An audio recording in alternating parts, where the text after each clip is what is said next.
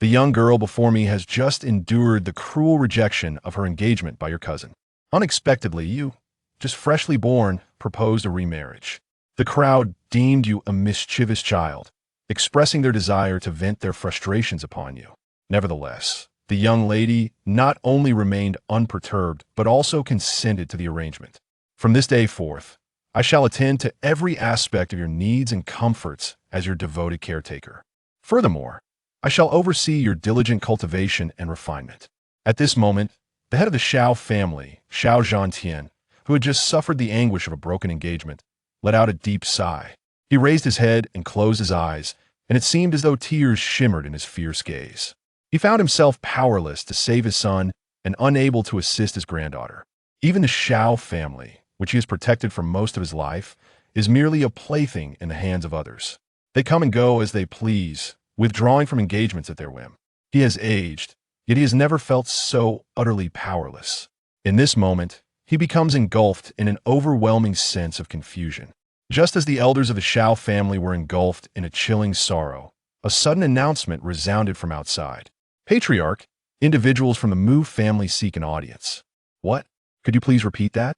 Who has arrived again? The bewildered Xiao Zhantian has yet to react. A thunderous roar suddenly erupted, followed by a cacophony of sounds as tables were shattered in rapid succession. The servant from the Xiao family, sent to deliver a message, was utterly taken aback, as though struck dumb by the sheer audacity of it all. It was a flagrant insult, treating the Xiao family as if they were mere soft persimmons to be easily squeezed. "Brother," one elder exclaimed, "at your command, I shall lead our men forth without hesitation. The Xiao family shall not be regarded as cowards. What of innate talent? A swarm of ants can still take down a lion, even in a desperate struggle. We shall make our stance clear and teach them a lesson they will not soon forget." The voices of the aggrieved echoed one after another, fueled by indignation. Xiao Zhantian appeared to have regained his composure, the sorrow in his heart rendering him slightly more tranquil than the others. Otherwise, the one who would typically hasten forward, clamoring for action, would undoubtedly be himself. "Please, remain calm. Clarify your words," he urged. "Did not the people of the Mu family just depart? Why have they returned? Moreover, given their arrogant demeanor prior to departure, how could they possibly return and courteously invite others in, rather than forcefully intruding?" Everyone felt a slight chill, as the Mingan Ly sensed that something was amiss with the situation. The individual is under the scrutiny of numerous prominent figures from the Xiao family, displaying a demeanor of anxiety, repeatedly slapping their own face in agitation. The young Wanlan has not articulated clearly that the visitors do not hail from the Wangdu Mu family, but rather from the branch of the Mu family in Gone Baifeng City. Everyone was taken aback. Why would the Mu family from Baifeng City come knocking at this critical moment? Could it be that they intend to add insult to injury? Isn't that still the Mu family? What is there to discuss? In my opinion, it's best to simply drive them away. It is well known that the branch of the Mu family in Baifeng City has been expelled from the Mu clan long ago. The relationship between the two is akin to fire and water. Perhaps the arrival of the other party this time is not necessarily bad news, otherwise they would not have come one after another. Xiao Zhan's eyes glimmered slightly. He then addressed his subordinate, instructing, "Please bring them in. Let us discern their intentions before proceeding. You may withdraw for now, there is no need for concern here, grandfather." In the beautiful depths of Tu Qingqiu's eyes, although the concern lingered, she was aware that her presence at the forthcoming meeting would be inappropriate. Thus, she obediently nodded and took her leave. After a brief moment, including the infant cradled in the woman's arms, a group of 5 entered the hall directly. Mu Xiongfeng clasped his hands together and smiled, saying, "Brother Xiao, it's been a while." At this moment, although he noticed the unusual condition of Xiao Zhantian's arm, he chose not to reveal it. Upon witnessing his seemingly innocuous demeanor, the elders of the Xiao clan could not help but feel an odd sense of absurdity rising within them. In the span of merely an hour, they had hosted 2 groups of individuals from the Mu family, and remarkably, these 2 groups exhibited entirely opposing attitudes. "Brother Mu, it is indeed true that we have not met for over a decade." A hint of nostalgia flickered across Xiao Zhantian's face, as he reminisced about his youthful days spent alongside Mu Xiongfeng, both having grown up in the same era. While they exchanged fond memories, Xiao Zhantian gestured for Mu Xiongfeng to take a seat and engage in conversation. Once the mood became buoyant, Xiao Zhantian could no longer contain his curiosity and inquired about the purpose of his companion's visit. With a faint smile, Ji Mu Xiong did not provide a direct answer, but gracefully shifted the topic. Brother Xiao, I encountered the members of the Mu family from the royal capital earlier on my journey here. Coincidentally, I happened upon them as they swaggered out the door, their purpose unknown to me. Upon hearing those words, the faces of the crowd fell into a deep silence. The atmosphere in the air became palpably tense, and even the elders of the clan, unable to contain their agitation, gripped the time-worn armrests of their chairs with fervor, indicating a readiness to resort to violence at the slightest provocation. Xiao Zhantian, relatively speaking, remains rather aloof. He let out a bitter laugh. There is no need to conceal this matter from you, for I believe that it will soon become common knowledge throughout the world. Although Mu Xiongfeng had long anticipated this outcome, he still found it difficult to conceal the astonishment etched upon his face. For in his imagination, he believed that his elder brother would not handle matters with such resolute finality. Thus your arms too are. Indeed, it was severed by the individuals of the Ninshin sect. As he spoke of it, Xiao Zhantian could not conceal the profound melancholy and weariness reflected in his eyes. That single gesture had utterly shattered the spirit within his heart. Does brother Xiao seek vengeance? How could one possibly not desire? Xiao Zhantian let out a bitter laugh. Speaking of the end, the shepherd of the winds can no longer conceal his true intentions. Perhaps you have every opportunity to avenge this grievance. What is it that you are saying, Brother Mu? Xiao Zhantian and many members of the Xiao family were convinced they had misheard, their faces betraying an expression of utter disbelief. However, that is an innate realm expert. Among the 4 prominent families, there is not a single one. The entirety of the Tianxiang kingdom possesses only one innate realm, which resides within the royal family, and it certainly does not exceed a mere handful. Such formidable strength renders them utterly incapable of retaliating against him. Just now, you inquired about the purpose of my visit. I can now reveal to you that we, the Mu family of White Maple City, have come here for the purpose of an alliance through marriage.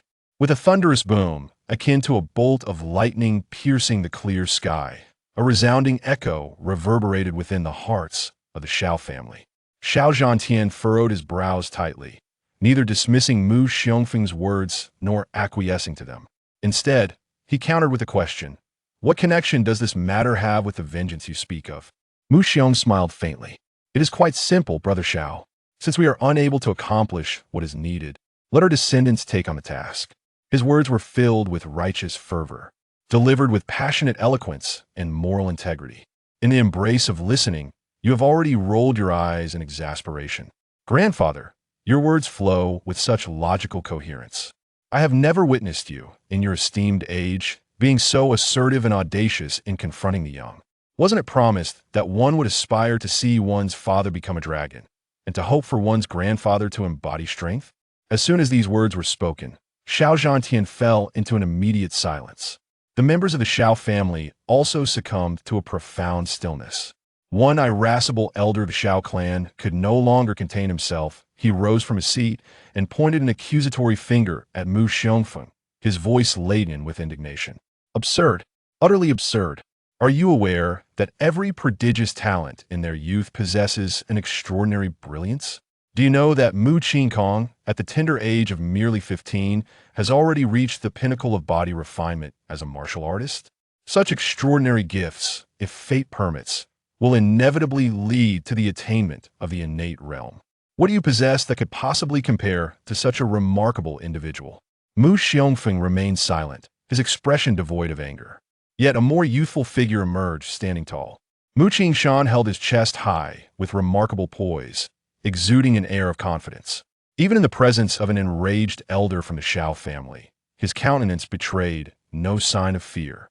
Because he is aware that his son stands firmly behind him, all doubts will ultimately be shattered by him and his son. At the pinnacle of physical prowess at the age of 15, this is all there is. As soon as these words were uttered, the entire hall, with the exception of a few members of the Mu family, plunged into an abyss of silence. Numerous clan elders gaped at him with wide eyes, utterly astonished as if they had encountered a ghost. Many elders of the Shao family were so enraged that they trembled uncontrollably. The moment approaches when snow will be expelled. The young ones are audacious. Do you comprehend what the pinnacle of physical refinement at the age of 15 truly signifies? Upon hearing this, Mu Qingshan smiled nonchalantly. Without concealing anything from the esteemed elders, he remarked, Mu Qingkong is nothing in the presence of my son. If reaching the pinnacle of body refinement at the age of 15 is considered extraordinary, then my son, Mu Ge, was born at that pinnacle, comparable to the offspring of celestial spirits and sacred beasts. What significance does it hold that he has opened his meridians in just 3 days? Mu Qingshan raised his head proudly, suddenly taking a bold step forward. In this moment, he seemed to be enveloped in a halo of divine light, his aura reaching its zenith. Even you find the ostentatious brilliance of his demeanor exceedingly dazzling, to the extent that it causes a blush to rise upon your own cheeks. Born with a forged physique, opening the meridians within 3 days. Absolutely inconceivable. Such records have never been documented in ancient texts. Do not dare to speak recklessly here. As the incredulous gazes of the audience converge upon you, at that very moment, you sense a release within your meridians. You tightly shut your eyes as a sound, crisp and shattering, resonates solely in your ears. In the realm around you, miniature currents of primordial energy converge, forming a spiraling vortex that begins to surge deep into the core of your being. Vitality Cyclone. This is the Vitality Cyclone. The members of the Shao family were utterly dumbfounded. How fierce their earlier bravado had been. Now, the sting of their defeat was palpable. At the moment when 4 formidable vitality cyclones took shape, everyone comprehended an undeniable truth. Before us lies an infant, still in the cradle of infancy, who, with an astonishing innate talent, shatters all preconceived notions of the past. This is undoubtedly a martial artist of the meridian opening realm the phenomena of heaven and earth could not possibly deceive. At this moment, everyone remained frozen in place, their voices utterly silenced. It is unclear how long it took, but eventually, 10 boxes seemed to regain their senses. This child truly lives up to the reputation of being my son-in-law from the Shao family. He is undoubtedly the finest among us, a paragon of excellence in this realm. The face of an elder from the Shao clan flushed with excitement, exuding a radiant glow as he spoke with fervor. Mu Qingshan gazed at the shamelessly shouting elder of the Shao family, who was calling for the son-in-law of the Shao clan, and a wave of resentment surged within him. He recalled vividly that among all those present, it was this indignant old man, his face flushed and neck bulging, who had voiced the loudest skepticism. Yet, immediately after, he had even altered his manner of address. Indeed, this child possesses an enchanting and delightful charm. Kulme, let the great ancestor hold him and take a look. In an instant, the gazes of the crowd transformed into an ardent fervor, so intense that it seemed capable of igniting even the hardest of stones. Previously disheartened by Mu Qingkong, Yu Jian felt an overwhelming sense of clarity wash over him, as if the clouds had parted to reveal the light. Wait a moment. Even though this child has reached the opening of the meridians, something seems amiss. Why does he possess 4 spirals of vital energy? This hardly resembles the condition of one who has just made a breakthrough. I shall not conceal this from the esteemed elders. In my imperial form, I inadvertently managed to open the 4th meridian. Mu Qingshan, slightly embarrassed, scratched his head and laughed heartily, his face beaming with an almost overwhelming pride. However, the elders of the Shao family did not perceive any hint of self-aggrandizement in his words. Even though they harbored their own suspicions, they could not help but collectively gasp in astonishment. A mere 2 weeks old, the infant has already opened 4 meridians. It is truly beyond their imagination just how terrifyingly divine this child will become as he matures. In retrospect, they realize they have been excessively understated to an almost absurd degree. At that moment, an elder from the Shao family suddenly exhibited a spark of vitality in his gaze. He promptly rose to his feet and spoke. Patriarch, I happen to have a daughter who is still quite young. I believe she would be a suitable match for this child. Old 4, your granddaughter is already 7 years old. Have you no sense of shame? This child is merely half a month old. Are you truly serious? Yet you turn around with a beaming smile, offering suggestions. Why not consider a match with my family? My child is still quite young. When I first laid eyes on Mugo, I felt an undeniable connection, as if she were perfectly suited to my granddaughter. They truly share a striking resemblance of a couple. Roller, are you not also a saint in your own right? Is your granddaughter, at merely 2 years of age, truly considered significant? This is the first time I have encountered such a notion. To suggest that two children whose combined age is less than 2 years can exhibit the resemblance of their parents is indeed preposterous. You truly possess an audacity that knows no bounds. Heed my advice. In the realm of warriors, having a spouse with an age difference of a century is quite a commonplace occurrence. Why must one be so meticulous and calculating? Moreover, this pertains to the child, Muge. What you up to this time, my dear third brother? I must caution you against harboring any inappropriate thoughts. The young lady in your household has already reached the age of 28 and is of marriageable status. Utter nonsense. It is nothing short of absurdity.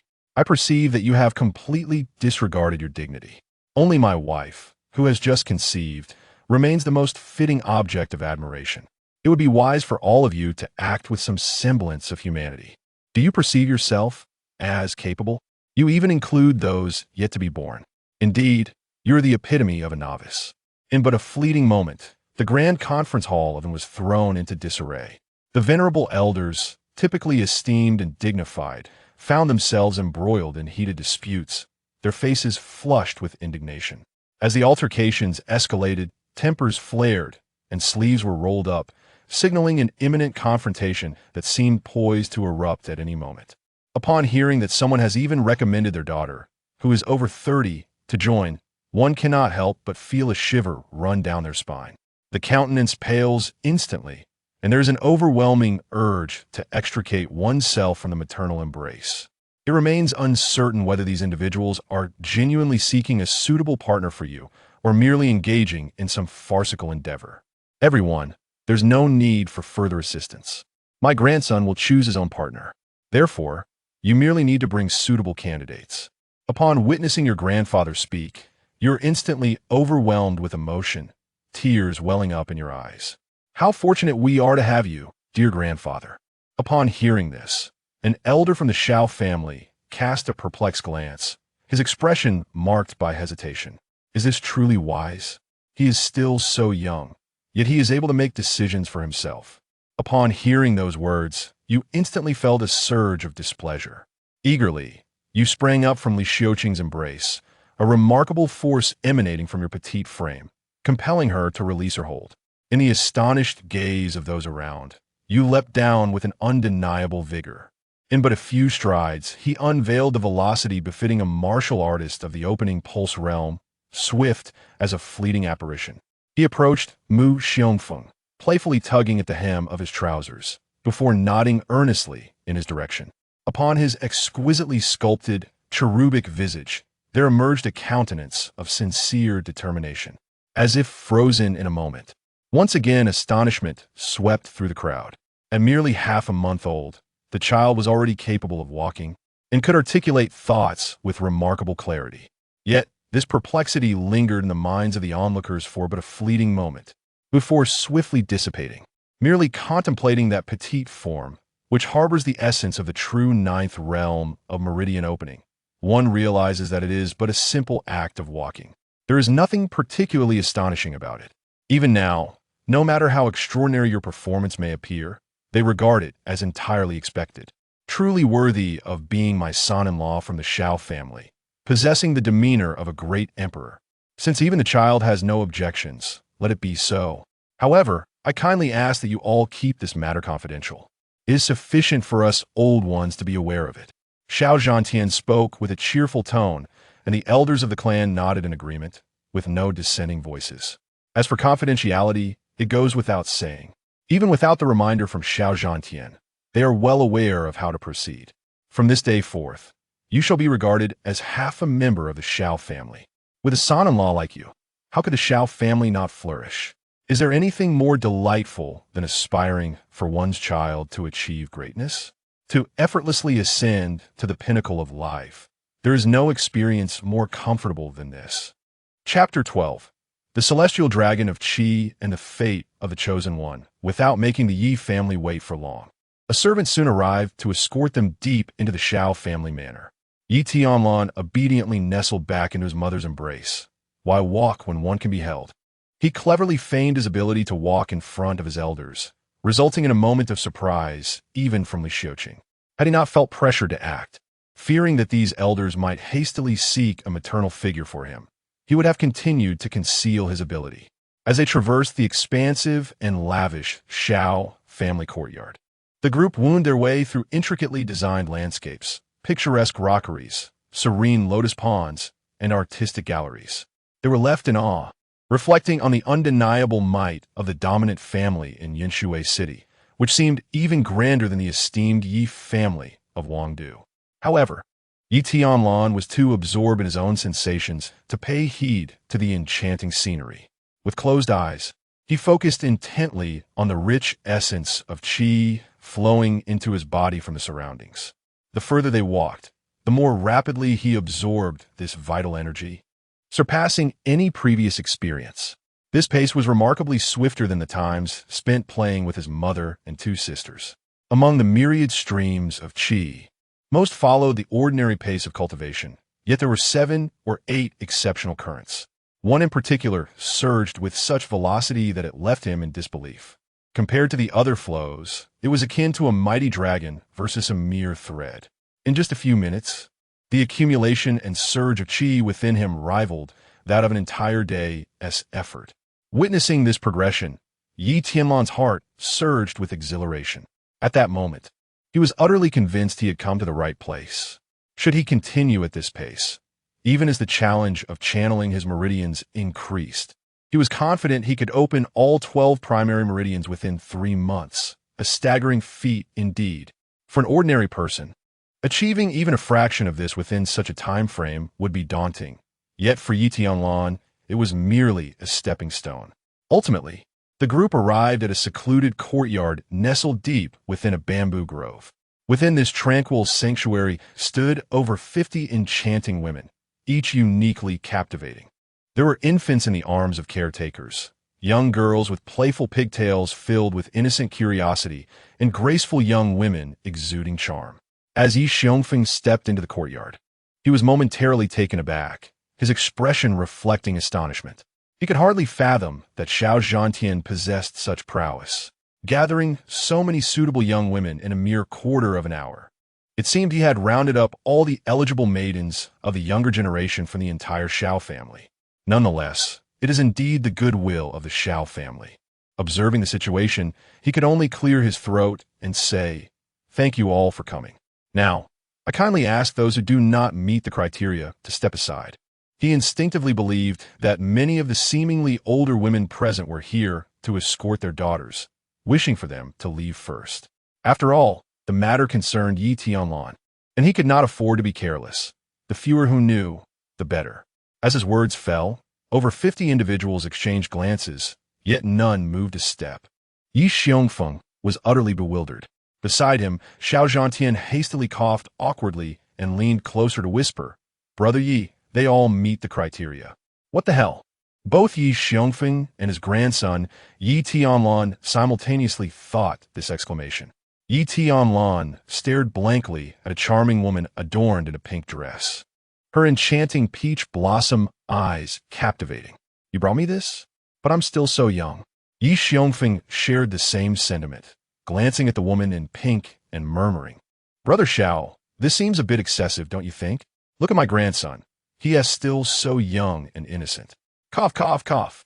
Rest assured, Brother Yi, the youngest daughter of the Liu family, though slightly mature, is only 23 and still very much a girl, Shao Zhantian assured, his eyes crinkling in delight like a sly old fox. The more people present, the greater the odds. How could he not understand that? Well, fine then. Ultimately, it depends on Tianlan's preferences. We old fossils need not fret unnecessarily. Indeed. Whomever he chooses, we shall not interfere, regardless of the choice. She will be a descendant of the Shao family, which is certainly not a loss. The two engaged in hushed conspiracies, their voices raised, while Yi Tianlan felt an overwhelming surge of bewilderment. "So you truly are the 6th one, huh? Even with the new guys?" Having said that, they approached Yi Tianlan, their eyes narrowing with smiles. Xiao Zhantian could not resist affectionately ruffling the boy's hair. Tianlan, among these sisters, one will accompany you for a long time. Just take her hand if you like her, understand? Yi Tianlan blinked earnestly, nodding seriously, and then, with a swift motion, leaped from Li Xiuqing's embrace. The women present gazed curiously at the seemingly infantile boy, their eyes reflecting surprise. They were unaware of the purpose of their gathering, only knowing that someone had summoned them and mysteriously informed them that this was a once-in-a-lifetime opportunity, an opportunity that could alter their fates. The scene now evoked thoughts among the crowd. Could it be that this child was a descendant of some formidable power? Upon this realization, the more mature women experienced a sudden inspiration, endeavoring to soften and enhance the charm of their smiles. Were it not for the presence of the clan leader and others, they might have already chosen to take the initiative, embracing him to savor his warmth and softness. Yi Tianlan paid no heed to the crowd. He slightly squinted his eyes and began to walk from the left, his steps deliberate, as he attentively sensed the location of the most robust energy vortex within his sea of qi, rather than merely a vortex. It resembled a colossal dragon, gliding majestically through the ocean of qi. As his steps quickened, he soon traversed half the distance among the women. Witnessing this scene, Xiao Zhantian felt an unexpected surge of anxiety. Surely, among these individuals, one must meet Yi Tianlan's expectations? If not, he would truly be at his wit's end. Was there still time to begin anew? His mind swirled with uncertainty. Chapter 13. The fiancé E, the innate purity sword body, the mysterious broken sword. Unbeknownst to him, Yi Tianlan was equally perplexed at this moment. After passing by everyone, he found that the most robust vortex of qi within him remained unaltered. How curious. Although the reactions indicated that the presence was nearby, why did he not sense anything as he passed by these individuals? Among these ordinary vortices, even the thickest one was merely a fraction of the size of that terrifying dragon of qi. In the past, upon witnessing such a vortex, Yi Tianlan would have felt elated, for its efficiency in absorbing vitality was nearly equivalent to that of the two sisters from the Yi family combined. However, after encountering that dragon of qi, Yi Tianlan felt an unprecedented and resolute determination to choose someone. Seeing his grandson hesitating in place, Yi Xiongfeng seemed to grasp the situation and approached, crouching down to softly inquire, "Tianer, is there no one you are fond of here?" Yi Tianlan nodded. At that moment, he was eager to discover the source of that dragon of qi. Xiao Zhantian, however, was anxious. No one he liked? How could that be? His gaze swiftly swept across the dozens of women. His granddaughter was exceptionally beautiful, captivating both young and old alike. Logically, it seemed improbable that she would fail to attract such a young heart. Yet, as his eyes scanned the crowd, he was immediately taken aback. Wait, where's my granddaughter? Why can't I see her? Previously, he had focused his attention solely on Yi Tianlan and had not noticed this until now. Lo Xianxian was conspicuously absent from the gathering. In that instant, he was left unsure whether to feel relieved or anxious. Wait, Yi brother, my granddaughter possesses unparalleled beauty. Tianer will surely be pleased. She simply hasn't arrived yet. Xiao Zhantian hastily clarified, seemingly fearing that Yi Xiongfeng might change his mind. A peculiar expression crossed Yi Xiongfeng's face. Your granddaughter? Surely. You don't mean the girl whom Yi Qingkong rejected? Xiao Zhantian awkwardly nodded. Yes, but rest assured, there is no connection between my granddaughter and him. Beyond a nullified engagement, they have never even met. Though he spoke thus, a hint of hesitation lingered on Yi Xiongfeng's countenance. While the words were true, they nonetheless carried a certain embarrassment. His grandson was of imperial stature. He had long ceased to care about the girl's talents. Yet she ought to possess some measure of worth. Moreover, it seemed somewhat disconcerting for the Yi family to renew an engagement so soon after having departed from the royal capital, as if they were merely stepping into the role of a reluctant benefactor. However, unlike his grandfather's inner turmoil, Yi Tianlan's eyes widened, and excitement surged within him. What? A fallen genius? A sect coming to annul a marriage? A divorce decree? Was this not the quintessential template of a protagonist? At this moment, Yi Tianlan was engulfed by an explosive intuition. Just as Yi Xiongfeng hesitated, he noticed Yi Tianlan tugging at his trousers, nodding towards him. A shared smile blossomed on the faces of the two elderly men. Yi Xiongfeng, ever the doting grandfather, was willing to dismantle the Yi family for the sake of his grandson's enthusiasm. Meanwhile, Xiao Zhantian was filled with the joy of rebirth. Without further ado, they led Yi Tianlan out.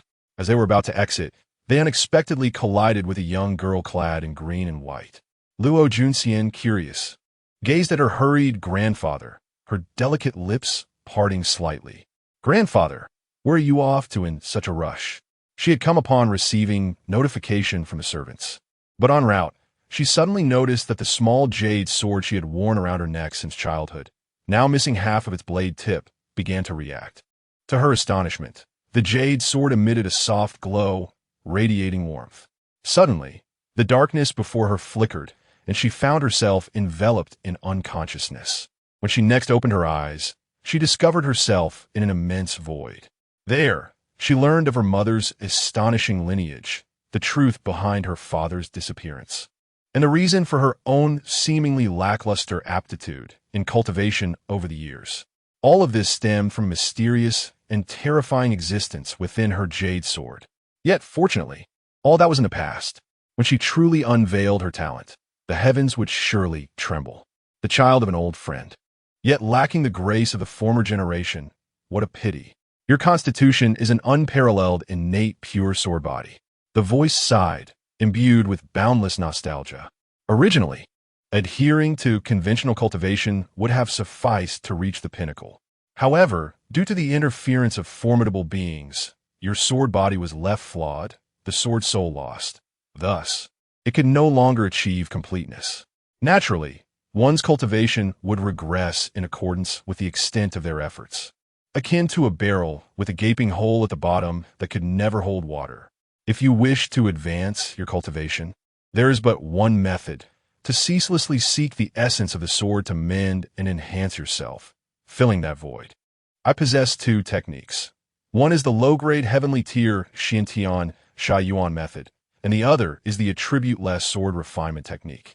Which would you like to cultivate? The former conceals 60% of the void in your constitution by condensing Xian Fra Shaiyuan. Though remnants of flaws remain, it is still astonishing. 60% of an innate pure sword body is sufficient to render you invincible in this world, with a cultivation speed rivaling that of a once-in-a-thousand-years prodigy. As for the latter, it initially holds no rank, but it grows stronger as you face increasingly formidable foes. Its greatest purpose is to refine the sword, equating the human body to a sword body. Only through relentless tempering can the essence of the sword reach its zenith. Only with an unparalleled sword intent can one hope to mend the flaws of your sword body, allowing it to shine anew. An opportunity lies before you, dear little fairy. Do not blame Swordmaster for not reminding you that once a choice is made, it cannot be altered. P.S. Swordmaster is the female protagonist's mother, the Taoist spirit of the sword, designated as her protector. Asexual. This is of utmost importance. Luo Junxian hesitated for but a fleeting moment, yet in her cool, serene eyes, a remarkable brilliance blossomed forth. She must seek her father and pursue her mother's footsteps. Only through the sword refinement technique can she attain unparalleled strength. With no one to rely upon, she shall become her own greatest support. Yi Tianlan, I have something to say. It was precisely for this reason that her arrival was delayed. Upon encountering Luo Junxian, Xiao Zhantian was overjoyed and quickly grasped her hand, exclaiming, "Brother Yi, this is my granddaughter, Luo Junxian." Before Yi Xiongfeng could respond, Xiao Zhantian, with a beaming smile, placed that delicate hand, resembling the finest and most flawless white jade, before Yi Tianlan. "Tianer, would it be agreeable for this lovely elder sister to be your fiancée, Yi?" Under the excited gaze of Xiao Zhantian, he observed Yi Tianlan blink and then extend his hand to touch hers. At that moment, he was elated, for Yi Tianlan had never before shown such a gesture. Chapter 14. If one were to embody the demeanor of a grand emperor. it may not be entirely out of the question. At that moment, as Tianlan's fingers grazed the soft warmth, an unprecedented, vast wave of energy surged forth from his dantian. The enormous vortex of energy suddenly swelled by several dozen times. Faintly, the sounds of dragon roars and tiger howls echoed, as the vortex gradually transformed from a translucent illusion into a dense, misty entity. It seemed as though something mysterious was gestating within. Most astonishingly, this vortex appeared to be undergoing an unknown metamorphosis, with delicate, luminous patterns beginning to swirl around it. Unlike the other surrounding vortices, which remained stagnant, passively absorbing the ambient spiritual energy, this one seemed to possess a genuine vitality, meandering within the dantian as if it were alive. Though it lacked the form of a swimming dragon, it exhibited the essence of one. Each time it passed a smaller vortex, it would absorb it, and in doing so, the dragon-like vortex would imperceptibly grow stronger. Tianlan, the rightful master, had an instinctive feeling that this vortex was evolving towards an unknown destination after continuously devouring the smaller ones. The outcome of this evolution remained uncertain, yet he sensed it was a positive development. As this dragon-like vortex gradually expanded, his rate of absorbing spiritual energy would undoubtedly accelerate. At this moment, he was utterly convinced that the enchanting maiden in the azure and white attire was the one he had been searching for.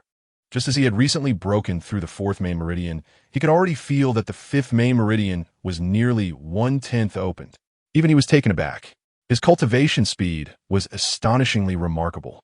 Though the effect stemmed from the colossal dragon vortex, consuming all the smaller ones, should he express it aloud, it would undoubtedly astonish everyone once more. Meanwhile, outside, Luo Junxian was utterly bewildered. Even with her composed and indifferent demeanor, she was profoundly shaken by her grandfather's startling words. Had she not just annulled her engagement? Yet, her grandfather had swiftly arranged another marriage. Was he truly so fearful of her remaining unmarried?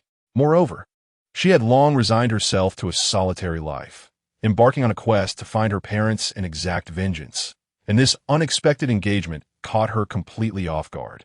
Furthermore, he was merely a child. Her grandfather was perhaps being a tad too hasty. Thus, Luo Junxian furrowed her elegant willow brows. Grandfather, I have prepared myself for a life of singlehood, and this child is still so young. It feels rather frivolous. Xiao Zhantian chuckled. Not too young, not too young. Little Tian is almost a month old. Yi Xiongfen corrected him. Actually, he is still half a month short.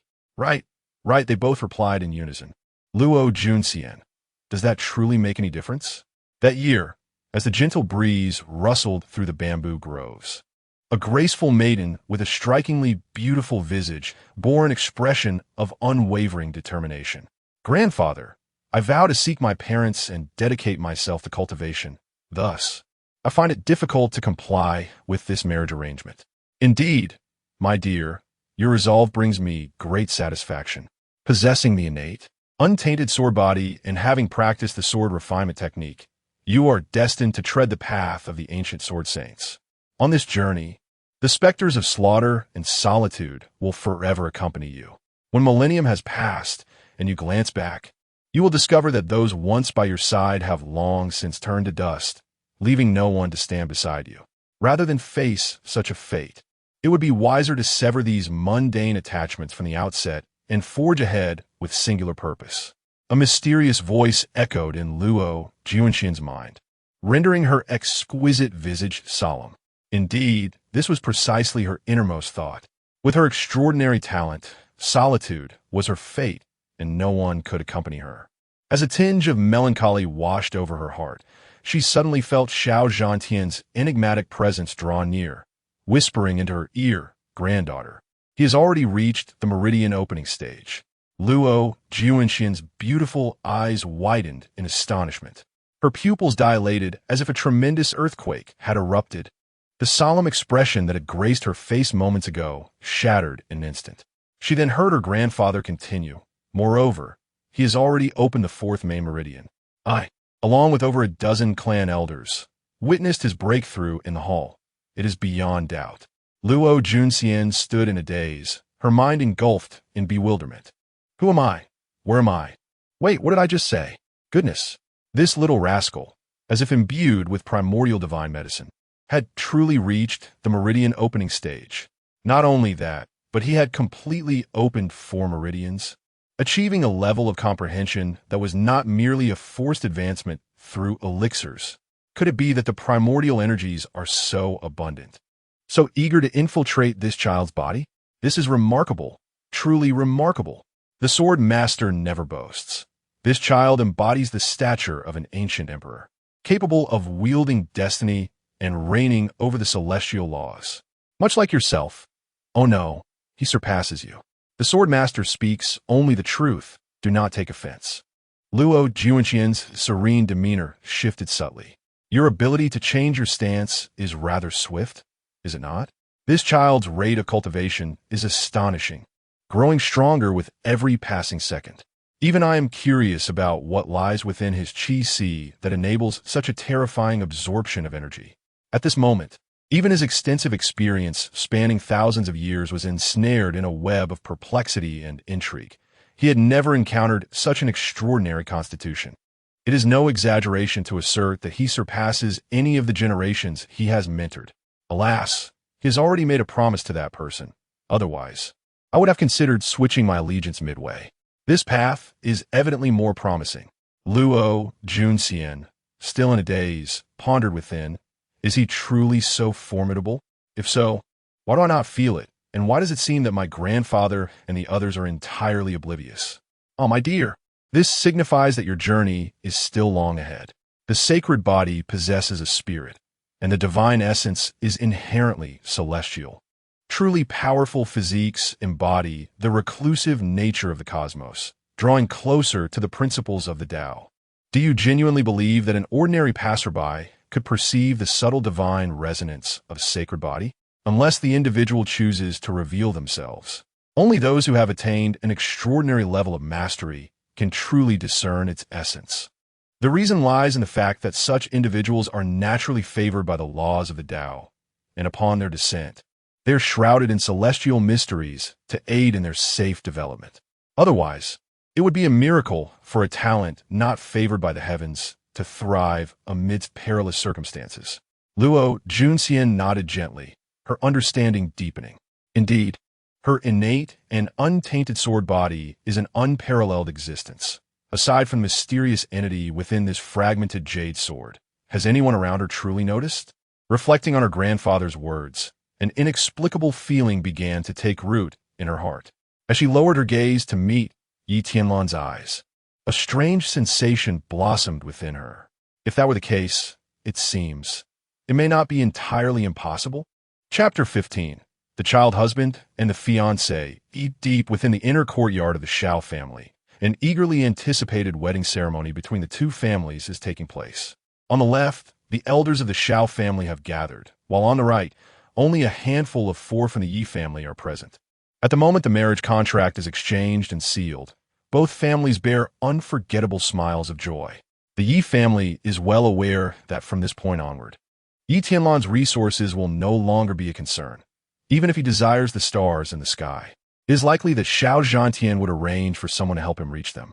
As for the Shao family, words are unnecessary, although the child is not biologically theirs. He is indistinguishable from a member of the core Shao family. This young child is at the most opportune age for fostering affection. As long as he is provided with goodness and sincerity, he will undoubtedly regard them as his own. Gaining a junior with imperial potential. Surely these old-timers will be rewarded for their contributions in the future. The elders are grinning broadly, nearly unable to contain their delight. Third brother, I must confess I am already filled with anticipation. Anticipation for what? Of course, for our Shao family's renown across the continent. Fifth brother, do be serious. If you continue like this, I may just burst into laughter, he chuckled. And where is sixth sister? Where are you up to? I am contemplating which fine spiritual herbs for my home would be suitable for young Tianlan's cultivation. Ah, I see. If that is the case, I shall simply bring over my family's millennium-old cold jade bed. Goodness, second brother, how can you be so unscrupulous? As the elders compare notes on the gifts they intend to present to Yi Tianlan to cultivate their bond, Xiao Zhantian's gaze shifts to the two children below. Luo Junxian, though merely 15 or 16 years of age, possesses a graceful and enchanting figure, her beauty radiating, with a slender waist accentuated by a delicate yellow ribbon. Beside her stands the half-month-old Yi Tianlan, creating an immediate impression of an elder sister with her younger brother. To alleviate any potential discomfort in Luo Junxian's heart, he gently reassures her, Xian'er, although little Tian is still young, in our realm of martial practitioners, age differences of several decades are commonplace. For instance, the ruler of our Tianxiang kingdom had a wife who was once his mentor. That mentor must still possess considerable charm. Yi Tianlan mused silently, his eyes wide with curiosity. Very well, grandfather, I understand. I shall wait for him to grow. Luo Junxian's tone softened momentarily, shedding its usual coldness. This was her choice, and she would not dwell on regrets. Even if this fellow grows to be unsightly or of poor character. No, if he is unattractive, he shall consume medicinal pills for improvement. If his character falters, he must receive proper guidance. He absolutely cannot go astray. She gazed solemnly at her young husband. Yi Tianlan, sensing her seriousness, tilted his head and curiously regarded his elder wife. A sudden jolt of unease struck him. Why did it seem that Sister Xian's expression was so unusually stern? 2.5 years later, snowflakes drifted down from the sky like willow catkins, blanketing the courtyard and accumulating in thick layers atop the high walls. The bare tree trunks in the corners were also adorned in shimmering white. The world outside had transformed into a vast expanse of white, accompanied by the chilling glint of a sword. Luo Junxian, clad in a flowing blue robe and a white skirt, moved gracefully, her steps as light as a snow fairy. The heavy snowfall lent her dark hair a touch of white, enhancing her increasingly enchanting visage, radiating a breathtaking beauty akin to a proud plum blossom amidst the snow. After a moment, she ceased her swordplay, sheathing her weapon and standing with her hands clasped behind her back, frowning at the still-closed door that remained silent. Her willow-like brows arched slightly, a hint of displeasure gracing her features. Without returning the sword to its sheath, she grasped the long blade firmly and kicked open the door, stepping across the threshold. At that moment, Yi Tianlan, lazily sprawled on his bed, relishing the warmth of his blankets, suddenly sensed a significant drop in the room's temperature. It felt as though it had plummeted by at least 100 degrees. He abruptly opened his eyes, the content expression on his face transforming into one of alarm. A delicate, pale hand seized the back of his collar, lifting him effortlessly. Yi Tianlan struggled momentarily in the air, spinning like a top, before his gaze was lifted higher. Before him appeared a slender waist, a budding lotus, a snow-white, graceful swan-like neck, and a face of exquisite beauty, her autumn-hued eyes fixated on him with a frosty glare. Ah, my little fairy, so soon we meet again. I really didn't expect it to be the very next day. Just last night, I encountered you in my dreams. Even though he had long grown accustomed to her cheesy flirtations, Luo Junxian, being a local girl untouched by societal pretense, felt a faint blush creeping to her fair cheeks, hidden beneath her lustrous hair. Stop with the sweet talk. Just yesterday, you promised me you'd practice swordsmanship diligently. Yet here we are at 3 o'clock in the afternoon, and you're still in bed. At this, the coldness in Luo Junxian's eyes deepened ominously. I have my reasons. My fairy, you must believe me, Yi Tianlan responded earnestly. A quarter of an hour later, a passing servant witnessed their lady dragging a small figure, who was wailing in despair, deep into the inner courtyard. The staff had long grown accustomed to such scenes and continued with their tasks, unfazed. Within the inner courtyard, Li Xiuqing was engaged in conversation with a woman, although she had yet to see their figures. The unmistakable cries of her son had already informed her of the unfolding drama. Rubbing her temples, a look of resignation crossed her eyes. How to put it? These two little ones were anything but easy to manage. One squandered his time, barely putting effort into his cultivation, while the other was meticulous and earnest in all her endeavors. This disparity ensured that chaos was inevitable. I envy you, Xiuqing. These two are brimming with energy from dawn till dusk. The woman beside her chuckled, covering her mouth. Li Xiuqing found herself at a loss for words. her heart heavy with helplessness. Before long, she beheld the figures of two individuals approaching. As usual, Luo Junxian wasted no time in lodging a complaint, while Yi Tianlan defended himself vigorously, asserting that he was indeed diligently practicing.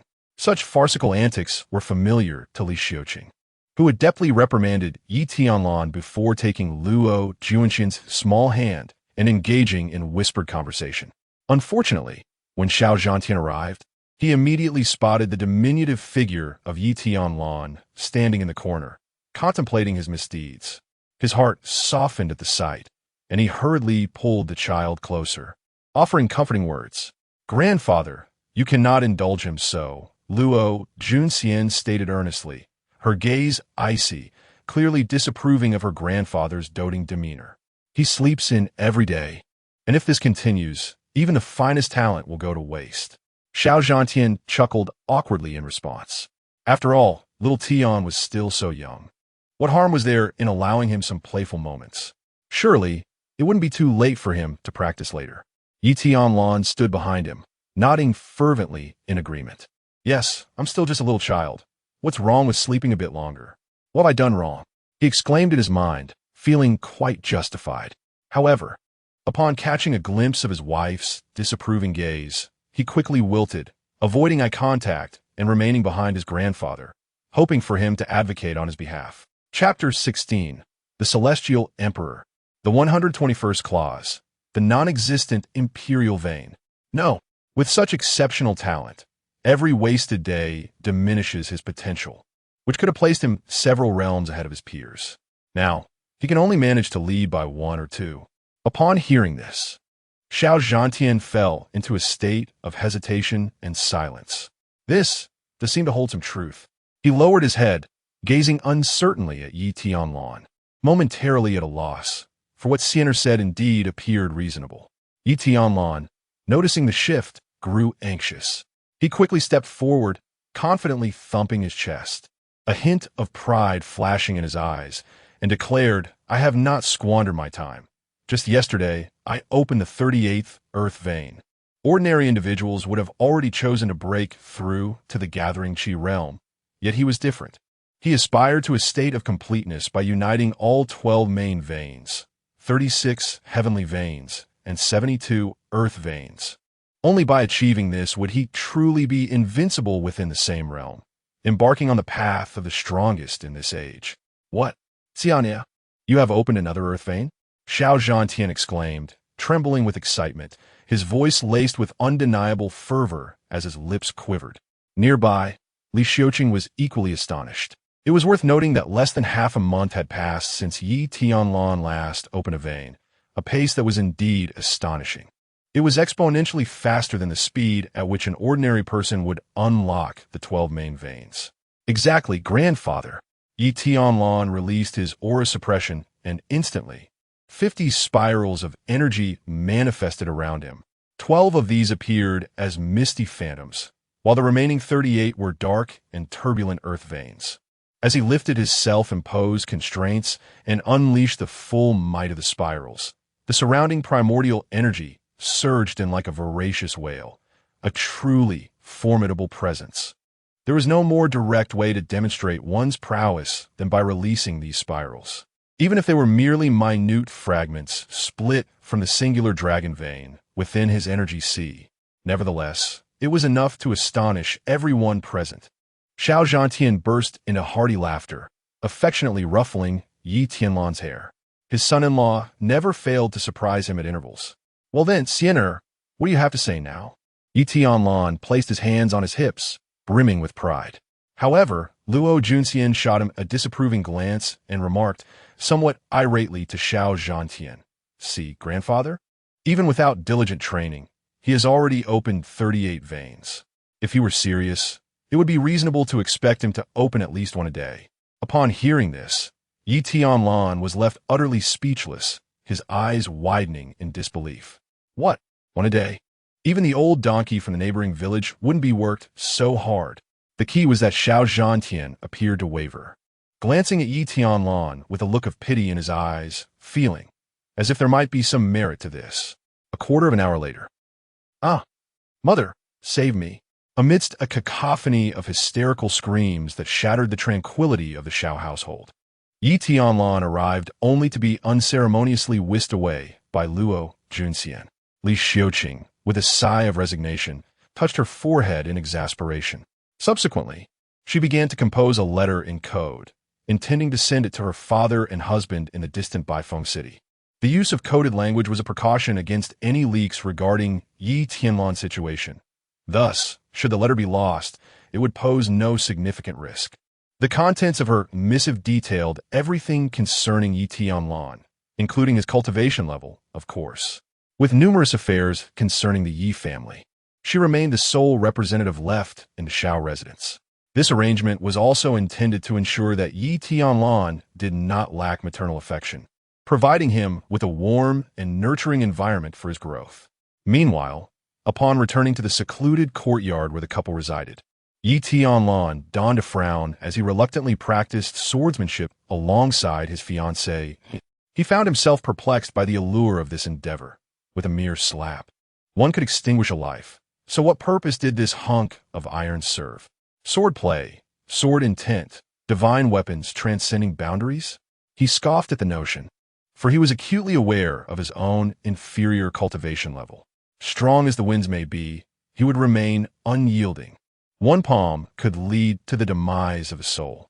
He had yet to engage in a true spar against someone at the Gathering Chi realm. But even a year ago, he had been sent flying by a mere flicker of a hand from an opponent at the peak of the Meridian opening stage.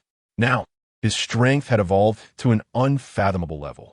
Once a martial artist attains the Gathering Chi realm, they can genuinely store the essence of heaven and earth within their Chi sea, as opposed to merely utilizing the spirals of vital energy from the environment to impact their meridians, as was the case during the Meridian opening stage. Essentially, the Meridian opening realm cannot retain these energies. It merely lays the groundwork for the subsequent Gathering Chi stage. Subsequently, the utilized vital energy dissipates, returning to the cosmos. The Gathering Chi realm represents a definitive watershed. Upon reaching this level, one can cultivate a lake of vital energy within the Chi sea to store the essence of heaven and earth. From this point forward, the vital energy absorbed into the body will no longer vanish after traversing the meridians. Instead, it will be preserved in this reservoir.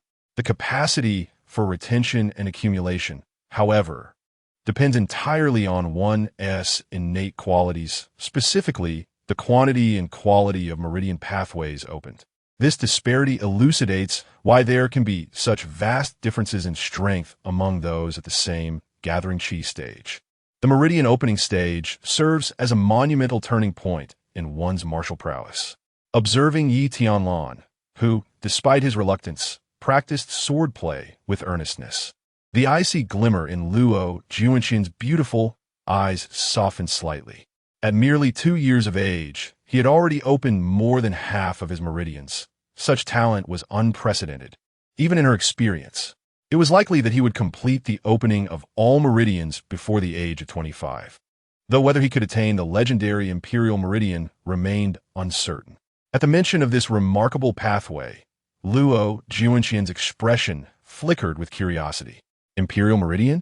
What could that possibly be? She had never heard of it before. My dear, it is entirely normal for you to be unaware. Indeed, it would not astonish me in the slightest if no one in your realm had ever heard of it. This tale is but a whisper among the ancient imperial clans and the sacred lineage. It is said that the celestial emperor, who brought an end to the epoch of darkness and turmoil, was a being of supreme stature, possessing the imperial vein. A sense of nostalgia lingers in the air, as if the weight of time itself were bearing down upon us. Yet, these are merely rumors, with no evidence to substantiate them. In all my extensive years, I have yet to encounter anyone who has truly discovered and traversed the non-existent path of the imperial vein. An emperor once claimed that this vein does not reside within the corporeal form. But I digress. Your audacity is truly remarkable. You dare to subdue that little rascal with your peak physical prowess. Should he so choose, a mere tremor of his aura could leave you bedridden for days on end. Upon hearing this, Luo Jun's delicate lips curled into a captivating smile, forming a bewitching arc. With a light hum, she declared that he would not dare. After all, what husband would bully his own wife? Moreover, my mother stands firmly by my side. At that moment, Tianlan, with a countenance of despair, was listlessly wielding his long sword, when suddenly he sensed something amiss. His brow furrowed as he caught sight of a chilling gaze fixed upon him. Startled, he trembled, gritting his teeth and quickening the pace of his swordplay, causing a rustling breeze to stir within the courtyard. He dared not allow himself a moment of idleness. Chapter 17. Unblocking the Celestial Meridian. The Primordial Source Realm, Descendants of Sin and Blood. Another 3 years have elapsed, and Tianlan has reached the age of 6, blossoming into a remarkably handsome youth, his visage akin to a jade crown, exuding an air of elegance. Throughout his 5 years in the Shao family, he has been consistently nourished by the flesh of formidable beasts, with cultivation resources prioritized for his use. Everything has been allocated at the highest standards, even surpassing that of many core descendants of the Shao clan. As a result, his appearance and physique are strikingly exceptional. If one were to disregard his facial features, his stature alone would render his exact age indiscernible. Occasionally, esteemed elders from the clan would present him with treasures capable of inciting fierce conflicts in the outside world. Under such unwavering dedication, his strength has escalated rapidly. Presently, within the entire Shao family, aside from Li Xiuqing and Luo Juxian, no one is aware of the extent of his prowess. At this moment, in the inner courtyard where the two reside, within his chamber, Tianlan sits solemnly, clad in a white jade-patterned robe, with a precious cold moon jade worth thousands of spirit stones adorning his waist, meditating cross-legged upon the bed. A keen observer would discern that this bed is fashioned from a complete slab of earth core flame essence. For an ordinary individual, merely possessing a small fragment of this precious substance suffices to condense the elemental energies of heaven and earth, enhancing the flow of vital energy through the meridians. Yet Tianlan lies upon an entire bed of it, night after night. This surpasses mere extravagance. Within the vast Shao clan, he is the sole recipient of such treatment. Even Luo Juxian does not enjoy similar privileges. At this moment, around him, the aura of elemental energy surges like a tidal wave. The room is enveloped in ethereal mist, flowing and swirling like soft fog. However, this is no ordinary steam. It is the tangible elemental energy of heaven and earth, drawn to him with fervor. Gradually, this immense elemental energy rotates in a clockwise motion.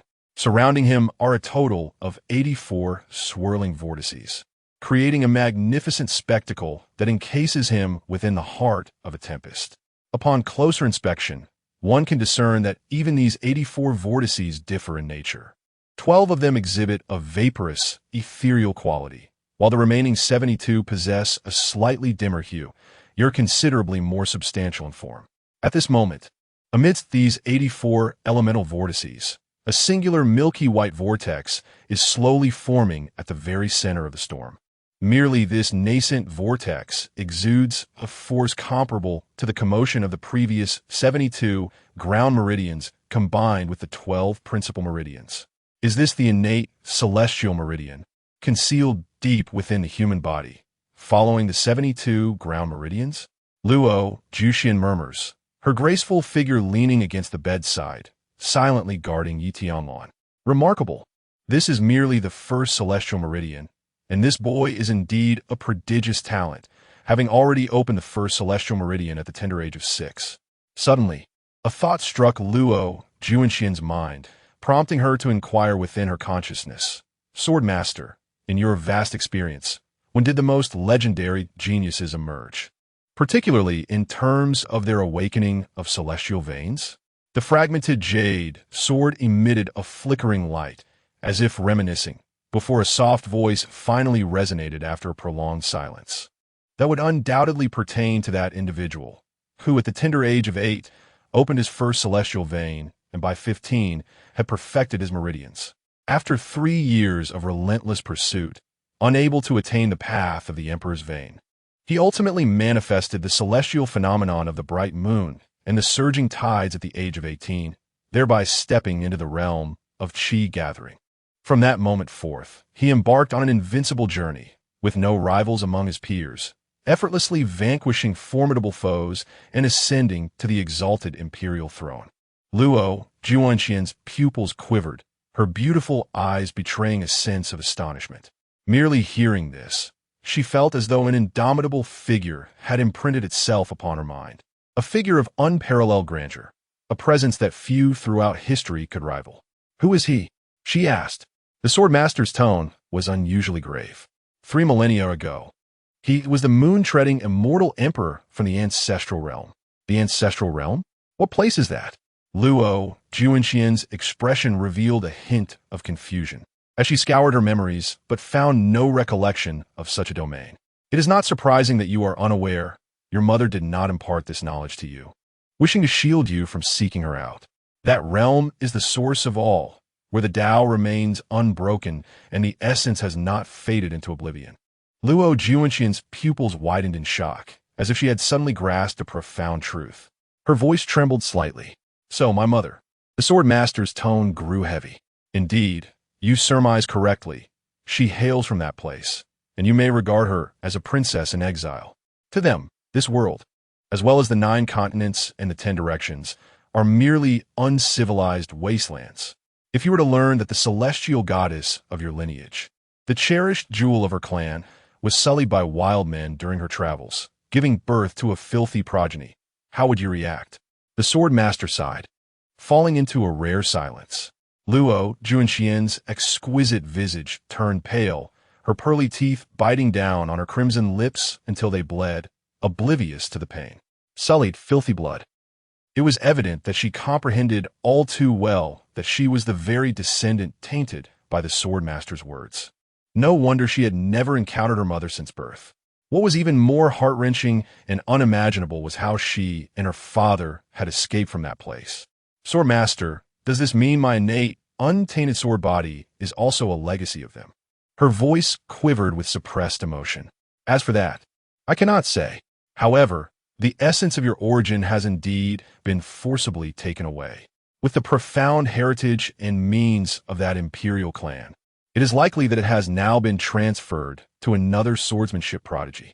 Perhaps the individual endowed with the innate immaculate sword body has already soared like a true dragon through the vast skies, dazzling in the primordial source realm. Who could have known that the genuine ancient body of unparalleled strength, which even the heavens would gaze upon with envy, is now left to wither away in a remote and desolate region? At this moment, the sword-shaped jade pendant at Luo Jun's neck glimmers softly with a lustrous sheen. I was by your mother's side at that time, unaware of your circumstances here, only later learning that your innate immaculate sword body had its essence stolen. You were but a mere 100 days old then, drenched in blood, frail beyond measure, with your breath faint and tenuous, teetering on the brink of peril. Following that, your mother, filled with fury, took me along, one person and one sword, treading upon imperial blood to ascend the 9 heavens of the imperial clan.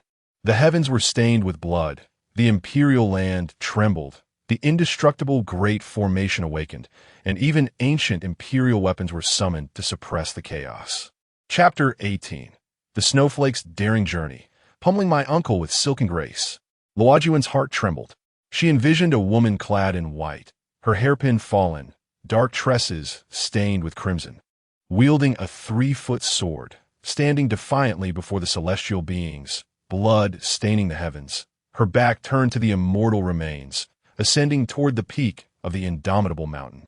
Time seemed to stretch indefinitely before her turbulent emotions began to settle.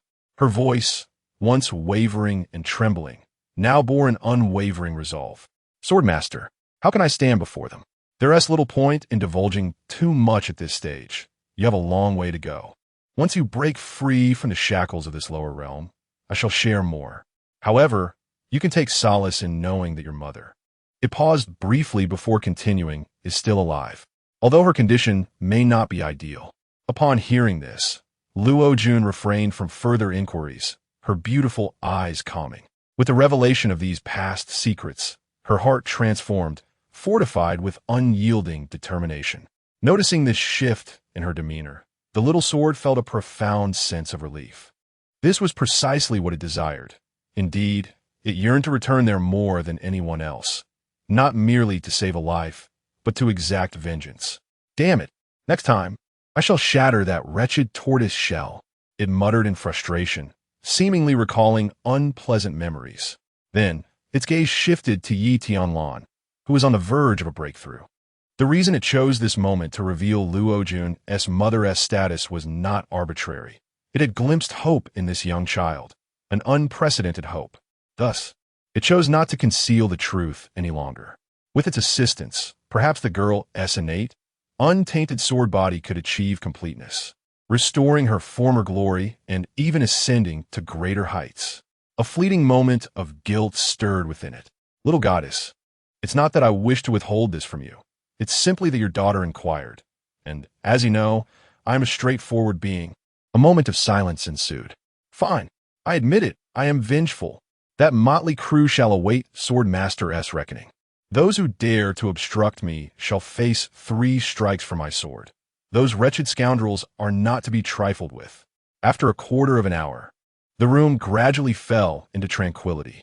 Tianlan felt an unparalleled sense of exhilaration, a liberating rush akin to a torrent flowing freely.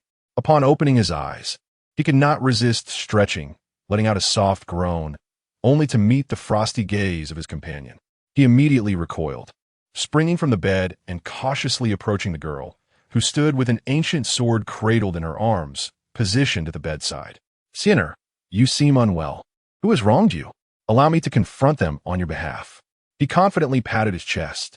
Inwardly, she silently supplemented her thoughts. If I strike others, then I cannot be struck myself.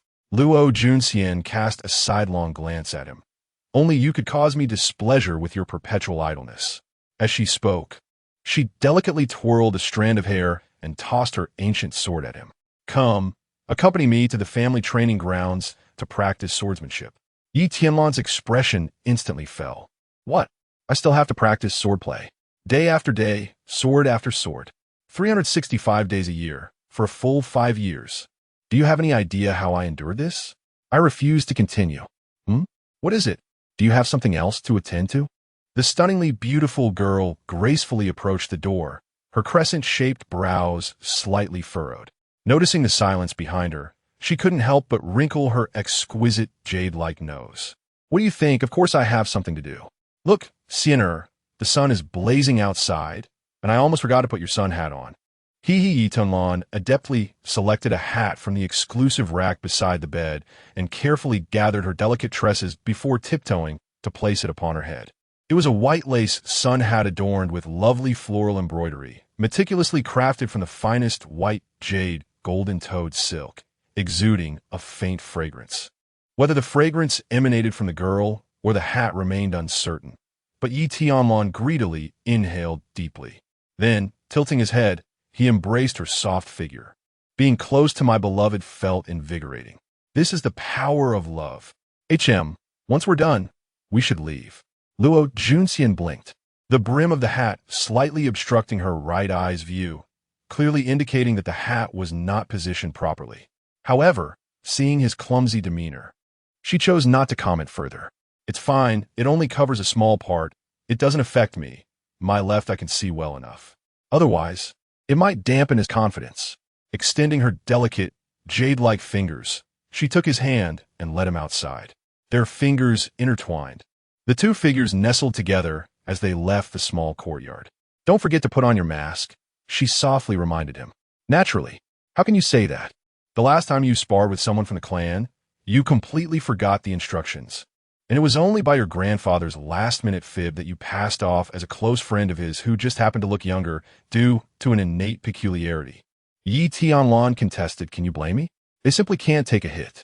Luo Junxian pouted her delicate pink lips, never forgetting 2 months prior when the most talented third-generation disciple of the clan, in the Gathering Chi stage, was single-handedly overwhelmed by Tianlan, lying on the ground, gazing at the stars, with a look of despair and existential doubt in his eyes. Perhaps he was thinking of his mother in the heavens. Truly touching.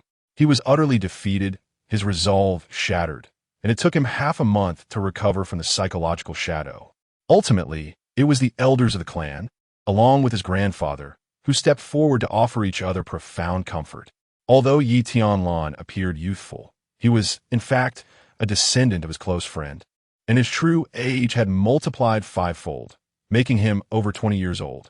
This revelation somewhat alleviated the distress of the unfortunate disciple. Despite still being a prodigy, far surpassing his peers at this age, he found a glimmer of hope in resuming his martial journey. Otherwise, as the foremost disciple of the third generation in his clan, being bested by a mere child of 5 or 6 would render his pursuit of martial arts utterly futile. From that moment on, whenever Yi Tianlan ventured from his family's secluded courtyard, he donned a disguise to appear older and more mature.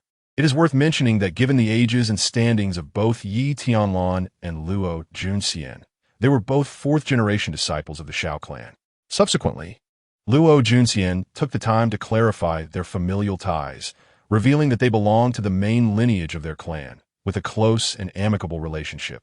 If you were to call out to Luo Junxian, the response would be from his 7th uncle. What a delightful experience, sipping snowflake beer and bravely traversing the world, striking my 7th uncle with unrestrained joy. Consequently, after that encounter, Yi Tianlan became increasingly enamored with the notion of sparring. He suddenly realized that those who could practice with him would undoubtedly be third-generation disciples. Although he still found himself on the receiving end of the blows, it was far more bearable than being punished by the fourth-generation disciples of the Shao family. In other words, any random opponent would be an elder of his My dear friend, would you care to witness a performance? With just a small rocket, I shall demonstrate what it means to punch my uncle and kick my 7th uncle. One arrow, one kick, and not a moment more. Chapter 19. Is Yi Qingkong the Bright Moon? Wait a moment, you just mentioned fighting, right? Xian'e, after we finish practicing our swordsmanship today, shall we seek out Uncle Qi for a sparring session? Her large eyes blinked, sparkling with innocence, curiosity, and a touch of pitiful longing. Luo Junxian paused slightly, pressing her delicate lips together, falling into a long silence.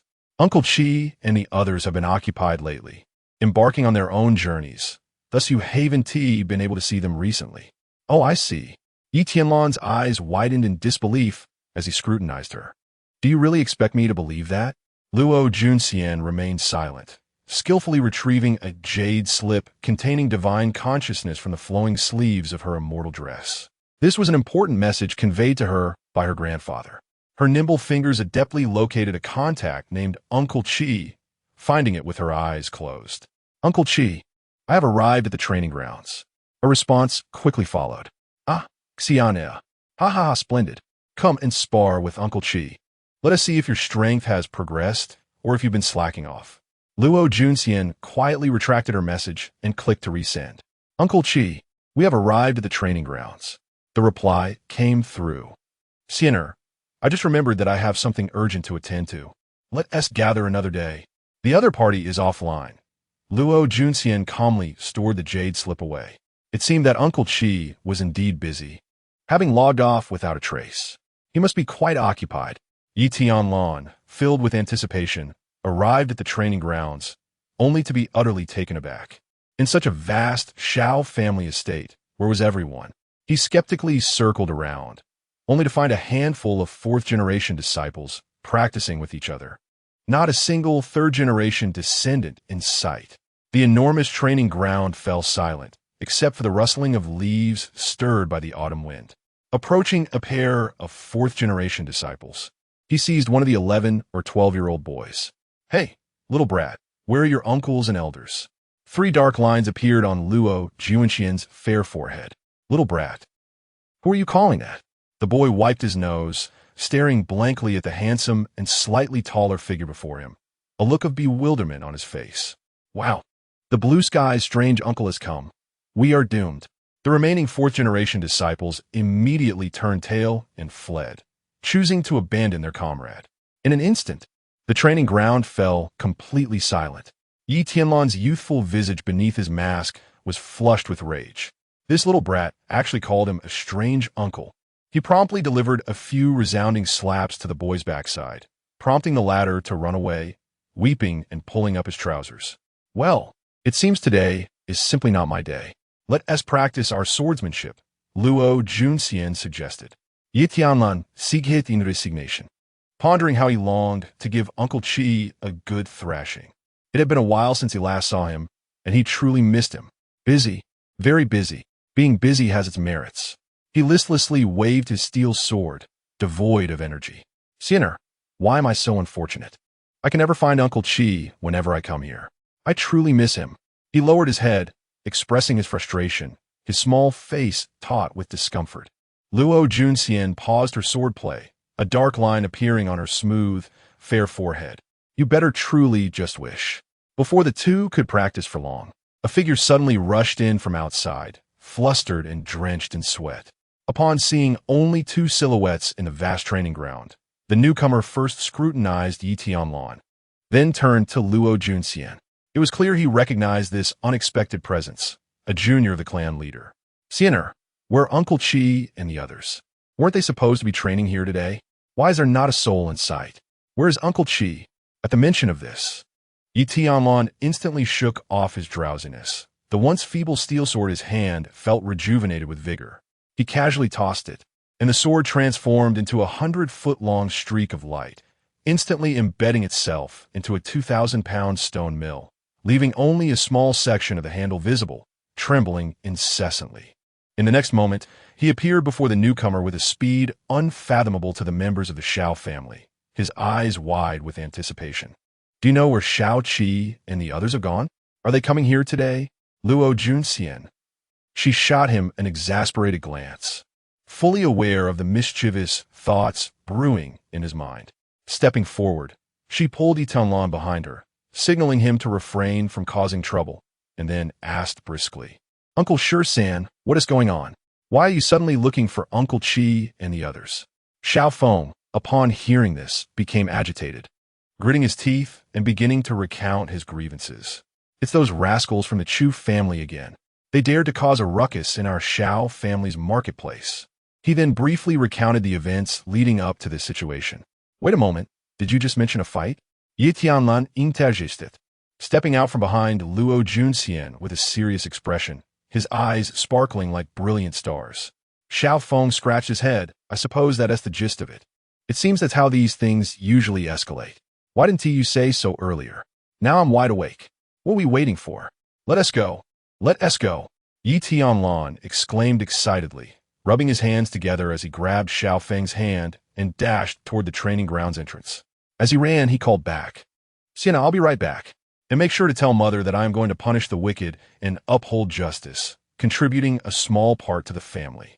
Luo Junxian's cold expression revealed a hint of helplessness, her lips twitching slightly. She still chose not to voice her objections. This unreliable young man had even learned to ride the wave of momentum. She first sent a message to her grandfather, urging the skilled members of their clan to mobilize in order to prevent any hostile forces from taking covert actions. With a lingering sense of unease, she followed suit. As she approached the entrance of the warehouse, her apprehension compelled her to utilize her access to retrieve several formidable artifacts, ensuring that they would suffice to withstand any unforeseen circumstances until her grandfather and the others could arrive. She could only hope that this unreliable individual would not cause any significant troubles, for failing to do so would leave her unable to report back to the family. In the West District, the marketplace stands as the heart of the Shao family's stronghold. After generations of diligent cultivation, the enterprises lining these streets are predominantly owned by the Shao clan, providing the vast family with a substantial portion of its economic sustenance each year. It would not be an exaggeration to call it the Shao family's lifeblood, given that the West City Gate is the closest point to the nearby Beast Mountain. Many martial artists, upon returning from their trials within the mountains, instinctively gravitate towards the Western marketplace whenever they achieve noteworthy gains. This phenomenon has significantly contributed to the prosperity of this marketplace area, rendering it far more vibrant compared to the other three directions. At this moment, in the central region of the marketplace, a crowd had gathered in a circle drawn by the commotion. Upon closer inspection, two factions stood at odds, their tension palpable, teetering on the brink of explosive confrontation. Clad in deep green family attire, The members of the Shao family faced off against a larger group dressed in sky blue, representatives of the esteemed Chu family. With a resounding thud, a shadowy figure was mercilessly kicked to the ground, rolling helplessly before leaving behind a few indistinct streaks of blood on the pavement. Several members of the Shao family rushed to assist the injured individual, their glares directed at the tall young man opposite them, who was mockingly crossing his arms and smirking. Chu Jiang, you had better not go too far. Do you truly believe there is no one left in the Shao family? An irate Shao clan member challenged him. The young man snickered derisively. A look of scorn etched across his face as he shrugged nonchalantly. Is it possible that there is still someone from the Shao family? After all, your engagement was called off, and you didn't even dare to utter a word of protest. Ha ha! The group of young Chu family members erupted into laughter. Your women from the Shao family are of no interest to Yi Qingkong. He wouldn't even grant you the status of a concubine, another voice added. Brother Jiang is right. Yi Qingkong is a prodigious talent who reached the pinnacle of the body refinement realm at merely 15 years of age. He is an extraordinary figure, unmatched for a century in our Tianxiang nation, and has been taken as a direct disciple by the sect master of the Zhoushuan sect. His future is boundless, destined to reach heights we cannot even fathom. Such a person is akin to the brilliant moon in the sky. How could mere dust from the ground ever hope to tarnish him? Laughter echoed through the crowd, unabashed and triumphant. Chapter 20. The Emergence of the Young Celestial Emperor's Might. You are merely aware of your impending demise. Were it not for our dignity, we might succumb to fear and refrain from entangling ourselves with others. After all, we value our reputation, unlike certain individuals from some families who shamelessly tear up marriage contracts, claiming to have dismissed their betrothed. They ought to reflect on their own worthiness. Ha ha ha. All the members of the Chu family burst into raucous laughter. The few members of the Shao family on the ground bore expressions of profound distress, acutely aware of the peculiar gazes directed at them. They yearned to retaliate and silence these ruffians, but their numbers were insufficient, and the formidable strength of their clan was absent. Any attempt to strike back would only result in further humiliation. In that moment, the injured individuals lay prostrate on the ground, biting their lips, heads bowed low, enduring the scornful stares, their hearts steeped in humiliation. Thus, you are all merely inconsequential beings. Just as the laughter of the Chu family echoed, a voice, cold yet tinged with fury, resonated from behind. The laughter abruptly ceased. With grim faces, they turned towards the source of the voice, only to see a previously absent member of the Shao family returning amidst the chaos. The crowd regarded him warily, a sense of vigilance rising within them, initially believing he had summoned reinforcements. However, upon glancing around, they realized he was accompanied by only one companion. Furthermore, the provocative words had originated from his lips.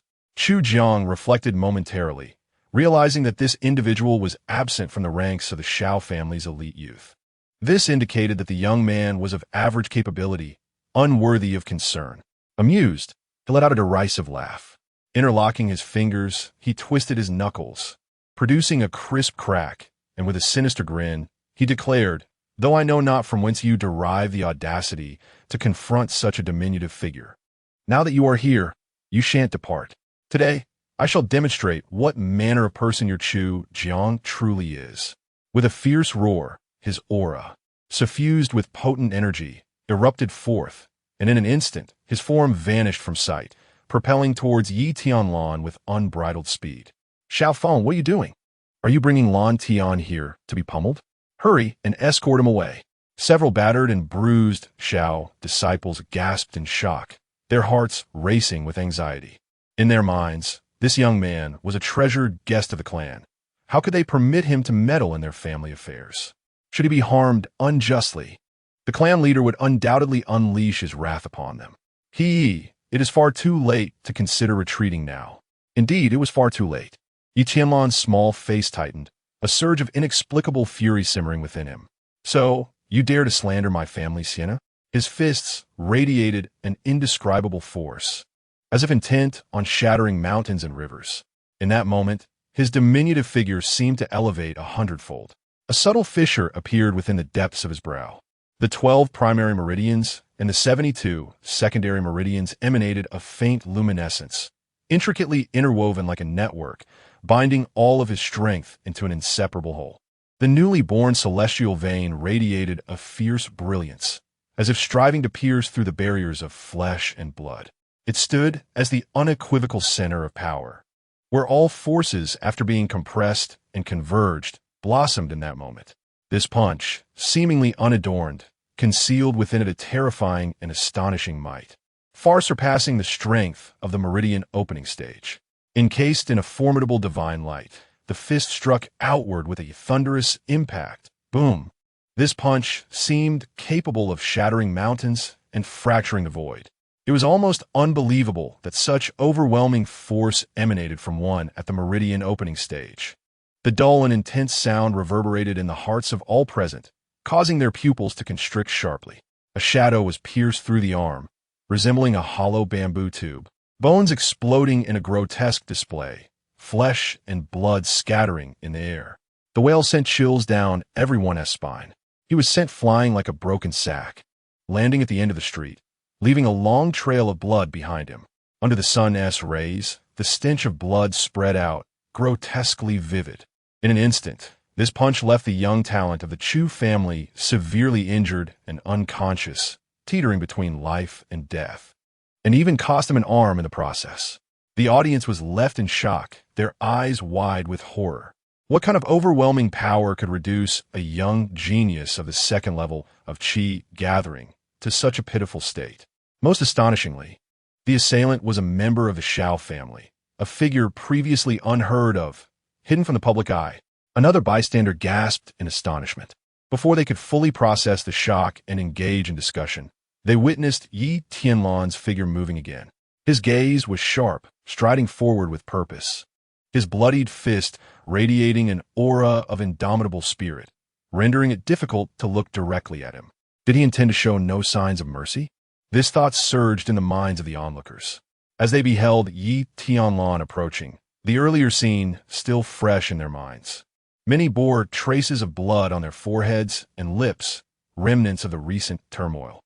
A group of over 10 individuals found themselves paralyzed with fear, contemplating a retreat. Don't flee. This guy concealed his strength and took Brother Jiang lightly. Surely, with our numbers, we can subdue him, someone shouted, attempting to bolster morale. But before the words had left his lips, a shadow flickered before him, and he was startled to find another figure standing in front of him. Come in. Let us see how my fist fares against you. The voice was as chilling as a cold wind cutting through the air, with an unmistakable intent to kill. Mountain-splitting palm. He swung his fist with all his might, a sharp, earthy glow enveloping it, appearing remarkably extraordinary. Clearly, he too was a practitioner of the Qi gathering stage. Yet, the punch from across was even more astonishing. The palm resembled exquisite jade, appearing deceptively simple yet enveloped in a vast and vigorous aura. Divine light surged forth, relentless and unwavering.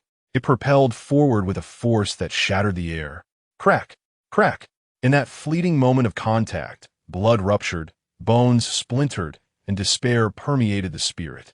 At this instant, he finally grasped the profound helplessness and desperation that had once engulfed Chu Jiang in the face of such a formidable blow. It was not due to negligence. Rather, this strike was inherently insurmountable.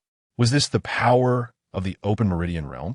No, it could not possibly be the open meridian realm. He was engulfed in terror, astonished, spitting blood, and losing consciousness. Life and death became an indistinct blur. Bang!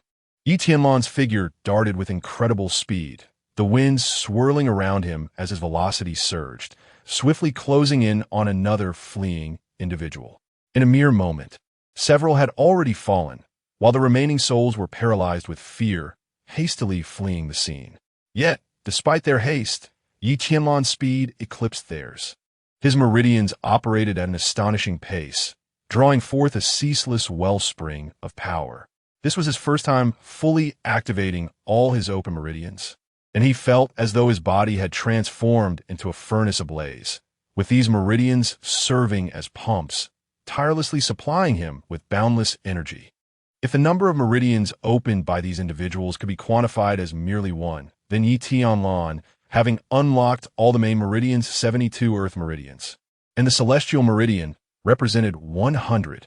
This was not only a quantitative domination, but also a qualitative advantage that created an insurmountable chasm.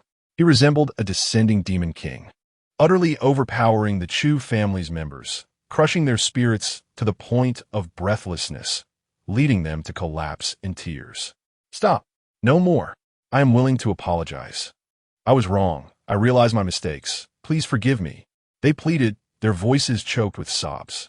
The onlookers stood in utter shock, witnessing the Chu family members kneeling in abject terror, frantically bowing and begging for forgiveness. Yet, Tianlan remained silent, relentlessly striking down.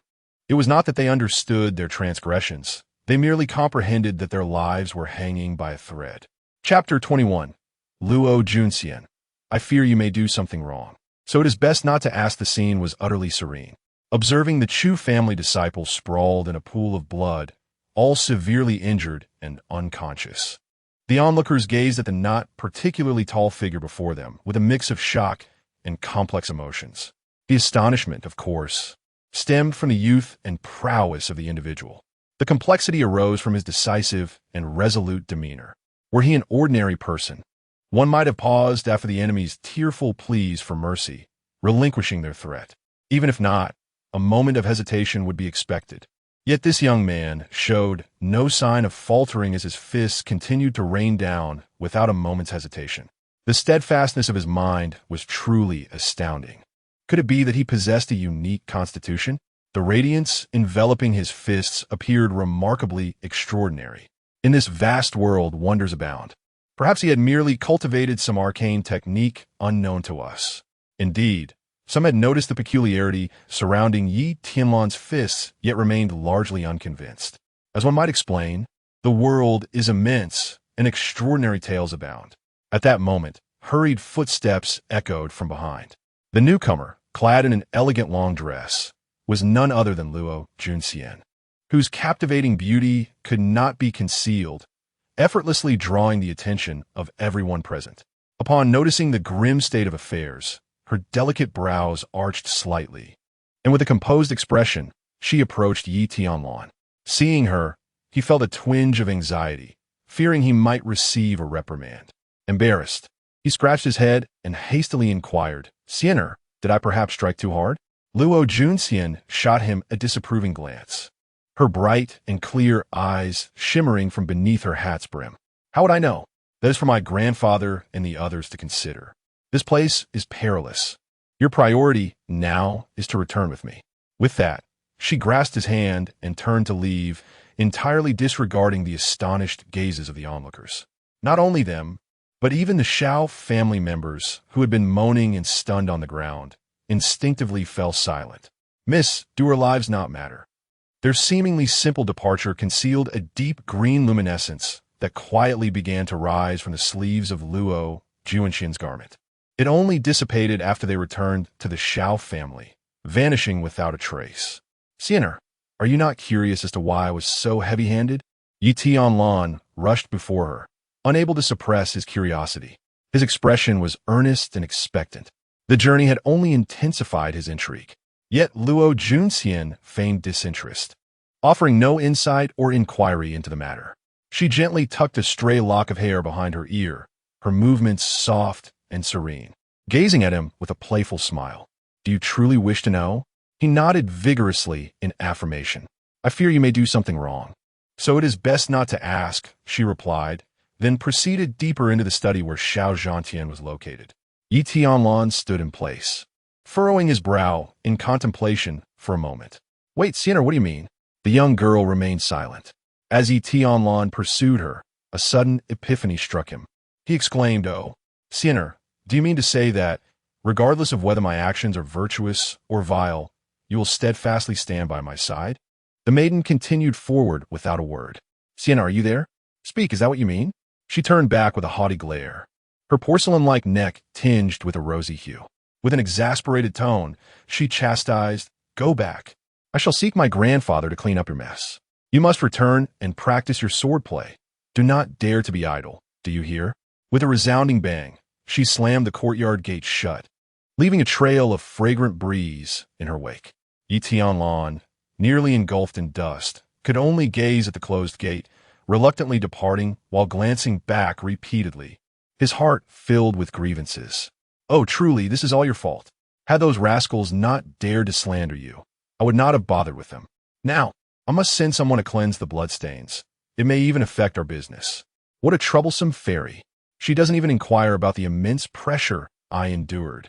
With his head drooping, Tianlan muttered as he walked away, deeply disappointed that he could not indulge his vanity or showcase his heroic deeds before his fiancée, nor recount how he valiantly defended her honor. In the adjacent courtyard, Luo Junxian clenched her teeth, overhearing his murmurs. This little rascal, I bear him no grudge. Yet he dares to speak ill of me behind my back. How utterly vexing. Her delicate fists tightened, and a blush crept onto her fair visage, reminiscent of the splendid twilight hues, radiant and enchanting. Her chest rose and fell lightly, a testament to her agitated emotions, warming her entire being with a delightful sensation. She felt a blend of joy, gratitude, and concern. This time, that little rogue had left the Chu family's young disciples either dead or grievously injured, and given their temperament, they would not let the matter rest easily, especially since one of the injured was the prodigious Chu Jiang, who had already attained the Qi gathering realm at such a young age. Thus, she needed to confer with her grandfather and prepare accordingly. What brings you here, Sienna? Have you come to visit your grandfather today, instead of scolding that boy?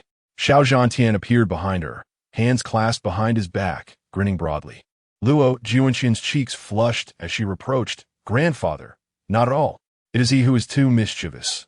This time, he stirred quite a commotion, injuring over 10 from the Chu family. Oh, what transpired? Did Tianlan sustain any injuries? Xiao Zhantian's demeanor shifted to one of grave seriousness, the light-hearted jesting replaced by concern. Observing her grandfather's intense reaction, Luo Junxian felt both speechless and bemused. Despite having claimed that the little brat had incapacitated over 10 members of the Chu family, it was astonishing that grandfather was solely concerned about whether that individual had sustained any injuries. With his current prowess, even the third generation of clan disciples could not rival him. Who could possibly inflict harm upon him? Xiao Zhantian was momentarily taken aback, then suddenly came to a realization, smacking his forehead. Indeed, how could he have overlooked this detail? Among the younger generation, he was practically invincible, especially within the vast expanse of Yinshui City. His age, however, was remarkably deceptive, making it difficult for anyone to associate him with the Qi gathering realm. This young lad seemed to break through every few days, leaving one in utter disbelief regarding the extent of his innate talent. He couldn't help but gaze skyward, his expression filled with profound sentiment. Such extraordinary potential was something even an old man like himself had rarely encountered. No, it should be said that in comparison to him, even those prodigies recorded in ancient texts appeared dimmed. This was still a result of the Shao family's inability to provide him with the finest resources. He had arrived at this point solely through his own gifts. A hint of melancholy crossed Xiao Zhantian's face. Luo Junxian pressed her delicate lips together and softly remarked, Grandfather, that little brat won't hold any grievances against you or the family. He's far too busy enjoying himself to worry. Ha ha ha, you mischievous girl. Xiao Zhantian chuckled heartily. His spirits lifted somewhat. By the way, Sienna, didn't I hear you mention that this lad was preparing to break through his celestial veins? How is that progressing? Is there anything the family can do to support him? Just say the word, and regardless of our resources, Grandfather and the elders will find a way to assist. Luo Junxian smiled and shook her head, for this visit indeed had that purpose. However, it was not to seek assistance, but to report. She was quite eager to witness her grandfather's reaction upon learning the news. No need, Grandfather. He has already broken through, she replied with a smile. What? Is that true? Xiao Zhantian's eyes widened, and his breathing became exceedingly rapid as he fixed his gaze intently on his granddaughter, his voice booming loud enough for nearly half the family to hear. Chapter 22. How could you allow him to cultivate with the family's treasured remnants? Naturally, grandfather. Could I possibly deceive you? It was just this morning. At this moment, the shock within Xiao Zhantian was beyond measure. Not to mention unblocking the celestial meridians. Even the terrestrial meridians were as rare as phoenix feathers in the Tianxiang kingdom. The Yi family's Yi Qingkong, with an abundance of resources that seemed almost limitless, dared only to set a goal of unblocking 30 terrestrial meridians before the age of 25. Even so, the Yi family was fervently excited, viewing this as the hope for their family's rise. For an ordinary person, even the slightest touch upon unblocking a single terrestrial meridian is an arduous task, requiring countless schemes and preparations, with no room for negligence. He found it hard to fathom what extraordinary talent could lead one to effortlessly unblock the celestial meridians. The most astonishing aspect? How young was he? How little time had passed since the unblocking of all 72 terrestrial meridians. Remarkably, he had already surged into the legendary realm.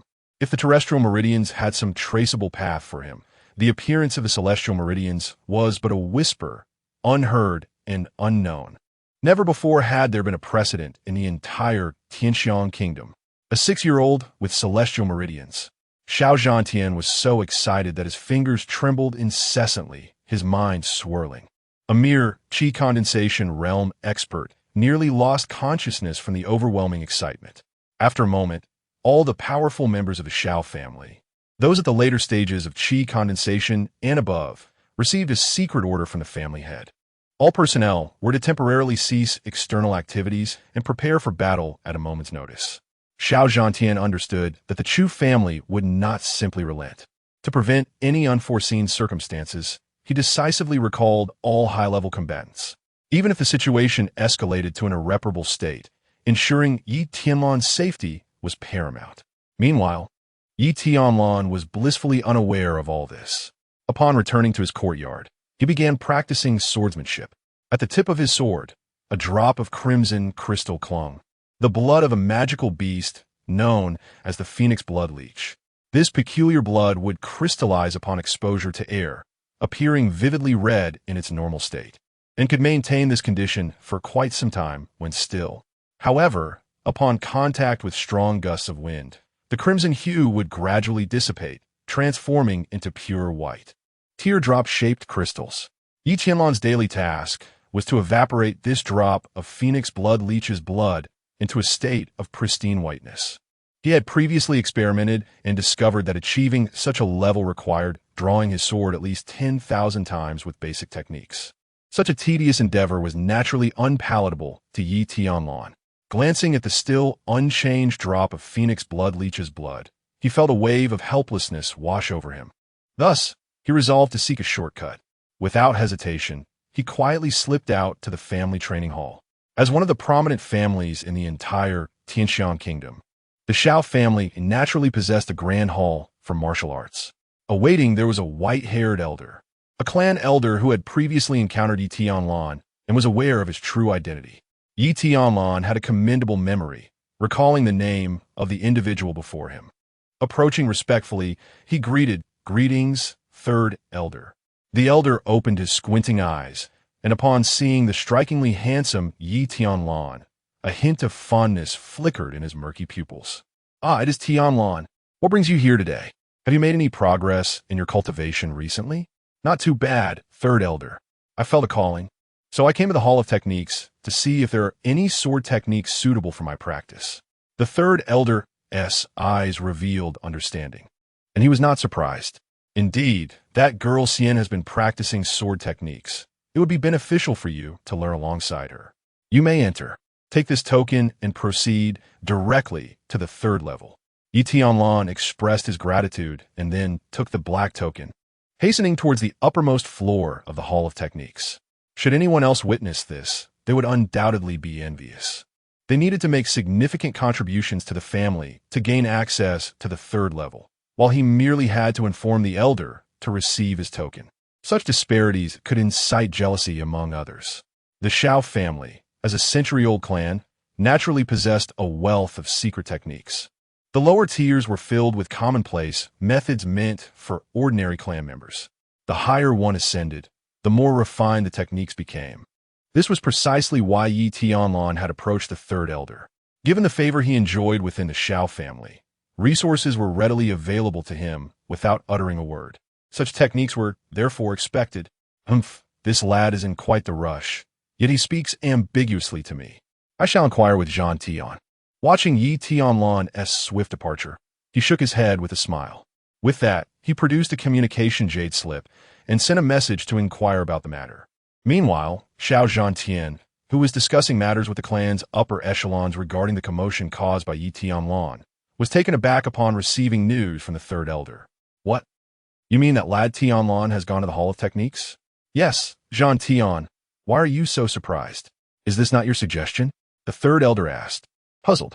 Not all, Third Uncle. I never implied such a thing. This is bad. He must have gone on a whim. Xiao Zhantian replied anxiously. Well, since he is gone, then so be it. Do not worry. I have already made preparations. He has been given a core token, allowing him to access the top floor without hindrance to select from the powerful, treasured techniques. The Third Elder explained calmly, even finding time to pour himself a cup of tea, leisurely savoring it. However, Third Uncle Tianlan is different. I fear that the techniques our family possesses may not suffice. Potentially squandering his exceptional talent, Xiao Zhantian said, his tone apprehensive, unable to articulate his concerns clearly. Upon hearing this, the Third Elder became displeased. All day long, you speak nonsense. Our third floor houses advanced techniques of the mystical rank, handed down from our ancestors' sect relics. Surely, they are adequate for the boy's cultivation. But he has already opened his celestial meridians. Alas! However, since my third uncle has expressed such sentiments, it appears I have been overly concerned. The advanced techniques of the Xian rank indeed lay a solid foundation for Tianlan in the early stages. What? The Tianmai? Why did you not mention this sooner? How can you claim to be the head of the family like this?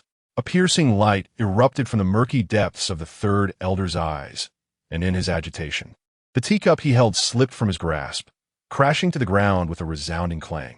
Hearing the thunderous roar emanating from the jade slip, Xiao Zhantian was left utterly bewildered. Instinctively glancing at the communication jade slip and finding no massive fist emerging from it, he cautiously spoke. Third Uncle, did you not say that was enough? I personally feel that allowing Tianlan to practice for a brief period should not pose significant issues. Before he could finish his sentence, he was met with a torrent of furious rebuke from across the table. Fool! Imbecile! You are truly a fool. You actually allowed him to practice with the family's treasured rubbish. Just wait. I will hold you accountable for this later. The sound of hurried footsteps echoed from the other side, filled with urgency. Xiao Zhantian was rendered speechless. Inside, he felt like a mute tasting bitter herbs, unable to voice his grievances. When did he ever permit that young man to practice? It was he who ventured over on his own. How could this be blamed on him? Third Uncle, where are you going? Need I say? Stop that young man immediately. Just wait. If he has already begun practicing those techniques, you shall witness me convening the family elder council to address you tonight. Chapter 23 Indeed. The world is filled with prodigies, akin to fish crossing a river, yet amidst them lies the true dragon. Yi Tianlan, bolstered by the core family token, ascended effortlessly to the pinnacle of the Grand Hall of Martial Arts. The space here exceeded his expectations, slightly more expansive than he had envisioned. It was meticulously cleaned and maintained, with a perpetual dust-repelling formation preserving its pristine condition. However, unlike the lower two levels, it lacked the dense arrangement of bookshelves. Instead, a series of stone platforms, crafted from a special material, stretched across the center, strikingly prominent. A cursory glance revealed 36 platforms arranged in a 6x6 formation. Moreover, many of these platforms were vacant, with only a little over 20 martial arts techniques displayed. Yi Tianlan approached, beginning to peruse each technique one by one. With the core token in hand, he had ample time. No one was rushing him, allowing him to leisurely examine everything until he selected a suitable sword technique. Indeed, his intention was to cultivate swordsmanship, which would be far more expedient than merely swinging a sword. If he could locate a technique emphasizing speed, he could swiftly dissipate the blood of the Phoenix blood leech. As he continued his search, Yi Tianlan grew increasingly disappointed, for the collection predominantly featured martial arts techniques, with secret manuals and skills comprising less than a third of the total. Just as he felt a twinge of disillusionment, a particular sword manual, the Song Sword Classic, captured his attention. The classic comprised 7 forms and 42 swords. Among them, the third form, Pine Waves Crashing on the Shore, utilized an exceptionally rapid sword technique to vibrate the sword body, stirring the surrounding air currents and generating layers of sword energy waves. In terms of effect, it perfectly aligned with his requirements. This is it. His eyes sparkled with excitement as Yi Tianlan embraced the Song Sword Classic and prepared to turn away. His gaze inadvertently fell upon a dilapidated bamboo slip resting on the last stone platform. It bore a dull, lifeless appearance, marred by deep black stains, resembling something recently unearthed. This stood in stark contrast to the resplendent manuals showcased on the preceding platforms. What is this? Curiosity piqued within Yi Tianlan as he hastened forward to grasp it. To his surprise, it was not as heavy as he had anticipated. Rather, it felt exceptionally light. The sensation of its crumbling texture brushed against his fingertips, reminiscent of dry earth and sand. Yi Tianlan chose to forego further tactile exploration as his gaze became deeply entranced by the content of the bamboo slip. Alchemy, true understanding. Entry level. At that moment, he instinctively glanced towards the entrance. A figure darted past with remarkable speed, appearing before him in an instant. Seizing his wrist without preamble, and urgently inquired, "Little Tianlan, you haven't begun your cultivation yet, have you?" Yi Tianlan, momentarily bewildered, replied, "Elder Third, what do you mean?" "I have just finished selecting. I haven't had the chance to cultivate yet." The elder's eyes flicked to the 2 items cradled in Yi Tianlan's arms, and he finally breathed a sigh of relief, his beard, once stiffened by the gusts of wind, softening once more. "The classic of the evergreen sword, indeed. It appears to be quite suitable for you, balanced and gentle in nature." How has this item resurfaced? This bamboo slip bears no inscriptions. Were it not for its extraordinary material, one might have thought it was merely refused discarded from the ancestral relics of our sect. Oceanland, would you like to try a different one? The third elder coaxed gently. Yi Tianlan stood frozen in place, barely registering the latter part of the elder's words. What truly captured his attention was the assertion that the slip bore no writings. In disbelief, he lowered his gaze and unfolded the bamboo slip once more. After a moment's hesitation, he presented it before the third elder, shaking it slightly. These elders regarded him as their own. Until now, his identity had been well guarded, and thus he chose to trust them.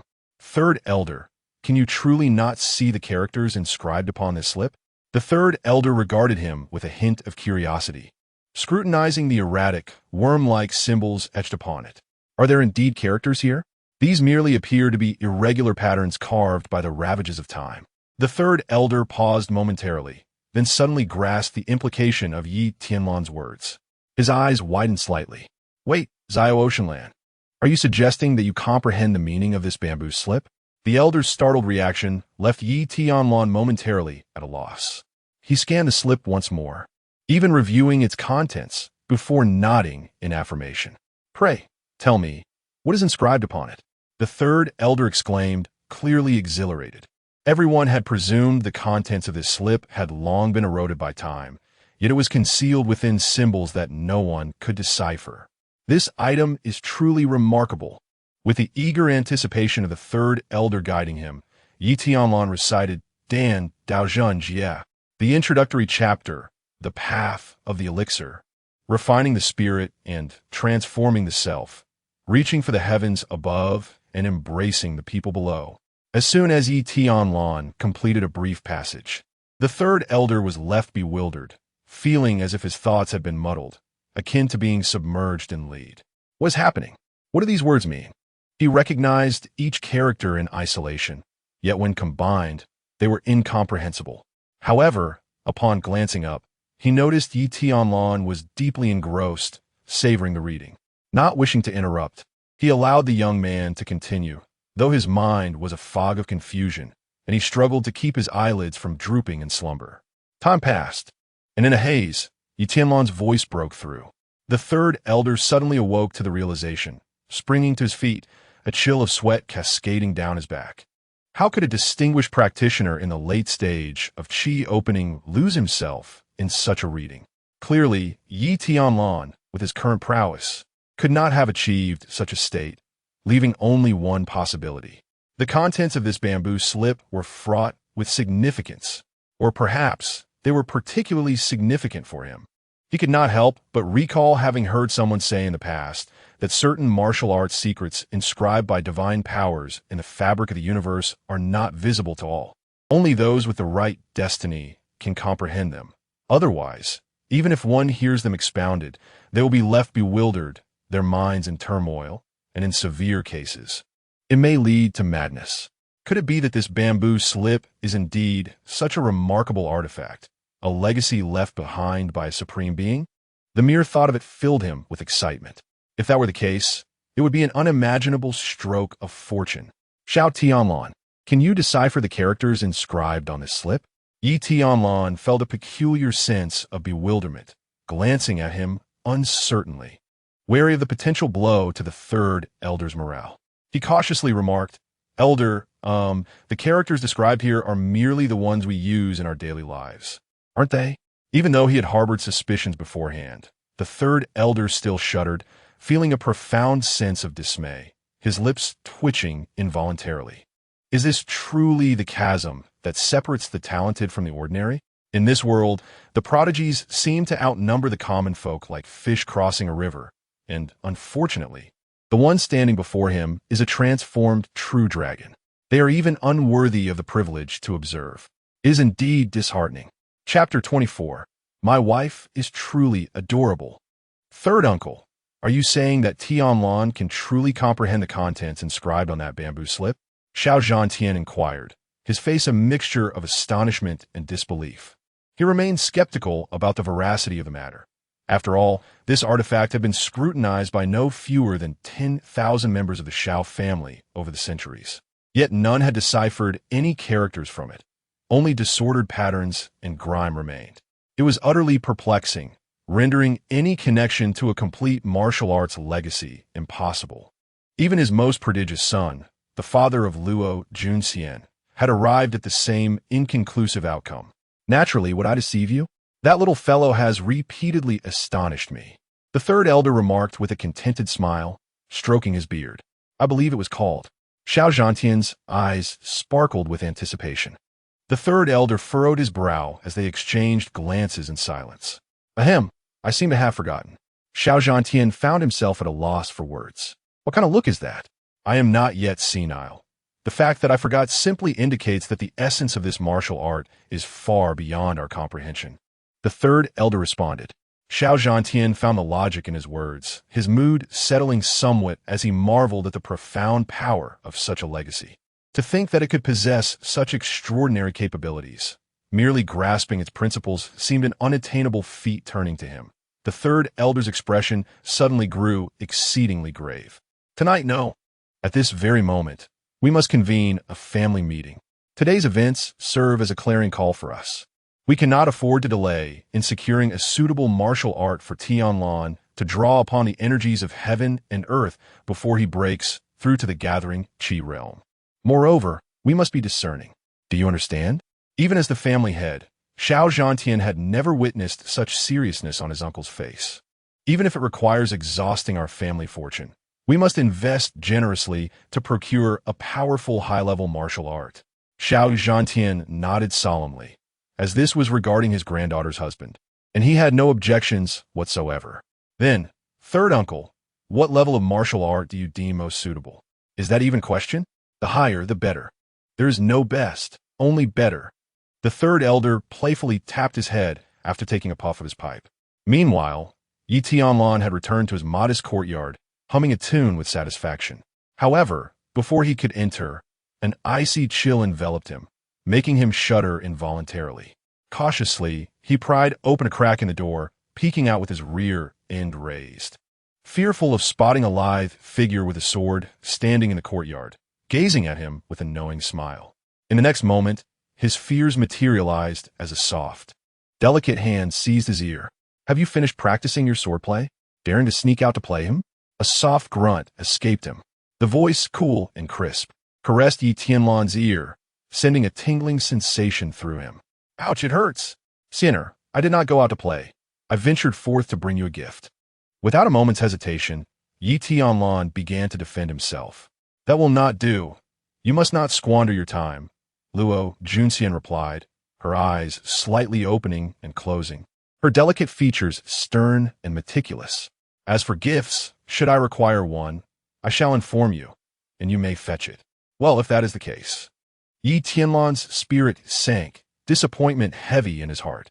Just then, a slender hand rose before him, fingers elongated and gracefully splayed, the skin resembling pure white jade, radiating a gentle glow in the sunlight. "This time let it be." Yi Tianlan, taken aback yet filled with a flicker of joy, raised his gaze. He noticed the girl slightly tilting her head, her body turned away, stealing a glance at him. Their eyes met for a fleeting moment before she quickly averted her gaze, her heart racing. "Why do you stare at me? Where's your gift?" As she spoke, a delicate blush crept up to her ears, igniting a warmth within her. It is this." Yi Tianlan hastily retrieved the swordsmanship manual from his bosom, presenting it like a treasure. "The Tsangsong Sword Classic?" Luo Junxian's brows arched in surprise. Though she said nothing further, a subtle smile graced her lips as she accepted it. "Is there more?" Yi Tianlan found himself in a quandary, instinctively knowing he could not say there was nothing left. Before his mind could catch up, his lips had already parted. "There is indeed. Please close your eyes, Sienner." At his words, Luo Junxian obediently shut her beautiful eyes, though her long, dark lashes trembled slightly, betraying the calm she feigned. Yi Tianlan scanned the surroundings, and suddenly his eyes lit up. "All right, Sienner, open your eyes." As her autumn-like eyes fluttered open, filled with anticipation and curiosity, a faint fragrance wafted through the air, revealing a stunning bouquet of flowers before her. The petals, in 7 vibrant hues, intertwined beautifully, casting a mesmerizing reflection upon her pure, unblemished visage. "Well, Sienner, do you like it?" Yi Tianlan peered out from behind the flowers. Luo Junxian lifted her gaze to meet his cheerful face, her lips curving into a breathtaking smile as she naturally accepted the bouquet. With eyes crescent-like and soft, she murmured, "I like it." Yi Tianlan's heart swelled with joy. Yet, she suddenly shifted the tone of the conversation, looking at him with a playful smile. "But is this truly the reason you plucked the 7-colored fragrant lotus I nurtured with such care?" Yi Tianlan's heart skipped a beat, his expression falling as he pondered how to explain himself. In a swift motion, she turned away, her hair cascading like a tranquil waterfall as she waved her hand, causing her hairpin to vanish.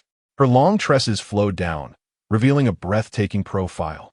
Sunlight filtered through the delicate gaps of her eyelashes, casting golden rays that wove into a dreamlike pattern.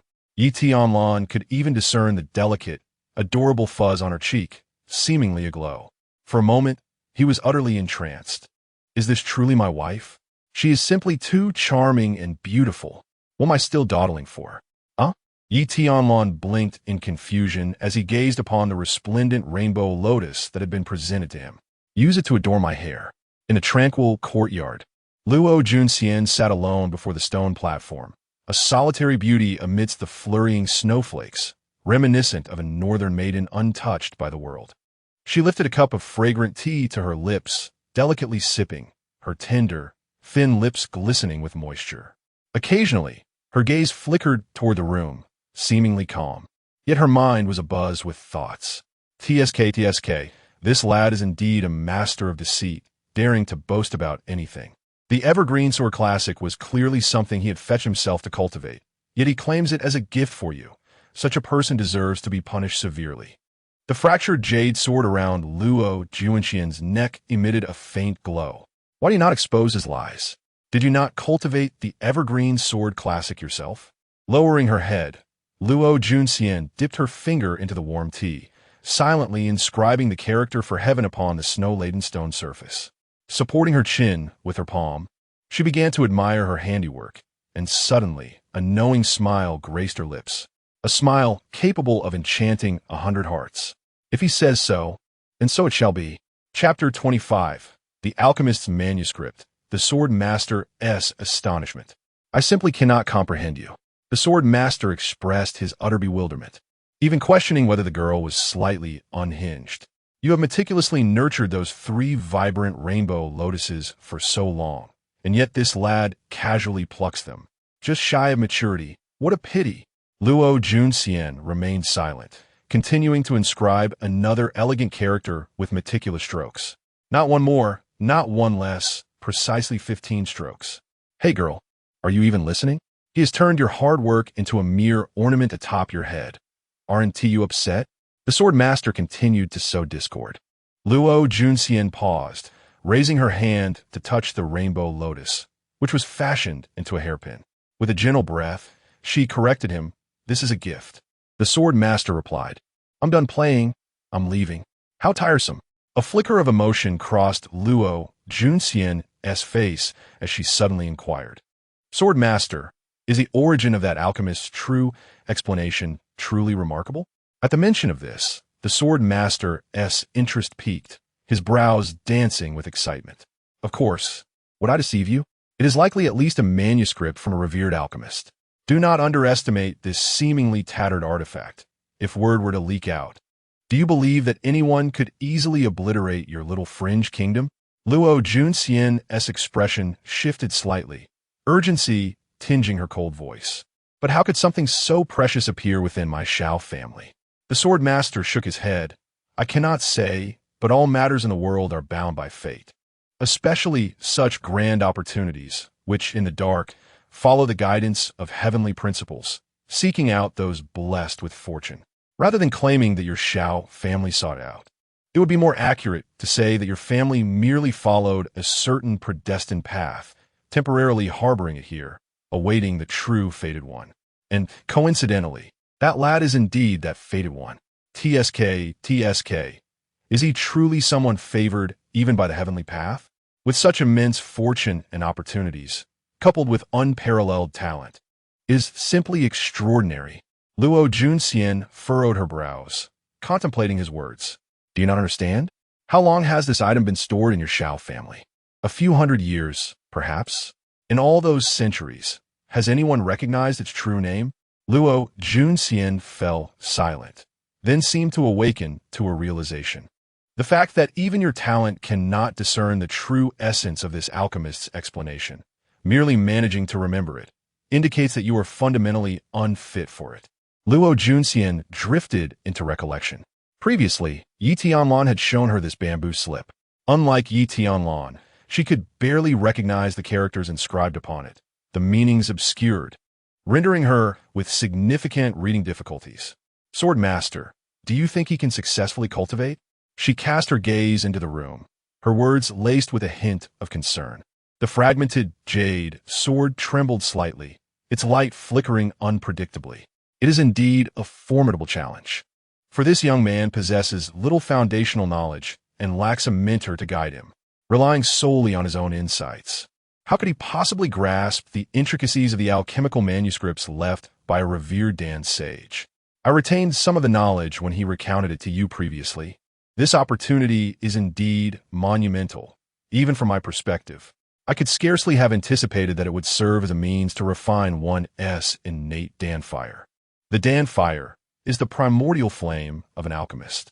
One's proficiency as an alchemist is predominantly reflected in the quality of their Dan fire. A powerful and seasoned alchemist will undoubtedly have a formidable innate Dan fire. Otherwise, the very act of refining materials would pose insurmountable difficulties, rendering the creation of any elixirs futile, regardless of technique or spiritual prowess. After all, one cannot achieve the desired finesse relying solely on external flames. And even the most adept alchemists seldom resort to using external fires for their craft. Furthermore, the utility of Dan fire extends far beyond mere alchemy. It plays a significant role in combat and formations, and there are even specialized techniques pertaining to Dan fire. Within the manuscripts acquired by Tianlan lies the personal legacy of the most esteemed Dan sage, a method for refining one's most cherished and proud Dan fire. Such a potent inheritance naturally entails an unfathomable level of difficulty in cultivation. Naturally, Luo Junxian harbored concerns, fearing that Yi Tianlan, having never faced tribulation since birth, might become ensnared in this endeavor. Should he manage to extricate himself, it would be fortunate. The greater fear lies in his potential obsession. Ah, dear little fairy, what is it that troubles you? Whether he can fathom the intricacies within remains uncertain. Moreover, the refinement of Dan fire is far more arduous than one might envision. Even with preparation, it requires a span of 4 to 5 days. Swordmaster imparted his experiences with great flourish.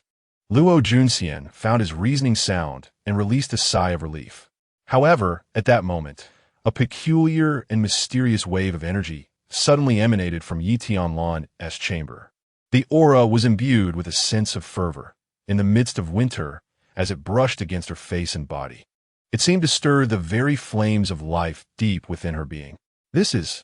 Swordmaster's voice abruptly turned sharp, his volume escalating several degrees. The surface of the fractured jade sword appeared to be entirely activated, radiating a blindingly brilliant light. Even a mere trace of its might would cause one's spirit to tremble. It was as though an extraordinarily resplendent entity was shining like the sun amidst the heavens. A thread of sword chi, weaker than a strand of hair by hundreds or thousands of times, emerged from within, effortlessly pulverizing a stone table that weighed several hundred pounds into mere dust without so much as a sound. Has he truly succeeded?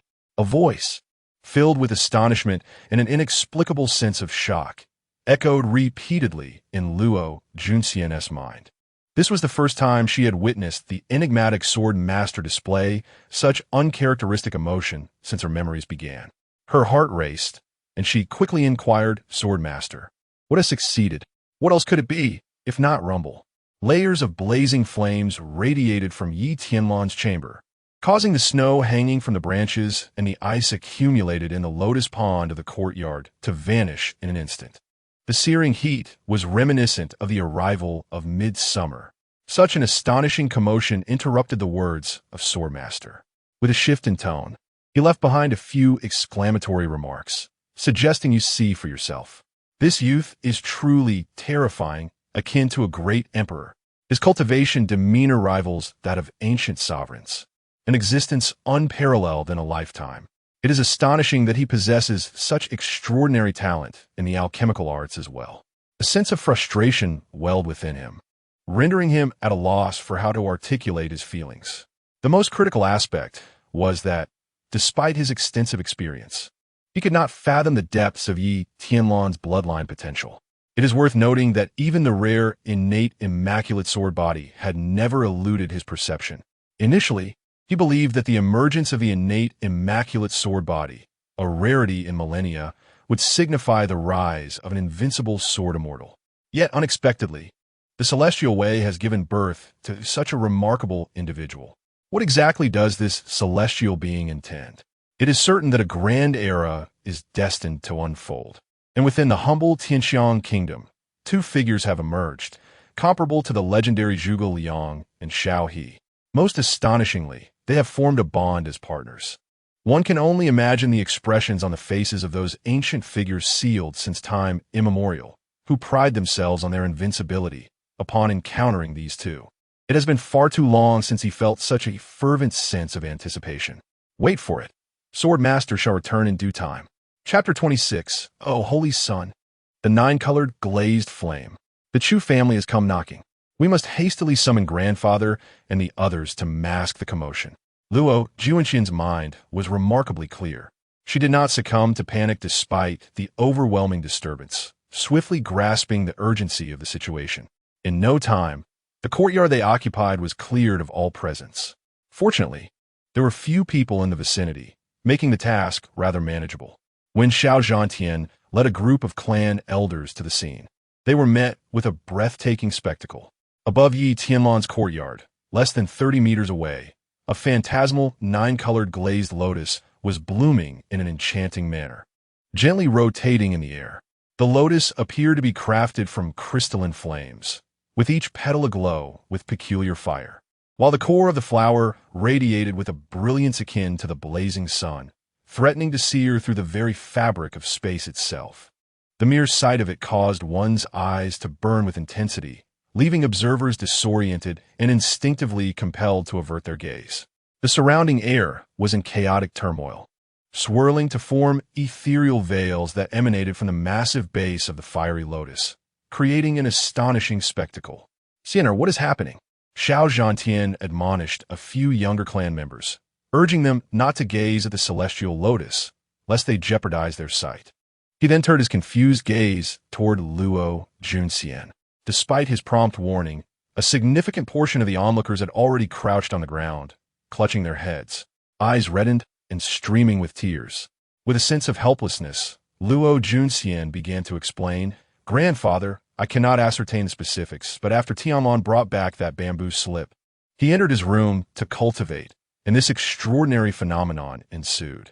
While others struggled to comprehend, the third elder and Xiao Zhantian quickly grasped the gravity of the situation, their jaws agape in disbelief. "Are you implying that he has achieved it in such a short span of time?" Luo Junxian understood that the revelation might be quite a blow to them, and with a tone tinged with uncertainty, she replied, "Perhaps, though only he truly knows the reality of his circumstances. You might consider entering to ascertain for yourselves." "Absolutely not. Under no circumstances," they exclaimed in unison, their agitation palpable and genuine.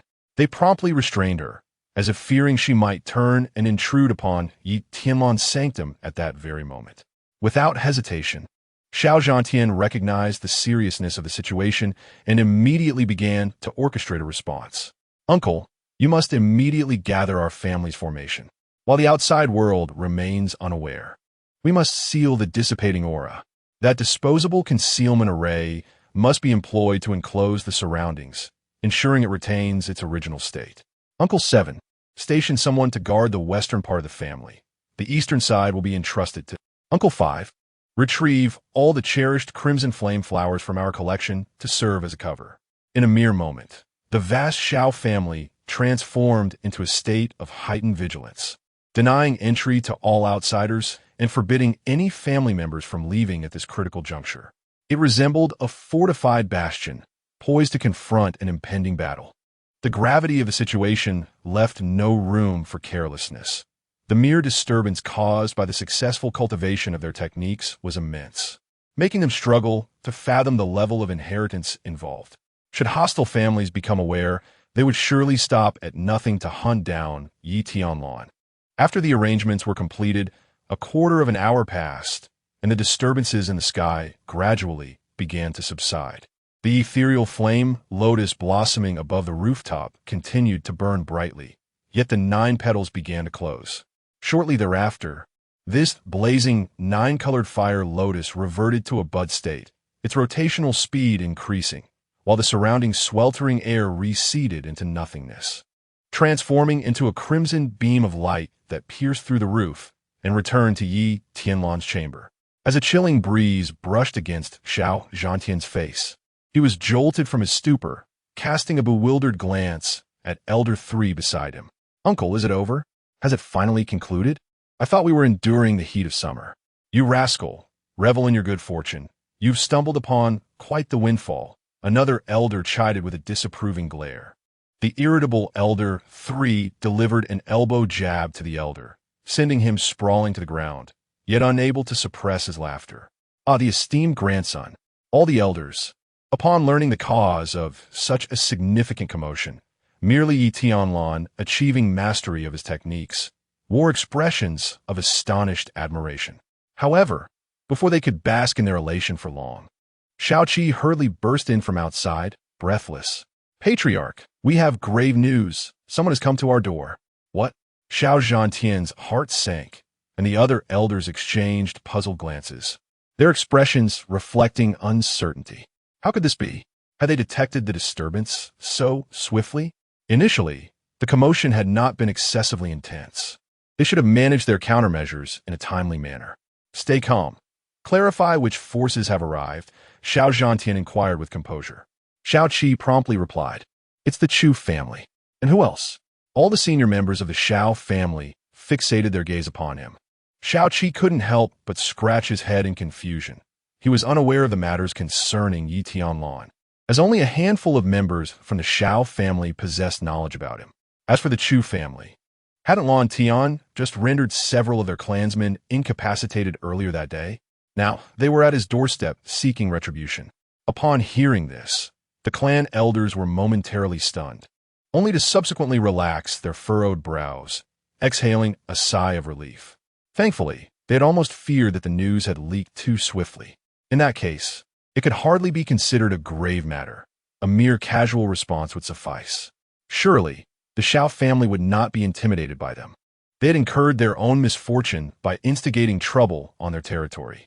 Let us go, esteemed uncles, and see what commotion the Chu family can stir up, declared Xiao Zhantian, prompting a unanimous nod from the assembly. Given the current situation regarding Yi Tianlan, they were all on high alert, still not entirely at ease. It was imperative to ascertain the true intentions of the Chu family to feel secure. Yi Tianlan was, after all, their most cherished asset, and they would not allow him to suffer even the slightest harm.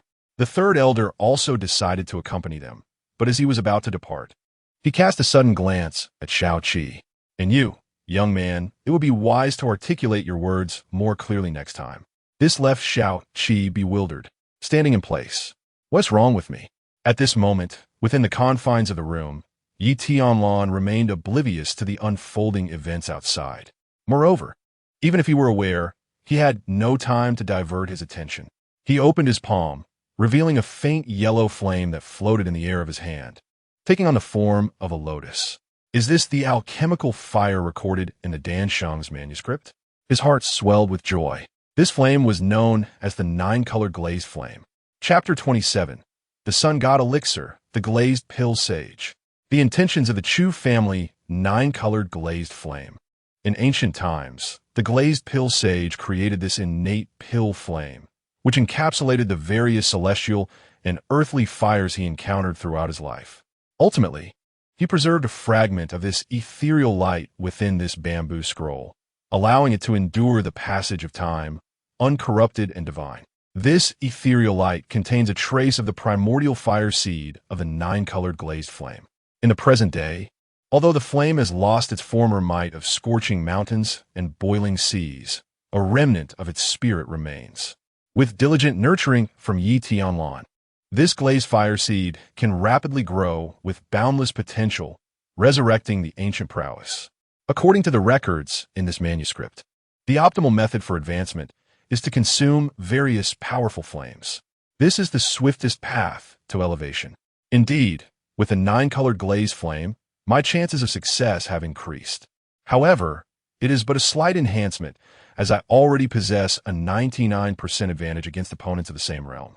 While this manuscript of the Pill Sage is merely an introductory volume, it seems to contain numerous ancient formulas for pill concoction.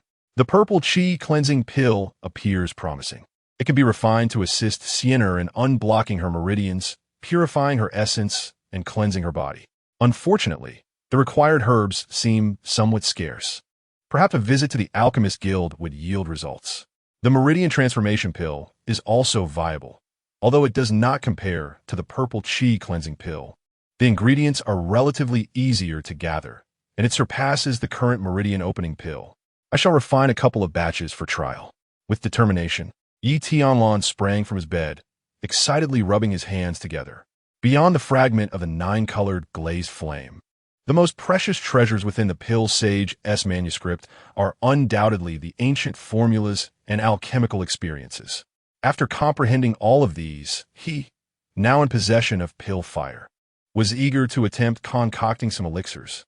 Previously, he had heard tales from his elders and Sienna about the reverence bestowed upon powerful alchemists, but alas, he lacked the resources and guidance to embark on this path, leading him to abandon his aspirations. However, the situation is now transformed, possessing the legacy of the Pill Sage. He is now replete with theoretical knowledge. The crux of the matter now lies in practice, which will truly test his comprehension and innate talent. Only by skillfully applying the knowledge of alchemy to produce genuine elixirs can he claim to have taken the first steps along this path. Upon stepping outside, he intended to embrace his fiancée warmly, only to discover the courtyard devoid of her presence. Where could Xian'er be? Tianlan pondered, shaking his head. Oh well, I shall surprise her once I succeed in my concoction. With this thought, his spirits lifted considerably. After donning a mask resembling the azure sky, he made his way toward the outskirts, recalling that the family's medicinal herb storage was quite distant. Meanwhile, in the outer region of the Shao family, a vast training ground was bustling with a multitude of people gathered together. Upon closer inspection, one can discern the distinction between the two factions through their attire. Naturally, the Shao family holds a numerical advantage. However, the contingent from the Chu family is not insignificant, comprising over 30 individuals, several of whom possess the strength of the opening meridian realm. This indicates that their visit to seek retribution is not a mere whim, but rather a premeditated endeavor. Xiao Zhantian furrowed his brow, seemingly focused on the battle unfolding within the training arena. Yet his peripheral vision was consistently drawn to the individual standing beside the head of the Chu family. This person, clad in a pale blue robe, bore an unremarkable appearance and lacked any distinctive qualities. His aura only reflected the level of the opening meridian, yet he stood in proximity to the head of the Chu family, evidently of higher status than the several opening meridian experts positioned behind him. The reason for this was the resplendent badge affixed to his chest, which depicted a rare flower with 5 distinct petals, each corresponding to the 5 elemental colors of heaven and earth: red, blue, green, yellow, and black, while the central bud shone with a golden brilliance, resembling the sun illuminating the earth. Legend has it that this flower was the solar divine herb, encountered by the founding figure of the Alchemist Guild in his pursuit of the pinnacle of alchemical mastery. Moved by its beauty, he was inspired to render its likeness, which subsequently became the emblem of the Alchemist Guild. The presence of this alchemist was indisputable. What on earth is Chu Qiuhua scheming? Why has he summoned someone from the Alchemist Guild to his side? Xiao Zhantian pondered, feeling a wave of unease wash over him. The presence of an alchemist raised troubling questions, and the 3 golden waves on the badge's yellow petals suggested that he was no ordinary novice, but likely at least an advanced practitioner of the yellow tier. If this individual were indeed a seasoned advanced yellow tier alchemist, he could effortlessly concoct a plethora of qi gathering level elixirs. Such a figure would command respect wherever he went, even among families possessing opening meridian experts, who would treat him as an esteemed guest. The mere fact that such a person had allied with the opposing side was profoundly unsettling. As this thought settled in, the members of the Shao family appeared burdened with concern, their attention drifting away from the fierce combat on the arena. No one would dare question the significance of an alchemist. Amidst the arena, blades clashed and shadows danced, accompanied by the resounding sparks of fierce encounters. A stunning woman clad in a flowing white dress was entangled with a young man, bare-armed and wielding a large sword. This white-clad figure was none other than Luo Junxian, who had momentarily vanished from the courtyard. She had been dispatched to confront the Chu family's envoy. Initially, the members of the Shao family, including Xiao Zhantian, had anticipated that the arrival of such a formidable force would lead to a violent confrontation, and they were even prepared to detain the entire opposing faction. To their astonishment, Chu Qiuhua had merely sent someone to issue a challenge without any intention of escalating the conflict. The Shao family emerged victorious, and he readily acknowledged his inferiority. However, had the Shao family faced defeat, an explanation would have been necessary, accompanied by a respectful apology. In a world where strength reigns supreme, this indeed seems a rather typical manner of resolution. Yet who is Xiao Zhantian? As the patriarch of a prominent clan, having interacted with the opposing party for many years, he possesses an acute understanding of their dynamics, further complicated by the enigmatic alchemist arrival. He harbored no illusions that the rival would be so easily dismissed. This was undoubtedly a creature that would not reveal its intentions without a struggle. A foreboding sensation stirred within him. One must not be complacent. This old rascal must be concocting some insidious plot. The third elder's eyes narrowed slightly, sharp as a hawk's. Xiao Zhantian acknowledged him with a nod. At that moment, a resounding clash of metal echoed from the martial platform, signaling the resolution of the contest. Luo Juanxian's expression remained cool, her head tilting slightly as she cast a sidelong glance, the 3-foot azure blade in her hand gleaming with a chilling brilliance under the sunlight. Its sharp edge poised against the neck of the Chu family's young man. A faint crimson hue emerged. "You have lost." Beside her lay the shattered axe blade, while the Chu family youth clutched his injured shoulder, his face a mask of resentment and fury. From his Shao family's ranks erupted fervent cheers, the exuberance primarily emanating from the younger disciples. Meanwhile, the more seasoned members wore expressions of gravity, their glances increasingly directed towards the mysterious alchemist. Chapter 28. Ambition of a Wolf. Slanderous Accusations. Oomph. What a disgraceful creature. Why not hasten your departure? The young scion of the Chu family fled like a dog bereft of its master, casting a lingering, disdainful glance at Luo Junxian before he left, prompting her to furrow her delicate brows. Indeed, you are a worthy representative of the Shao family's current generation, resembling your father in his youth. Chu Qiu remarked with a sardonic smile. Luo Junxian raised an eyebrow and descended calmly, choosing not to respond, as she did not perceive his words as praise. This individual had once sought shelter from his family after being pursued by his father with a sword, like a stray dog, as she had heard from her grandfather. "I have heard that your Shao family harbors a hidden prodigy who is responsible for the devastating defeat of my Chu family's young men. Such adeptness is commendable." She had initially come to witness this rumored prodigy, yet it was rather disappointing that he had not made an appearance thus far. The members of the Shao family exchanged glances, puzzled. A concealed prodigy? How could they be unaware? Was there truly a talent among them surpassing their own young lady? The expressions of the core members, including Xiao Zhantian, shifted slightly. Xiao Zhantian, no longer willing to wait, approached with a cold demeanor, inquiring, "I do not comprehend your meaning. What exactly do you intend?" Chu Qiu waved his hand dismissively, appearing at ease. "Oh, Brother Xiao, there is no need for alarm. I, Chu Qiu, am a man of my word. Since I have stated that this matter will not be pursued, I assure you I will not go back on my word. Then I kindly ask you, Brother Chu, to take your leave. There are pressing matters within the clan that require my attention, and you are not welcome here." Xiao Zhantian replied, his face impassive, extending his hand to issue an eviction order, clearly uninterested in further discourse. "Why the haste to expel me, Brother Xiao? Indeed, the matter concerning my Chu family has passed, but I never claimed that other issues could be overlooked." Chu Qiu's gaze sharpened, his eyes narrowing with menace. His sunken eye sockets bore dark circles, reminiscent of a serpent that clings tightly to its prey, sending shivers down the spines of those present. Finally, the moment has arrived. Xiao Zhantian felt a heaviness in his heart, but maintained an outward calm. "What do you mean by that?" he asked, his voice steady. "What do I mean? Surely, Brother Xiao is not oblivious. The deeds of your family are hardly concealed from discovery." Chu Qiu let out a chilling laugh, his tone foreboding. "Recently, my clansmen purchased a batch of medicinal pills, including healing elixirs, from the market under your Shao family's purview. We had believed your wares to be of high quality and reasonably priced, which is why my family chose to trust your products. Little did we know that your Shao family would act so treacherously, risking the lives of your buyers for mere pittance by supplying entirely defective poison pills." Chu Qiu's piercing gaze swept over the assembly, his voice slicing through the air like a blade. What ulterior motives lie behind this action? At the utterance of these words, the entire hall was thrown into shock. Even the members of the Shao family, who had anticipated the ill intentions of their counterparts, were left utterly astounded. They had not foreseen such a deluge of calumny arriving without warning.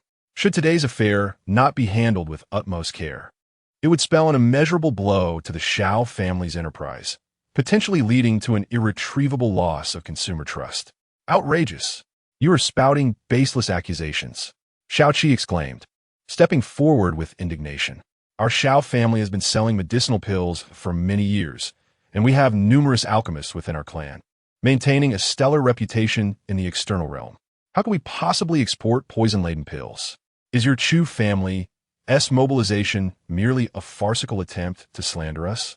The members of the Shao family seethed with anger, their glares sharp enough to rend Chu Qiuhua to shreds. It appears you are all unwilling to acknowledge the truth until faced with the stark reality, Chu Qiuhua remarked, unfazed by their ire, his demeanor one of chilling calm. The more he retained his composure, the more unease gripped Xiao Zhantian's heart. The adversary's audacity suggested they possessed a comprehensive strategy, well prepared for this confrontation. As anticipated, Chu Qiuhua offered a faint smile and gestured towards the rear.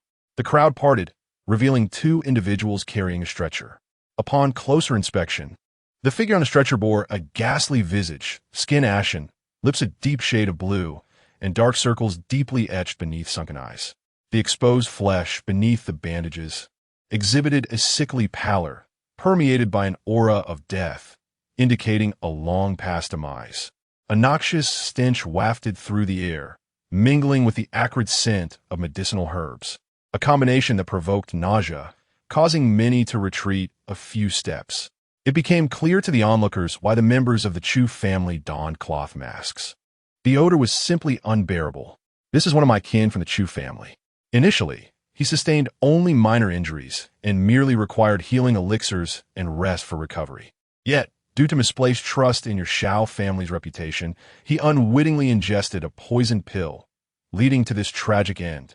Do you comprehend the depth of my sorrow? Our promising youth, originally only lightly wounded, succumbed to a 3-day slumber from which he could never awaken. Perhaps even he could not have fathomed that such a trivial injury would sever the ties between him and his family forever. Well then, Xiao family patriarch, what explanation do you have? Chu Qiuhua's words pierced through the hearts of the assembly like sharpened blades, eliciting incredulity among many members of the Xiao family as they began to question their own integrity. Was it conceivable that the family had indeed sold poison pills? Absurd. Such a notion was entirely preposterous. Do you truly believe that you can tarnish the reputation of the Xiao family by casually presenting a corpse of unknown cause? The third elder exclaimed, his voice laced with fury as he dramatically waved his sleeve. Chu Qiuhua maintained his composure, his face revealing no sign of unease. I anticipated that your family would not readily concede. Hence, I have taken the liberty of inviting Master Huang from the Alchemist Association, daring to request his assistance in exposing the shameless conduct of the Xiao family. Chu Qiuhua stepped forward, his eloquence resonant and commanding. Huang Ming slightly gestured with his hand, casting a disdainful glance at Xiao Zhantian, his expression tinged with contempt. Should the Xiao family engage in such disgraceful behavior that tarnishes the reputation of my fellow alchemists, I shall personally address the president and petition for the revocation of your family's alchemical credentials. At these words, Xiao Zhantian felt a weight in his heart, and many members of the Xiao family could not help but show signs of panic and concern. Huang Ming paid them no mind, proceeding with a calm demeanor to examine the corpse. After a while, he raised his head, his gaze sharp as a cold blade. Chapter 29. Testing the Human Body. Malicious Intent. I have personally conducted an examination and can confirm that this corpse indeed succumbed to an exceedingly severe case of erysipelas. The virulence of this affliction infiltrated the deceased's internal organs in less than a day, rendering them a genuine embodiment of toxicity. Upon hearing this, the members of the Xiao family erupted in outrage, their eyes widening in disbelief as they shouted in fury. How can this be? The Xiao family conducts its affairs with integrity.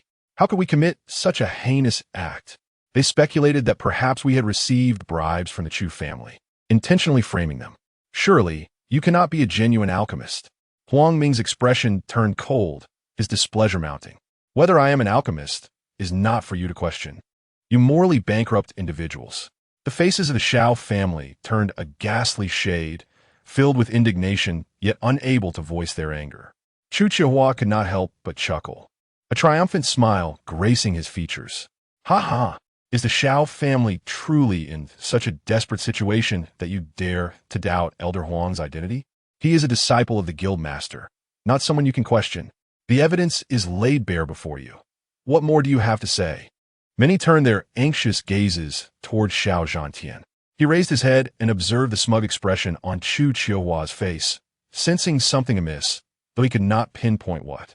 Furthermore, he found himself in a precarious position, compelled to press on and inquire.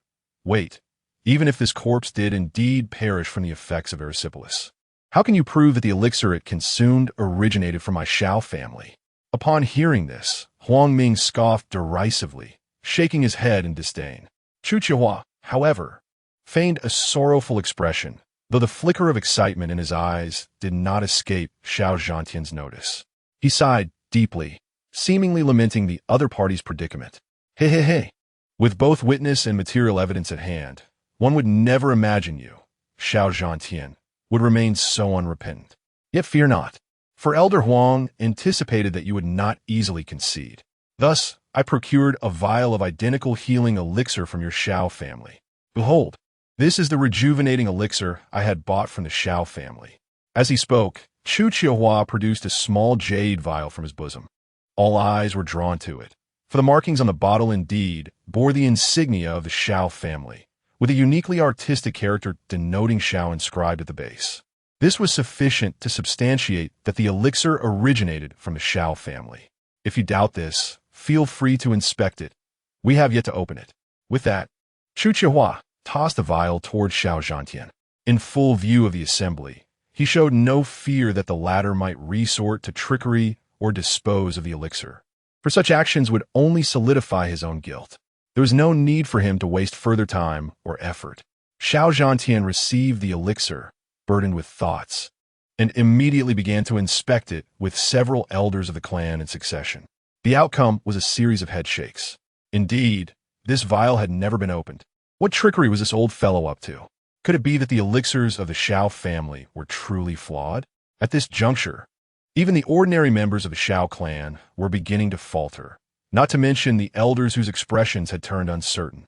The opponent's preparations were overwhelming, almost as if they were certain they could obliterate the Shao family in a single blow. If they wished to avoid becoming a complete joke, it indicated that the adversary possessed irrefutable evidence. Xiao Zhantian fell into a contemplative silence, opting not to open the vial, preparing to cast it back from whence it came. At that moment, Chu Qiuhua suddenly raised his hand to halt his motion. A knowing smile crept across his face. Shao clan leader, have you completed the examination? Xiao Zhantian fixed his piercing gaze upon him and replied with resolute clarity, this elixir indeed belongs to the Shao family and has not been opened. This is an undeniable fact, and I shall not dispute it. Ah, your acknowledgement is appreciated. Since you assert that this elixir poses no issues, might I request that someone attempt to consume one publicly for our observation? Chu Qiuhua inquired, his eyes narrowing into slits, a smile adorning his face. The atmosphere immediately turned tense, silence enveloping the air.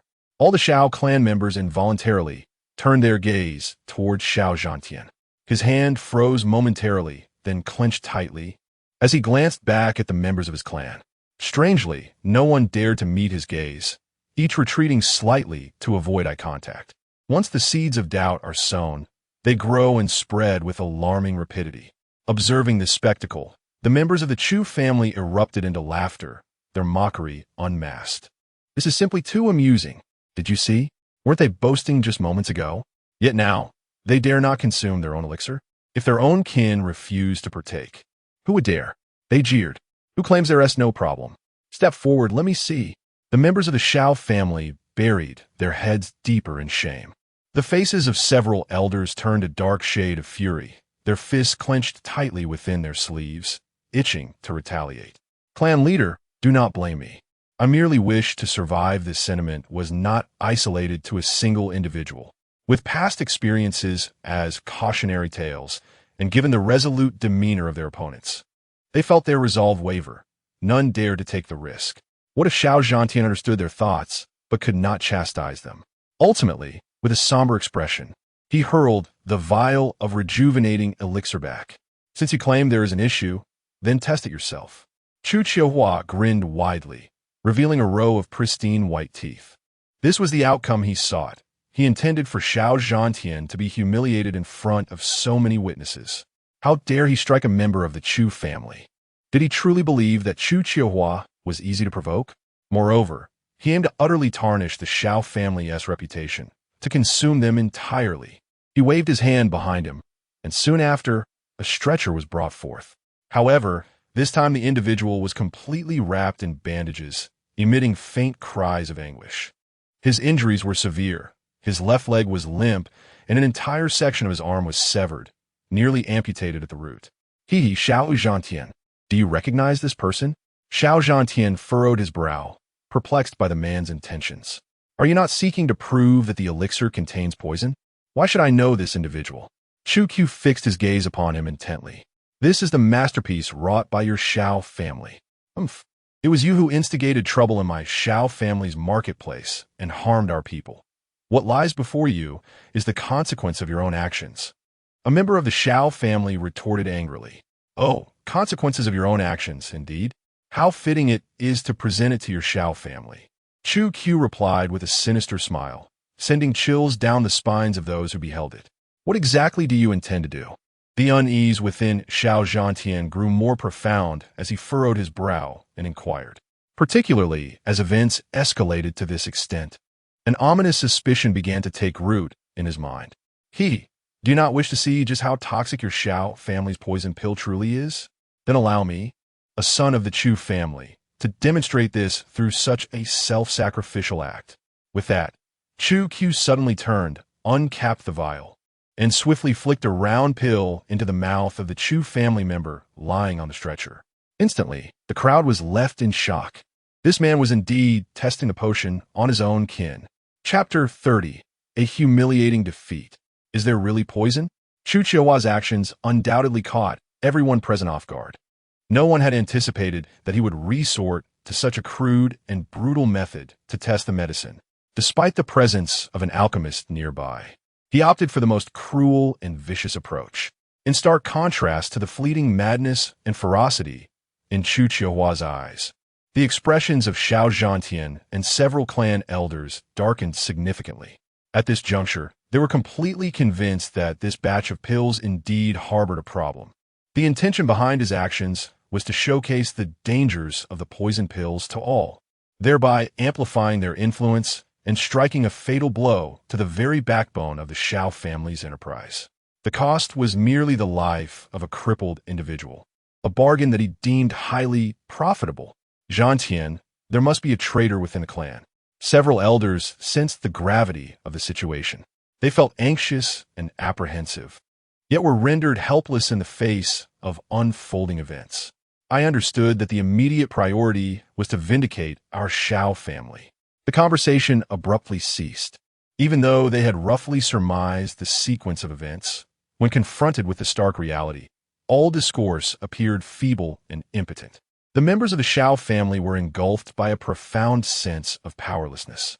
This was an almost insurmountable deadlock. At this point, everything had come full circle. All eyes were wide with disbelief as, in a matter of mere minutes, the individual on the stretcher convulsed several times, followed by a gory outpouring from the orifices, his complexion turning an ashen hue, ultimately succumbing to death. The swiftness of the process was chilling. When this outcome materialized, silence enveloped the Shao family. Despite their incredulity, their tongues felt as heavy as lead, rendering them speechless. Xiao Zhantian, the facts lay bare before you. What more is there to say? A victorious smile illuminating his face.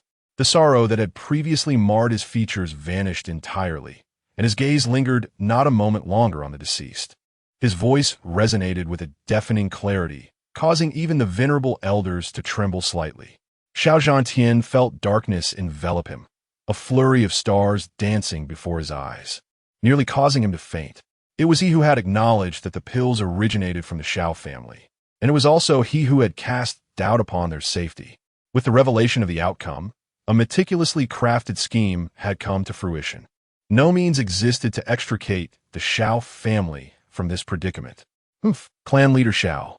It seems there is no longer a need for me to validate the dangers of these poison pills, Huang Ming remarked, arms crossed in derision. In the gaze of the assembled crowd, what more could you possibly say? Xiao Zhantian struggled to maintain his composure, remaining silent for a long while before suddenly commanding. Summon all the alchemists from our family. The servants, sensing the tempestuous fury simmering beneath their leader's calm words, dared not delay. It is no exaggeration to state that the Shao family had suffered a catastrophic defeat in this contest. Yet, even in defeat, one must be clear about the circumstances. At this moment, he yearned to uncover the identity of the perpetrator behind these heinous acts. He had never wronged these individuals, and it was unfathomable that they could commit such an outrageous transgression. Summoned by Shao Zhantian, all 7 alchemists of the Shao clan hastened to arrive without delay. Among them, 3 were external patrons, while the remaining 4 were alchemists nurtured personally by the Shao family. Shao Zhantian's piercing gaze swept over the 7, lingering especially on the 3 external patrons. Oomph! Look at the potions you have concocted. The toxicity is so intense that it could prove fatal. Were you crafting these to save lives or to take them? The 7 exchanged incredulous glances, disbelief evident in their expressions. How could this be? Patriarch, could you be mistaken? Each of us possesses nearly 15 years of alchemical experience. It is inconceivable that we could make such a rudimentary error. Shao Zhantian's countenance remained frigid, as unyielding as ice. That is a question you must address to yourselves. A sense of dread gripped the hearts of several, instantly realizing the gravity of his suspicion. The potions lay before them. Brought by another, examine them for yourselves. Who shall begin? Recognizing the seriousness of the issue, they wasted no time and commenced their inspection of the potions. The first to take action was a middle-aged man from the Shao family, not too advanced in years. He cautiously examined the potion for an extended period before returning it, his expression having shifted multiple times, hesitation swirling in his eyes. Next came an external patron, and this cycle continued until all had completed their inspections in due course. What is happening? Why is it that despite exhausting all means of investigation, I cannot detect the presence of this toxicity? Elder Gong, I too share your perplexity. In agreement, the alchemists turned their puzzled gazes toward Shao Zhantian. Patriarch, are you certain that this potion indeed contains toxins? Why can we find no evidence of it? Their skepticism towards Shao Zhantian's claims grew. Were it not for the presence of outsiders, they might suspect he had summoned them merely for amusement. Upon hearing this, Shao Zhantian's fury ignited, nearly singeing his brow. The corpses lay before you. Can you not see them? Oomph. As several alchemists examined the bodies, he scrutinized their every movement, keenly observing even the slightest changes in their expressions. Regrettably, he gleaned nothing unusual, and after another thorough examination from every angle, the expressions of the 7 alchemists turned grim. They had nearly reached a consensus. The symptoms of the deceased were indeed indicative of heart failure due to toxic heart intrusion, confirming that the potion contained a significant level of toxins. Moreover, it was not a trivial amount, but rather sufficient to kill a martial artist in a short span. This is no mere potion. To call it a superior poison would not be an exaggeration. After all, ordinary poisons cannot conceal themselves so deeply while still maintaining such efficacy. Yet, ironically, this is the life-saving elixir they have concocted, and they remain utterly oblivious to the poison it harbors. When these 2 unforeseen elements intertwine, the resultant consequences are indeed terrifying. This situation transcends mere negligence. In that moment, the 7 individuals bowed their heads, too intimidated to speak, or even to raise their gazes to meet the faces of those around them. Who would have thought that the alchemists of the Shao clan are nothing more than a bunch of incompetent buffoons? It is no wonder they are capable of producing such inferior toxic elixirs without awareness, and even dare to sell them brazenly. Huang Ming scoffed, shaking his head. His chin held high as he looked down disdainfully upon Shao Zhantian. His voice was not loud, yet it carried a chilling coldness, piercing like steel needles into the very marrow of every member of the Shao family. Shao Zhantian's face flushed a deep crimson, yet he found himself at a loss for words to counter this affront. This was nothing short of a profound humiliation. Chapter 31. The Appearance of Yi Tianlan. Who says this is poisonous? In order to thoroughly extinguish any lingering hopes of the Shao family and eliminate all excuses, today I shall open the eyes of these frogs at the bottom of the well. Huang Ming stepped forward to the corpse, and with a flicker of light from his storage ring, a diminutive 3-legged, two-eared alchemical furnace soared into the air. It spiraled down and landed with a resounding thud. With a snap of his fingers, he tossed a rejuvenating pill into the furnace, and with a swift hand, he struck down, emanating an extremely faint white radiance.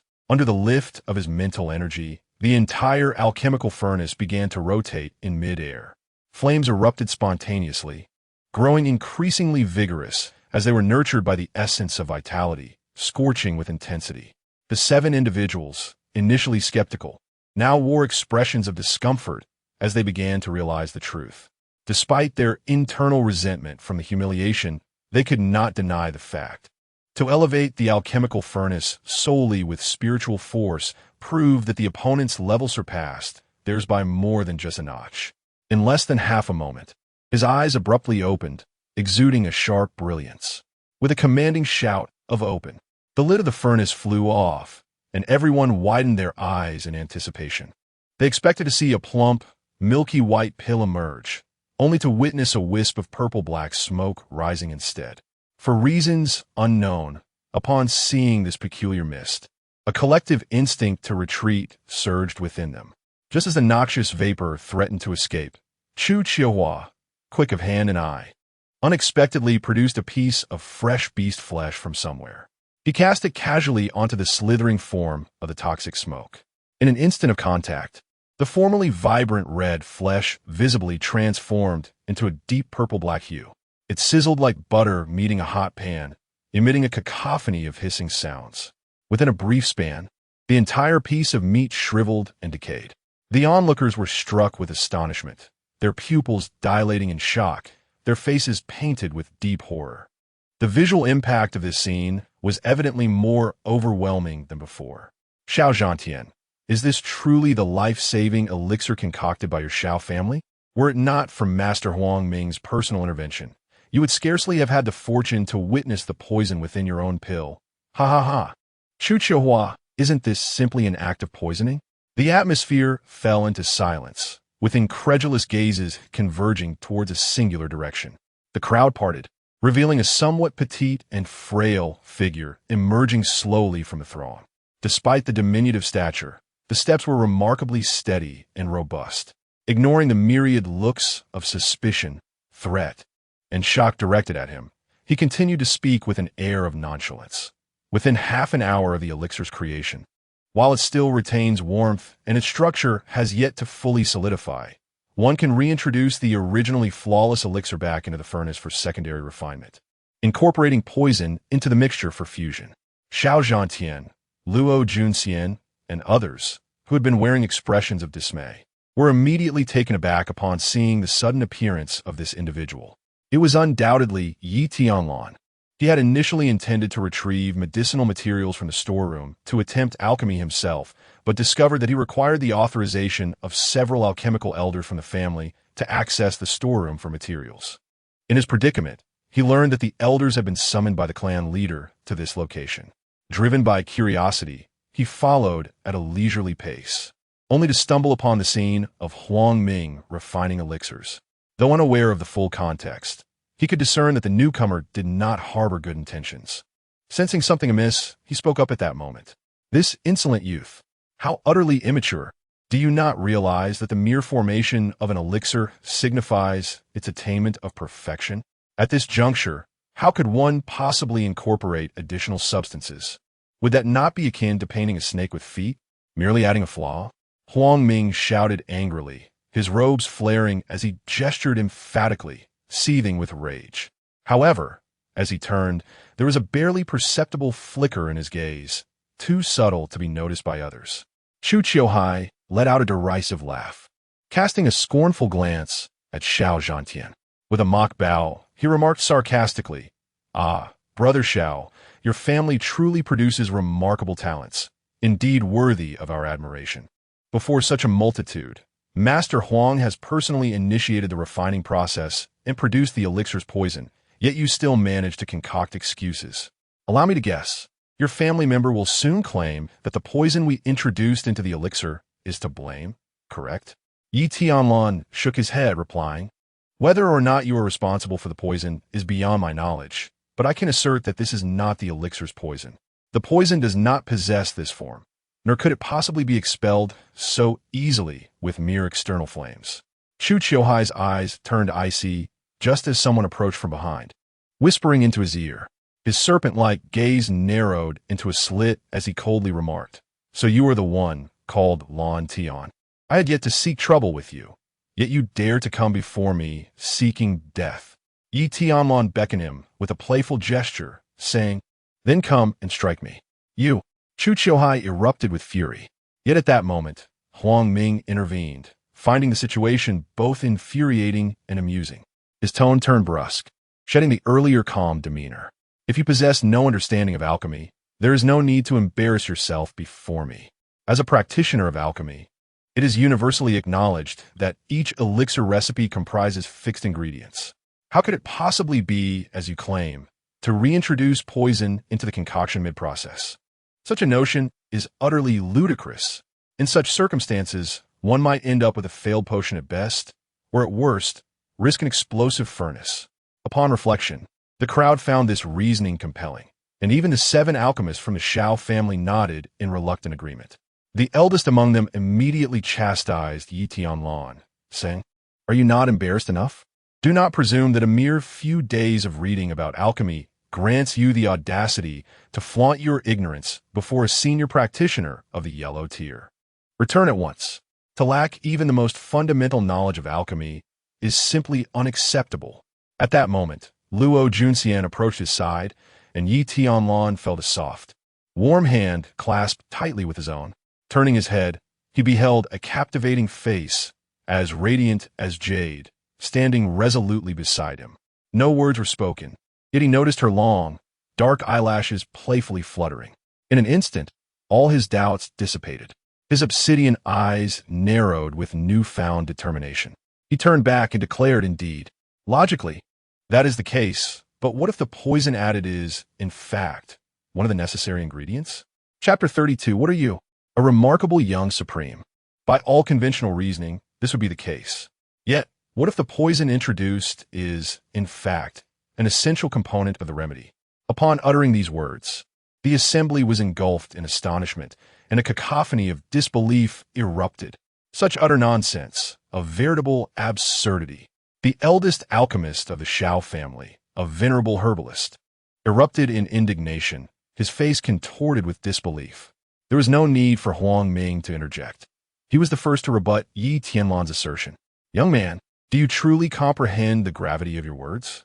The rejuvenation elixir we concoct is a panacea for injuries, a formulation perfected through the arduous efforts of countless predecessors. How could it possibly contain any toxic elements?" His agitation was palpable, as if he had been grievously insulted after a lifetime of dedication to alchemy. Huang Ming folded his arms, a sardonic smile gracing his lips. "It appears I need not instruct you in humility. Even your own kin cannot abide your arrogance." "Teach me humility?" Yi Tianlan countered, a derisive laugh escaping his lips. He shook his head, adopting a demeanor of serene disdain. "You are unworthy. Do you truly believe you are fit to lecture me? Were you indeed?" Silence enveloped the room. As the audience stared, their expressions a mix of shock and disbelief. They regarded him with incredulity. How dare he insult an esteemed alchemist of the Huang rank? What audacity! Xiao Zhantian and several elder family members exchanged glances, their expressions contemplative. Yet they refrained from speaking. Throughout history, any extraordinary talent has invariably possessed an indomitable spirit. The youthful vigor and invincible aura of this young man, Yi Tianlan of the Shao family, would undoubtedly emerge through a series of self-affirmations. "What did you say?" The alchemist elder screeched. "You cannot even discern the flaws in the elixir, yet you presume to instruct me? Are you worthy of such presumption? You are nothing but a brash child, full of empty bravado." Huang Ming seethed, his fury igniting like wildfire. "How dare you criticize the legacy of countless revered alchemists who have refined and passed down these formulas? You exhibit an audacious arrogance. No, the formula itself is flawless. It is the one who concocted it that is flawed." Yi Tianlan coldly dismantled the argument. "Do you believe that only you, relying on external flames, can extract the impurities and toxins from the elixir? There's no need to overestimate your significance. You. Huang Ming felt a buzzing in his head, nearly driven to madness by his fury.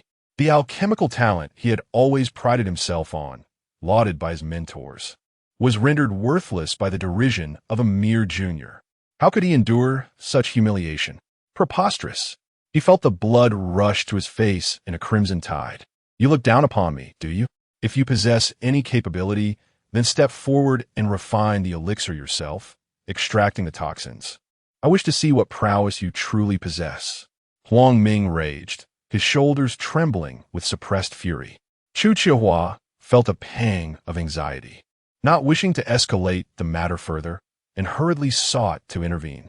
Master Huang, we absolutely shouldn't tea yet. Huang Ming abruptly pushed him aside, glaring at him. How dare you dictate my actions?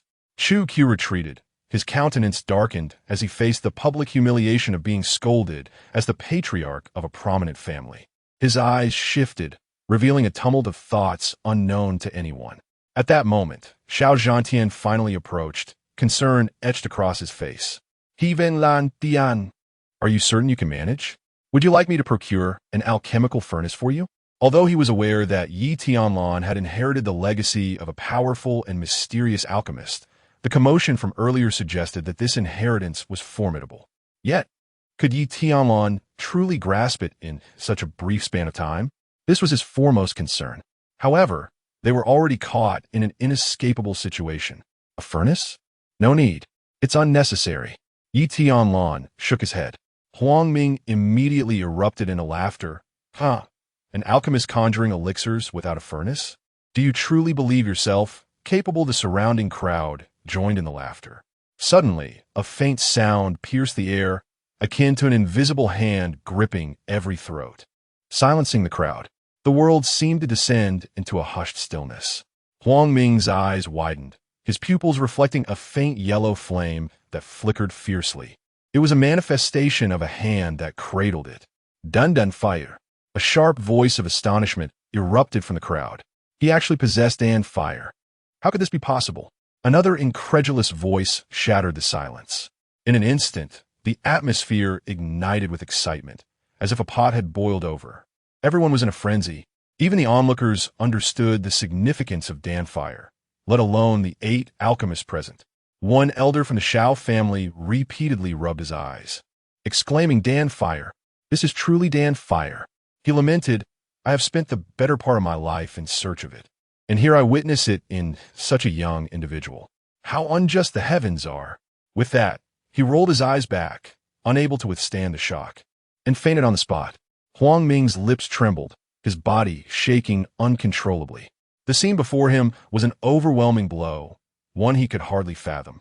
How could a mere youth possess fire, a feat he himself had yet to achieve? No, this is a deception. It cannot be fire. He was utterly unwilling to accept it. Yi Tianlan remained silent, merely retrieving another rejuvenation pill. With a casual toss, the 9-colored glazed flame surged, swiftly refining it. The fervent tongues of flame licked at the plump elixir, exposed before the eyes of all. Even from a distance, the tempestuous power of that flame instilled a profound dread in their hearts. In stark contrast to Huang Ming's earlier moment of disbelief, mere moments passed, and a faint black aura began to seep from the elixir. Everyone stood entranced, captivated by the spectacle before them. What is the disparity? Such is the disparity. The moment Dan Yin appeared, he effortlessly crushed the pride of all alchemists beneath his heel. The swift refinement of that elixir was merely the final, decisive blow. Huang Ming's eyes dulled, his knees weakened, and he abruptly collapsed to the ground. Yet, Yi Tianlan was far from finished. He had already sensed the anomaly of the rejuvenation elixir through the formidable power of his spiritual force, manipulating the 9-colored glazed flames. However, this alone could not vindicate the Shao family's innocence. His ambitions extended far beyond. Thus, he clenched his palm sharply in the air. A surge of overwhelming spiritual energy erupted, forming a tempestuous cyclone that swept outward. His robes billowed fiercely, and power surged majestically. The brilliance in the youth's gaze was resplendent, one hand wielding fire, the other grasping delicately, exuding an imposing aura that soared towards the heavens. Luo Junxian gazed at the silhouette ahead, her eyes softening, as the fragmented jade, sword around her neck, radiated an extraordinary light. A voice of admiration echoed in her mind. What a remarkable young supreme. There was no hint of weakness in his eyes, only an unwavering drive. Unrelenting. Chapter 33. The hand of God completely shattered. Such a commotion caused many to gasp in astonishment, retreating with hands covering their faces. Soon, a circle formed that contained only 2 individuals. Amidst the fervent infusion of mental energy, the resplendent 9-colored glazed flame ignited magnificently. The onlookers raised their heads towards the source of the blaze, their expressions instantly transforming into shock. Heavens! Could it be that this alchemical fire is disassembling the elixir in reverse? A single stone has stirred up 1,000 waves. Shout, clamor, confusion, fervor. Countless emotions surged forth like a torrent at this moment. Huang Ming sat on the ground, dazed, his dim pupils reflecting the brilliant flames that burned fiercely like the sun. At the center of the flames, the elixir began to decompose, releasing wisps of black gas along with tiny remnants that were being separated. This was not mere destruction. Rather, it was a reverse disassembly, thoroughly analyzing the materials. Chu Qiuhua's expression flickered with madness, casting a venomous glare at Huang Ming's direction. This damned fool was to blame. Otherwise, the plan would have succeeded long ago, sparing them the trouble of such unforeseen complications. Impossible. It is well known that elixirs are the essence of medicinal herbs, already fused into one. How could they possibly disassemble out of thin air? This brat is merely indulging in trickery. He previously claimed that the elixir's toxicity was not due to impurities, but rather artificial introduction. Yi Tianlan remained silent, merely observing him with indifference. His gaze pierced like a sharp blade, chilling Chu Qiuhua's heart. Activate. With a gesture, he pointed his sword and reversed his wrist. The 9-colored glazed flame transformed into a meteor, dividing into 7, arranged in perfect symmetry. Yi Tianlan made no excessive movements. With a simple flick of his sleeve, 7 portions of the elixir's essence, enveloped in the meteor's flames, descended onto a nearby stone table. Chu Qiuhua's face shifted wildly, and he rushed forward, his eyes scanning rapidly. Suddenly, his expression morphed, and he threw his head back in laughter. Ha ha! Even I was almost deceived by you, truly believing you could refine the elixir's toxicity. Where's your toxicity? Do you think you can fool us by merely turning the elixir into dregs and dividing it into 7 portions? Yet, after his laughter subsided, he found the surrounding silence unervingly peculiar. Even his loyal subordinates seemed as though their throats had been choked, utterly silent. His face stiffened in disbelief. Yi Tianlan waved his hand casually, dispersing the 9-colored glazed flame that had clung to the surface of the 7 portions of essence. Once the suppression of the alchemical fire was lifted in an instant from the 3rd portion on the right, a familiar wisp of black gas began to swirl and rise once more. The entire arena fell into a hushed stillness, eyes filled with an array of bewildering emotions. Chu Qiuhua's heart sank. Upon witnessing this scene, his heart raced violently, as if confronted by a ghost, and he staggered back several steps, his demeanor deteriorating rapidly. No, no. How could this be possible? This should not be the case. It absolutely should not. He bellowed, his composure shattered. This is the fragmented essence of Xiangling grass's rhizome. How could he possibly be unaware of it? It was merely a hair's breadth away. His reluctance was palpable. Must I spell it out for you? What have you done to the Xiangling grass's rhizome? Yi Tianlan gazed at him with indifference. His voice was not loud, yet with each word uttered, the uncertainty and fear within him intensified. Indeed, the elixir formula had been validated by predecessors, inherently flawless, but the poison you introduced did not stem from foreign herbs. It originated from the very materials required. Most are only aware that Xiangling grass possesses mild and neutral medicinal properties, ideal as an adjunct for pill creation. Yet few comprehend its dual nature. The other variant grows in the most sinister of places, sprouting from the bowels of corpses. Both are Xiangling grass. and their medicinal qualities remain unchanged under normal usage. However, when utilized for alchemy, mere contact with other herbal essences can provoke the chilling and corpse-like energies to erupt. Yet, this was precisely the material for concocting the rebirth pill, seamlessly merging with other components, resulting in a state of perfect amalgamation with that frigid, cadaverous aura. At this juncture, Tianlan turned his gaze towards Huang Ming, who lay crumpled on the ground, not forgetting to deliver a final blow. You are utterly incapable of extracting this chilling energy. The elixir you possess is merely a sham, deliberately flawed, correct? Perhaps that rebirth pill still resides in your alchemical furnace. Upon hearing this, Huang Ming, already on the brink of mental collapse, completely lost his composure. He disregarded everything, leaping to his feet and lunging at Chu Qiuhai, seizing his collar, and hoarsely shouting, "Bastard! Did you deliberately withhold the fact that this fellow possesses Dan Yen, intending to humiliate me?" Chu Qiuhai was infuriated, confronting the pair of bloodshot eyes. A surge of unnameable rage welled up within him. They were on the verge of triumph. Yet this fool had insisted on providing the opponent with an opportunity. Otherwise, they would have returned long ago to celebrate their victory. "How dare you come to me with complaints, you foolish beast? How could the Alchemist Guild produce someone as brainless as you? It is your own incompetence, and yet you have the audacity to blame me." In his fury, he abandoned all decorum, disregarding the other's status, and with a swift motion, he sent Huang Ming flying, cursing his misfortune inwardly. Huang Ming, dazed and bloodied, struggled to rise, his nails digging painfully into his flesh in rage. "Bastard, do you dare lay a hand on me? Had it not been for your desperate pleas to inform me of the special cultivation method for Xiangling grass, promising me half the spoils after toppling the Shao family, I would never have waded into this murky water. With your pathetic demeanor, you think you can overthrow the Shao family? Look in the mirror and reflect. Do you believe you are worthy?" Huang Ming lifted his head, his disheveled hair cascading around him, resembling a fearsome apparition. His eyes ablaze with a blood-red fury as he howled. Chu Qiu's countenance shifted dramatically, akin to one bereaved of their mother, his expression turning utterly ghastly. In a frenzy, he bellowed, "What nonsensical drivel are you spouting?" A tumult of anxiety and guilt surged within him as he cast his gaze about, only to meet the scornful stares of those he encountered, who discreetly retreated a few steps. It seemed unnecessary to seek the burial ground for cultivating Xiangling grass within your Chu family. Xiao Zhantian clapped his hands and erupted in laughter.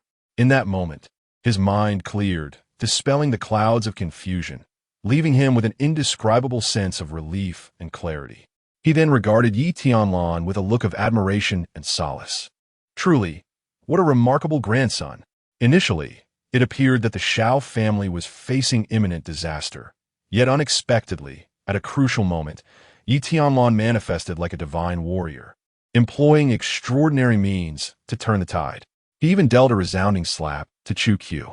This outcome filled him with immense satisfaction, and his fondness for Tianlan only deepened. Chapter 34. Are you certain it was his first practice? Enlightenment. Subsequently, the matter of settling accounts with the Chu family would no longer concern Tianlan. He firmly believed that Xiao Zhantian possessed the capability to handle it entirely. Although exposing the Chu family's devious schemes would not result in any tangible punishment for them, the Shao family would undoubtedly seize this opportunity to take a substantial bite out of the Chu family, transforming misfortune into fortune.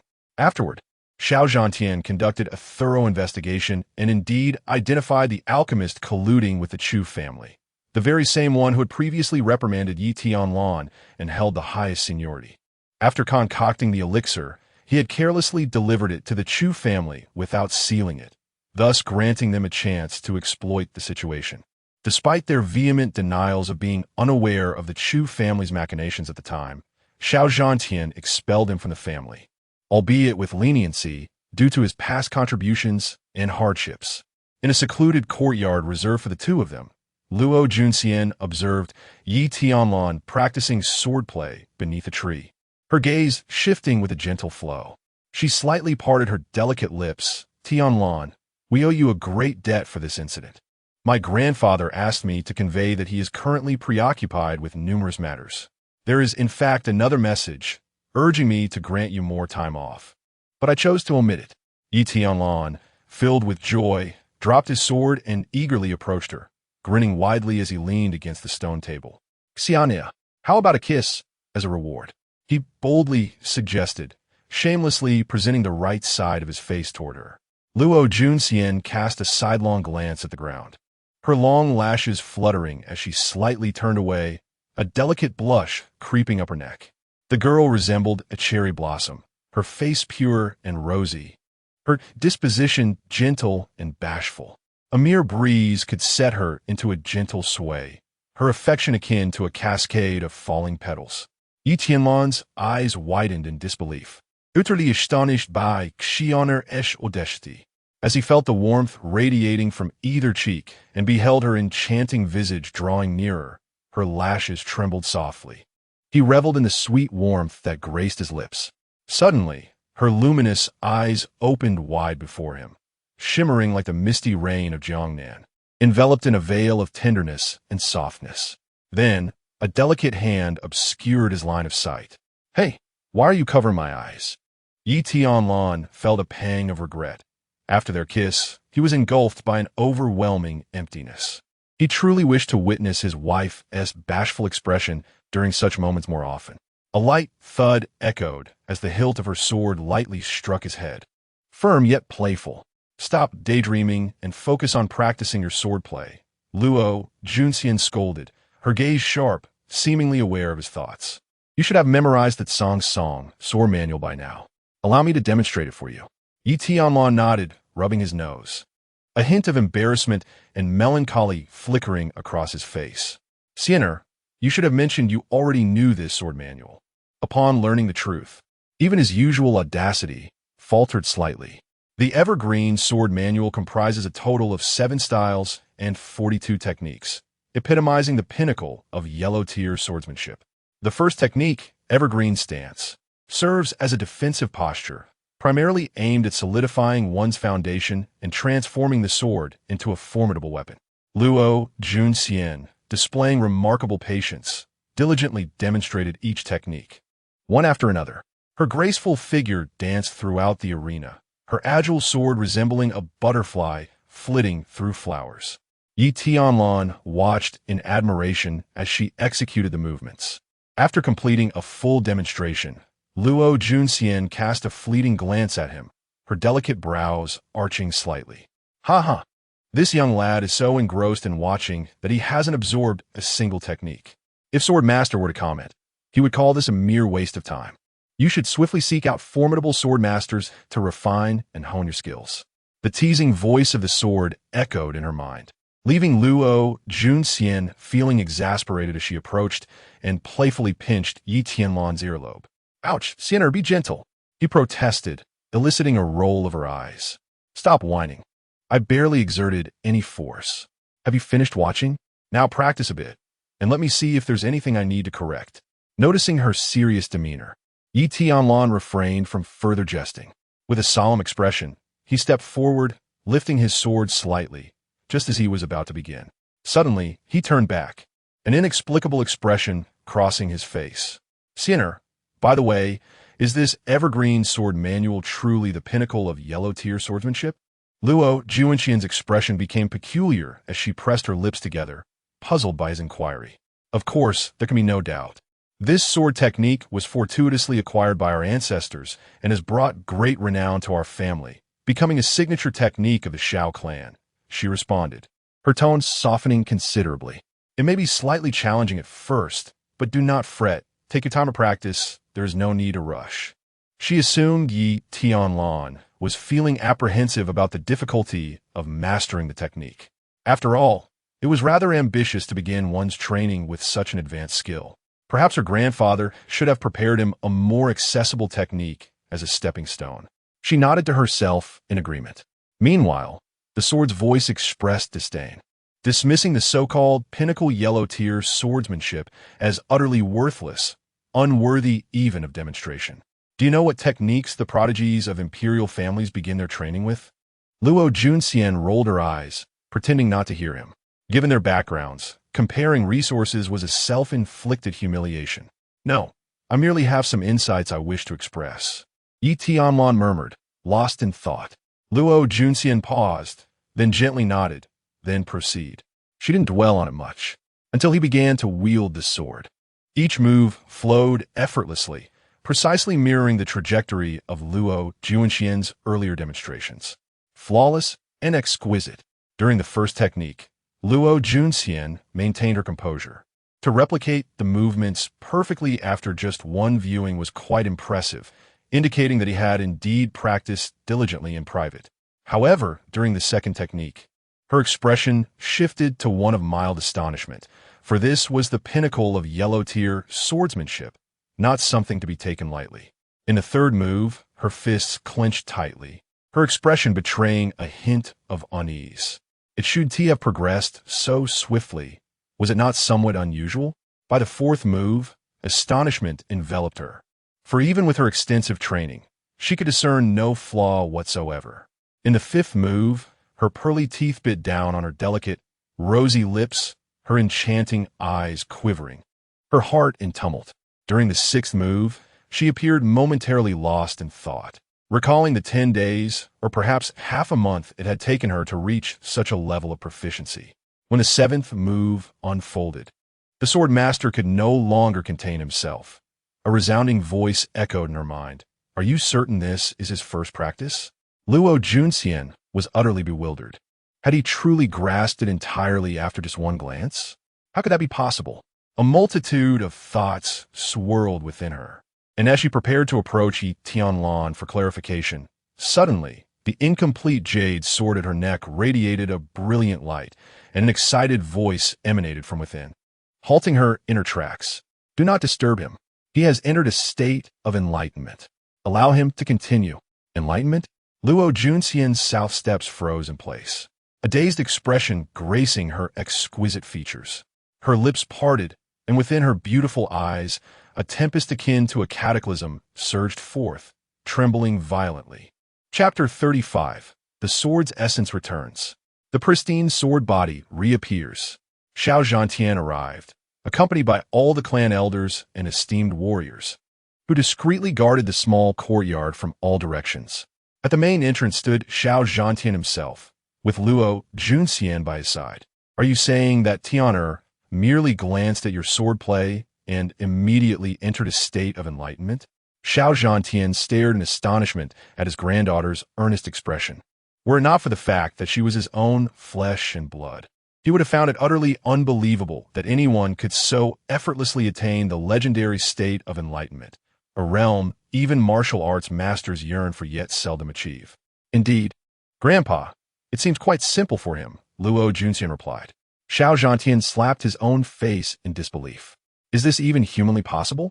The third elder, who was nearby, nearly tumbled off the eaves upon overhearing this. What? Did you just say he has achieved enlightenment?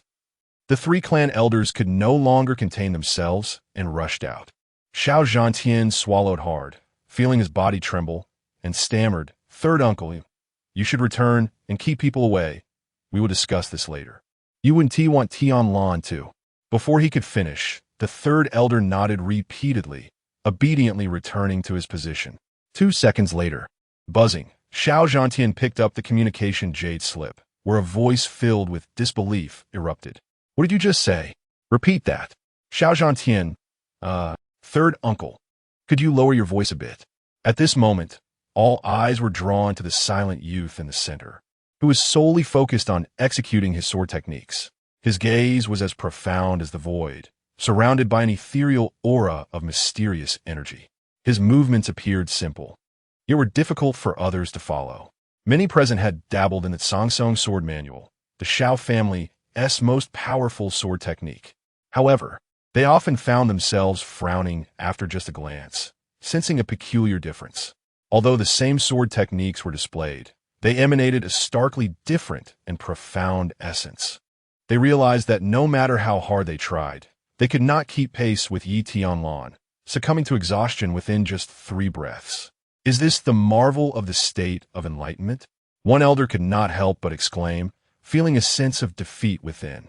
Following along for just a brief moment had nearly drained him of his energy, a nearly unimaginable feat for someone of his caliber. Yi Tianlan continued to repeat his movements, yet no one felt any annoyance. Instead, they were filled with awe. In the end, no one dared to match his frequency any longer. No, it should be said that only one person remained an exception. What exactly is Tianlan comprehending? Luo Jiwenqian's expression was one of astonishment, her beautiful eyes trembling. Initially, she thought he was merely practicing the Sangsong sword technique, but instinctively sensed that it was something beyond that. As I gazed upon the courtyard, the withered leaves began to levitate mysteriously, as if enveloped by a gentle current, swirling and dancing in harmony with his swordplay. It was the essence of the sword, the subtle whisper of the sun wind. This young man had reached an unprecedented level, breaking new ground. The sword master's voice brimmed with barely concealed astonishment. Despite having accompanied several emperors and witnessed countless formidable beings, he could not suppress his sense of wonderment at this moment. At merely 6 years old, he possessed the ability to discern the divine and comprehend the essence of the sword. With such a prodigy in existence, do the other talents of this realm still possess the courage to strive for greatness? The sword master was uncertain, yet a twinge of sorrow quietly arose within him for those who might falter. Suddenly, he came to a realization. Little girl, why are you still dawdling? Hurry and follow your husband's rhythm to dance with the sword. This is the simplest way for you to touch the essence of the sword. Luo Junxian instantly grasped its significance. Her innate, untainted sword body bore imperfections. Only by reshaping her sword soul and returning to her true form could she regain her former glory. The journey would be arduous, but for the sake of finding her parents, she would not retreat even a fraction. With steadfast determination, she informed her grandfather and stepped into the courtyard. Do not forget to simultaneously cultivate the sword refining technique, using his sword essence to hone yourself. Perhaps you too may touch the nascent form of sword intent. The sword master reminded her once again. She nodded, inhaled deeply, and when she reopened her eyes, her pupils sparkled with clarity. The others, unaware of her intentions, attempted to obstruct her entrance at once. Yet, Xiao Zhantian swiftly used a communication jade slip to halt them. Third uncle, fifth uncle, sixth aunt, this is my granddaughter, not a stranger. And so what? Are you not aware that this is a critical period for Tianlan's enlightenment? How could you allow Sienna to enter? If she disrupts Tianlan's moment of comprehension, just wait until I hold you accountable. Count me in as well, the old man added. Xiao Zhantian was left speechless, realizing that they had all witnessed Sienna grow up. Rest assured, it will be fine, he said sheepishly, wiping the sweat from his brow. In the middle of winter, why is it so warm? I hope nothing goes awry. Upon entering the domain, she could distinctly sense an omnipresent, azure wind-like sword intent, infused with a powerful, sharp quality. Immersed in this atmosphere, she discovered that the sword refining technique, which had shown little change until now, began to operate autonomously. It resembled a grinding wheel, continuously honing her being through the flowing sword essence, mending the shattered foundation of her spirit. Snowflakes cascaded gently from the heavens, blanketing the earth in a pristine white.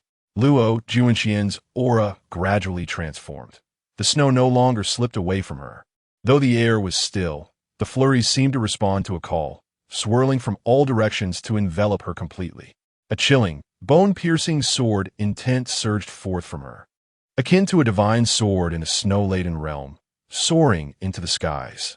It's here, the sword master murmured softly, his heart stirred. I knew that this innate divine body could not be so easily destroyed by human hands. Ha ha ha. Even if one were to seize its soul, annihilate its bones, or extract its essence, what of it? As long as a single fragment of its sword heart persists, it can be reborn from the void, cutting through the sun, moon, and stars. The innate, immaculate sword body, immune to all sword techniques, is something I have merely heard of. Let me witness why it is revered as the greatest among the 10 sword bodies of eternity. Luo Junxian could no longer contain her overwhelming aura. The chilling sword intent surged skyward, sweeping in all directions as snowflakes fluttered towards her in reverence. She became the radiant gem atop the icy crown. seated regally upon the summit of the snow-capped mountain. This act undoubtedly left the crowd in awe once more. The exclamation of the third elder echoed through the air. "What has happened to that girl, Sienna?" Another clan elder, equally astonished, spoke up. "It is sword intent. I can feel the bone-chilling sword intent, as if it could pierce through my very marrow. My heavens, on this very day, our Shao family has given birth to two prodigies of the sword path. Truly, we are blessed by the heavens." Chapter 36. The couple's sword, the stubborn Luo Junxian, ambush. 3 days have swiftly passed. The courtyard has begun to rejuvenate. The ice and snow have melted away, and the once frozen pond is gradually regaining its vitality, where koi and small fish frolic freely.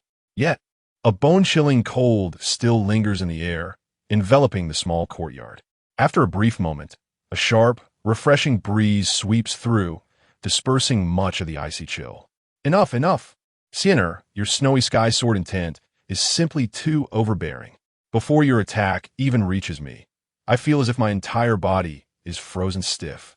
Yi Tianlan casually thrusts his sword into the sword stone and begins to lounge about. Luo Junxian, with a mix of exasperation and amusement, playfully taps his head with her fist. "Do not be lazy. My sword intent cannot possibly affect you. Aside from the counteracting force of the clear wind sword intent, your cultivation level is still significantly higher. Moreover, you have already opened your second meridian." Yi Tianlan scratches his head awkwardly. He had just achieved this breakthrough that very morning.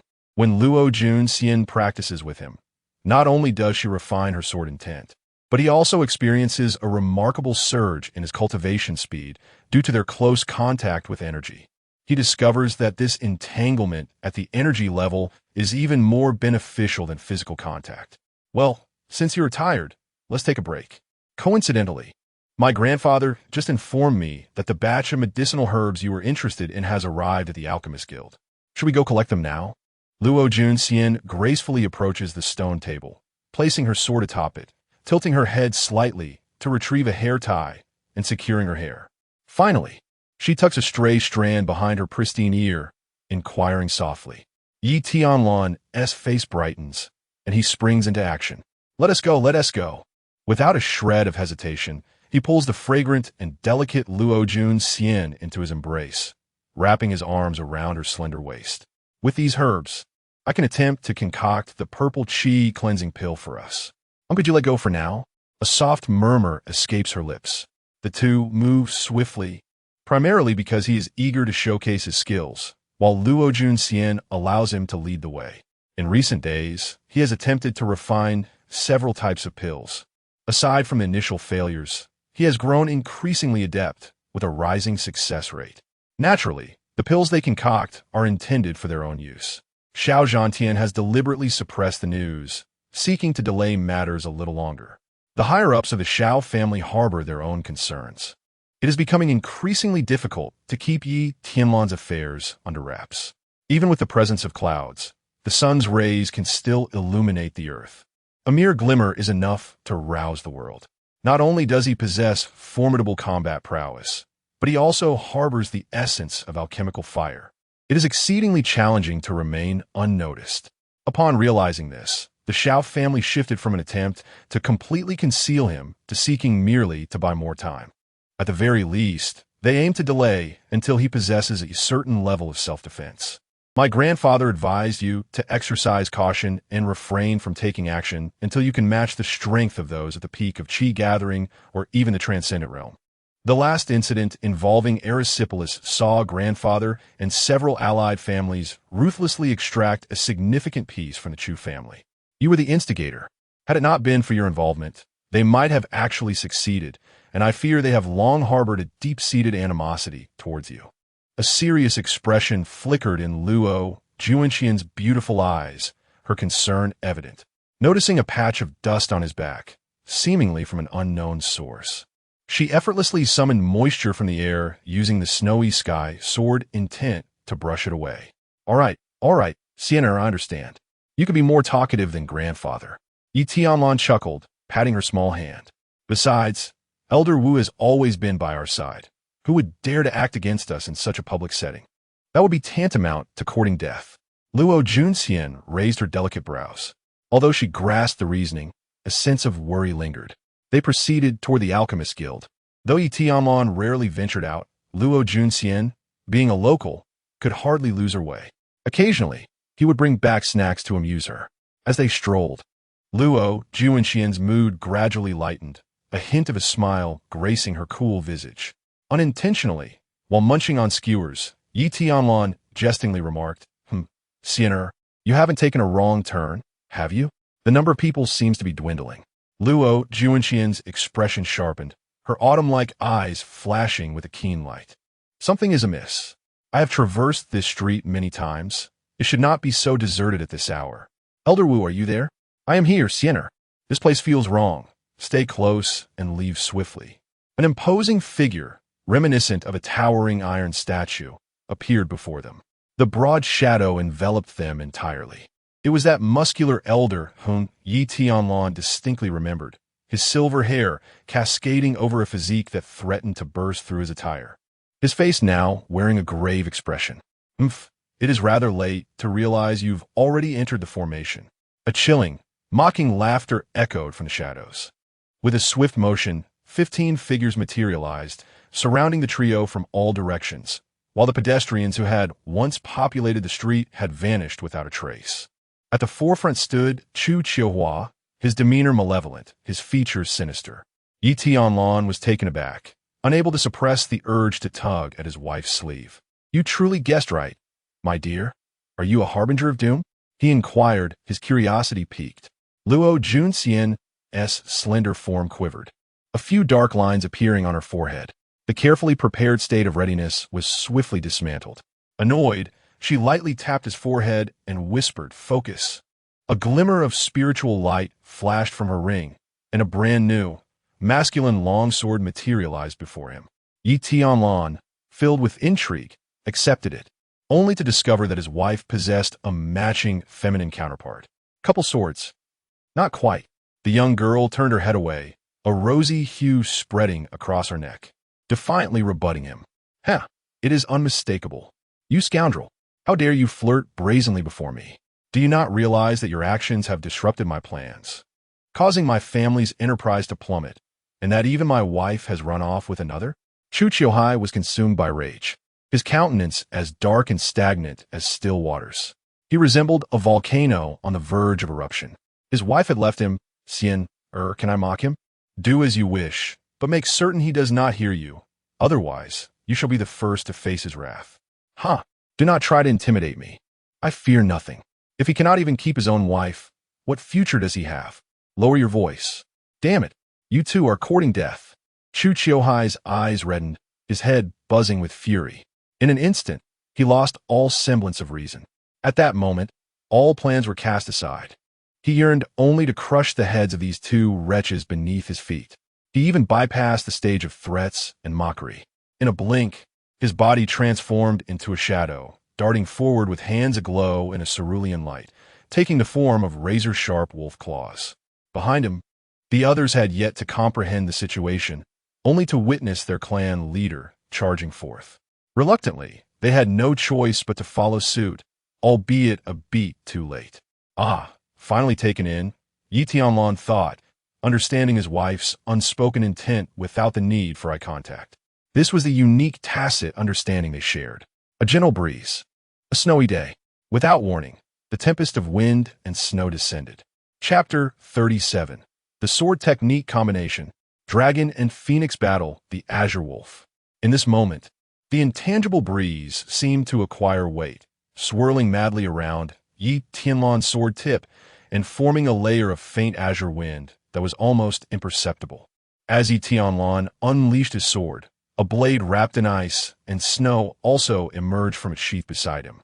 The icy brilliance enveloped the scene, rendering it resplendent under the sunlight.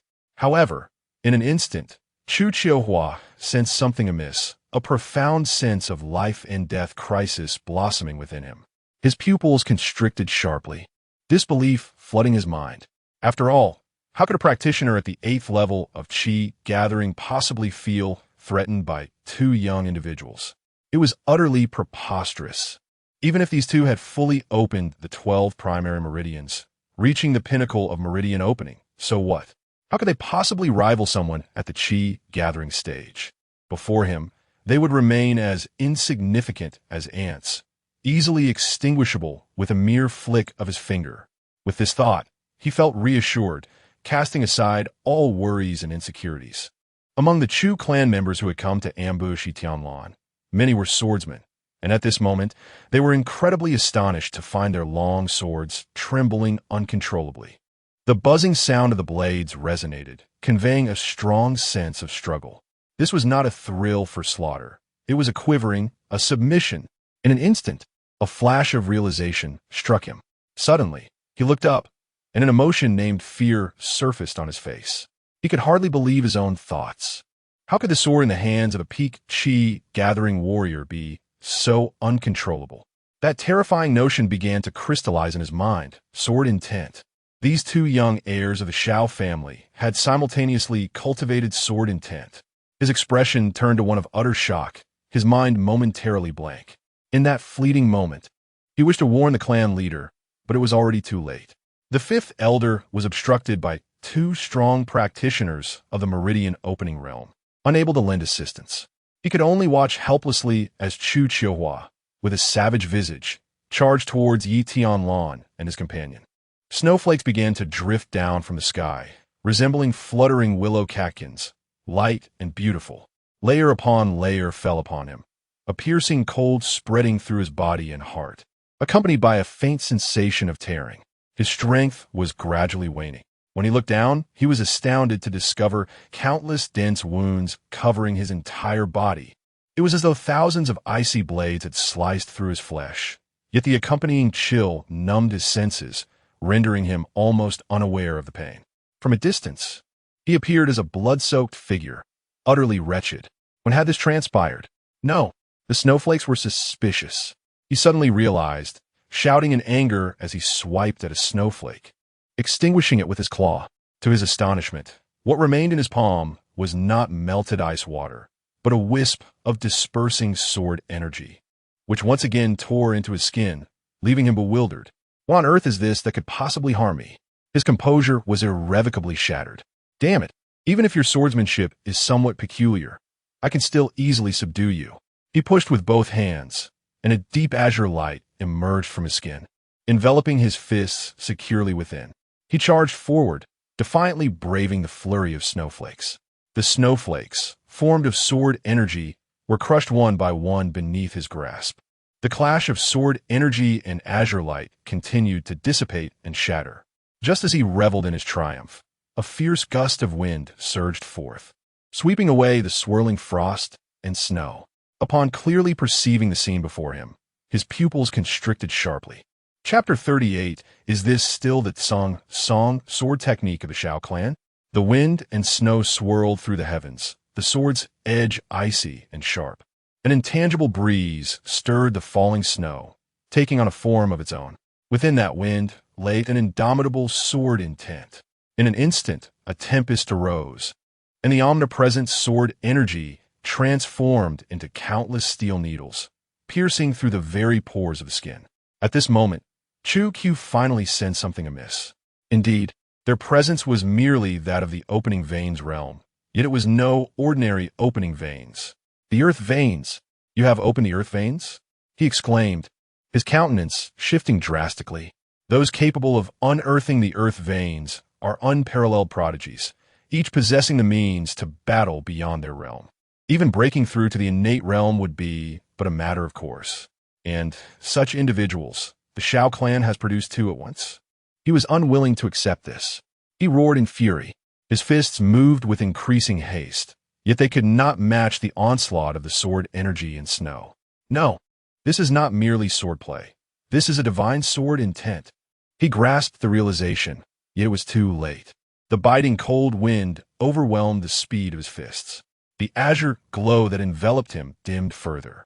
The violent northern winds swept through, intensifying the sword energy, sharpening it further still as the drifting snowflakes sparkled like diamonds under the sunlight. A torrent of sword energy resembling a wind dragon bore down upon him. Its sharpness seemed capable of cleaving through the void itself. No, he roared, desperately striving to break free, but his form was already engulfed. The acrid scent of blood filled the air. Clan leader, Q. Those who rushed from behind arrived merely a second too late, witnessing Q tumble from the snowstorm, barely clinging to life. Not a single part of him remained unscathed. It was as if he had endured 1,000 cuts, flesh and blood almost entirely eroded, sinews severed, with his chest exposed to reveal raw, white flesh. Those were not hardened snowflakes. Even his blood seemed on the verge of flowing dry, his eyes dim and lifeless. And after collapsing to the ground, he lay motionless, were it not for the faintest trace of life still emanating from him. The crowd would have surely believed him to be dead. They gazed on in horror, their hearts laden with an uncontainable shock. These two individuals managed to die. It arrives at the perfect moment, an opportune time for burial.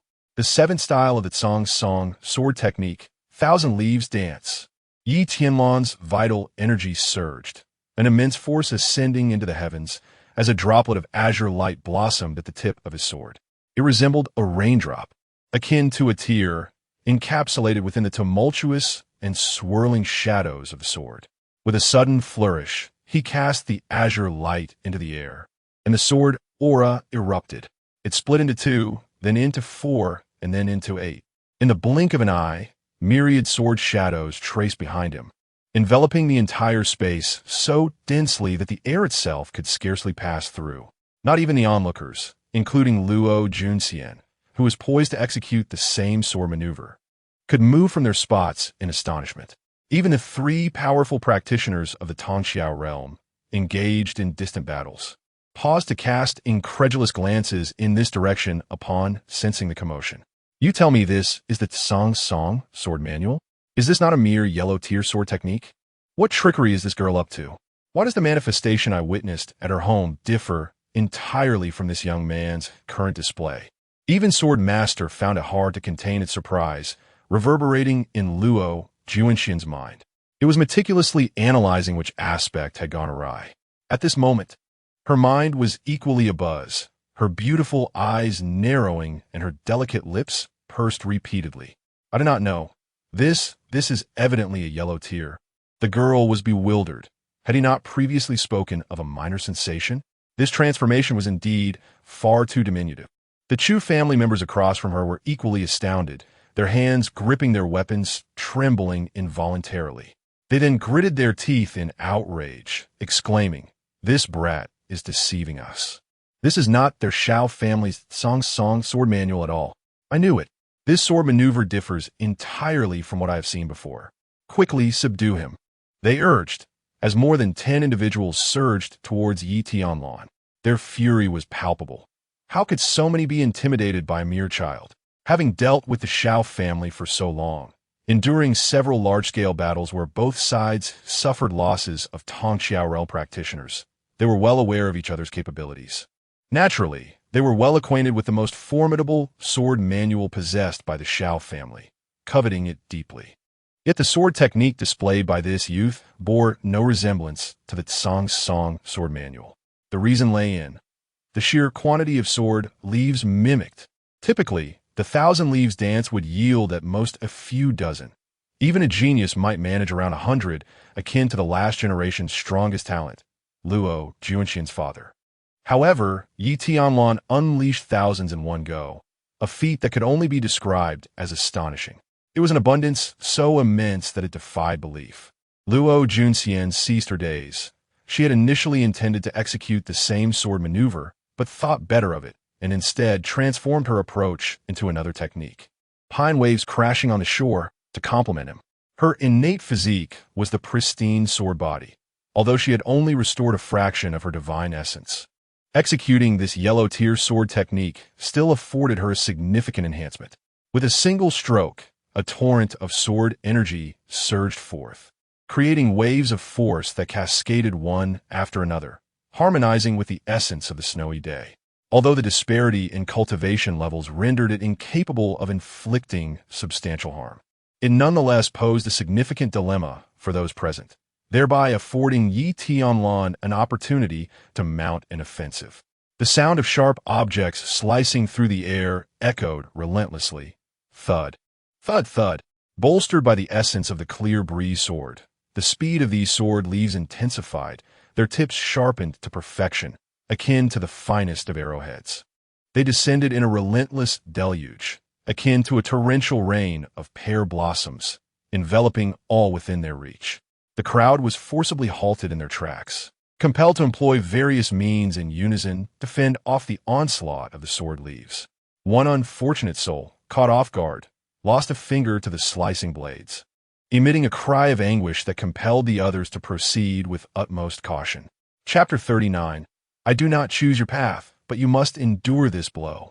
Alas, what was once merely a yellow tear sword technique has been forcefully elevated to a profound level by him.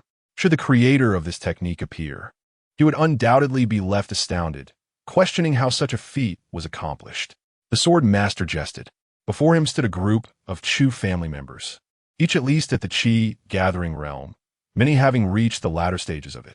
The three leaders exchanged glances, and after withstanding this wave of assault, they immediately understood one another's intent. We cannot allow this fellow to continue wielding his sword. Otherwise, the situation would become exceedingly troublesome. With the sword intent of Yi Tianlan, their comprehension of the realm was utterly overshadowed, allowing him to bridge the immense gap in levels. However, should they succeed in disarming him or even seizing his weapon, the outcome of a barehanded confrontation would be entirely different. As their thoughts raced, they swiftly reached a decision. I will restrain him. You all take the opportunity to strike. The others set to work to contain that girl, ensuring that the two of them could not join forces to unleash their sword intent. The combined sword intent of these two prodigies was terrifying beyond measure. They had already witnessed its devastating power, having lost two of their own in the process. Thus, it was imperative that they prevented the release of such a formidable attack. Their plan was simple: to completely separate the three, forming three factions to defeat them one by one. Just as the words left their lips, a powerful Chu family member at the 8th level of Qi gathering swiftly approached Yi Tianlan, wielding a curved blade, with his dual swords thrusting forward, vicious and merciless. He aimed directly for Yi Tianlan's throat. Yi Tianlan swept his sword across, the azure sword energy enveloping the blade. With the enhancement of the clear wind sword intent, this strike was extraordinarily swift. Before the dual blades could even close the distance, it had already reached his abdomen. Yi Tianlan intended to force him back, thereby freeing himself to deal with the two assailants rushing at him. Meanwhile, Luo Junxian was completely occupied by the other skilled members of the Chu family, unable to come to his aid. However, to his astonishment, the adversary gritted his teeth, a fierce glint in his eyes, and brazenly absorbed the blow, determined to cleave his dual blades upward. This method of trading injuries for injuries caused Yi Tianlan to furrow his brow. He had no desire to sustain wounds in such a battle. With no other choice, he reacted swiftly, withdrawing his sword just in time to leave a gash the length of a middle finger on his opponent. The long sword was held horizontally, producing a crisp sound of impact. Clang! Sparks flew as it successfully deflected the onslaught of the dual blades. Yi Tianlan flicked his wrist, intending to withdraw his sword to counter the other two. Yet, at that moment, an immense resistance surged from the blade. The opponent grinned savagely.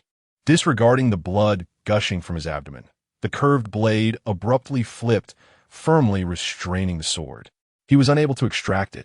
Seeing their plan succeed, the adversary erupted with laughter. "Ha ha! You can't even withdraw your sword. How do you intend to use it now?" His exaggerated movements tugged at the wound on his abdomen. Caught before Yi Tianlan lay two choices: either abandon his sword and evade the assaults of the other two, or endure the attacks head-on. I am curious to see which path you will choose. With a sinister smile, he added, "Wait and see. The pain you have inflicted upon me will soon be visited upon you." His gaze was akin to that of a predator observing a dying ant deliberating its final decision. He reveled in the thrill of controlling another's fate. Yet, to his astonishment, Yi Tianlan's expression remained inscrutable. Naturally, he relinquished the sword in his grasp. Then he smiled. "Indeed, What shocked his opponent was that he not only remained unfazed, but dared to smile. I shall not choose your path. However, you shall bear this punch. The resounding declaration echoed through the heavens, imbued with an indomitable spirit, unburdened and unrepentant. Boom! It was impossible to discern whether it was the fist that trembled the air or the heart that resonated with the cosmos. In that moment, Yi Tianlan's entire being synchronized. Every meridian, from the 12 primary channels to the 72 secondary channels, united as one in an unending flow, with two celestial veins anchoring the scene. En overwhelming aura radiated forte. His skin gleamed like jade, exuding a lustrous brilliance, while a golden radiance enveloped his fist, unparalleled in its might. A spark of spiritual light swirled at his brow, hinting at an ancient wheel in motion, as if a portal awaited to be unveiled. At that moment, his figure ascended boundlessly, surpassing even the grandeur of the sky. This brilliance shone with an indomitable will striking forth. Boom! His opponent was already paralyzed with fear. In his world, he was pitted against the very fabric of reality. Unable to withstand the overwhelming force, he succumbed to unconsciousness. The simplicity of that single punch shattered his meridians, piercing his chest with divine golden light, sending him flying 100 meters. Yi Tianlan was engulfed in golden flames. Appearing as a blazing sun, he turned, taking a step forward. Beneath him blossomed a fiery lotus of glass. Multicolored flames entwined around his fist, his gaze fierce and his movement as swift as thunder. He had never experienced such exhilaration. His blood surged as every cell rejoiced in unison. Another punch unleashed a torrent of heated air, as if to rend the very void. This was not merely a punch of overwhelming power, but one of invincible spirit. With a single strike, the spear shattered into fragments. In his eyes, that blazing sun drew ever nearer. What remained was a visage of sheer panic and terror. Escape was no longer an option. His head was shattered, obliterating all coherent thought. Only one adversary remained, before Yi Tianlan could even strike. The last foe had turned to flee, his will disintegrating, the desire to fight shattered, his heart's resolve collapsing. Yi Tianlan decisively pursued, requiring no more than 3 punches to subdue him. Thus, he had cleared his side of the battlefield. He then turned to join the fray alongside Luo Junxian. With a long sword in hand, she appeared as a living painting. Though engaged in combat, her movements were as graceful as a butterfly. She enveloped herself within a flurry of snowflakes, creating a barrier of sword energy that any foe wishing to strike her would need to penetrate. Yet, facing so many cultivators at the Gathering Chi realm, and given that she had only recently opened a few meridians, the challenge was indeed formidable. However, this also illuminated the terrifying prowess of the Sword Tao's sacred body. A mere mortal would have long since bled dry, yet she remained composed, skillfully countering each attack. Moreover, Yi Tianlan sensed a subtle enhancement in the sword intent emanating from her. Was Sienna refining her own skills through the techniques of these adversaries? A sudden clarity dawned upon Yi Tianlan. Chapter 4005, Are you feverish? What nonsense are you spouting? After a brief moment of hesitation, Yi Tianlan chose not to intervene, but instead stood by, keenly observing the unfolding events to ensure the safety of his beloved wife. The reason for his restraint was the fleeting glance cast by Luo Junxian, which conveyed her intent to use these individuals as a sharpening stone for her sword intent. This was an indispensable step for her unique constitution. Before long, a thunderous sound erupted from outside. Moments later, the surrounding air trembled, and the scene before him became blurry, only to gradually regain clarity. Leading the charge was Xiao Zhantian, accompanied by the formidable forces of the Xiao clan, who violently breached the formation from outside. They eschewed subtlety, opting instead for a straightforward and explosive approach, fearing for the safety of the two within. Tianlan, Sienna, have you been harmed? Xiao Zhantian rushed over, his demeanor betraying extreme anxiety as he grasped Yi Tianlan, checking for injuries. Elder 5 said you were ambushed by the Chu family, all of them formidable cultivators at the late Gathering Chi stage and the opening orifice realm. Yi Tianlan glanced at the silver-haired Elder 5. who was bloodied yet resolute in battle, and his lips twitched involuntarily. Elder 5, I usually think you were rather honest. It became apparent why Xiao Zhantian was so agitated. The situation had been exaggerated. In actuality, there were only 5 cultivators above the late gathering chi stage, with merely 2 at the opening orifice realm. Yet the narrative had been spun into a catastrophic scenario. Lost in thought, he momentarily overlooked the fact that such an elaborate assembly would suffice to deal with 2 ordinary opening orifice warriors. Unfortunately, he and his wife were anything but ordinary. We are fine, grandfather. Sienna is currently honing her sword skills against those individuals. Please do not disturb her. You and the others should assist Elder 5 in resolving the crisis. Upon hearing this, the arriving members of the Xiao family had already surrounded the battlefield. Even before Xiao Zhantian could issue commands, their faces reflecting astonishment. This girl Sienna is simply remarkable, they marveled, witnessing her effortlessly holding her ground against 5 or 6 opponents at the gathering chi level. Truly, a tiger begets no dog. But look over there. There are several corpses lying about, their blood not yet dried. This is incredible. Is this the power of the realm of intent? Indeed, every form of intent possesses the ability to combat beyond one's level. Even I, an old relic, find myself envious. Indeed, moreover, Sienna has already opened the earth veins. That arrogant Yi Qingtian from the Yi family, who came to annul the engagement, is, in my view, nothing but a trifling character, they laughed. How fortunate for us that his narrow-mindedness has spared Sienna from being thwarted in her destined path. Compared to our Tianlan, he is merely a flickering firefly. What firefly? That is clearly mere dust. Indeed, it is. They concurred. It is said that the heavenly fragrance dragon pool should soon open. He will undoubtedly be present. Indeed, it is a treasure trove, and the opportunities bestowed by the royal family are scarce each year. We must ensure that these 2 young ones do not miss out. It is high time for them to venture forth and hone their skills. Upon reflection, it is likely that Yi Qingtian, with ample resources at his disposal, has also ascended to the gathering chi realm by now. He audaciously set a 6-year pact, and it is time for him to experience the taste of defeat. Once it was confirmed that neither of the 2 had sustained injuries, the clan elders began to converse amongst themselves. However, when the topic of the Yi family arose, their faces still bore the marks of resentment. The incident of the marriage withdrawal, coupled with the clan leader losing an arm at the hands of outsiders. Although he managed to reattach it later with the aid of abundant resources, this profound humiliation has been etched deeply in the hearts of every member of the Xiao family. They dream of vengeance. With the assistance of Xiao Zhantian and several adept practitioners, the other battlefield was swiftly liberated.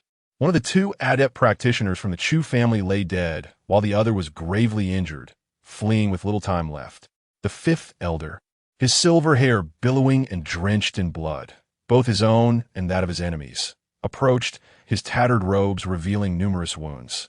As he stepped forward, a voice inquired, Elder 5, your contributions are monumental. Had we not arrived in time, the outcome would have been unfathomable. Upon hearing this, the crowd nodded in trepidation.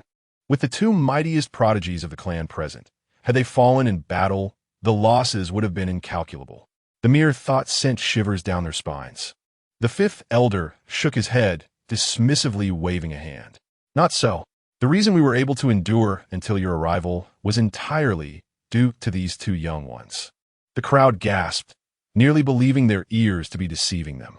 Had it not been for Tianlan and Sienna employing their cunning to provoke that old rascal Chu Q into recklessness, ultimately catching him off guard with their combined sword intent, their morale would not have been shaken, and I would not have withstood 2 adversaries of equal standing. He spoke casually, only to realize afterward that no one echoed his sentiments. Their eyes were filled with astonishment and disbelief. Combined sword intent? What are you talking about? The 5th elder was taken aback, sensing their responses were genuine. It was Tianlan's clear wind sword intent and Sienna's snowy sky sword intent. You were unaware? When they unleashed it, even I was taken aback. I assumed you all knew. Could it be that you were completely unaware? Finally, the 5th elder grasped the situation, lowering his voice and casting cautious glances around, his demeanor somewhat comical. The third elder could no longer contain himself, pointing an accusatory finger at him, exclaiming, "Damn it, Elder 5, what do you mean you knew nothing? Were you deliberately withholding this information?" The fifth elder wore an expression of grievance, responding, "How was I to know you were uninformed? I thought these two young ones had already enlightened you. Moreover, it was only a mere quarter of an hour ago that I became aware of this. How can it possibly be my fault?" As he spoke, his eyes sparkled with excitement, and a sense of pride began to swell within him. Ahem. It is rather unfortunate that you have not had the opportunity to witness such a scene. The formidable powers of two grand realms managed to unite and unleash their strength, nearly transcending an entire realm to vanquish Chu Qiuhua, who is at the 8th level of Qi gathering. You cannot fathom the astonishment I felt at that moment. These two young fellows have repeatedly bestowed upon me indescribable shocks, especially later when I saw the Tianlan longsword being struck down. I couldn't help but feel a pang of anxiety for him, only to realize that he was not even a sword cultivator. Can you imagine? He single-handedly faced 3 formidable opponents, each above the 7th level of Qi gathering, and defeated them all using nothing but his bare fists. The 5th elder became increasingly animated as he spoke, nearly dancing with excitement. It was then that he noticed the surrounding silence. Xiao Zhantian and the elder warriors were utterly bewildered. "Elder 5, have you come down with a fever?" the third elder inquired, placing a concerned hand upon his forehead. Chapter 41. You are all unsophisticated bumpkins who have no comprehension of what true prodigies are. Go play elsewhere. Do you think I'm speaking nonsense? The 5th elder, with a face full of reproach, swatted his hand away. He had anticipated that the crowd would believe him, but instead, he was met with silent nods. The implication was clear. Are you not one of them? Enraged, he turned to Xiao Zhantian, who appeared hesitant, then fixed his serious gaze upon him. "Uncle, you know that under normal circumstances, I am inclined to entertain your fanciful tales." The 5th elder, his silver hair billowing in agitation, was thoroughly exasperated, puffing out his cheeks and glaring. "Foolish, utterly foolish. You lot, who have never seen the world, do not grasp what a true prodigy is." The corpse still lay there, exposed for all to see. He was so incensed that he began to stamp his feet, feeling that, having seen more of the world, he was no longer inclined to argue with these mundane folk. A bunch of simpletons. What a waste of breath. Someone promptly ventured 100 meters away and indeed discovered a shattered body with a gaping hole through its chest. Although the sight was tragic, the identity of the individual was unmistakable. Suppressing his excitement, he shouted, "Patriarch, esteemed uncles, this person is known to me. He is Chu Long, a formidable warrior from the Chu family. I once engaged him in battle. He is indeed a 7th-tier Qi gathering expert. Is that true?" Xiao Zhantian trembled with excitement, his lips quivering. "Ha! Truly ignorant of the world," scoffed the 5th elder. "This is indeed real." The crowd was beside themselves with exhilaration. "You too," the 5th elder sneered. Had they not witnessed it with their own eyes, they would never have believed that the mere 6-year-old Yi Tianlan could reverse slay a late-stage Qi gathering expert. What could compare to the youthful grandeur of ancient emperors? For future generations, this is it. Rest assured, Grandpa, we are perfectly fine. We must hurry to the Alchemist Guild. You need not accompany us." No. Just the two of you? I cannot rest easy," Xiao Zhantian replied, his expression stern and grave. This incident had served as a wake-up call. He had thought that sending a Qi channeling expert would suffice, only to realize that the opposing forces were far more willing to invest their resources. They had spared no effort in arranging a grand formation, deploying nearly all the family's experts to target the two. Had they not grossly underestimated the duo's combat prowess, the consequences were beyond his imagination. Yi Tianlan said nothing, merely tilting his head to glance at the street corner, the tea house, the eaves, and the crowd. More than half of the Xiao family's experts were present here. "All right, Grandpa, with so many clan uncles and elders lurking in the shadows, we shall not encounter any trouble. If we were to face danger even with you here, it would be futile." This was a prime opportunity to strike while the Chu family was severely weakened and uproot them entirely, should other familial factions react. They might miss this golden chance. Luo Junxian articulated her thoughts with clarity, each word delicately emanating from her fragrant lips. Xiao Zhantian hesitated for a moment, yet ultimately found merit in his granddaughter's reasoning and decided to depart. He needed to return to the family promptly to oversee the situation, seizing the opportunity to claim the Chu family's assets before other factions could react. As a clan slightly inferior to the Xiao family, the vast wealth of the Chu family was undeniable, and in this moment of turmoil, it was the perfect time to absorb their resources, thereby elevating the Xiao family's influence to unprecedented heights. With numerous adept protectors from the Xiao family accompanying him, he hoped there would be no unexpected complications this time.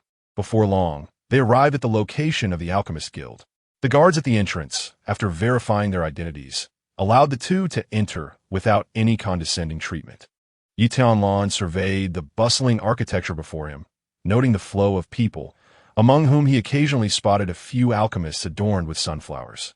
He nudged Luo Junxian at the waist, teasingly inquiring, "Hey, Xiener, do you think we might run into that Huangming fellow?" She shot him a disapproving glance, feeling a tickle at her side, and push him away. "So what if we do? A defeated foe, would you still regard him highly?" Yi Tianlan's face lit up with surprise as he gestured animatedly. "Oh, so this is the kind of Xiener you are?" Indeed, it was true. Would she truly fear him? Of course not. But if we encounter his master, what should we do then? Yi Tianlan blinked curiously at her. The young woman propped her chin on her hand, feigning contemplation before articulating, "We'll refine him together." Yi Tianlan stood momentarily stunned, captivated by the graceful figure of the girl as she sauntered away. He almost forgot that his wife was an unparalleled prodigy of the ages. When faced with uncertainty, one could always wield a sword. "Why are you still dawdling? Catch up." She turned slightly, her enchanting visage illuminated by the sun. "Here it comes, hold my hand." "All right," he replied, taking her warm, delicate hand, a grin spreading across his face. "What are you laughing at?" she asked. "Nothing, I just felt like smiling." Not only did he smile, but he also hummed a tune.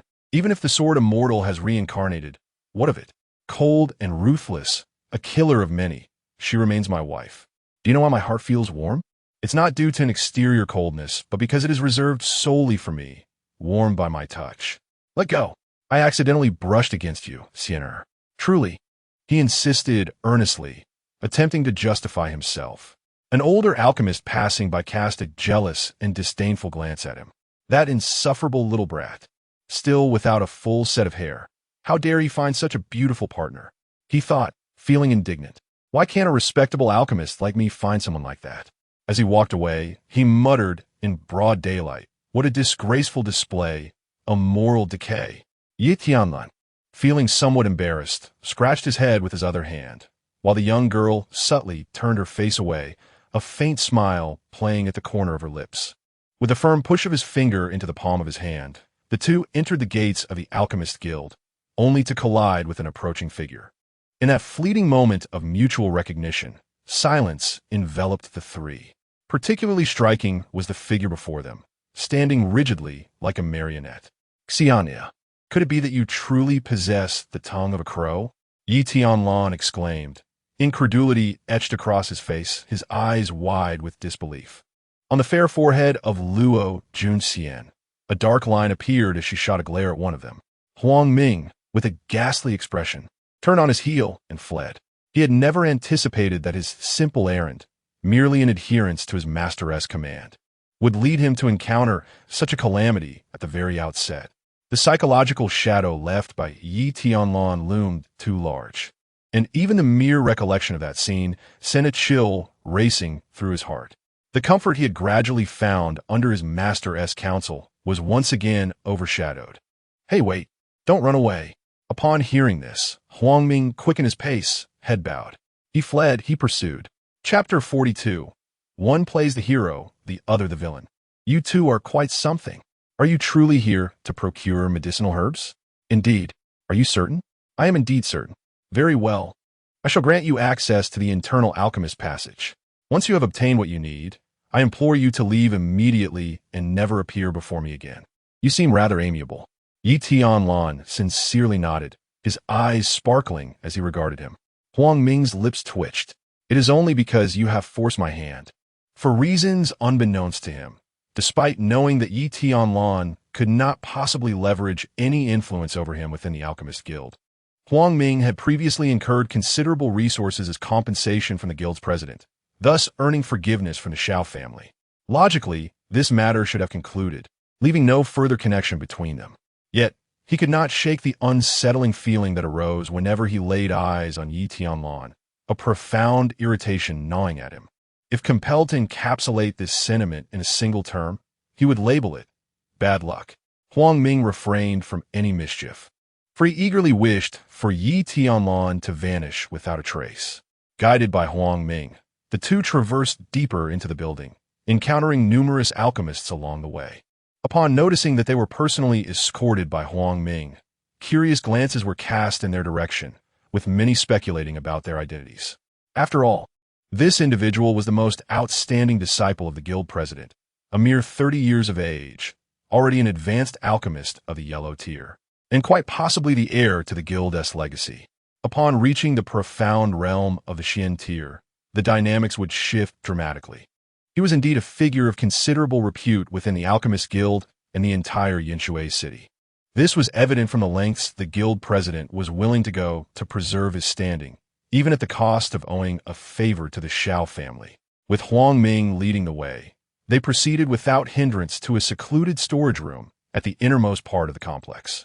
The two guards at the entrance merely glanced at them before feigning indifference. Beside them stood a sign that read, "Restricted Area. Only alchemists of this guild may enter. Violators will be held accountable." Yi Tianlan curiously glanced back at the closed door. "Didn't Tiyu just say that non-guild alchemists are not permitted entry? Were we allowed in by special permission?" "No, I simply will not pursue this matter afterward." Huang Ming, hands clasped behind his back, felt a swell of pride, as if he had finally regained some semblance of dignity in Yi Tianlan's presence. Yi Tianlan grinned broadly, giving him a thumbs up. "You truly are something else. You've made a decision that goes against your ancestors. Let us consider that a compliment. Now, enough of this chatter. Quickly tell me what you need. If I have it, I shall provide it to you. Listen closely.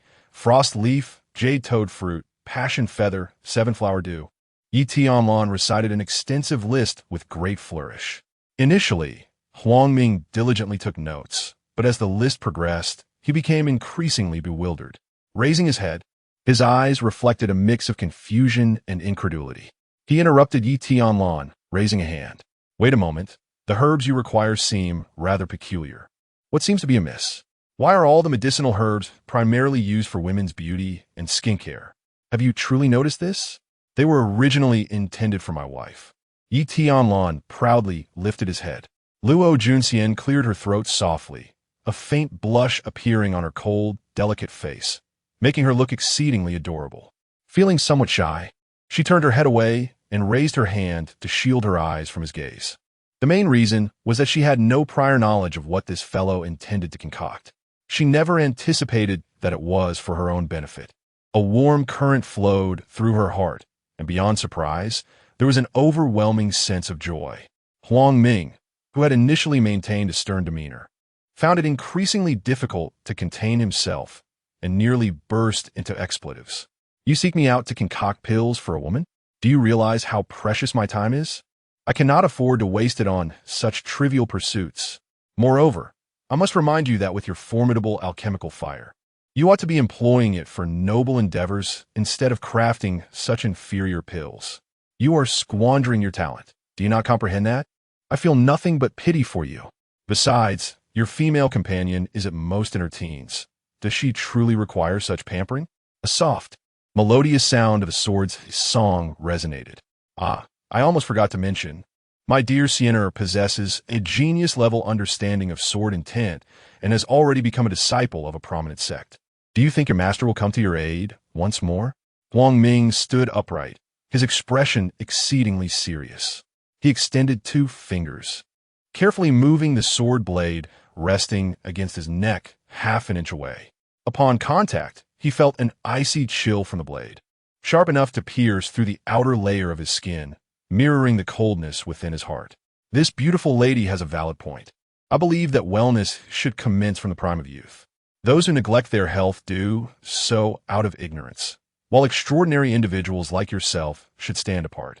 His words were delivered with sincerity and calmness, as if recounting the most mundane of matters. Luo Junxian raised her elegantly arched brows before retracting her sword intent. "Is there more, brother? I shall seek it out for you," Huang Ming declared earnestly. Yi Tianlan's face lit up with joy, and he shot a glare at Luo Junxian. "Look at you. How can you request assistance in such a manner? If it weren't for Brother Huang, we wouldn't have access to such internal channels. You should quickly apologize to Brother Huang." Huang Ming had been bracing for an apology, yet Luo Junxian remained silent, tilting her head and giving him a piercing stare. He felt his mouth twitch as he turned to see Yi Tianlan's beaming eyes. "Damn it, you two are insufferable. One plays the role of the good cop, while the other the bad cop, and I fell for it. This scheme is truly deep." There's no need for an apology. He forced a smile, more painful than tears. "Ah, how embarrassing. Then, Brother Huang, please carry on with your work. We certainly don't have your level of understanding regarding this herb repository." Huang Ming, with a disgruntled expression, approached the shelves of medicinal herbs. "How is it that, despite one's efforts to assist others, there arises an unsettling sensation of being treated as a mere servant? The vast medicinal herb repository sprawls before one's eyes, featuring countless rows laden with an immeasurable array of herbs, many of which are preserved through specialized methods." Huang Ming's silhouette swiftly vanished behind the shelves of herbs.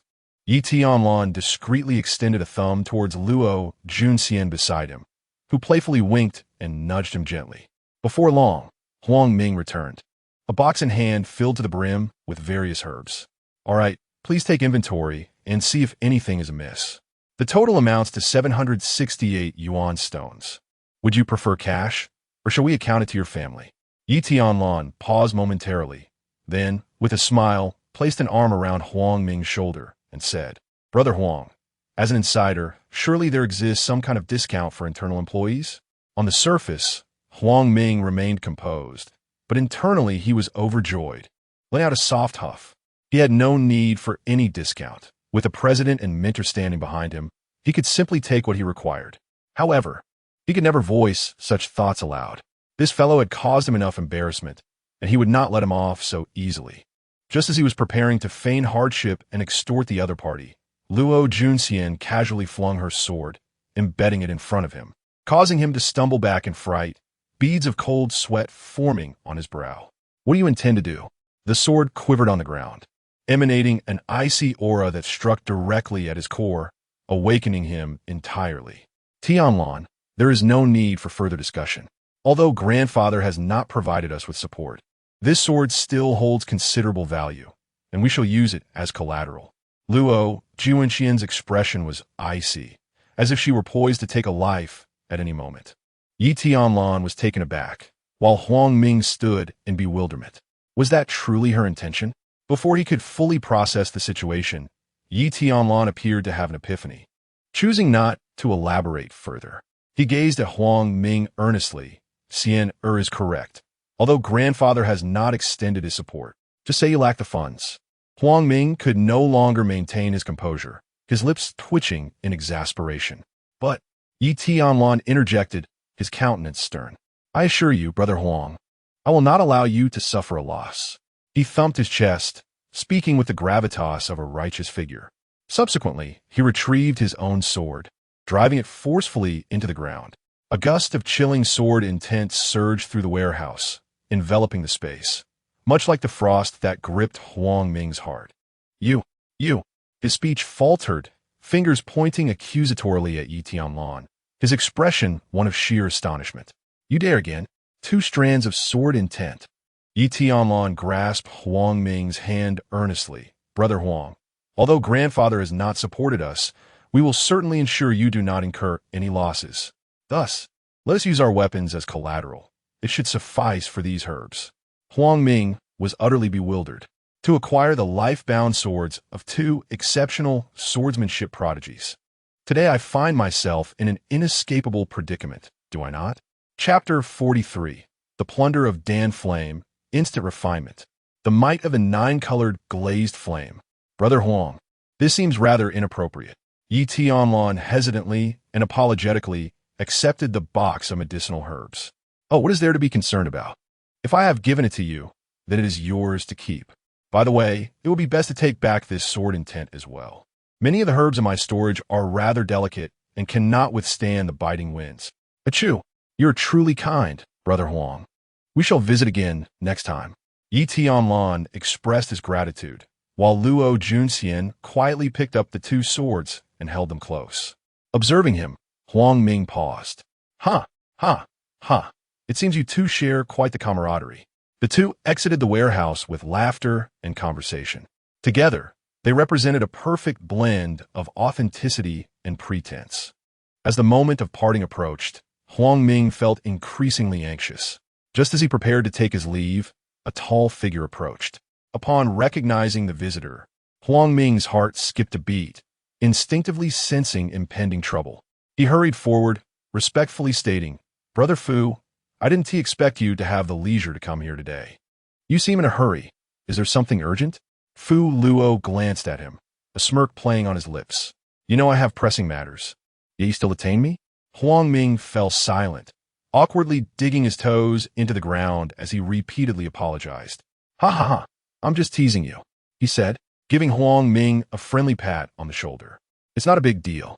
I'm merely here to procure a rare frost flower that is 300 years old for a pill I am refining. You could simply send someone to fetch it." Huang Ming thought, his heart sinking. The only such flower existed within Yi Tianlan's medicinal box. Was the heavens truly conspiring against him? Fu Luo dismissed Huang Ming's suggestion with a shake of his head. "I fear those individuals might not grasp the importance of this, which is why I came personally. By the way, didn't you mention a young lad possessing Dan fire and remarkable fire control skills? If you have time this afternoon, take me to see him." Huang Ming's expression darkened further. He yearned to assert himself, to grasp Fu Luo's collar and glare at him with fierce intensity. "Are you intentionally trying to set me up?" Noticing Huang Ming's demeanor, Fu Luo waved his hand grandly. "Rest assured, are you worried that I cannot best a mere child?" "Did he truly say that?" came a curious voice from the side. Without a moment's hesitation, Fu Luo replied, "Of course. Is there any doubt?" Huang Ming felt as though disaster was imminent. Junior brother, no need for further words. Since you address me as brother, I must stand up for you." He thumped his chest confidently, a sense of righteous determination emanating from him. "That is not it, brother. Enough. Do not forget that I possess Dan fire as well. How could I possibly fear a mere child?" Fu Luo confidently revealed his prominent front teeth, striking a rhythmic da-da-da. Huang Ming was enraged.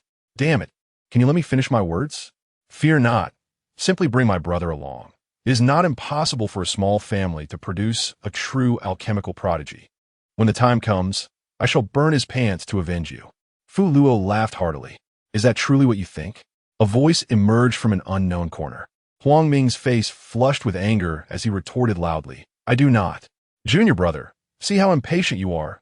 Fu Luo calmly shook his head, his expression tinged with regret. Huang Ming exclaimed, "What the hell? Do you wish to stand up for him?"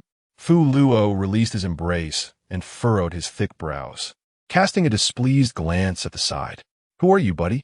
Why do you keep interrupting our conversation?" "Me? I am Yi Tianlan." Yi Tianlan pointed himself. "Who the hell is Yi Tianlan?" Fu Luo sneered. "The one who just mentioned burning pants," Luo Jun remarked seriously. The air stilled for a brief 2 seconds. Yi Tianlan continued to share a melancholic gaze with his wife. Meanwhile, Fu Luo's excited roar echoed nearby. "So you are Yi Tianlan."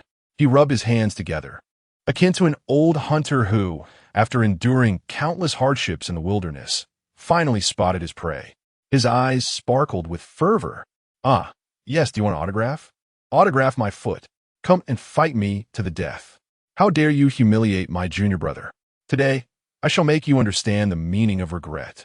He threw his head back and laughed heartily, his palm open, the temperature rising between his fingers, the air becoming ethereal as a deep purple flame. No larger than a baby's fist materialized. On the other side, 2 elderly men observed the scene from a distance atop a loft. One of them stroked his snow-white beard, beaming with pride. "Brother, behold my disciple's purple demon flame. I expended great effort and resources to cultivate it. Indeed, for one of Fu Luo's age to have cultivated Dan fire is remarkable. He surpasses my own disciple and is certainly among the elite in our sect today. The white-haired elder laughed heartily, appearing exceedingly pleased. Fu Luo echoed his laughter. Reveal your Dan fire. Today, I shall teach you what it means to be unaware of your limitations. In the next moment, he felt darkness envelop him, his laughter stifled, as if his throat were blocked by a ton of thick phlegm. Suddenly, without warning, a mighty and blazing flame erupted from Tianlan, soaring skyward. The searing fire ascended from Tianlan, seemingly piercing the heavens. In an instant, a terrifying sense of pressure weighed upon every heart present, as if a colossal entity loomed between heaven and earth, surveying all creation. Tianlan stood impassively in place, motionless, while the towering inferno behind him surged and roared. In an instant, a terrifying and overwhelmingly oppressive giant hand of flame emerged, searing through the air with a crackling sound. It swiftly grasped the small purple flame held by Luo, consuming it entirely. In mere moments, it was refined into a slender wisp of purple tail flame, fully absorbed. The entire process transpired in less than a fleeting second, without any hindrance. Ah, what a delightful flavor this little flame possesses. Alas, its quantity is rather insufficient. Chapter 44. The confession of Luo Junxian taking a step back is not out of the question, she mused. This little flame of yours is quite unique, though regrettably, its quantity is somewhat insufficient, just enough to fill the gaps between one's teeth. You must exert yourself more. Tianlan casually picked at his teeth, discarding the root of an unfamiliar herb. Meanwhile, Fu Luo stood frozen in place, his mouth agape as if he could swallow an egg whole. His hands remained suspended in midair, grasping at nothingness like a wooden statue, devoid of any warmth. His expression was one of disbelief, as if he had witnessed a ghost. He trembled slightly, attempting to grasp something intangible, yet his efforts yielded only emptiness. No, he cradled his head in his hands, collapsing weakly to the ground, rendered utterly speechless. His pupils devoid of any extraneous performance, filled solely with profound emotion. Observing his senior brother kneeling on the ground, weeping uncontrollably and howling in despair, Huang Ming felt a sudden sense of equilibrium descend upon him. He even felt a twinge of relief. Thankfully, I do not possess the Danyan. It seems I'm not the most unfortunate one here. Brother, it's all right. Although you have lost your Danyan, at least you stood up for me. Huang Ming offered, patting Fu Luo on the shoulder in an attempt to console him. However, as soon as the words left his mouth, Huang Ming regretted it, wishing he could slap himself for inadvertently revealing his inner thoughts. How presumptuous of me! My Danyan! The mention struck Fu Luo, pushing him to the brink of unbearable sorrow. His eyes widened, and without regard for his surroundings, he collapsed onto the ground, slipping into a peaceful slumber, his cheeks still stained with remnants of unshed tears. This scene left Tianlan feeling somewhat awkward. Sinner, what should we do? He seems to have fallen asleep. Luo Junxian, clutching her medicinal box, turned without a second thought and departed, leaving a trail of serene fragrance in her wake. Clearly, the plight of the unfortunate soul on the ground did not elicit an overflow of sympathy from her. The sound of her voice was as melodious as a mountain spring, tinged with a hint of moonlit coolness. What else could be done? We shall return to concoct the elixirs, Tianlan mused, hastening to catch up with her. He nudged her with his shoulder, assuming she had not grasped his earlier statement, and reiterated, "No, I meant the Danyan. That is already yours. It has nothing to do with him," she replied, though the notion of seizing it on his territory seemed rather inappropriate. "This is taking," Luo Junxian corrected him. "To each their own. The strong need not pity the weak." Tianlan pondered for a moment. What if he returns to reclaim it? Luo Junxian turned to gaze at him, her autumn-hued eyes strikingly beautiful, shimmering as if rippling with water and reflecting the golden light of the setting sun. "We shall confront him together, undaunted." As they walked further away, she placed the medicinal box into his arms and brushed her hands clean. In a soft voice, she advised, "Next time, you must take the initiative." "Understood," he replied. their shadows intertwined beneath the setting sun, stretching longer and longer. Faintly, a dialogue lingered in the air, blurred yet resonant. What if I were to lose this time? We can take them on 2 against 1, and we are unafraid. Meanwhile, a similar scene unfolds elsewhere. The purple demon flame.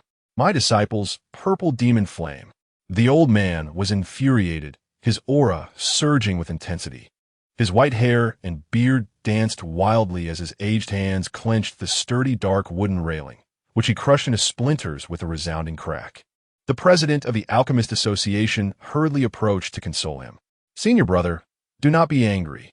It is not worth jeopardizing your health." His words were earnest, filled with concern for the other. Try to see it from another perspective. After my disciple's outrageous actions, not only did he disgrace himself, but it was I who had to risk my own reputation to clean up his mess. At least I didn't lose the flame. The Alchemist Association president, Chu Tian, spoke with utmost seriousness.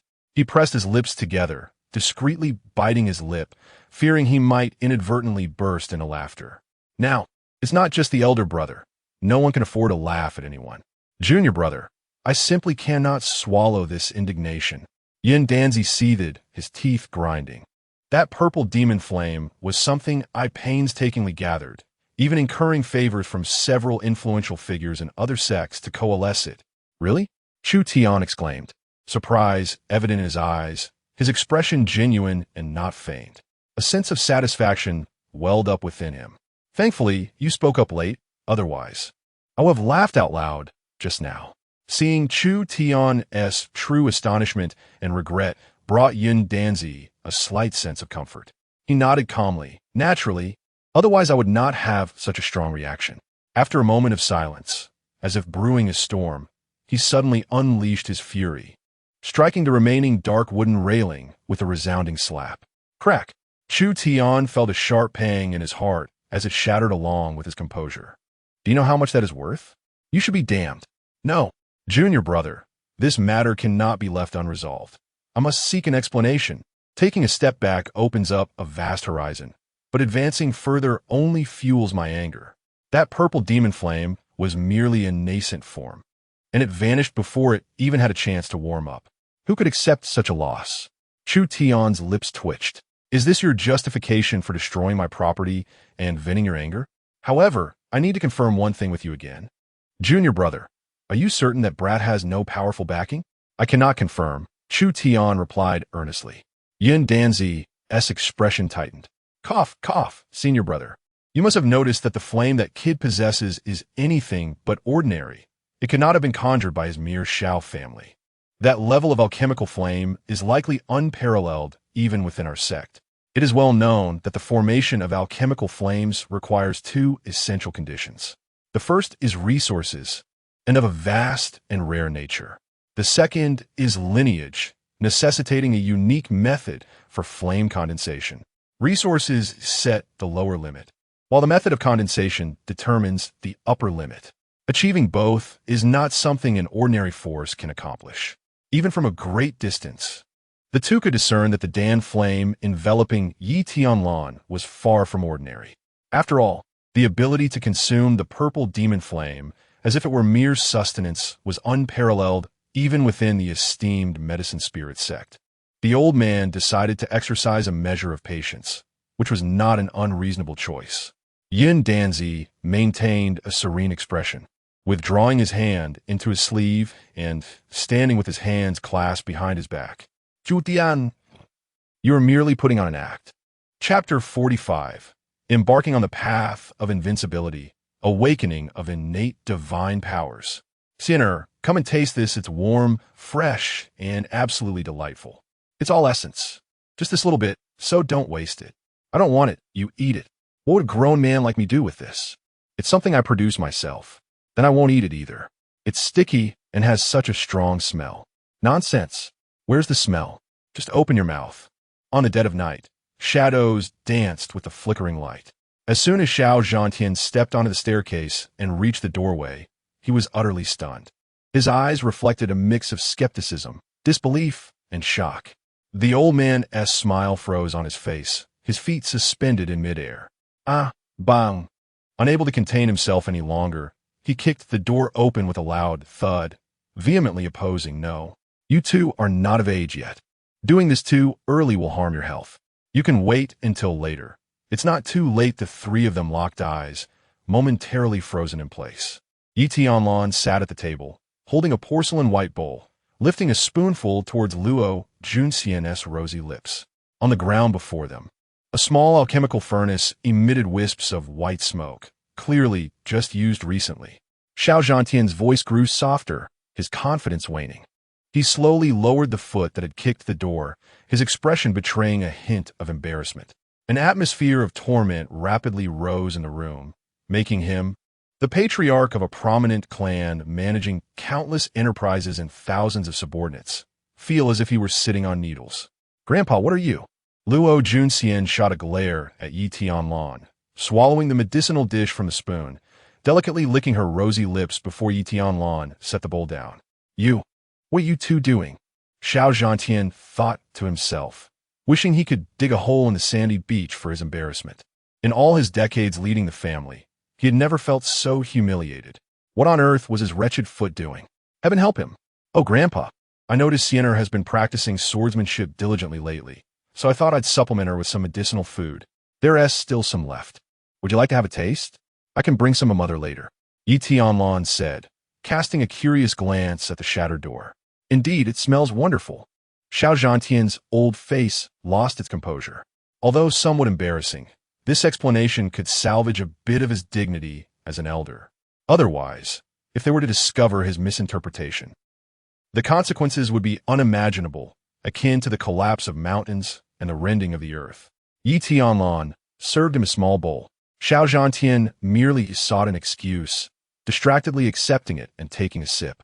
As he took a sip, an overwhelming sense of comfort enveloped him, as if the blood and energy within his body were awakening and circulating anew. He felt a burning sensation in some old injuries that had long been dormant, as if something festering within him was finally dissolving. Astonished, he drank the entire bowl in one go, setting it down eagerly, unable to contain himself from filling another bowl without needing to be prompted by Yi Tianlan. Tianlan, did you prepare this? What kind of medicinal soup is this? Its effects are astonishing. It is a concoction recorded in ancient alchemical texts. I thought it might be worthwhile to try it since I had the ingredients on hand. Yi Tianlan replied. Xiao Zhantian was taken aback. So it was an ancient recipe that explained the remarkable efficacy. He downed 3 large bowls in succession, nearly exhausting the supply. Once he realized both Yi Tianlan and Luo Junxian were staring at him, he couldn't help but chuckle awkwardly. Look at me. I was so engrossed in drinking that I forgot you two haven't had any yet. It's all right, Grandpa. This was merely a test for me. Once I fully grasp it, I plan to prepare it for you and some elders in the clan to treat lingering injuries. Luo Junxian gently explained, which eased Xiao Zhantian's mind considerably. Only Yi Tianlan wore a sullen expression. He had already mastered the recipe. The simplicity of a medicinal soup seemed hardly challenging. Yet, understanding that his wife was merely trying to save face for her grandfather, he remained silent, playing the role of the villain. Before departing, Xiao Zhantian suddenly slapped his forehead in realization. Look at my memory. I nearly forgot the purpose of my visit. Tomorrow marks the enrollment period for Tianwu Academy, and instructors will be visiting. You two must remember to attend. Do not miss this opportunity. By the way, Tianlan, your grandfather and father will also be coming. It has been ages since you've seen them. You must be eager to reunite. Upon hearing about the enrollment at Tianwu Academy, Yi Tianlan showed little reaction, but upon realizing that his father and grandfather would be there, genuine joy lit up his face. He could never forget the scene of his elders, weary yet cautious, escorting him to the Xiao family. Even on their journey, Yi Xiongfeng had already arranged matters, ensuring that in case of any mishap, he would be the first to act, followed by his uncle, and finally his father, all to guarantee the safety of the two women. How fortuitous! This will be a perfect opportunity for my grandfather and father to witness my recent progress. Yi Tianlan exclaimed, pacing excitedly in his room. Xiao Zhantian and Luo Junxian exchanged knowing smiles. After Xiao Zhantian left, Yi Tianlan remained in a state of exhilaration. In his previous life, he was an orphan, devoid of family and companionship. Perhaps it was fate's way of compensating him, for in this life he had been reborn successfully, surrounded by relatives who cherished him as their own, and he had found the most perfect love. Only when one is truly chosen does one realize the profound happiness of having a constant presence by their side. Still so joyful, Luo Junxian supported her delicate chin, smiling softly. Of course, Sinner, it has been far too long since I last saw my father and grandfather. As they arrive, I shall undoubtedly demonstrate how I have dispatched various prodigies into the esteemed Tianwu Academy. Luo Junxian smiled gently, acknowledging the challenge. For Tianwu Academy is regarded as one of the most prestigious forces throughout the entire Qingluo region. Each year, countless individuals from dozens of neighboring nations vie for entry. What you must do is compete with them. She delicately pointed her slender fingers into the air. Yi Tianlan's expression ignited with fervor, his gaze as fierce as thunder. He retorted, "Do they possess the inheritance of the dance sage?" Luo Junxian shook her head, no. Can they comprehend the essence of the sword? Luo Junxian hesitated, also no. Have they opened their celestial meridians? Luo Junxian fell silent, no. Huh. Then what have they to fear in competing with me? The youth's aura surged around him, his presence akin to a thunderbolt piercing the heavens. At the center of his brow, a glimmer of golden light revolved. Alas, rather than discouraging this lad, he has only become emboldened, forging an indomitable belief. The sword master laughed heartily, reveling in this scene. A true genius must be audacious, an unparalleled prodigy even more so. However, within Luo Junxian's graceful brows, akin to serene, distant mountains, lingered an unshakable sorrow. Is this truly wise? I fear he may be too unyielding and thus easily broken. The sword master dismissed her concern with indifference. What nonsense! By the time he stands alongside those prodigies of his age, at merely 6 years old, he is already a paragon of invincibility. If he cannot surpass even the native talents of this remote land, he might as well remain at home, cultivating in solitude. Furthermore, suddenly, what? The sword master's voice rose to an excited pitch. What is it? Luo Junxian was yet to grasp the situation, intrigued by his sudden outburst. Divine ability. Innate divine ability. His innate divine ability is on the verge of awakening. The sword master paid no heed to his own lack of composure, his voice laced with undeniable astonishment. What manner of divine ability is this? Is it the supreme bone of the brow? No, perhaps the dragon countenance? Yet, that does not seem right. Could it be the celestial emperor's cranium? Chapter 46, you tell me. Does this lad possess the legacy of an emperor-level sword, immortal hidden within his innate powers? The innate ability is on the verge of awakening. Swordmaster himself finds it hard to fathom that such words have escaped his lips. He admits that, at first, he truly misjudged the young man, failing to perceive the latent, innate powers that resided within him. While prodigies are common, those endowed with innate abilities are a rarity, existing as one in a billion. Each individual with such extraordinary powers is an unparalleled being throughout the ages. Noticing that Luo Junxian was perplexed, he proceeded to elucidate the concept of innate power bearers to her. Well, consider it an opportunity for enlightenment. For you shall venture into the 9 continents and battle across the celestial realms, and you may very well encounter such extraordinary individuals in the future. An innate power bearer is born with an extraordinary sign, easily distinguishable from ordinary folk. However, this lad conceals it rather deeply, unlike those with dual pupils or dragon-like features, making it difficult even for sword master to discern. Much like the sacred beasts of ancient dragon clans and ethereal species, they often possess innate signs from birth. Amongst humanity, there are also exceptional talents born as innate power bearers. If you closely observe the center of this young man's brow, it may appear ordinary at first glance. But if you delve deeper, can you perceive a portal shimmering within that golden light? Following his guidance, Luo Junxian focused intently. Suddenly, her expression shifted as the world around her vanished in an instant. Whether it was the murals on the walls, the shattered doorway, or the lush greenery, the alchemical furnace, and the furniture, all dissolved into nothingness. She was astonished, yet quickly regained her composure. When she lowered her gaze to inquire, she found even a fragmented jade sword that had hung around her neck was nowhere to be seen. The golden light before her expanded continuously, blossoming and unfurling intricate pathways, enveloping the surrounding void and spreading outward, forming an entirely new and mysterious space. It radiated with hues of golden yellow and cloud white. She felt as though she stood atop a cloud, and upon looking up, that golden light manifested into a vast celestial gateway that reached towards the heavens above and extended into the abyss below. There was no sun here. No, it was the sun. It stood tall amidst the clouds, occupying her entire field of vision. Its grandeur was unimaginable, vast and boundless, as if separated by countless miles, rendering the magnificent patterns upon the monumental gateway indistinguishable. In the midst of her astonishment, a distant, ethereal sword chant seemed to resonate from the ancient past. She felt a stirring within her, lowered her head, and extended her palm, as if a sword shadow were coalescing from her very flesh. It was formless, yet extraordinarily perceptible to her senses. This was an exquisitely strange sensation. She realized that the sword shadow was incomplete, fragmented, and hollow. She had lost something of utmost importance. It was the essence of the sword, its very soul. A profound ache surged within her heart, leaving her feeling desolate, her expression vacant and frozen. This was the first time in her life that she had recognized her own incompleteness. It was more heart-wrenching than any physical ailment she had ever endured. She remained silent, her lips pressed together, lost in thought, and spoke not a word for a long while. A sudden sound echoed as she lifted her head, her gaze drawn to the mysterious portal. Was that a knock?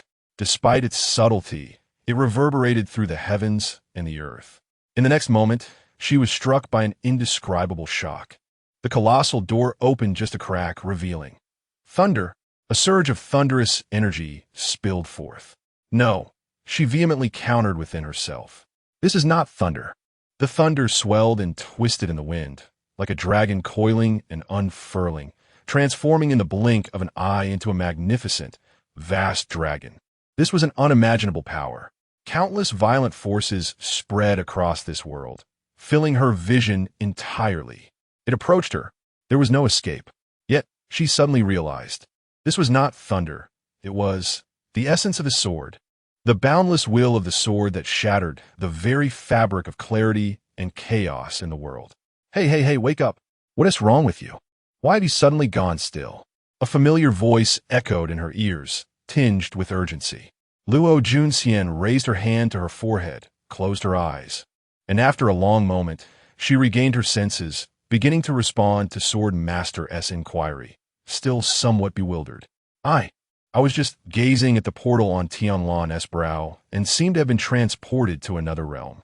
She carefully chose her words, ensuring not to overlook any detail. Sword Master was momentarily taken aback, his radiant exterior flickering uncertainly.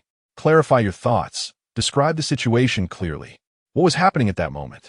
Luo Junxian steadied her tumultuous emotions, organized her thoughts, and recounted her experience in detail. After she finished, Sword Master fell into a prolonged silence. Had it not been for Luo Junxian's earlier unusual state and his understanding of her character, he might have suspected she was attempting to deceive him. Could it be that the portal connected to another world? Was this child awakening spatial abilities? He murmured to himself. But how could that be? What connection did you have to it? Why would your spiritual essence be drawn into his spatial domain? How peculiar, truly extraordinary, something unheard of. He continued to express his astonishment. Even as one who prided himself on having lived for countless ages, he began to question whether his experiences were truly sufficient. Luo Junxian furrowed her brow, remaining silent. Seeing her quietness, Sword Master assumed the shock had been overwhelming, and couldn't he help but offer words of comfort. It's all right, as long as you were not adversely affected. Besides, even if that boy truly used his will to draw you in, he wouldn't dare do anything to you. That thunder was likely just an accident. Luo Junxian still said nothing. Sword Master sensed her unease. What is the matter? Are you still pondering over what just transpired? No, Sword Master. I feel as though there is something amiss with my body, she hesitated to say. Something amiss? What is amiss? How could this be possible? Pray, do not jest. Even during the time when your spirit appeared to depart from your corporeal form, I was vigilant. There is no way anything could have infiltrated your being. It possesses unwavering confidence in this regard. Even with its powers sealed, this wretched place could not harbor any entity capable of eluding its perception unnoticed. Should it reach such a level, there would be no need for subterfuge. Luo Junxian shook her head. No, it seems that I... Her delicate brows furrowed, and she slowly extended her palm, her expression tinged with uncertainty. In the next moment, a wisp of cloud white, imbued with a faint golden glow, materialized in her palm, a manifestation of thunder. The lightning was sharp and domineering, crackling in the air as if it sought to pierce the void itself. Yet, more than anything, it radiated an irresistible aura of sanctity, reminiscent of celestial essence cascading from the heavens. What appeared to be a harmonious amalgamation of natural elements was, in truth, enveloped by countless sword intents. As Luo Junxian scrutinized this sudden emergence of thunderous sword intent, a gasp of astonishment echoed in her mind, sword master gasping in disbelief. The pure industry, celestial thunder. What on earth have you two been concocting? Why has such a profound sword intent appeared in your grasp? Please do not tell me that you were merely drawn into this fellow's soul space and emerged with this power. Luo Junxian, bewildered, blinked and nodded. Indeed, Swordmaster fell into a profound silence. After a lengthy pause, it finally spoke, still unable to regain its composure. Do you understand the origins of this pure industry, celestial thunder? Luo Junxian candidly shook her head. Suddenly, Swordmaster's voice turned exceedingly grave. This is the primordial sword intent coalesced by the previous innate, immaculate sword body tens of thousands of years ago.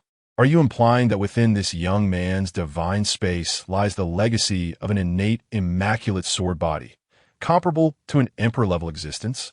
Chapter 47. At last. I have found you, the fated object. What ist? This is utterly ridiculous. Even if it were to boast, it would not dare to claim such audacity. A legacy, you say? How could a heritage, almost on par with the grand Tao and nearing transcendence, possibly reside within the divine space of a mere fledgling? Impossible. Absolutely impossible. With such arrogance, why not assert that you can open portals to summon the previous innate immaculate sword body? If we were to expand the imagination further, why not call forth all the great emperors, celestial beings, and martial saints to serve as your minions? This is so absurd that it has begun to cast doubt upon its very existence. Yet, the sword master is indeed grasped within my hand. With a flick of her fingertip, the immortal thunder danced around, shattering the air with crackling sounds.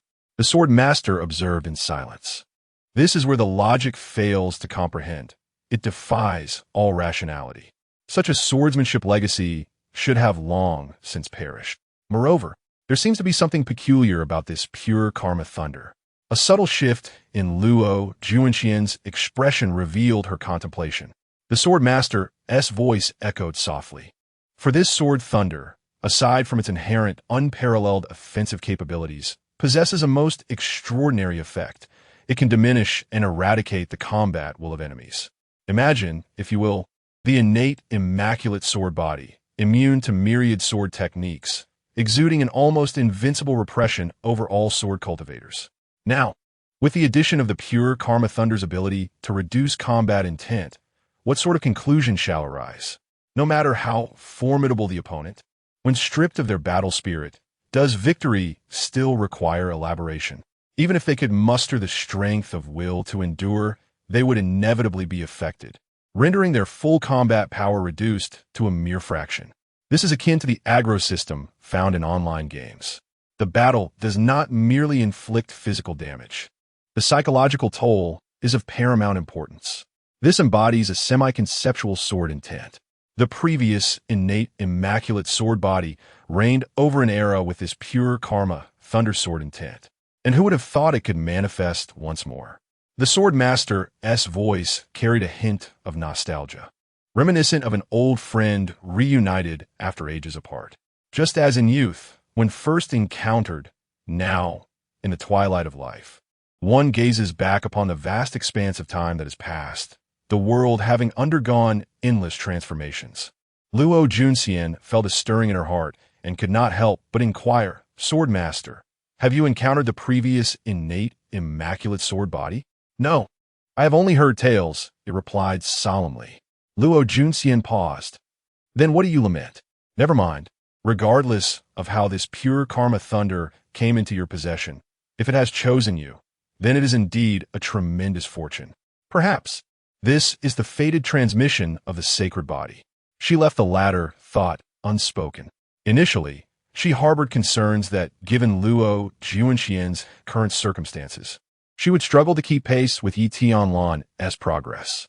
However, with the legacy of the previous innate immaculate sword body S, sword thunder, that should alleviate considerably. What extraordinary talent does this young man possess? After much contemplation, he could not find any ancient texts in his memory that bore resemblance to the spatial abilities at play. Meanwhile, Yi Tianlan gradually opened his eyes. Within his pupils seemed to swirl a golden portal, radiating brilliance akin to a resplendent sun. Only when he closed his eyes and reopened them did this remarkable phenomenon slowly dissipate. Before Luo Junxian could utter a word, Master Jin impatiently urged her to inquire of the young man whether he remembered the events that had transpired earlier. Luo Junxian nodded slightly, her curiosity piqued, requiring no further prompting. Tianlan, was it you who drew me into your realm of divine abilities? Do you recall this? As she spoke, she extended her delicate finger, gliding through the entangled strands of the pure karma thunder, resembling exquisite white jade. Yi Tianlan paused for a moment, seemingly lost in recollection. Luo Junxian did not rush him. Her bright, autumn-like eyes gazed at him quietly, warm and gentle like ripples on a southern river. Shaking his head to dispel his reverie, Yi Tianlan finally regained his focus. After a brief glance of curiosity, and under the unwavering gaze of the two, he nodded in affirmation. As for that sword thunder, Xianer, I certainly remember. It was just beyond the gates of the past, and it seemed to sense your call, yearning to emerge. It took considerable effort to finally pry open a narrow passage for it to slip through. With that, Yi Tianlan, feeling drained, collapsed onto the bed, yawning and stretching wearily. Such tranquil words, however, were akin to a thunderclap from Master Jian, who stood frozen in silence. Suddenly, without warning, he burst into laughter. You ought to be damned. What kind of nonsense have you unleashed? How are the talents of the older generation supposed to survive? Master Jian cursed vehemently, a display of emotion heretofore unseen by Luo Junxian.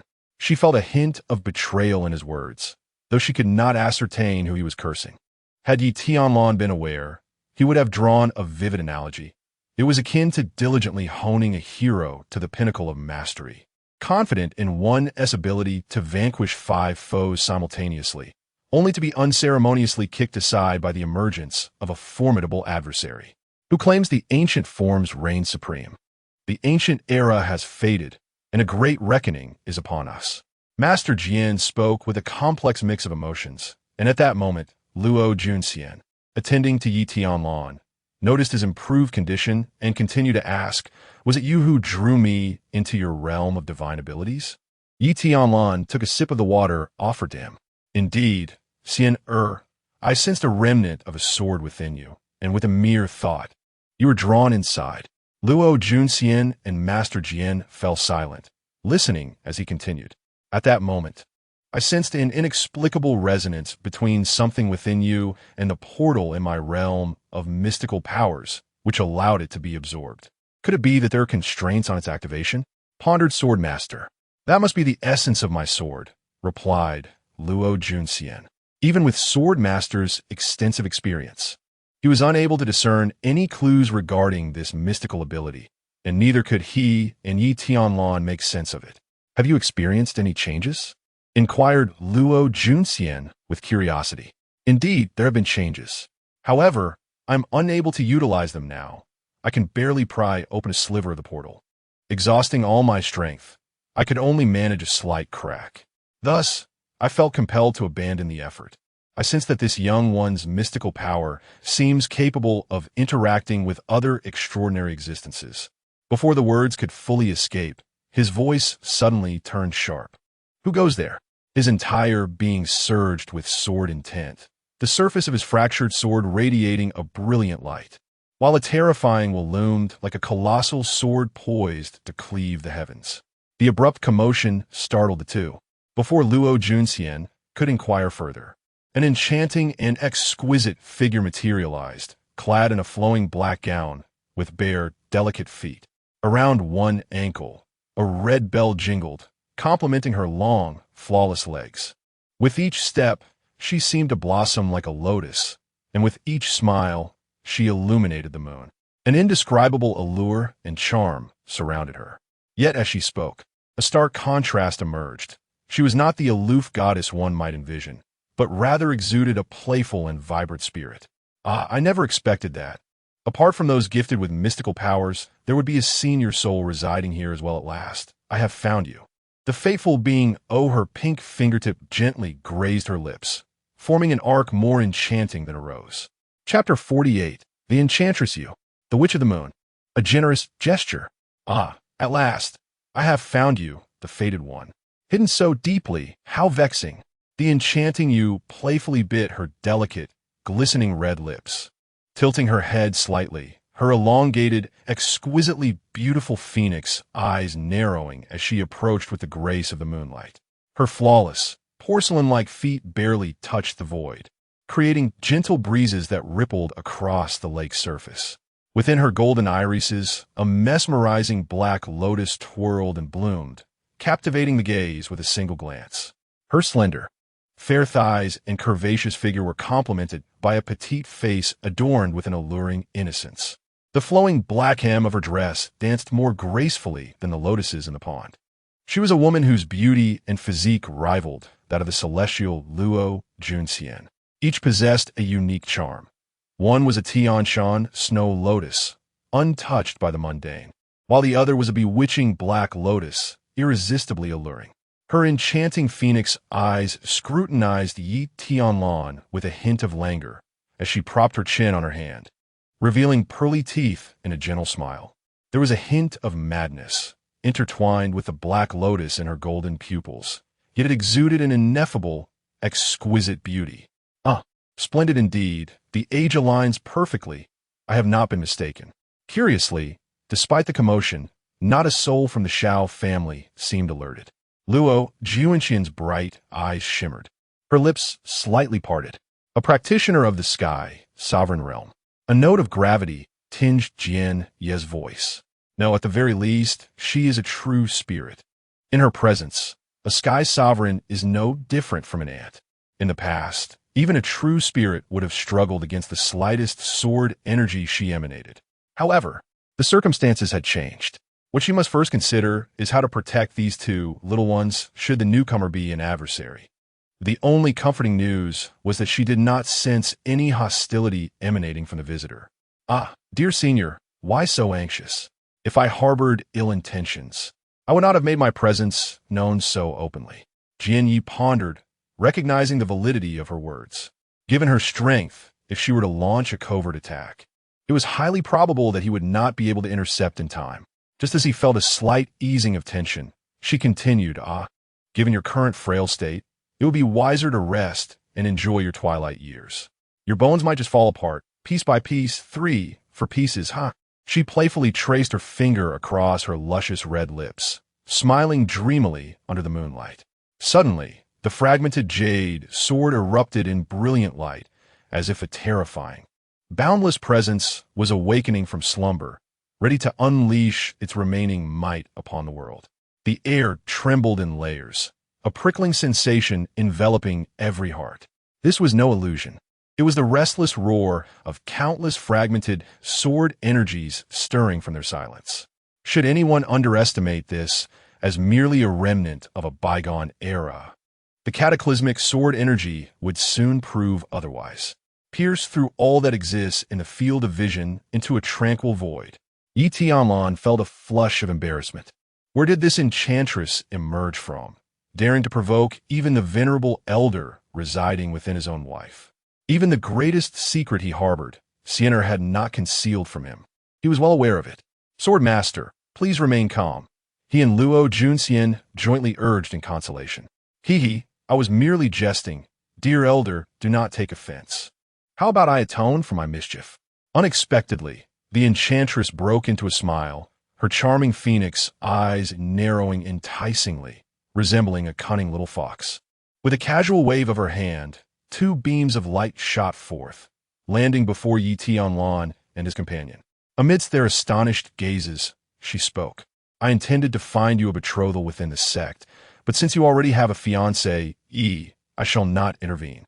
She paused, then continued, "Well then, I, your master, shall give you both a token of our first meeting. Do remember to express your gratitude, She winked playfully. Tianlan's mind buzzed in confusion. Wasn't a formidable foe supposed to be approaching? Why had it suddenly transitioned into a greeting and apprenticeship ritual? Wait a moment, this is not right. What do you mean, my master? When did I ever become your disciple? Tianlan was momentarily dazed. The enchanting figure of the demoness leaned slightly forward. Her ample curves accentuated as she playfully placed a slender finger against her cherry lips, winking with mischief, her delicate nose twitching in delight.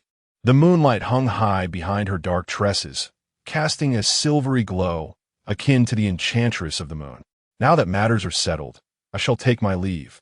With a graceful flourish of her hand, like a blooming lotus, her ethereal silhouette wafted away, vanishing amidst the black petals. She arrived swiftly and departed just as quickly. Even at this moment, Tianlan remained in a stupor, turning back to gaze at Luo Junxian. "Tianlan, have I really become her disciple, just like that?" Luo Junxian shot him an exasperated glance, scrutinizing the two orbs of light, one azure and the other white. "It cannot be that simple. To my mind, she was merely acting on a whim." Tianlan nodded, finding her reasoning sound. "Then she is not my master. We merely acquired two treasures for free, which feels rather delightful." As soon as the words left his lips, ripples emerged in the void. A black lotus unexpectedly took form, plummeting onto his head. It was not overly painful, but it was certainly unforeseen. With a resounding thud, it struck him. Ouch! Tianlan winced at the sudden pain. Indignant, he seized the black lotus, only for it to dissipate in his grasp, transforming into a series of crooked black characters. Do not speak ill of your master," Tianlan grimaced. "Did you not say you were leaving? Why linger here?" The characters began to shift. You have no say in this. I truly am departing this time. Go on. Hurry and leave. Do not bother me." Tianlan, unaware of where this enchantress might be eavesdropping, waved his hand impatiently, calling out to the air. At this juncture, it was evident that the enchantress bore no intention of causing them harm, though unaware of the other's intentions. All that mattered was to refrain from disrupting his and Tianlan's blissful life. Luo Junxian found his comical demeanor somewhat amusing. Yet the thought of that which unexpectedly taking her child groom as a disciple stirred displeasure within her, and an unwelcoming sentiment arose. She caught the luminous orb, only to discover it contained two swords. Radiant divine light erupted from the blade, shimmering with an ethereal glow, unmistakably not ordinary artifacts. Their names were inscribed at the base of the blades, Qingyuan and Baiyuan. How could they possibly be swords? What a disdainful gesture. She honor, but possess dignity. I refuse to acknowledge her. We need not accept these swords.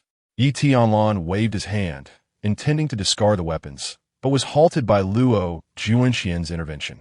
The reason being, the sword master had just spoken.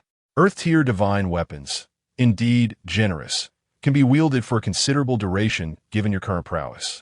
It seemed she had invested considerable thought into this, as it was not as casual as it appeared. The twin swords were perfectly suited for you. In this realm, the classification of divine weapons follows the hierarchy of heaven, earth, spirit, mysterious, and yellow, from highest to lowest. To receive earth-tier pinnacle divine weapons right away is a gift no one could likely refuse. Are we truly to accept them? But I am not prepared to take her as my master. Tianlan feigned ignorance, as he would never support another wicked woman in front of his beloved wife. Unsurprisingly, Luo Junxian shot him a glance. Her delicate, fair, and exquisite visage, adorned with a hint of playful annoyance, left Yi Tianlan utterly spellbound. She gently tapped his forehead. Fool! The fragrant breath from her sandalwood lips unfolded before him, her pink tongue glistening with moisture. This is an apology to the sword master, not your master acceptance gift. Enlightenment dawned upon Yi Tianlan. Oh, how beautifully nuanced. So that was it. Siener is truly clever. With his cleverness prevailing, he not only avoided inciting his wife's ire, but also successfully acquired an exquisite divine weapon. He reveled in his own ingenuity. Suddenly, a voice emanated from Siener, followed by a fragrant breeze as her graceful figure approached. Luo Junxian fixed her gaze upon him, her intense scrutiny rendering Yi Tianlan uncomfortable, prickling with unease, until she unexpectedly spoke. Who is more beautiful, her or me? Yi Tianlan's smile froze in place, hesitating for merely a fleeting moment before resolutely affirming, of course. You are the more beautiful one, Siener. How could that which possibly compare to you? Clang. The sound was crisp, a sharp interruption to his words. He looked up in anger, discovering a swirling black lotus. Infuriated, he seized it with a swift motion and tore it apart. The dark characters reappeared. Even a master can get angry. Yi Tianlan stood there, stunned. Chapter 49. Sigh. Just indulge him. What a ridiculous death-related multiple-choice question. I am truly exasperated. Could that enchantress have been lurking in the shadows all along? The scene from last night is still vivid in my mind. The mere thought that such a formidable presence might be watching me from the darkness renders Yi Tianlan utterly despondent. An unsettling sensation prickles within, leaving him feeling quite out of sorts. However, regardless of his reluctance, what can he do against such a powerful witch? Perhaps in a few years, he might muster the courage to resist, but for now, that seems out of question. After having breakfast, the two set out for the designated recruitment site of Tianwu Academy. Once again, a formidable member of the Shao family shadowed them. Ever since the previous incident, the Shao family had stationed guards around the clock to protect them. Yet, none of the other members of the Shao family were aware of the events from last night. Walking side by side, Luo Junxian keenly sensed that something was amiss with him. What is wrong? Still preoccupied with that witch? Yi Tianlan gloomily nodded. He soon felt her delicate, warm hand entwining with his, their fingers interlocking. Since we are here, we may as well find peace, she said with a gentle smile, her voice melodious and clear. Last night, Swordmaster mentioned to me that he suspects that woman is after your talents. Her background is extraordinary. She is generous and not particularly old, likely a prodigy from a powerful faction. It seems she has intentions of bringing you into that formidable force. I certainly will not go. I want to stay with you, Siener. The young girl chuckled lightly, playfully flicking his brow. Why so serious? Yi Tianlan, feeling anxious, insisted. I mean it. I believe in you, always have. Then why are you laughing? Yi Tianlan kuristi graspit headhunt. The girl's face flushed a delicate pink as she cast him a sidelong glance, teasing his earnestness and slowness to comprehend. Then, with an air of nonchalance, she turned away, her graceful fingers tucking a loose strand of hair behind her rosy ear, using the movement to shield her pure face from his gaze. Her voice was soft, because I feel the same way. Though you stand firm like a rock, I shall be as fragile as reeds. Wow. There are so many people. Xian'e. Yes, indeed. Grandpa and the others are over there. Let us hurry over. By the time Yi Tianlan and Luo Junxian arrived at the central square of the city, a large crowd had already gathered. Fortunately, due to their distinguished identities as descendants of a prominent family, they were granted access through a separate internal passage. This path was not only spacious, but also largely devoid of others, forming a stark contrast to the throngs of people outside, jostling and pushing to enter. In the gazes of the onlookers, Yi Tianlan discerned envy and jealousy. They lamented their own circumstances, wishing they had been born into such a grand family, cradled in privilege, and afforded the finest resources. Yi Tianlan reflected, for the first time, on the superior benefits that power and strength bestow. This is merely a city within our Tianxiang nation, and the influence of our family has yet to extend to other grand cities, especially with the royal presence looming above. If one were to stand atop the pinnacle of Tianxiang, or even at the Tianwu Academy in the Qingluo domain, what then? Luo Junxian discerned his thoughts and smiled, saying, "According to Master Jian, our Qingluo domain is but a remote corner. Only by ascending to the 9 provinces can true talent shine on the grand stage. If you can rise to such heights, your offspring will likewise emerge at the zenith of public attention." Yi Tianlan felt a surge of fervor within him, igniting like a roaring river. Merely envisioning that scene sent waves of exhilaration coursing through his being. A true man, standing between heaven and earth, ought to aspire to such greatness. However, Xiener, why should it not be ours? He chuckled. The maiden shot him a glance, lightly scoffing at his audacity, her small hands tightening ever so slightly, though she refrained from countering his jest. The inner space was expansive, yet was only populated by a few prominent families. The two swiftly located the position of the Xiao family. Xiao Zhantian immediately spotted them, surrounded by a throng of people. They had risen later than others, primarily due to the tumult of the previous night. First, he had established his resolve and manifested his indomitable belief, successfully bringing forth his innate talents. Then, the enchanting Demoness, Yu, had suddenly appeared, leaving behind cryptic words and bestowing upon him 2 exquisite pinnacle-grade swords. The emotional turmoil from these events had been overwhelming, leaving him unable to steady his mind, and he had barely managed to sleep from late night until dawn. This morning, Xiao Zhantian had intended to personally escort them, but Luo Junxian had preemptively stood at the door, which was still in disrepair, shaking her head gently and suggesting he sleep a while longer. At that moment, Xiao Zhantian exchanged a look with Yi Tianlan's mother, both recognizing the astonishment reflected in each other's eyes.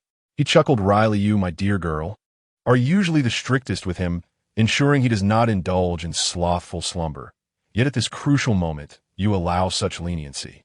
Luo Junxian's delicate face bore a hint of coolness, her autumn-like eyes tinged with slight embarrassment. She turned her head away, unable to meet the warm gaze of Li Xiuqing. "Each matter must be addressed appropriately," she replied in her serene, clear voice. Slowly lowering her palm, she turned slightly, seemingly carelessly twirling a loose strand of hair, though the nape of her neck had quietly flushed crimson. Thus, the scene unfolded with the two arriving slowly thereafter. "So, have you awakened, Tian'er?" Li Xiuqing approached, her smile radiating warmth as she affectionately ruffled his hair. Yi Tianlan nodded, greeting them both. Curiously, he inquired, "By the way, mother, grandfather, why did you leave so early without calling for us?" The two exchanged amused glances, their eyes playfully resting on the maiden beside them. "That is a question for your Xiener," they replied. Yi Tianlan blinked, puzzled, wondering what this had to do with Xiener, and he turned back to her with a curious gaze. Luo Junxian, however, cradled twin swords in her embrace, forbidding any further inquiries, should one dare to question. They must take up the sword themselves. "Then I shall refrain from asking," replied Yi Tianlan. "But how did you manage to have Xiener hold your sword?" Li Xiuqing playfully pinched his earlobe, gently admonishing him with a hint of annoyance. Yi Tianlan chuckled. It was through a game of rock, paper, scissors, and she lost. "Also, I prefer my sword to be fragrant." He winked at Luo Junxian. Upon hearing such shameless words, the young maiden's ears flushed a deep pink in an instant. A delicate blush, reminiscent of a tender sunset, graced her fair visage, akin to blooming peach blossoms. "Pa, you're utterly shameless," she retorted softly, turning away yet secretly tightening her hold. The name Qingluan was nestled amidst the lush, blossoming lotus buds. "TCH, indulge him as you wish," came the disdainful voice of the sword. Chapter 50. The 9 Major Secrets. Who is this young man? A cacophony of loud arguments erupted from the inner hall, capturing the attention of Luo Junxian. She could not help but raise her delicate brows and inquired of Li Xiuqing, "Mother, what are Uncle Qi and the others doing?" "They are embroiled in a dispute with the Chu family," Li Xiuqing replied with a smile, gently smoothing the strands of hair that had been tousled by the wind. Upon hearing mention of Uncle Qi, Yi Tianlan's eyes sparkled with curiosity. "Where's Uncle Qi?" Luo Junxian, with a serious expression, firmly grasped him, admonishing, "You must not act recklessly. Today is not a day for fighting and sparring. Can't you see that even Uncle Chi and the others, despite their deep-seated hatred for the Chu family, have refrained from physical confrontation? Rest assured, Siener, I possess my own discretion," he declared, thumping his chest in assurance. Luo Junxian was left speechless. If you truly had discretion, you would not have caused so much trouble previously. With worry gnawing at her heart, she reluctantly followed him into the fray. Indeed, she was correct. Today marked the recruitment of new students at Tianwu Academy, and no one dared to stir up trouble. Not even the two prominent families of Yinshui City, let alone the vast Tianxiang kingdom, could afford to provoke the academy. However, when two rival families encountered each other, their animosity flared intensely, each wishing to obliterate the other. While physical confrontation was off the table, verbal exchanges were still permissible. Thus, under the leadership of Xiao Qi, several young prodigies from the Xiao family engaged in a fierce exchange of words with the Chu family members. "You bastard!" Upon entering, Yi Tianlan was greeted by the sight of Xiao Qi single-handedly contending with three members of the Chu family in an impassioned verbal duel. His fingers danced elegantly, pointing and gesturing with poise, while his middle finger stood proudly, akin to a towering pillar. The spittle flew in all directions, leaving him utterly astonished. So this is the true fantasy world. When fighting was not an option, they certainly had their voices. Moreover, observing the aloof demeanor of the senior members, who seemed indifferent to intervening, it was clear that they had tacitly approved of the confrontation. The higher-ups, constrained by their status, could not enter the fray. Thus the young disciples naturally stepped forth to engage in battle. The reality of family disputes often unfolded in such a straightforward manner, akin to a prelude of drums before a war. "Uncle Chi is quite the orator, isn't he?"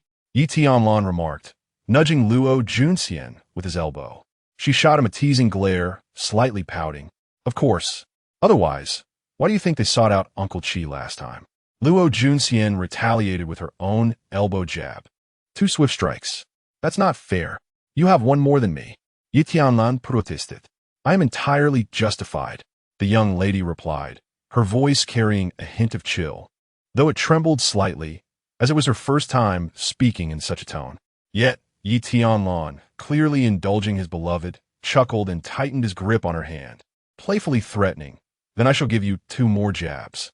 "Stop being so cheeky," she huffed, her words dismissive, yet her hand remained firmly clasped in his. However, this tender moment did not linger for long. Unbeknownst to them, several pairs of eyes had settled upon the inconspicuous figure of Yi Tianlan. Huang Ming lingered among the crowd, originally wishing to distance his senior brother from this calamity. However, upon turning around, he discovered a forlorn silhouette had quietly departed, resembling a soulless automaton, fully aware of its own actions. He shook his head, overwhelmed with emotion.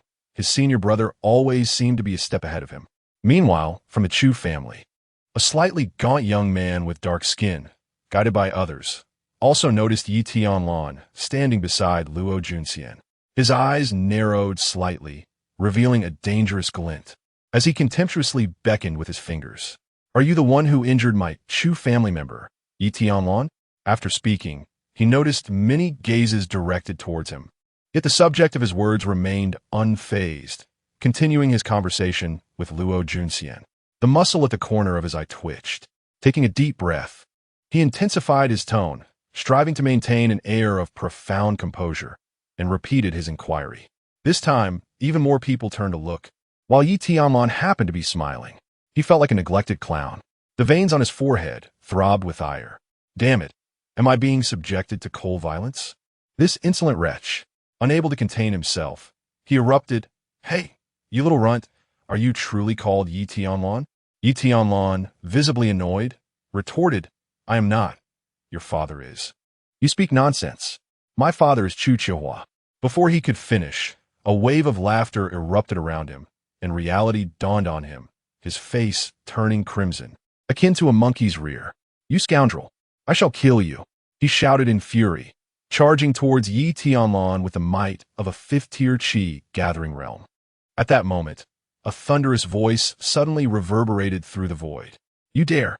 Not just one, but a total of 9 powerful Qi gathering realm experts auras surged into the air. They emerged from every direction, with formidable waves of vital energy clashing violently in the void, expanding and merging. The overwhelming pressure rendered onlookers unable to lift their heads. They unabashedly revealed their auras, instilling fear and trepidation, with expressions of shock and horror. Without even lifting a finger, the mere clash of their auras sent the Chu family's black ape youth flying back, spitting blood. When he raised his head from the ground, the blood at the corner of his mouth still uncleaned, his disheveled face bore an expression of panic and disbelief. My heavens! These are the Qi gathering realm experts from the Shao family. Who on earth is this young man? Capable of summoning such a multitude of Qi gathering realm experts to guard him in the shadows? It is truly unprecedented. I fear that even the esteemed daughter of the Shao family, Luo Junxian, could not possibly summon such a grand spectacle. The crowd buzzed with astonishment, their eyes wide in disbelief. While they were taken aback by the Shao family's actions, they also speculated about Yi Tianlan's true identity. The voice of the sword master echoed in Luo Junxian's mind, remarking on the sheer audacity of the matter. 666. They are indeed not even attempting to feign subtlety. The astute members of the Shao family surely understand that this young man is destined to gain admission into the Tianwu Academy, having secured a formidable new backing. This is merely the beginning of their efforts to elevate his profile, is it not? Unexpectedly, Luo Junxian, who had often concurred with the swordmaster, presented a completely contrary opinion this time. She gently shook her head, her crystalline lips curving into a radiant arc capable of melting even the coldest of ice. No, this time you are mistaken. It is my grandfather and the others who wish for Tianlan to create momentum for our Shao family. The sword master paused momentarily, rendered speechless, unsure of how to respond. Ah, indeed, your human race possesses the most cunning of minds. Even after enduring such a long passage of time, I find myself feeling inadequate in your presence. In that instant, the sword master felt as though he were but a novice, inexperienced and naive. Chapter 51. No more pretense. It's time to reveal. I have a Qilin child and a phoenix daughter. You should have one too. Yi Tianlan stood with his hands clasped behind his back, exuding an air of calmness, a subtle smile gracing his lips. The pressure was becoming unbearable. What is grandeur if not the treatment befitting a prodigy? It should not be marred by the deceit and violence of one's kin. Although this individual could only manage to slightly dirty the hem of his garment despite exerting all his strength, was this not a rather spectacular entrance? Who could comprehend the depth of such feelings? It was likely that the formidable warriors from the Chu family who had previously ambushed him were all dead, and the last escaping cultivator had fallen to the pursuers from the Shao family, leaving the true extent of his strength unknown. Otherwise, Yi Tianlan would have long since dismissed him like a bothersome fly. Silence. At that moment, a resonant voice echoed throughout the vast square in a peculiar manner. Although the voice was not loud, it managed to suppress the clamor of thousands. This voice carried an extraordinary power, rendering those who attempted to speak as if their throats were choked, unable to utter a sound. Indeed, it was a rare sound wave martial technique. The Celestial Martial Academy encompassed myriad extraordinary abilities, even possessing such elusive skills. The third elder, hands tucked in his sleeves, appeared beside Yi Tianlan, his expression grave.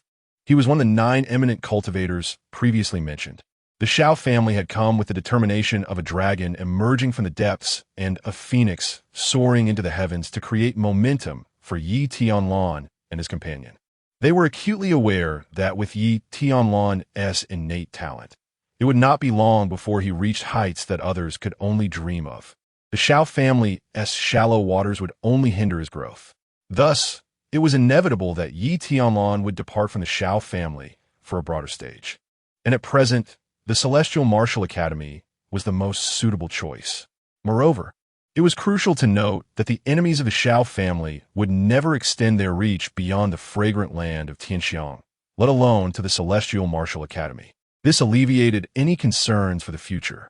Therefore, he chuckled initially, He had hoped to engage with you all as an ordinary family. Yet what he received in return was estrangement and enmity. Well then, since it has come to this, I shall cease the pretense and lay all cards on the table. In truth, I had merely been jesting with you before. Indeed, were you not reveling in your own merriment? Now that the tides have shifted, once I elevate my two prodigious kin into greater powers, we shall see who panics first. My family boasts a Tianlan child and a phoenix daughter. You would do well to have one too. Thus, the Shao family had initially approached with the intent of making a grand statement, to astonish the world with their emergence. If one must pretend, let it be on a grand scale. Let the matter escalate to instill fear in all of the Shao family's adversaries. It would be best if this reached the royal family, the Yi family. You, Yi Qingkong, dare to boast. Keep shouting.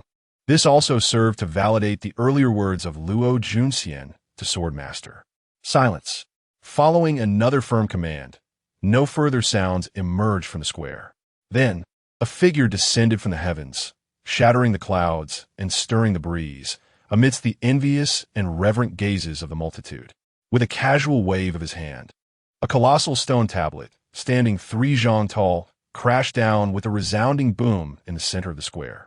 The surface of the stone radiated a kaleidoscope of colors, continuously blending and shifting, as if the dazzling hues of a vibrant rainbow had been intricately interwoven and then crushed upon it. The figure descended gracefully, alighting lightly atop the stone tablet, their gaze piercing and proud as they surveyed the crowd. Dressed in flowing garments, they exuded an effortless elegance. The spectators below could not contain their gasps of astonishment. Another formidable expert from the sky, Ascend Realm, Yi Tianlan, was taken aback. Though they appeared less powerful than the moon, which lacked the immediate sense of awe she inspired, the strength of this newcomer spoke volumes. The artifact they wielded seemed to belong only to the innate level. The third elder patiently elaborated, hoping to broaden Yi Tianlan's horizons through this experience, gesturing toward the unique gauzy attire the figure wore.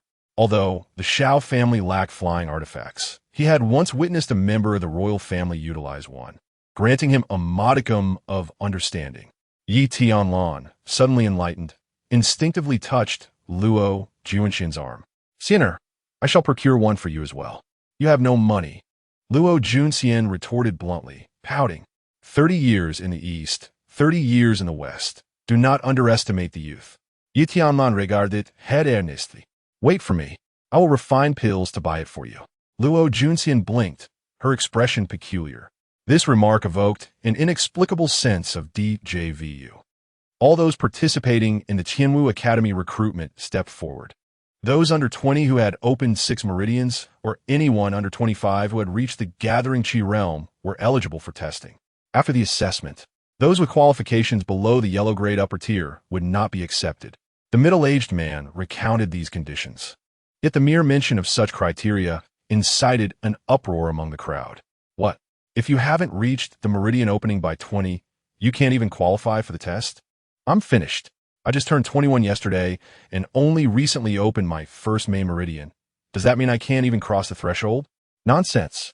My mother explicitly stated that I am a prodigy. How could I possibly lack even the qualifications for testing? Complaints and grievances arose among the crowd. Isn't the bar set too high? Achieving body refinement at 18 is already remarkable. Expecting one to open 6 main meridians within 2 short years is asking too much. Just then, a loud, mocking laughter erupted. The crowd turned in anger to find that it was none other than Chu Yuan of the Chu family, who had been previously struck and sent flying, now laughing heartily. A smirk of derision played upon his lips, his expression dripping with disdain. Despite appearing somewhat disheveled, he could not conceal the arrogance on his face. "What are you laughing at?" "Of course, I am laughing at your lack of self-awareness. Please, this has always been the standard, so don't blame the criteria for your inability to meet it. Have you ever asked yourself if you've genuinely put in the effort over the years? Have your realms even progressed? Can you afford a single stalk of blood essence grass at 79 spirit stones each? A bunch of paupers." He raised his middle finger dismissively. "You." As Chu Yuan's voice faded away, the crowd erupted with fervent indignation. igniting a tempest of collective fury akin to a roaring tide. Tianlan stood there, utterly astounded. He couldn't help but marvel at the talent of this individual, having ventured out for training in his youth. He had recently returned upon learning of the impending enrollment ceremony at the Tianwu Academy. Luo Junxian furrowed her brow in contemplation before adding, "Perhaps he was simply unfortunate enough to have an unfortunate encounter." "Heh, sinner, who taught you such scathing remarks?" Yi Tianlan jested as he playfully approached her. "It was my own thought," the young lady replied, her fingertip resting upon her chin, her expression cool and detached. Yet, her serious demeanor only served to accentuate her endearing charm. Chapter 52, United in Heart, We Are One. And you too as well. Chu Yuan cast a fierce glare at the two individuals, his eyes brimming with an intensity that seemed capable of devouring them whole. "You Tianlan, is it? I shall avenge my father. Do not think that entering the Tianwu Academy grants you immunity. I shall see how long you can evade your fate." He sneered. If not for the blood still staining the corner of his mouth, he might have succeeded in intimidating them. "Oh, you possess such confidence in gaining entry to the Tianwu Academy?" Yu Tianlan arched an eyebrow in retort. Chu Yuan appeared to have heard the most ludicrous joke. "Ha ha ha! I, Chu Yuan, reached the pinnacle of body refining at the age of 19, opened 7 meridians by 20, and have long since entered the 5th stage of qi gathering. If I cannot gain entry, pray tell, who else could?" He spread his arms wide, laughing arrogantly. Those around him changed their expressions.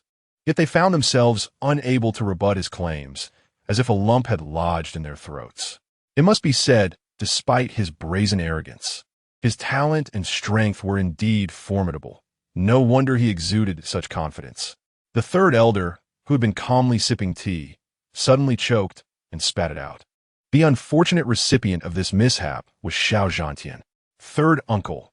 The latter murmured, lifting the tea leaves that had fallen onto his eyelids, his gaze melancholic. "Cough, cough. Zhantian, my apologies. You know I rarely find amusement in anything. My training has equipped me with remarkable restraint," he said, gesturing toward Chu Yuan with a knowing look. Yet this time, he truly could not contain himself. Chuan's expression darkened, but he refrained from speaking, silently etching the third elder's face into his memory. "I, Chu Yuan, will remember you. This grudge will be repaid in kind. Upon my return from the Tianwu Academy, the first to be extinguished shall be your Xiao family." To mock his attainment of body refining at 19 was utterly audacious. "Humph, a foolish old man, utterly oblivious to the depths of my talent," he scoffed, shaking his head. Were it not for his apprehension of his opponent's strength and the lack of support from his own clan, he would have dealt with him long ago. Nevertheless, he resolved to regard this as merely a stepping stone for sharpening his own skills. With unwavering confidence, he felt a clarity of mind wash over him. One must recognize the truth. A golden-scaled fish is not meant to languish in a pond. When faced with storms, it transforms into a dragon. And he, Chu Yuan, was that golden-scaled fish. Not only would he silence the Xiao family, but he would also ensure that certain members within his own clan would learn to keep their tongues in check. Has he always been this arrogant? Yu Tianlan could no longer tolerate the spectacle. It was as if the other had conjured grand illusions in his mind, suddenly floating on a cloud of delusion. "I've said it before. His brain must be damaged," Luo Junxian remarked, poking her own head. Yu Tianlan leaned in closer, whispering, "Sword Master, I have a bold idea." "Oh, pray, do share," Sword Master replied promptly. "You, my friend, are quite ruthless," he acknowledged. "Heh, isn't he rather arrogant? It would be fitting to teach him a lesson. What do you think my chances of success are?" Jian Yi pondered for a moment, considering that this was a pinnacle treasure of the profound stage. "If you truly have the desire, you might be a little short, unless you." Yi Tianlan received a gratifying response and turned around with delight. It was indeed true that having an elder at home is akin to possessing a treasure.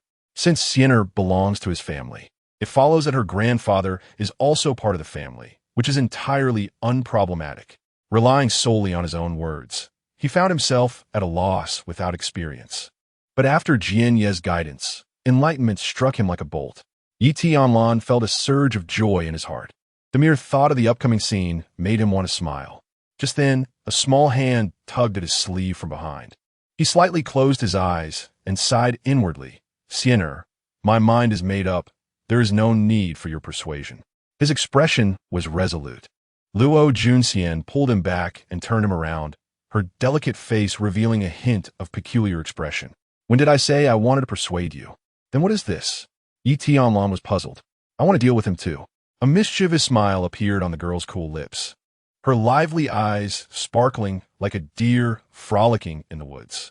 Yi Tianlan was bewildered yet profoundly shaken. The aptitude testing ceremony had commenced, with several prominent families occupying the best inner positions, naturally given priority for testing. However, Chu Yuan was in a state of deep frustration, even bordering on fury. Just as he stepped forward confidently, ready to make a remarkable impression at the aptitude testing stone, that absurd creature from the Shao family reappeared, claiming he wanted to compete. The aim of the contest was, of course, to see who could achieve a higher talent level. In the past, he might have eagerly accepted the challenge to slap the other's face, but now he was too eager to prove himself, so he refrained from a direct response. This fellow proposed that they wait until everyone else had completed their tests before engaging in a 1v1 duel at the Imperial City. Waiting that long was not appealing to him. Consequently, a wave of murmurs erupted from the onlookers, their disdainful glances aggravating him further, making him feel as if he were sitting on needles. He could hardly suppress his desire to slap this guy across the face. Damn, was that necessary to be so loud during the challenge? What truly solidified his resolve to accept the challenge were the indifferent gazes of the three remaining experts of the Transcendence realm in his family. Their previous reluctance to assist him was due to dissatisfaction with Chu Qiuhua's decision and their discontent with him. If it weren't for the fact that he, as the family head, had made a foolish move that severely wounded the Chu family's vitality, the Shao family would not have found an opportunity to encroach, causing the family's power and assets to dwindle. In just half a month, the Chu family had already fallen to less than half of its peak strength. Considering that I have yet to mature and still require the support of these three venerable figures of the Enlightenment realm. He clenched his teeth in frustration and reluctantly nodded in agreement, his heart laden with humiliation. How infuriating! Such audacity to press me with overwhelming force. I, Chu Yuan, shall remember this day. Yi Tianlan, you are cursed, and the three of you are equally deserving of a dire fate. Await my return from the Celestial Martial Academy as a conqueror. You shall all pay a grievous price. He raged silently within, his fists tightly clenched. As the mentors of the Celestial Martial Academy were set to traverse hundreds of nations and thousands of cities in the coming days, the testing process was bound to be brief. They could not linger here for long. As the other participants completed their assessments, the crowd remained fixated upon the last three individuals. All eyes were glued to the final act. Even the usually reticent mentor of the Celestial Martial Academy cast a curious glance. With his formidable strength, he could vaguely sense the distinct energies emanating from Yi Tianlan and his companion. Have they opened the meridians?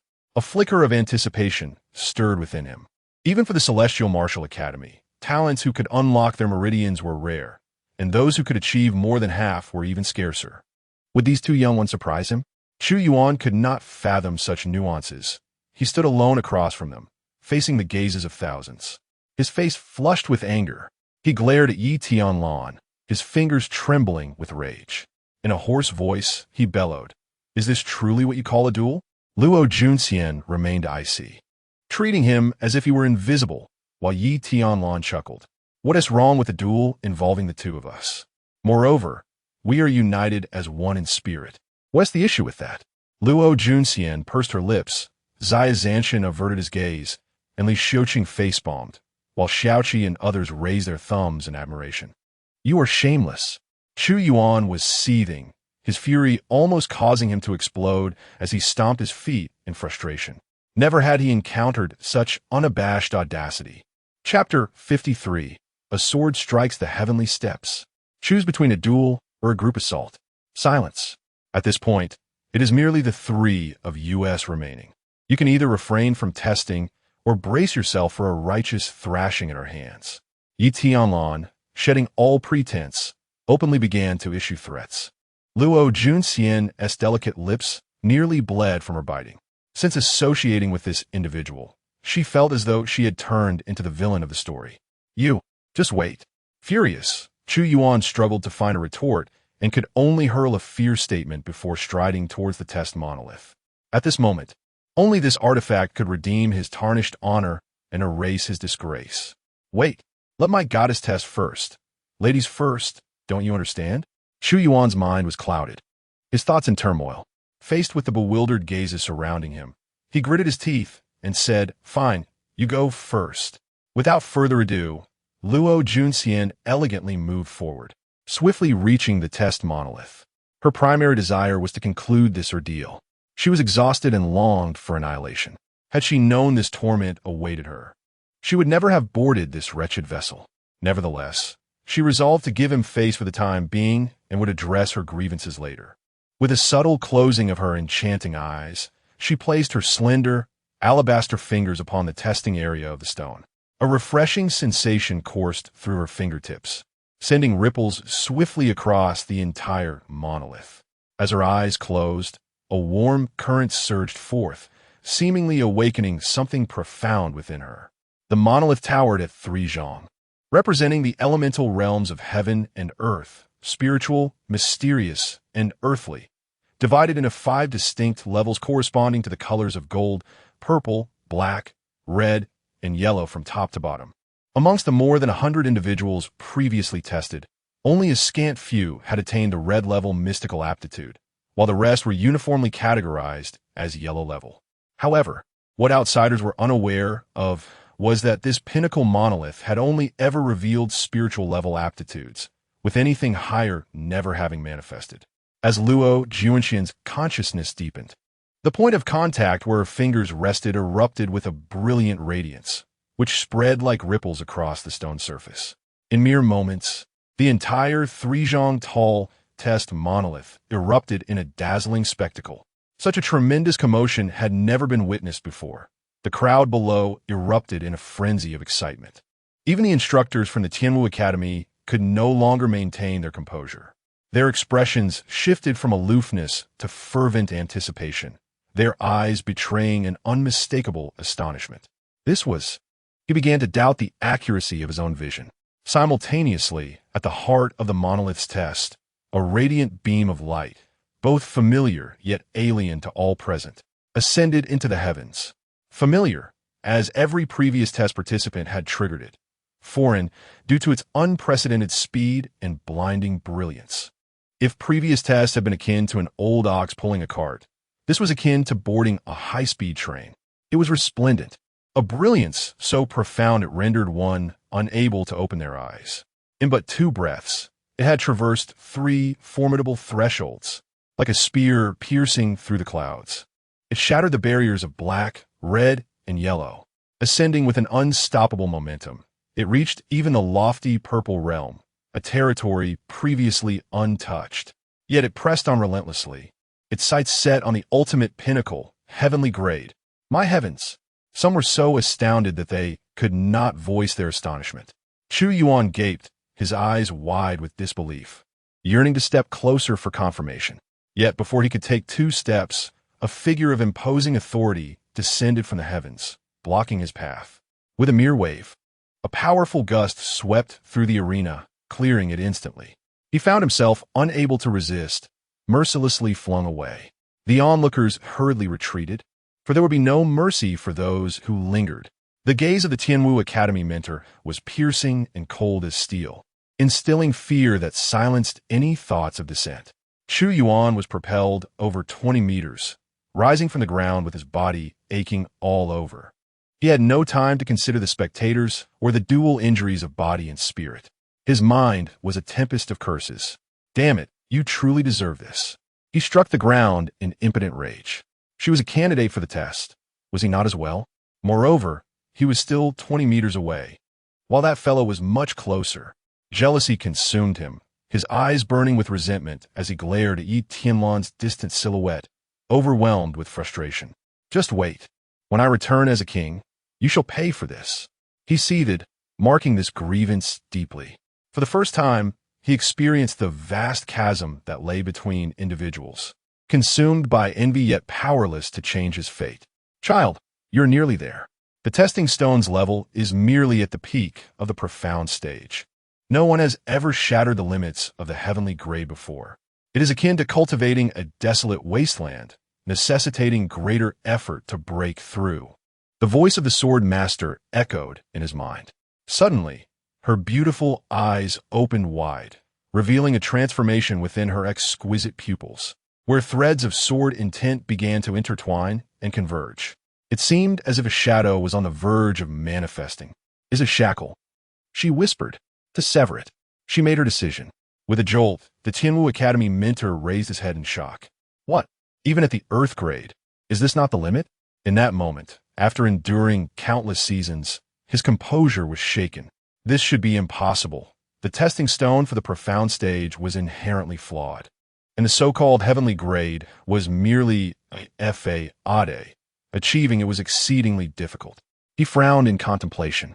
In other words, this had already surpassed the original limits of the testing stone. If it were a standard heavenly grade testing stone, the path to measuring heavenly grade aptitude would be straightforward. However, the profound grade testing stone was never forged with the thought that anyone could attain heavenly grade. In an effort to reduce costs, no pathway to the celestial realm was left, leaving only a wild expanse of thorns before them. Untrodden and uncharted, the difficulty had escalated by several magnitudes. Sensing the lofty ambitions of Luo Junxian, he hesitated, his intention to immediately send a message through the jade slip quietly fading away. At that moment, it was not just he who perceived it. All present beheld a sword shadow piercing the heavens, weaving and taking shape. Though it appeared nebulous, it emanated an indescribable aura of swordsmanship. It sought to shatter certain shackles, tearing through the void. It loomed in the emptiness, occupying the testing monument. Yet it felt as if it were pressing down on the hearts of all, rendering them breathless. This is, someone gasped in terror. What a fearsome intent of the sword. This is the innate sword body. The mentor from the Heavenly Martial Academy trembled with excitement, his lips quivering uncontrollably. Who could have imagined that this gathering could lead to the discovery of the legendary sacred body of swordsmanship? This is undoubtedly a figure destined to ascend to the pinnacle of the sword path, to claim supremacy. The sword's shadow ceased to coalesce, yet countless sword energies entwined within it, wreaking havoc with a terrifying sharpness.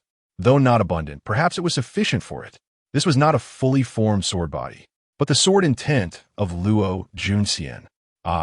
Could it be that this is the celestial shackles that no one has ever reached? Then let it be severed. Chapter 54. My husband is destined to be the true dragon soaring through the 9 heavens. I yearn to shatter the barriers. If no path exists, then I shall cleave it open with a single sword. This blade shall not only sever the celestial shackles of the testing steel, but also obliterate the arrogance and audacity that reside within him. Chu Yuan must close his eyes to withstand the overwhelming surge of sharp sword intent that engulfs him. Yet, he remains incredulous. He cannot fathom that this woman has ascended to such an astonishing height. His eyes widen, the crimson hue of blood surging within, as he forcefully endures the excruciating pain akin to countless steel needles piercing his gaze. The boundless sword shadows are reflected in his eyes, wielding an imposing might that stirs no inclination for resistance. With a single slash, the shackles shattered. A fissure appeared at the pinnacle of the steel, mirroring the fracture within his own heart. It was as if a divine sword had truly cleaved it apart. The liberated radiance surged forth with unstoppable momentum, soaring upward, reaching the summit of the steel in an instant. Waves of resplendent light emanated from the crevice of the steel, enveloping the onlooker's vision.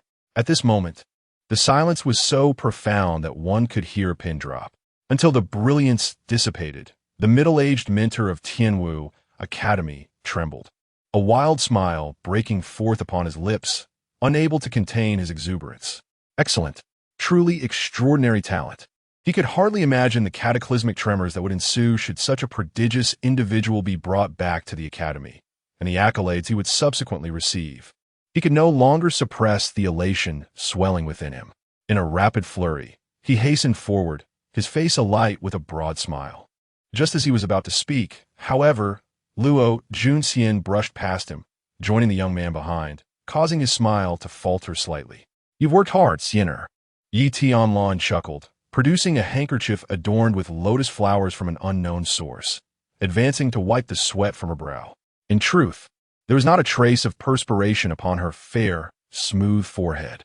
Luo Junxian cast him a reproachful glance, but did not refuse, allowing him to engage in his playful antics. The young maiden gently closed her beautiful eyes, her delicate, dark lashes quivering with tension, her cheeks flushed, complementing her ethereal beauty. Exquisite beyond compare. She resembled a crystal-clear Tianshan snow lotus, tinged with a breathtaking blush. The attention of so many onlookers made her somewhat bashful about such intimate gestures. Yet she feared that refusing might dampen his enthusiasm. One infuriating fellow. "Sienna, why the pout? It was you who exerted yourself." "Ha! Then allow me to blow on it, and it shall cease to hurt." "Pa!" The maiden lightly spat, exclaiming that he truly had no shame. At that moment, the middle-aged mentor of Tianwu Academy approached. His countenance bore no trace of displeasure, even in light of Luo Junxian having ignored him before numerous witnesses. He took no offense. Truly a genius, this was the temperament befitting a prodigy, utterly justified. The more he contemplated, the more reasonable it seemed, and his satisfaction with Luo Junxian grew ever greater. "Madam, I am Lu Wu, a mentor from the Southern Academy of Tianwu. It is a pleasure to make your acquaintance. May I inquire if you possess any inclination to join our esteemed institution?" Although Lu Wu did not voice his thoughts, nor display any outward signs of it, he was engulfed in an indescribable tension. He understood full well that at this level, such prodigies are no longer in a position to be chosen. Rather, it is they who hold the power of choice. Should the events of today become public, even the formidable forces from beyond the realm would rush to seize the opportunity, with outstanding candidates among them, causing even the Tianwu Academy to tread carefully. Luo Junxian cast a glance at him, her heart stirring unexpectedly. Her delicate brows relaxed, and her eyes twinkled like crescent moons. She turned to Yi Tianlan, her sincerity evident as she spoke earnestly. "My fiancé has long harbored dreams of joining the Tianwu Academy. Alas, he has suffered a misfortune, resulting in shattered meridians and a ruined dantian, rendering him unable to cultivate. If I were to enroll in the Tianwu Academy, could you grant him a place?" This revelation left not only Lu Wu baffled, but also Li Xiuqing and the members of the Xiao family. What scheme was this girl concocting? The third elder furrowed his brow and nudged Xiao Zhantian's arm. "Do not panic. My granddaughter undoubtedly has her own plans." Although Xiao Zhantian appeared calm on the surface, his heart raced with unease. "Please do not create chaos, little ancestor." Only Li Xiuqing, after her initial astonishment, gently covered her mouth and let out a soft laugh. Without a doubt, she was the most familiar with these two children among those present. She needed only a glance to understand precisely what was transpiring. Yi Tianlan, almost without hesitation, felt his expression shift immediately. It is no wonder they are so in sync. They do not even require eye contact to coordinate their intentions. He sighed, his gaze filled with equal parts anticipation, pleading, and anxiety. His eyes seemed to shimmer with an unspoken language. Being scrutinized thus left Lu Wu at a loss. This was a buy-one-get-one-free situation. He hesitated for but a fleeting moment, yet the thought of Luo Junxian's unparalleled talent, a natural gift for the sword path, swiftly solidified his resolve. He gritted his teeth, confident that the Academy's higher-ups would surely endorse his decision. "Very well," he nodded emphatically. It is rare to encounter someone so devoted and principled, retaining their original intent even after possessing such formidable talent. Our academy has witnessed instances where female students have forsaken their unworthy fiancés to pursue scions of noble families, only for their discarded fiancés to rise against all odds and achieve greatness, shattering every doubt. I can arrange for you both to be together.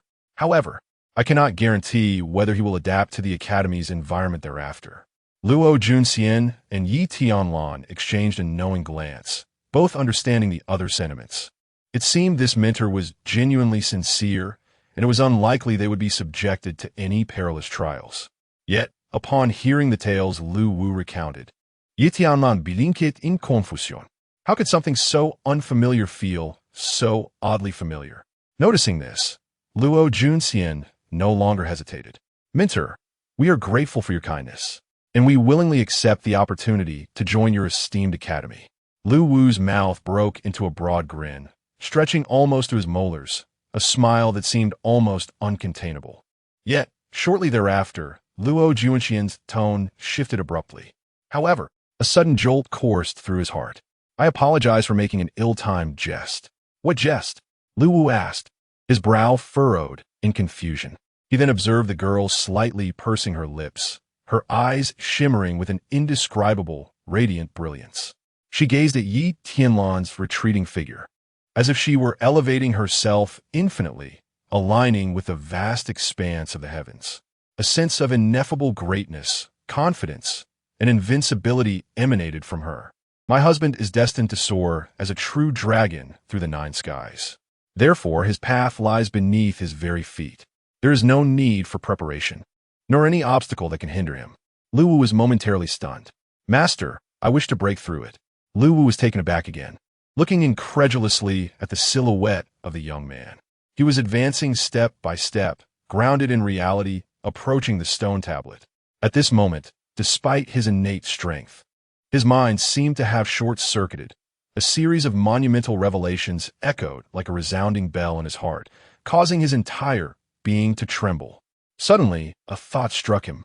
Inspired by the confidence reflected in the girl's beautiful eyes and the heroic stance of the boy before the tablet, he burst into hearty laughter. Ha ha ha! Excellent!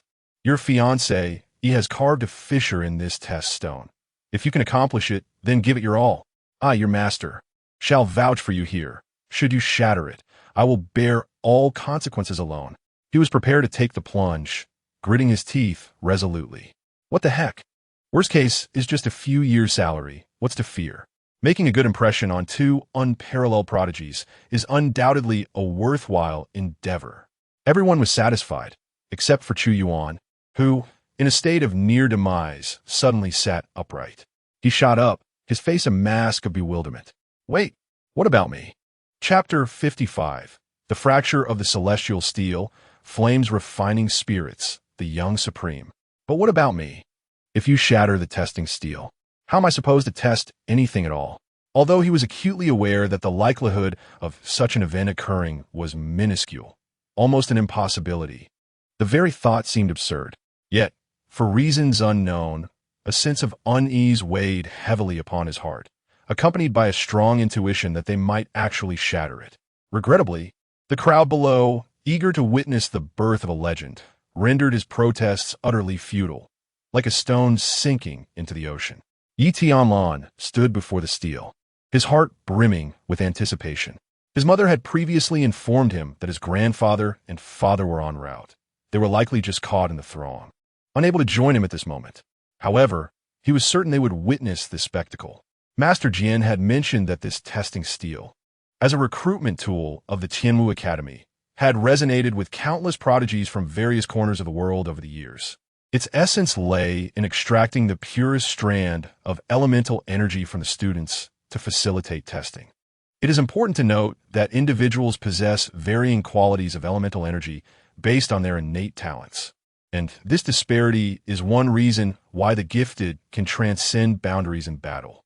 Over the years, the steel had undoubtedly stored an immeasurable amount of refined elemental energy. Initially, his intention was to target Chu Yuan, intending to shatter the testing steel to diminish his arrogance and prevent his admission to the Tianwu Academy. However, after hearing Master Jin's words, he found himself coveting the stored elemental energy. He had originally planned to forcefully break through using divine powers, but Luo Junxian had advised against it, urging him to retain his greatest trump card. Thus, she had taken the initiative to create a fragile fissure. With this fissure, the once flawless testing steel had breached the threshold of the heavenly realm, and all that remained was to violently shatter it to surpass the limits of the steel. After all, it was merely a mysterious grade testing steel, and 2 consecutive violent breaches would exceed its maximum threshold. This was the fundamental reason for her prior actions. Ah, how considerate of my beloved fairy. Tianlan laughed heartily, no longer hesitating. His entire being pulsated with vitality as he unleashed a powerful punch. Boom! This strike seemed to evoke a tremor in the void, resonating throughout heaven and earth. If one could see through his flesh at that moment, they would be astounded to discover that every meridian in his body was aglow. Whether it was the 12 primary meridians, the 72 secondary meridians, or the 2 celestial meridians. A terrifying vortex of elemental energy was forming between his fists.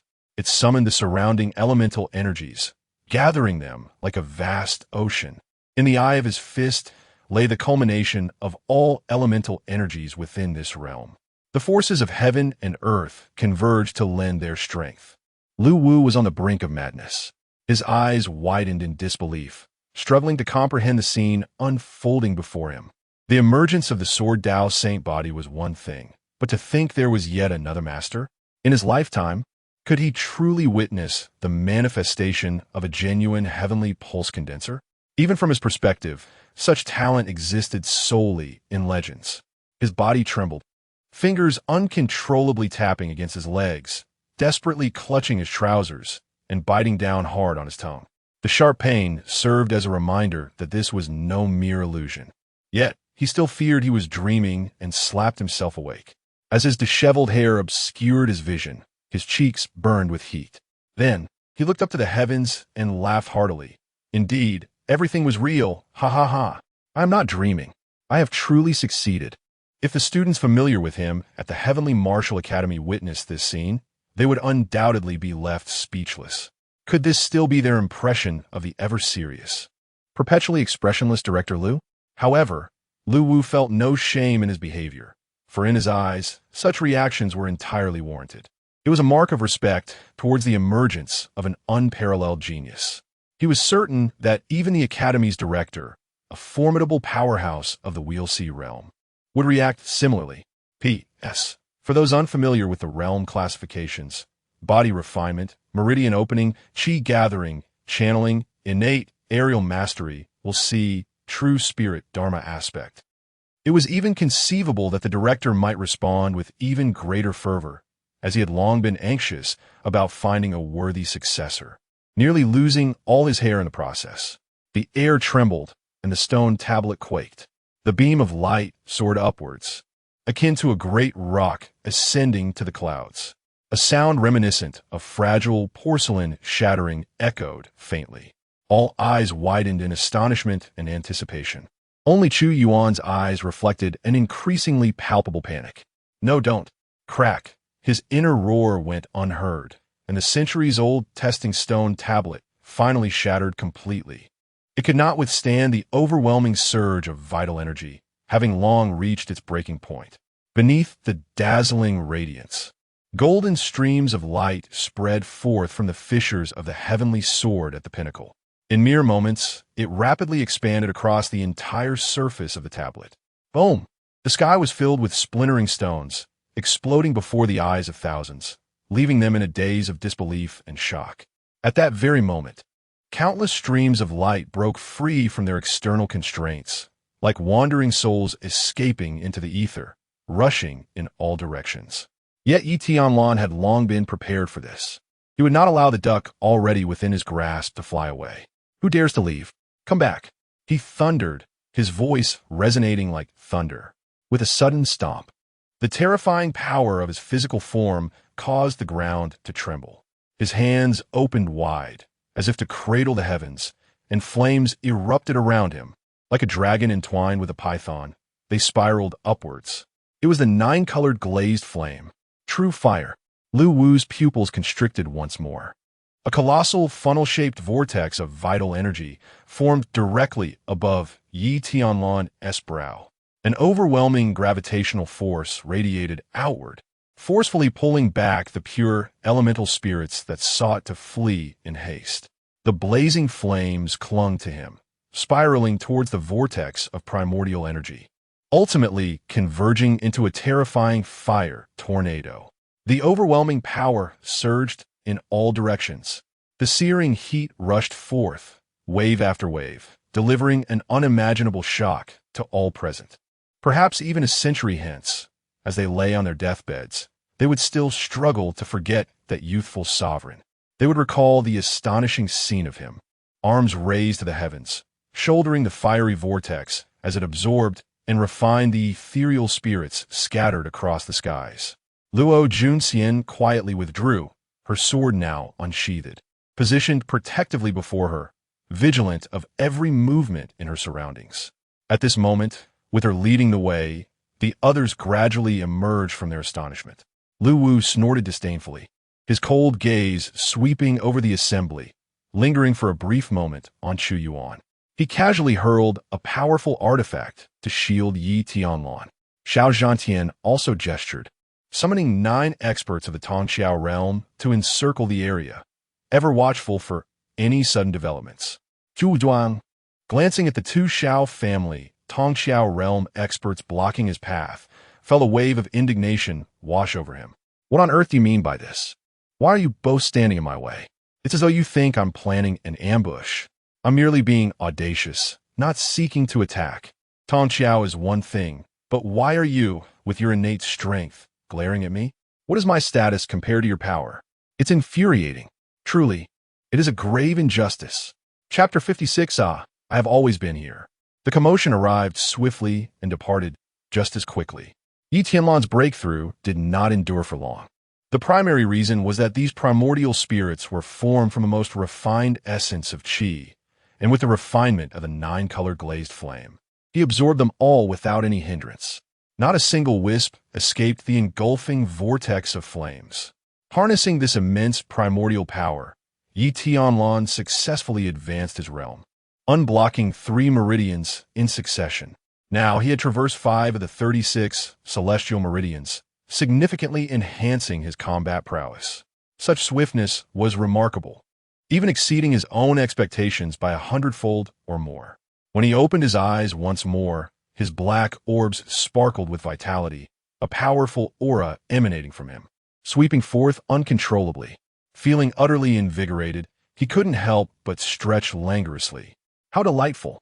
If only such opportunities came more frequently. Yet he was acutely aware that such chances were rare and precious. After all, this was the culmination of centuries of accumulation.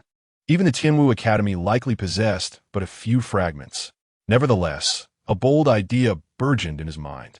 Surveying the scattered debris strewn about, Yi Tianlan felt a pang of regret, yet gratitude toward Lu Wu for granting him this opportunity, and he made sure to express his thanks before returning to his mother. Lu Wu was already beside himself with joy. This minor loss was inconsequential. It was no exaggeration to say that no matter how precious the stone tablet was, it remained the Academy's property. The immense favor he had garnered made even the destruction worthwhile. Yi Tianlan swiftly returned with Luo Junxian, eager to share the joyous news with his mother, only to find a mix of happiness and pride on Li Xiuqing's face. However, the predominant feeling was an unnamed worry, as if a shadow loomed over her beautiful countenance. An inexplicable sense of foreboding surged within Yi Tianlan's heart. Casting his gaze around, he indeed found no trace of his 2 closest kin. Anxiously, he inquired, "Mother, where are father and grandfather?" Though Li Xiuqing wished to conceal the truth, she understood that her son had always exhibited a keen intellect far beyond that of ordinary children. This heavy-hearted demeanor could not escape his perceptive eyes. With a deep sigh, she revealed they mentioned an hour ago that they had arrived near Yinshui City. Logically, they should have reached their destination by now. However, I have sent multiple messages along the way, all of which have fallen into silence, receiving no reply. I initially thought they were planning a surprise visit for you, but it seems otherwise. A cloud of unshakable sorrow lingered in Li Xiuqing's brow. Xiao Zhantian, who had been listening nearby, was taken aback by her words.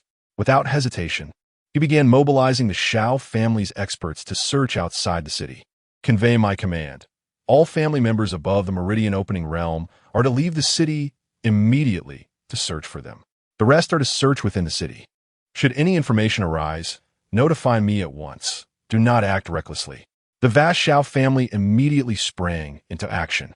In the present moment, with the mentor of the Tianwu Academy present, the Chu family would have to be truly reckless to dare to provoke the cherished possession of this innate realm powerhouse. Should Yi Tianlan be in peril, Lu Wu would undoubtedly be the first to intervene. Regardless of the Chu family stature, in this diminutive Tianxiang kingdom, even the royal family would find themselves powerless. In pursuit of a certain individual, the formidable forces from the Shao family have dispersed, including the likes of Shao Zhantian. Only Yi Tianlan remains with two others in attendance. Meanwhile, on the top floor of a nearby pavilion, two figures stood silently, their vantage point affording a comprehensive view of the scene below. Yun Danzi's keen gaze, sharp as an eagle's, fixated on the center of the square, specifically on the figure that commanded the crowd's attention. Chu Tian, the president of the Alchemist Guild, alongside his senior brother, Yun Danzi. Brother, it appears he lacks a solid backing and must seek admission into Tianwu Academy. If he truly had formidable forces behind him, he would not be compelled to join the academy, Chu Tian remarked, stepping back slightly. Yun Danzi smirked with a hint of disdain, his finger rhythmically tapping against the railing. This caused Chu Tian's eyebrows to twitch. He hoped this time there would be no destruction of property. What of Tianwu Academy? My Yaoling sect does not fear them. Should there be a demand for elixirs, he will still have to beseech us humbly. Yun Danzi's demeanor radiated pride as he raised his chin defiantly. Chu Tian inwardly scoffed, almost mistaking Yun Danzi's arrogance for his own. This audacious youth dares to forcibly seize my disciple's Danhua. If he fails to return all today, I shall ensure he pays a grievous price. With that, he coldly snorted, transforming his hand into a blade, and with a swift motion, carved a sizable gap into the railing before leaping down. Chu Tian's temples throbbed with frustration. Damn it, here we go again. Did the railing provoke you? Is there no staircase for you to descend? Moreover, you weren't this confident before. He grumbled internally. On the other side, Yi Tianlan's anxiety had reached a fever pitch. Nearly 10 minutes had elapsed, and there was still no word from the Shao family. Desperation compelled him to pace restlessly, yet he found himself powerless. Luo Junxian remained silent, her delicate hand tightly clasping his, offering him silent comfort. Li Xiuqing sat nearby, her brow furrowed in concern. Each sigh from her deepened Yi Tianlan's sense of unease. He felt compelled to take action rather than remain idle. Despite the Shao family's numbers, the threat posed by the surrounding waters loomed larger. It was impossible to eliminate all risks in such a short time. Should anything befall his father or grandfather, he would never forgive himself. His mother's issues regarding the potential elixir had already burdened him with guilt, and without the means to remedy that situation, his regret was insurmountable. However, he resolutely refused to allow further regrets to unfold. He sighed and resigned himself to the reality. His expression turned grave as he clenched his teeth resolutely. No longer hesitating, he made a firm decision. Whether it would prove beneficial remained uncertain, yet he hoped that the other party had not strayed too far. Meanwhile, at the edge of the square, a formidable aura manifested, enveloping him in a powerful presence that instinctively parted the surrounding crowd amidst their gasps of alarm. Ah, young man, you're the one who seized my disciple's Danfire. Are you not? Yin Danzi approached, hands clasped behind his back, exuding an overwhelming confidence and composure. Lu Wu immediately sensed the newcomer and, upon confirming his identity, his eyes widened in astonishment. It was none other than a being of the innate realm. However, without a moment's hesitation, he placed himself in front of the intruder. Step aside, you scoundrel from Tianwu Academy. It is not your place to meddle in my affairs. Even your dean must show some deference to the medicine spirit sect, let alone you. Yin Danzi laughed heartily, his demeanor brimming with arrogance.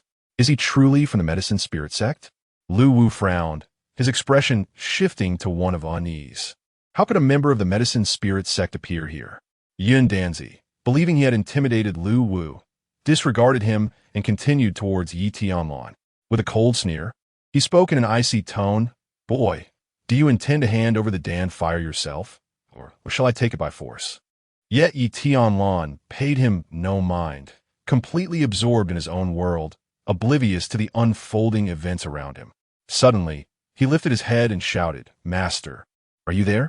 Within and outside the arena, everyone, except for Luo Junxian, was taken aback, including the astonished Lu Wu and Yun Danzi. The latter, however, only paused for a fleeting moment before bursting into laughter. In a desperate situation, have you resorted to such futile measures? How utterly amusing. Before he could finish his laughter, he found himself frozen in place, his body rigid with shock.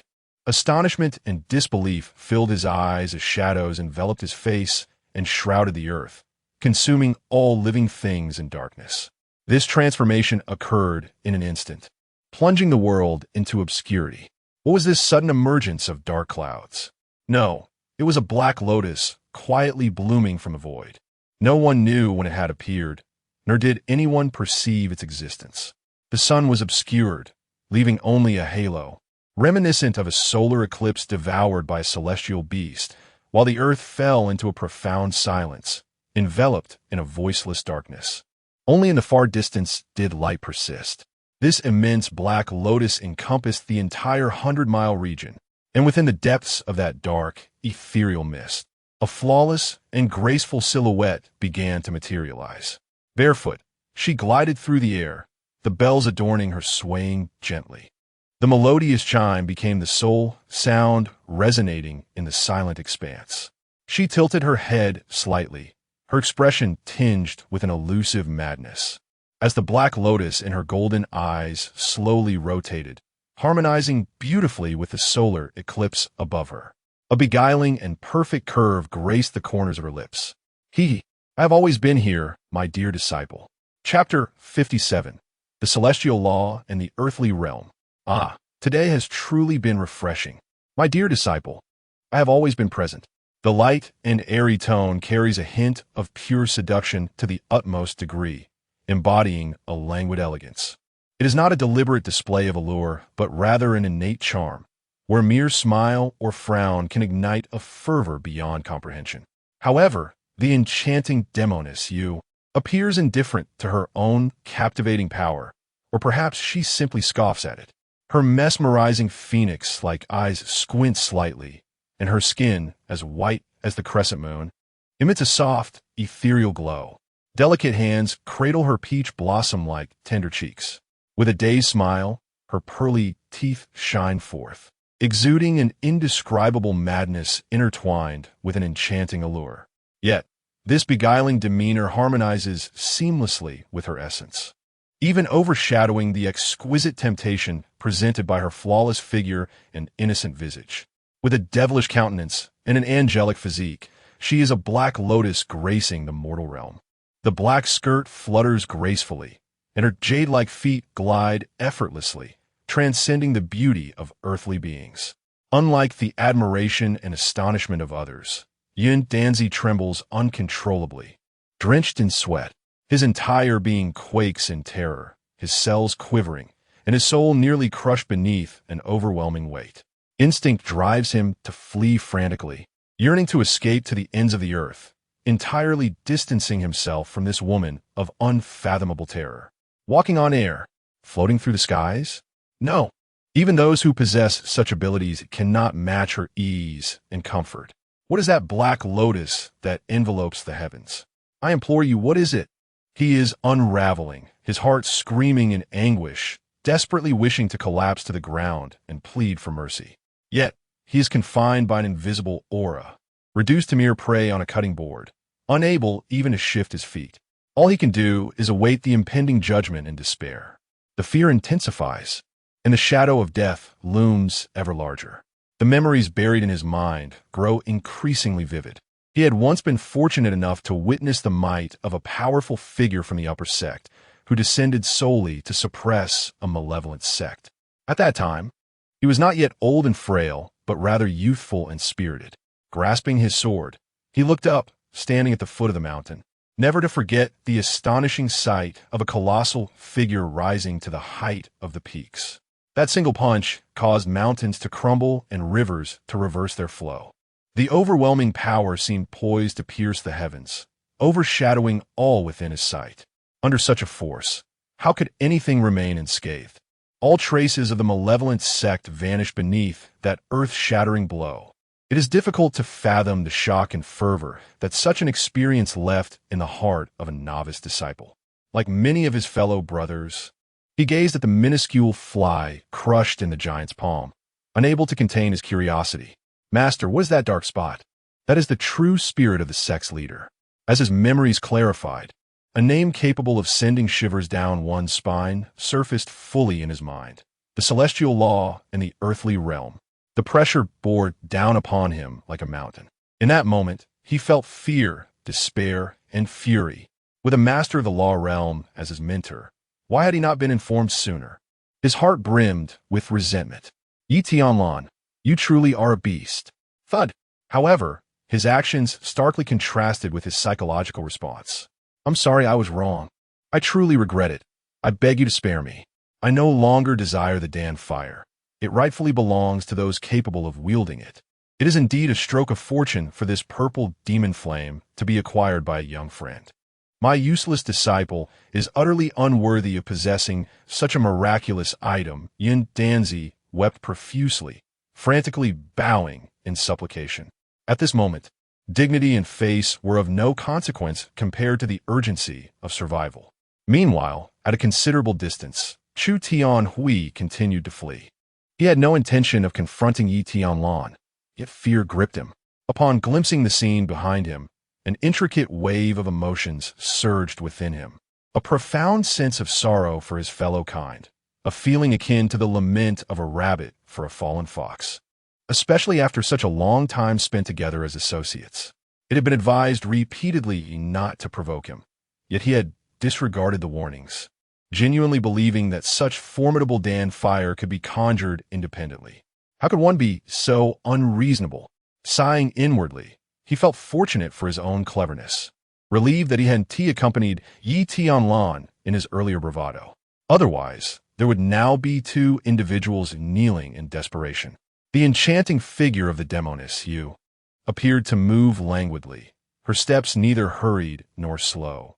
Yet in truth, she traversed distances with remarkable swiftness, evoking thoughts of the legendary ability to traverse vast spaces in an instant. Her eyes shimmered with allure, her delicate hands clasped behind her, and her jade-like feet sparkled beneath the dark fabric of her skirt as if illuminated from within. Even before approaching, a fragrant breeze seemed to envelop the air. Yi Tianlan was now undeniably convinced that she was indeed advancing towards him, drawing ever closer, reaching a proximity he had never experienced before. A flicker of tension surged within him. It was impossible to remain entirely composed in the presence of such a personage. Yet he found himself at a loss for words. Should he simply request her assistance in locating his grandfather and father? With her prowess, it might be a simple task, but would she truly acquiesce? As his mind wrestled with these thoughts, she spoke, her tone unexpectedly lighthearted, yet somehow fitting. For our first meeting, dear little basket, may I give you something?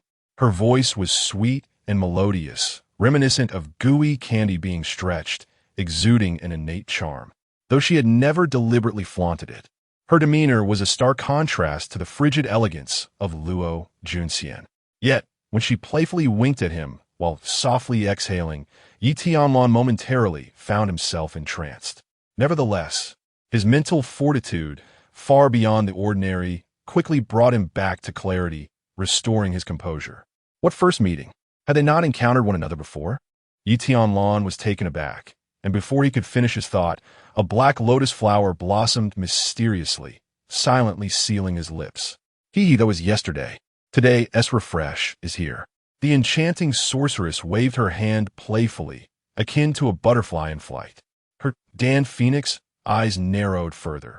It could not conceal the lively cunning they radiated. She drew nearer, while Yun Danzi remained on the ground, still pleading for mercy. With a delicate wave of her slender hand, she did not cast a single glance in his direction, as a black lotus enveloped him in silence. Moments latte. A vibrant emerald flame gracefully emerged, traversing the void with a dazzling brilliance akin to a shooting star. Yet, the onlookers were devoid of any inclination to admire it. Their hearts felt as cold as ice. Lu Wu's scalp tingled, beads of sweat cascading down as he sensed his legs weakening, on the verge of collapsing to the ground. Was a person of innate talent just extinguished like that? A lifetime devoted to the pursuit of alchemy, only to end up as mere sustenance. What profound sorrow this is. The enchanting demoness, you, paid little heed to her seemingly trivial act.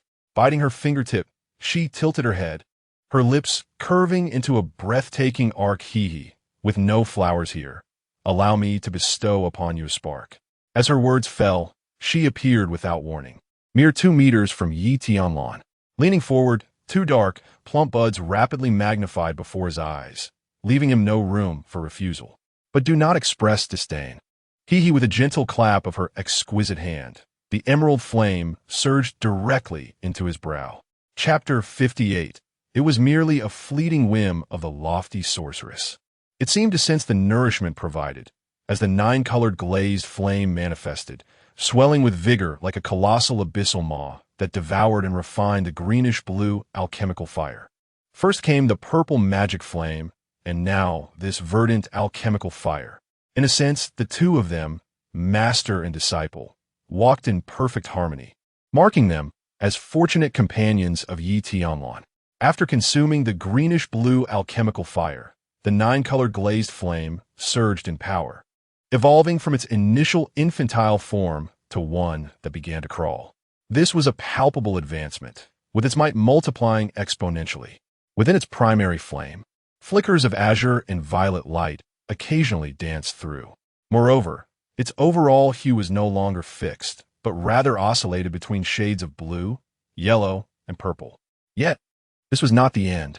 He discovered that within this greenish-blue alchemical fire lay an immense reservoir of pure elemental spirit power. Remarkably, it required no refining on his part. It could be absorbed directly, surpassing even the previous stone tablet's elemental spirit. Undoubtedly, this elemental power emanated from Yun Danzi himself. It was difficult to comprehend the means by which such a feat was achieved, not only effortlessly refining individuals, but also directly extracting their alchemical fire. A chill crept into Tianlan's heart. Could it be that this sorceress master was truly of the demonic sect? Her methods and demeanor bore a striking resemblance. A similar discourse unfolded with Luo Junxian. Sword master, is she a member of the demon sect? With her twin swords cradled, she remained steadfastly by Tianlan's side. Her clear, autumnal eyes occasionally fell upon the enchantress, Yao Fei Yu. And so what if she is? If she truly intended to act against you, could you possibly resist? It was no exaggeration to say that with but a flick of her finger, she could effortlessly refine both of them. Pressing her lips together, Luo Junxian's voice resounded with calm assurance. Then I too shall strike with the sword. Indeed, she is strikingly similar to your mother. A slight twitch of her lips followed as she ceased her banter. Enough worrying. She bears no trace of demonic essence. That black lotus, though seemingly enigmatic, is in truth imbued with righteous and profound power, merely influenced by her own presence. Is this the essence of martial truth? She raised her gaze. All around was shrouded in darkness, the world enveloped in an eerie and mesmerizing atmosphere that instilled a sense of trepidation. No, this is a higher realm of the law of heaven and earth, capable of briefly influencing the very fabric of reality. Furthermore, the level of condensation is not trivial. Swordmaster felt a surge of astonishment. This sorceress, even through his discerning eyes, was undoubtedly a prodigious figure among her peers. Were you not speaking of true essence before? He inquired. I spoke of at least that. And now, at least the embodiment of the law. Luo Junxian sighed in exasperation. It seemed she had said something, yet nothing at all. Swordmaster grew irate. What do you mean by your reaction, you girl? No. I merely find your words to possess an air of authority. Humph, that is more like it. Oh, that young man is on the verge of a breakthrough again. Such innate talent is indeed a blessing. An abundance of opportunities is even more so. During a single testing ceremony, he managed to seize 2 opportunities, achieving consecutive breakthroughs. Such treatment is utterly enviable by other prodigies. A sense of contemplation stirred within. At that very moment, Tianlan had completed his breakthrough, even faster than before. His aura began to rise, and with the assistance of the enchanting Yao Fei Yu, he successfully opened 2 additional celestial meridians. Thus, he had now unlocked 7 in total. How splendid! While ordinary geniuses struggle to open even one, he is on the path to greater heights. Allow me to refine 2 more for you. Yao Fei Yu's elongated, phoenix-like eyes sparkled with a lively essence as her delicate hand reached out, her gaze fixed upon another innate expert present. Lu Wu was utterly flustered, cold sweat visibly cascading down his brow, more densely than a torrential downpour. He was on the verge of tears. Please, senior, have mercy. I am not an enemy of your disciple. If I had known, I would never have accepted him. I sincerely apologize. He feared that he had angered Yao Fei Yu by admitting Yi Tianlan into the Tianwu Academy. I was merely jesting with you.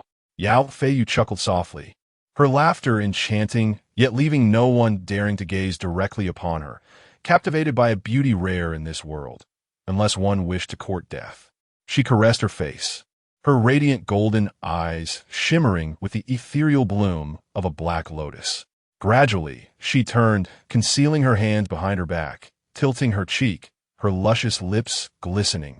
As she placed her fingertip against her lips, a glimmer of golden light radiating from one eye.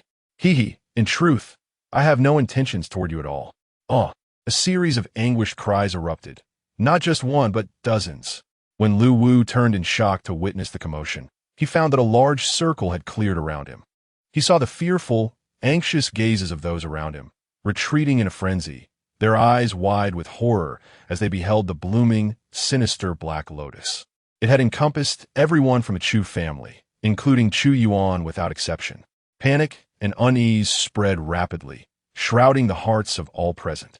The allure of the black lotus was breathtaking, yet it came at the cost of the disappearance of the entire Chu family. A streak of light returned to Yao Fei Yu's hand, playfully toyed with for a moment, before she smiled radiantly, flicking it gently, sending it into Yi Tianlan's brow. Lu Wu felt his will crumbling, his teeth grinding together as his entire body trembled violently. Were it not for his unwavering spirit, he would have collapsed to the ground. He surmised that even the old principal would fare no better against such a formidable opponent. It was not a matter of his own inadequacies. The power before him was celestial. Most importantly, he sensed the seemingly playful gaze of the enchantress as she manipulated the stream of light. Was it merely an illusion? He frantically reminded himself to stay vigilant, his heart sinking. This sorceress is indeed quite protective of her own. Swordmaster scoffed, a derisive smile gracing his lips. Luo Junxian appeared to grasp the essence of his words, her delicate brows arching slightly. What do you mean? Initially, it was a test of my retained strength. Now, she subtly intimidates the Heavenly Martial Academy. This sorceress is truly capricious and unreasonably domineering. Nonetheless, this may be a blessing in disguise, as long as she harbors no ill intentions towards you. However, there remains one perplexing matter. Luo Junxian pressed her rosy lips together, her autumnal eyes reflecting a profound calmness. What is it? Swordmaster inquired with curiosity. It is this. Is the Heavenly Martial Academy truly that formidable to have someone of the Dharma manifestation realm presiding over it? Swordmaster chuckled heartily. His laughter resonated until he finally dismissed her inquiry with a scoff. What are you thinking, girl? Given this sorceress's prowess, not only can she easily dominate the diminutive Tianxiang kingdom and the Qingluo domain, but she also reigns supreme even in your lower realm. Should she choose to step forward and utter a word, you and that lad could traverse unimpeded, even to the extent of relieving yourselves before the grand sex. Anyone daring to challenge her would meet their demise. Swordmaster spoke with utmost certainty, and Luo Junxian, recognizing his keen insight, grew even more bewildered. Then, what is her intention? A being of such immense power would resort to intimidating lesser factions, employing indirect methods. It seems utterly illogical. Swordmaster chuckled once more. Unavi girl, have you never observed how even a child of mortals, capable of squashing an ant underfoot, might delight in tormenting it with fire, water, or obstacles? It is merely a fleeting whim of the exalted sorceress, a playful facet of her tutelage over her disciples.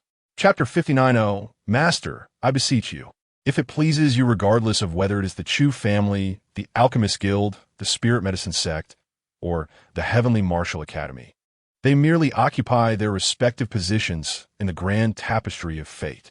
With the Chu family's dwindling influence, their role in the ensuing narrative has been rendered obsolete, leading to their inevitable disappearance. For this enchantress, such matters are astonishingly simple. She never conceals her intentions, for the ultimate outcome remains unchanged. With the 7 celestial meridians interconnected, Tianlan no longer masks his aura, which is so formidable that it instills a sense of trepidation even among several practitioners present. Yet at this moment, he is not lost in the exhilaration of his breakthrough. He has matters of greater significance to address. Tianlan swiftly rises from the ground and approaches the enchanting figure of Yao Fei Yu, bending slightly in a gesture of respect. Master, I have a request to make. Given the guidance and assistance bestowed upon him by this bewitching sorceress, regardless of her motives, she certainly deserves his utmost respect. Yao Fei Yu blinks playfully, cradling her delicate cheeks with her hands as she leans closer to him. She seems to revel in the beauty of her own youthful visage, her slender fingers framing her face like a blooming flower, exquisite and alluring. A waft of fragrance envelopes him, carrying the weight of mountains. To Yi Tianlan's surprise, he finds her somewhat endearing, yet he is overwhelmed by an inexplicable urge to touch the supple skin of her cherubic face. Fortunately, he suppresses this wayward desire with sheer willpower. Oh, you mischievous fingers, what temptations do you contemplate? You are truly incorrigible. He had anticipated that she might inquire about his request, but instead, she suddenly giggles. Then you shall declare yourself my obedient disciple. The powerful visual impact strikes him, causing his heart to race uncontrollably. Who can withstand such a spectacle? It is simply too intoxicating, especially when spoken by a rare and exquisite enchantress in such a playful manner. It is utterly disarming. Tianlan's gaze flickers, hastily averting his eyes, fearing that his current resolve may crumble under her enchanting presence. This is rather mortifying, I assent it. A flush of embarrassment colors his cheeks. In that moment, a hint of disappointment flickers in Yao Fei Yu's golden eyes. For reasons unknown, Yi Tianlan begins to wonder if he has perhaps been overly pretentious. After all, others have extended their kindness to him. Making a simple request should not be an insurmountable task. A brief pang of guilt arises within him, and just as he contemplates whether to rectify this, Yao Fei Yu suddenly leans in closer once more, with her delicate teeth grazing her luscious pink lips. A glimmer of dew seems to flow within the rosy hue. Her enchanting phoenix eyes brim with unshed tears, holding a tinge of grievance, her gaze wide and earnest, while her pert nose crinkles adorably. Oh, master, I implore you, please. She tilts her head, cradling her exquisite face with both hands. The delicate tremor of slender eyelashes was distinctly visible at close range. With a chuckle, Yi Tianlan could no longer contain himself. He knelt on one knee without hesitation, attempting to mask his embarrassment, and humbly addressed, "Disciple implores master to intervene for me. It is the obedient disciple, to help the obedient disciple find his father and grandfather." Gritting his teeth, it was a wonder how Yi Tianlan managed to utter this brief plea while his scalp prickled with anxiety. Upon raising his head, a graceful figure draped in black was unexpectedly before him. She crouched down, cupping her cheeks and grinning at him. Yi Tianlan felt a wave of despair wash over him. "No, master, you were chasing to kill. The obedient disciple is truly well behaved. Then let master take action." Yi Tianlan maintained a serious demeanor, primarily because he wished to avoid prolonging the awkward conversation. He simply could not bear it, especially with his wife watching nearby. It was a helpless situation. While his master was dependable in her tasks, she was utterly irreverent, a quintessential little demoness. "Just a bit of pain, bear with it."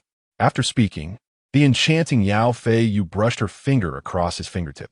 A fleeting crimson hue manifested, only to be swiftly taken away by her. The process was so rapid it was nearly imperceptible, not even a second of pause. Yi Tianlan had prepared himself, ready to nod in agreement, only to find it already concluded. Bewildered, he shook his head and inquired, "Didn't you say it would hurt a little?" She playfully blinked, encasing the droplet of scarlet blood within the black lotus, while caressing her ample bosom. "Seeing you injured, Master feels a bit of discomfort here," she said, fluttering her eyelashes. Yi Tianlan silently turned away, unable to withstand further. He desperately wished to ask, "Who taught you all this?" Turning around, he was met with the icy gaze of his wife, her dual swords cradled in her arms, as frigid as a secluded pool. "Don't you wish to touch?" Yi Tianlan's head bobbed like a rattle. "Hee, Lil Siener is the rightful wife. I'm merely the master." Yi Tianlan was nearly ready to bow down and apologize to her. "Master, I'm sorry. I implore you, truly do not say any more. Is it not chaotic enough here already?" He never doubted Yao Fei Yu's reliability in her tasks. In but a moment, a crimson-black lotus had taken shape, which she elegantly cast toward the swirling black lotus manifestation in the sky. After a sudden stillness, a beam of black light shot forth towards the distant horizon. "Hee, found it." Her phoenix-like eyes narrowed, revealing a hint of pride. So soon, Yi Tianlan was overwhelmed with joy. Even Luo Junxian cast a curious glance. She held no grudge against Yi Tianlan, recognizing it was the mischievous whims of this demoness. She was not unreasonable. All matters paled in comparison to the quest for kin. "Hee, of course. Master, where are they? Please tell me. We shall rush there immediately," Yi Tianlan said eagerly. "Hee, it's not that complicated. However, their situation may not be very good." The enchanting lady, with her delicate fingers, lightly tapped her cheek. A sudden jolt coursed through Yi Tianlan's heart. What was amiss? The hearts of Luo Junxian and the others also hung in suspense.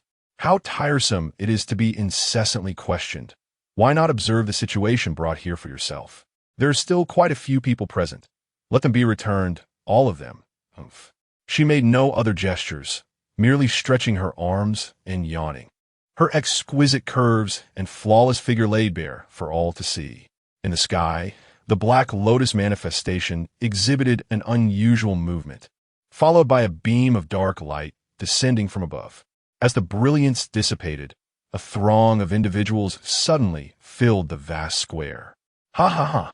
Even if you too are aware, what does it matter? Our mighty Tiger Mountain Manor belongs to the Chu family. Not even the other prominent families can contend with us, let alone a mere small clan like yours," bellowed a burly man with a rugged beard, his laughter echoing. "Tianlan, your grandfather and father shall never see you again," wept Yi Xiongfeng, tears streaming down his face. "My son, my time has come," cried Yi Qingshan, despair etched upon his features. He closed his eyes, silently awaiting the arrival of death. Yet, he soon discerned that the atmosphere around him felt somewhat amiss.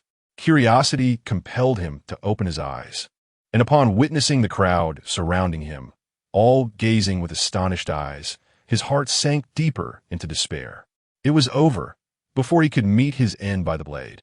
He was instead subjected to social humiliation. What, he pondered, is the meaning of existence? With a heavy heart, he closed his eyes once more, tears welling up, and raised the blade towards his own throat. Chapter 60. Hasten to express your reverence for the master. Art is an explosion, a grand scene of social demise, especially that resounding roar of his, which could be deemed both magnificent and tragic. Filled with tears and sorrow, the surroundings fell into an eerie silence. An atmosphere so still that one could scarcely count the countless gazes fixated upon him. Yi Qingshan's toes clenched tightly. He suddenly felt that living held little meaning, until a voice of surprise, laced with curiosity, broke the silence. "Father, what are you doing?" Yi Tianlan jogged forward, blinking inquisitively at him. Yi Qingshan turned his head, momentarily stunned at the sight of his son appearing here. "Tianlan, what brings you here?" His excitement was palpable. "Quickly step back. Let me shield you from these foes." In a surge of anxiety, Yi Qingshan yanked him behind himself and forcefully propelled him away. His gaze was resolute, wielding a broken blade, even in his wounded state. He glared fiercely at the encroaching adversaries. The previously scarce fighting spirit surged to its zenith, blood coursing through his veins, rendering his complexion flushed. Though he could not fathom the sudden influx of adversaries, his expression remained unwaveringly steadfast. "Ha ha ha! So this is your son. The little brat has delivered himself to us and thinks he can escape. Charge at him. I intend to capture him alive." The bearded leader cackled incessantly, his excitement and bloodlust clouding his judgment. He failed to contemplate why so many had appeared so suddenly or how the environment had shifted. All he desired was to achieve merit, his vision blinded by greed. For them, in the throes of battle, the vision had blurred for a moment, and thus, the multitude of figures materialized before them. In his understanding, the notion of summoning people from thin air was utterly alien. Yet, he was disinclined to ponder it. All that mattered was fulfilling the task assigned to him. Upon receiving the command, several closest to them revealed their murderous intent and lunged toward the father and son. On the other side, Yi Xiongfeng faced a multitude of foes encircling him. Lu Wu was astonished by the ethereal prowess of the Demonessieu. The ability to summon so many from an unknown distance in an instant transcended his comprehension. However, though he did not grasp the method, he was not foolish. His mind raced with the realization that this was an opportune moment for their adversaries to remember. The more he contemplated, the more exhilarated he became. Reaching a crescendo of excitement, he bellowed loudly, preparing to step forward and resolve Yi Tianlan's crisis. Retreat. Lu Wu's expression shifted, retreating with swiftness surpassing his advance. He regained an air of maturity and composure, squatting in a corner. Silently resting his chin on the hilt of his great sword, his demeanor turned solemn. Today, nothing of note had transpired. The Shao family had long since withdrawn, yet one remained absent. That would be the snow-white figure, as ethereal as a celestial being, Luo Junxian. Her enchanting visage, untouched by any trace of rouge or powder, was a breathtaking beauty, pure and unblemished. At the moment Yi Tianlan made her move, she acted in unison, raising her hand with a swiftness surpassing even Lu Wu. She was never one to question motives. She merely needed to follow the direction of Yi Tianlan's sword. With a resonant clang, the blade was drawn, and delicate snowflakes danced in the air, appearing soft and insipid. Yet when they descended upon the enemy, they would unleash torrents of crimson blossoms. The sharpness of the sword's aura erupted, both exquisite and lethal, instilling a profound sense of trepidation in onlookers. Yi Xiongfeng, of course, recognized his granddaughter-in-law. Initially anxious at her approach, he intended to shield her just as his son had done. However, upon witnessing the snowflakes spiraling down to claim lives, his words were abruptly silenced, his mouth agape in astonishment. Was this truly his granddaughter-in-law? Hadn't she been a mere cultivator rejected at the altar? Yi Xiongfeng stood dumbfounded. Were it not for the presence of his grandson, he might have thought he had mistaken her identity. When had the path of reverse pulse and energy gathering become so formidable? Did the Shao family set their standards for genius so high? You sly old man Shao. So you too dabble in subterfuge? Meanwhile, on the other side, Yi Qingshan was equally taken aback, frozen in place with a broken blade in hand, resembling a novice as he watched his son bravely combat the throngs. With each punch, he dispatched opponents of the energy-gathering realm, leaving him utterly bewildered. Just as Yi Tianlan unleashed a radiant punch to clear her path, an adversary stealthily approached from behind. His heart leaped to his throat, and despite the agonizing wound in his chest, he shouted, "Tianlan, be careful." In that instant, a streak of azure light shot forth from another direction, aimed directly at Yi Tianlan. Yet, she did not even glance. It was as if she had foreseen the attack. With a precise kick, she struck the sword's hilt, redirecting it effortlessly and amplifying its force 100-fold.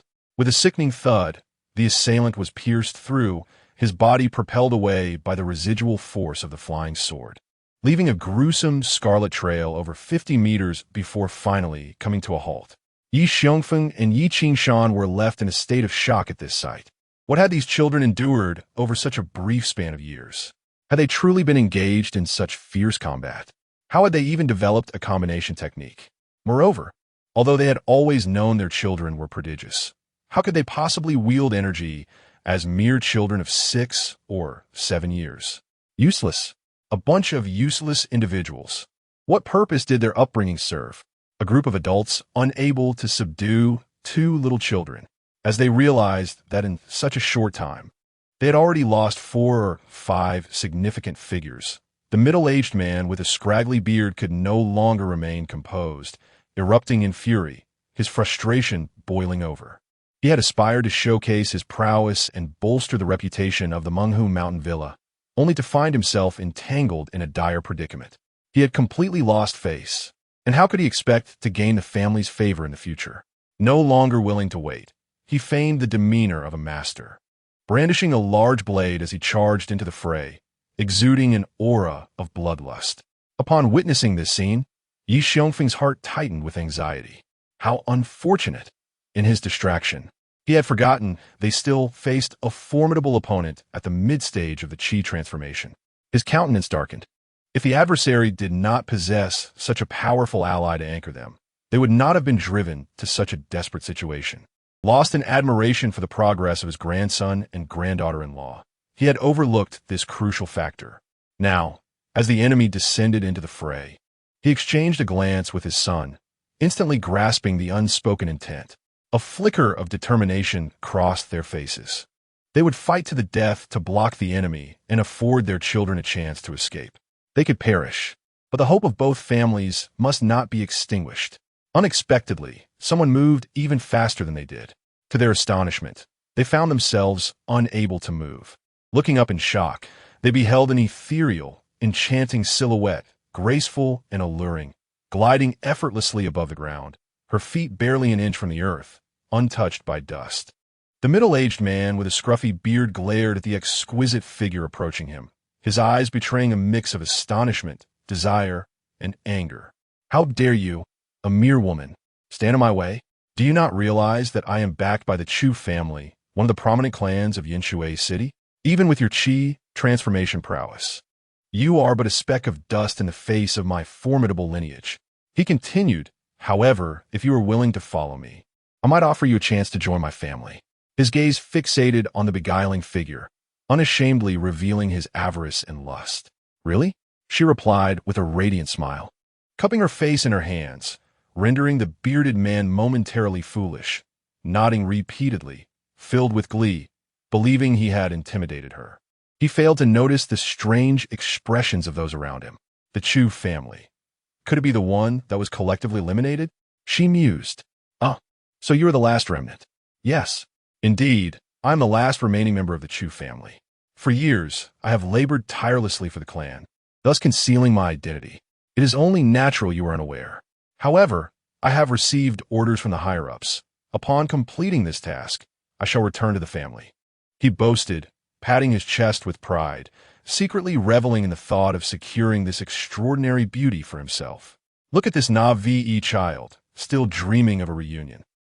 Does he mean a reunion in the underworld? At this point, the onlookers regarded him with pity. This unfortunate soul was exceedingly unlucky. He could have evaded disaster, but instead rushed headlong into it. Enough. Stand aside. Allow me to deal with them first, and then I shall escort you home, he declared, waving his hand with an air of dominance. Having concluded his words, he noticed that the other party remained, still smiling at him with an insufferable grin. What? Are my words incomprehensible to you? Your actions are making my situation exceedingly difficult. Are you determined to stand up for these people? His eyes glinted with a dangerous intensity, exuding a fierce demeanor. Ha! You are the leader and can act on their behalf. Then I must also be regarded as a leader, the enchanting figure of the demoness. Yu Qianqian gracefully placed her delicate hand upon her ample bosom. Come now, let's engage in final battle, she laughed blissfully, revealing her pearly teeth and showcasing a perfect curve. You, the middle-aged man with a bushy beard, felt deeply insulted, his rage boiling over. Yet she merely extended her palm forward, forming a pistol shape with her right hand, squinting her captivating phoenix eye as she meticulously aimed. You, shameless woman, dare to toy with me, today I shall. Bayu, with a suave turn, her black skirt danced with the wind, her eyes squinting as she tilted her head. her cascading black hair swirling around her like a graceful waltz. Boom! A colossal black beam descended from the heart of the dark lotus manifestation in the sky, an overwhelming aura of death obliterating everything in its path, including the very existence of that figure. Moments later, only a bottomless pit of approximately 100 meters remained, exuding tendrils of dark smoke. Ha! A somewhat reluctant script, but noteworthy as it concludes. The Demoness blinked her beautiful eyes, and in an instant, her figure vanished from sight. When she reappeared, Tianlan felt the world around him blacken. A soft touch graced his chin as a delicate finger gently lifted it. A golden lotus bloomed before his eyes, reflecting within its petals. Her luscious, crimson lips curved into an enchanting smile. Ha! Speak quickly, obedient disciple. Bid farewell to your master. Chapter 61. Sword Master, I have truly done my utmost. Your son-in-law is the one who has chosen to act against me. The enchanting Demoness, has departed, leaving Tianlan uncertain whether her exit was genuine or merely a facade. Regardless, this time, let us assume it to be true. After all, she employed some rather cunning tactics to compel him into uttering those shameful words, including bribery. A group of individuals hastily returned to the Xiao family. Upon receiving the news, Xiao Zhantian ceased his aimless wandering and summoned everyone back. Although some had already been informed, the shock was still evident in their eyes as they listened to Luo Junxian recount the entire sequence of events. Truly, our Xiao family's illustrious son-in-law has managed to secure such a master, comparable to the celestial moon of the nine heavens. Remarkable indeed. Fifth brother, you old codger. I find it difficult to agree with you under normal circumstances. Third brother, shall we engage in a duel? The victor shall wed their granddaughter to Tianlan as a concubine. What is there to fear? The third elder rose in fury, slamming the table. The fifth elder stood resolutely in opposition, their eyes locked in a fierce confrontation, nostrils flaring in defiance. But what if it ends in a draw? The third elder ground his teeth in frustration. Then we shall both marry her. The fifth elder's eyes widened in disbelief. Xiao Zhantian, initially amused, grew increasingly concerned as the two escalated their quarrel into genuine ire, leaving him exasperated. Wait a moment. Is this correct? He hastily intervened, grabbing one of them, fearful that if he delayed, they might flee at lightning speed, resulting in an inconclusive outcome. Hold on. This cannot be right. Uncle 3 and Uncle 5. What is incorrect? This old fool has been spouting nonsense for far too long. I have tolerated him enough. Who among us is not equally vexed? Do you think I am easily provoked? Xiao Zhantian maintained a stoic expression, lacking the time to indulge these scheming elders in their theatrics. Then you two ought to change the stakes. Both were momentarily speechless. Hey, Zhantian, this is rather amusing. What do you mean by that? Are you not judging us with the malice of a petty person? Both were genuinely enraged, pursuing Xiao Zhantian with a barrage of reproaches. Meanwhile, several members of the Yi family remained in the small courtyard where Tianlan had resided for years, enjoying a rare family reunion. Luo Junxian was also by Tianlan's side, her cheeks slightly flushed, adorned with a delicate rosy hue that contrasted beautifully with her fair complexion. I'm utterly embarrassed. Father, grandfather, mother, greetings to you all. She struggled to find words, stammering slightly. Upon closer inspection, wisps of steam were rising from the crown of her head. Tianlan was taken aback. Was this truly the same little fairy who often scolded him? You're not like this at home. After forcefully persuading his father and grandfather to consume medicinal pills for their injuries, he discreetly lowered his gaze to observe Junxian's reaction, subtly nudging her with his elbow. Luo Junxian ignored him. Sensing his wife's embarrassment, he chuckled inwardly, growing increasingly mischievous, intensifying the gentle elbow jab. Luo Junxian remained unresponsive, her delicate lips tightly pressed together. Tianlan, oblivious, reveled in his own arrogance, thinking, ha ha ha, you insufferable fairy, have finally met your match.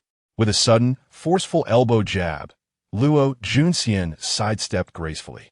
Mother, allow me to pour you some tea, she offered as she stepped forward. Very well, replied Li Xiuqing with a gentle smile. Suddenly, Tianlan stumbled and fell awkwardly to the ground. Tianlan, what on earth? Li Xiuqing exclaimed, astonished. Ah, ah, ah. Yi Tianlan's lips twitched as he tried to mask his embarrassment, appreciating the coolness of the floor beneath him. Luo Junxian bit her soft pink lips, suppressing her laughter.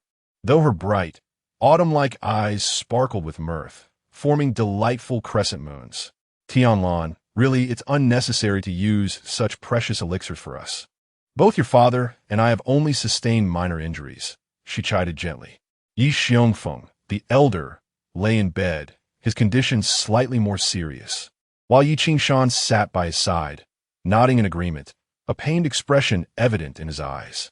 The elixirs in question were remnants of a mysterious, almost unfathomable existence, certainly not of ordinary make. Their wounds had begun to heal almost instantly, a mere quarter hour having passed. The thought of such rare elixirs being employed for their ailments filled them with deep regret. If, in the future, their grandson or son were to find themselves in peril, needing such a precious remedy, the guilt would be unbearable. Indeed, the enchanting moon demoness had left behind a considerable stash of exquisite elixirs to win over her disciple. Yi Tianlan had generously bestowed one upon both his father and grandfather, sparing them from lingering injuries. Rest assured, grandfather, father, I possess plenty more, he proclaimed, waving his hand nonchalantly as he retrieved a multitude of vials from the enchanted storage ring gifted by the moon demoness, his face beaming with pride. Look, there is more than enough for both myself and the fairy. Yet, it was unfortunate that, despite his search, he found no elixirs to restore his mother's foundational strength. At this thought, a bittersweet smile crossed his face, and his spirits sank. Sensing the change in atmosphere, the others quickly began to console him. It's all right, Tianlan. Your mother believes in you, Li Xiuqing said, enveloping him in her embrace, gently stroking his back and soothing him with tender words. She refrained from uttering unnecessary reassurances, understanding that this was a burden her child carried within. Luo Junxian observed from the side, feeling a ripple of emotions she had never experienced before. You, my dear child, slide a bit to the side, Li Xiuqing suggested, noticing the situation. Yi Tianlan looked up in surprise. Why, mother? You've taken up all the space. After all, your mother has a daughter too, Li Xiuqing chuckled, reaching out to grasp Luo Junxian's wrist with a radiant smile. Huh? Me? No, mother, I really don't need it. I'm all grown up now. Luo Junxian stammered, retreating slightly, her eyes filled with a mixture of shyness, unease, and a hint of hopeful anticipation. Her voice of refusal growing ever softer. Having successfully traversed the realm of veins, one would expect the power to reverse the gathering of energy to easily break free from a gentle hand that has merely begun its journey into the opening of channels. It was the first time Yi Tianlan witnessed his beloved wife display such a delicate demeanor, leaving him in a state of astonished admiration. What nonsense is this, foolish child? Tianlan appears to be of a similar age to you. In my heart, you are not only my daughter-in-law but also my daughter. Her gaze was gentle as she caressed the cold hand, infusing it with warmth. Rarely, Yi Tianlan grasped the nuances of the moment and played his part in the unspoken scheme. Silently maneuvering behind, he gave a forceful push, sending Luo Junxian directly into her mother's embrace. The three gentlemen, understanding the delicate situation, discreetly chose to withdraw. As he closed the door behind them, Yi Tianlan was met with a heart-wrenching, fragile murmur that sent a shiver through his heart. Mother, grandfather says you are a star in the sky. Yet why can't I see you? I just want to catch a glimpse of you. Yi Tianlan fell silent, a heavy burden settling upon his chest. Having grown up with the companionship of his parents, his mother had even chosen to remain nearby to ensure he never lacked for family presence. In stark contrast, Sienna had endured a solitary existence. Her memories of a father now faded, her mother an elusive figure, and her grandfather a fleeting presence due to his incessant busyness. Her cold demeanor was not innate. It stemmed from a life devoid of familial warmth. In simpler terms, she was emotionally reclusive. The tales of novels are misleading. My wife is merely 15. How could she not crave affection and companionship? The hell with it. It matters not if one is born of noble lineage or not. Even those of lesser birth yearn for connection.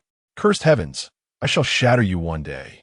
The primordial source realm, the Luo Emperor clan. From the portal in his brow, divine light flickered, erupting with an unprecedented radiance. Ancient sword shadows intertwined, thunder obliterated, the Buddha chanted, and the demon emperor cast a glance.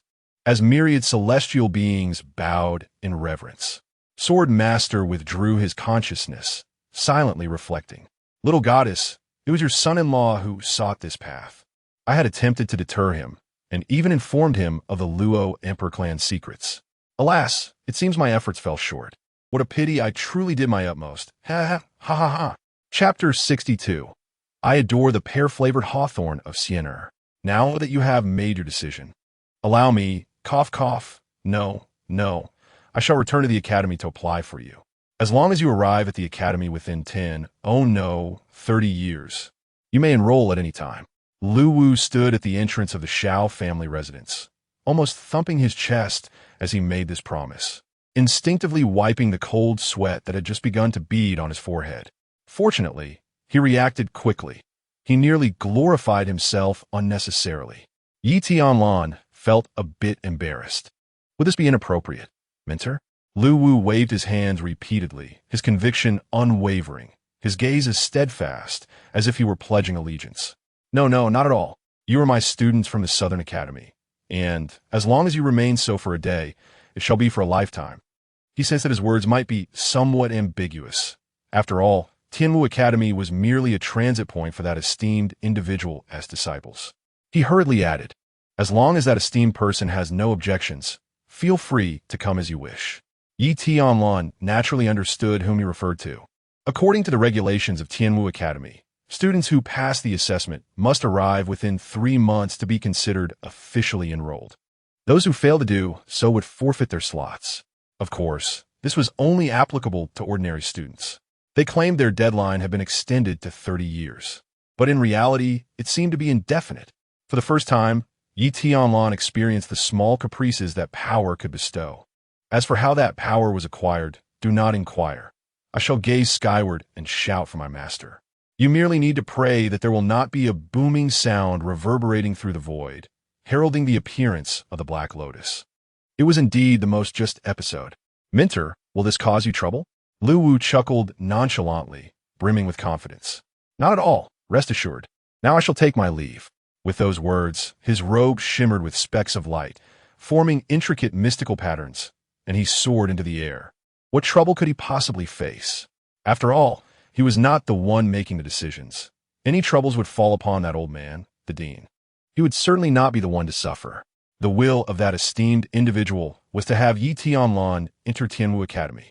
This was a notification, not a request. With Lu Wu's departure, matters had been perfectly resolved. Yi Tianlan and Luo Junxian did not follow him, as they had a 7-year agreement regarding the Tianxiang Longtan and affairs concerning the Yi family in the capital. Let us go, Sienna. Allow me to avenge you. Yi Qingtian, the proud son of heaven, right? I wonder if you can withstand the punch I have delivered consistently for 6 years. Having said all that needed to be said and bidding farewell to his family, Yi Tianlan strode forward, facing the rising sun. A man's ambition is boundless. Unafraid of the winds and waves, Luo Junxian followed closely behind, cradling her twin swords, shaking her head in mild reproach, though the softness in her clear eyes could not be concealed. Amidst the rippling autumn waves, only the figure of that one person remained. Even the dazzling sun in the sky had to take a back seat to him. One must know that the aspirations of youth soar high, once promising to be the best in the world. Xiao Zhantian and Yi Xiongfeng stood together, watching the brilliant sun ascend, illuminating the 9 provinces. A year later, beneath the towering royal city of Tianxiang, a youthful figure emerged. Amidst the bustling throngs, he paused, his unique and extraordinary temperament setting him apart. Cloaked in a Brotbremmetat, the black veil concealed his face, yet his obsidian-like eyes sparkled with brilliance. Raising his gaze, the characters for Royal City came into view. Xiania, we have finally arrived at the Royal City. Yi Tianlan's expression brightened with anticipation as he yearned to enter. although Tianxiang was not vast. This was merely in comparison to the immense world beyond. Over the course of the year, he and Luo Junxian had traversed on foot from Yinshui City to the royal city, covering a staggering distance of over 10,000 kilometers. It would have been simpler had they employed flying beasts for transportation, but they were not in haste. Instead, they leisurely honed their skills along the way. Tianlan had spent far too long in the sheltered confines of the greenhouse. While he did not require relentless effort to elevate his realm, he craved vigorous battles to temper and refine himself. True invincibility is forged through combat, and so he had lived, encountering wrongdoers, eliminate them, confronting the malevolent, dispatch them. Those who dared covet his beloved wife warranted not just a mere death, but a thorough obliteration of their very essence. Through the crucible of slaughter, he solidified his belief in invincibility, with Luo Junxian steadfastly by his side, witnessing his rapid ascension in power. Naturally, this journey also benefited from the exceptional medicinal resources left by the Demonisu. As of now, he had successfully opened 36 meridians, with only 6 of the most resilient remaining to be conquered. Considering his prior breakthroughs, he was nearly achieving a new level of advancement every month, a pace unprecedented in history. Luo Junxian may not grasp this concept, yet Jian Yi had long since been rendered numb by the astonishment. Given her own formidable prowess, having opened her 7th meridian, she was slightly behind Yi Tianlan. However, this was merely a relative comparison. Nevertheless, she remained dissatisfied with her breakthrough speed. Jian Yi could only remain silent, unsure how to offer comfort. I must witness what endeavors these two are engaged in, comparing the first sword body with the unparalleled saint body of the heavenly Tao. If only they could consider a different benchmark, they would not feel inferior. Jian Yi resolved silently that she must unveil the true nature of external talents to the couple. Otherwise, they would remain oblivious to the extraordinary nature of their own accomplishments. In her mind, she planned to lift their veil of ignorance, lest they assume it was perpetually raining outside, especially Luo Junxian, who believed herself lacking. After all, she could not even best her 7-year-old husband. If the little goddess were to discover that she had cultivated her only child into a being riddled with insecurity and sensitivity, she would surely intervene to rectify the situation. Upon entering the royal capital, the two walked hand in hand along the pristine and orderly streets. The vibrancy here surpassed that of Yinshui City, with a constant flow of people captivating Yi Tianlan's attention.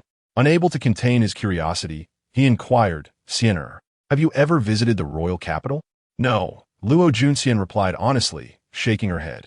Upon arriving, a gentle smile graced Luo Junxian's full, crimson lips, curving elegantly to reveal her pearly teeth. Her gaze lit up at the sight of a small stall by the roadside. Playfully she inquired, "Have you ever tasted candied hawthorn with a pear flavor?" Yi Tianlan was momentarily taken aback, scratching his head in confusion. "Aren't candied hawthorns always made from hawthorn berries? I had no idea they could come in pear flavor. I've never tried it. This is truly a novelty," he exclaimed excitedly, rubbing his hands together. Luo Junxian, with a subtle smile, chose not to respond, and, with a swift motion, retrieved a vibrant string of candied hawthorns shimmering with a coat of white sugar from behind her. There were 4 pieces in total, and with a hint of shyness, she raised a hand to partially shield her face, her beautiful eyes darting away from his gaze. She took a delicate bite from one, half of it nestled in her fragrant mouth while the other half remained exposed.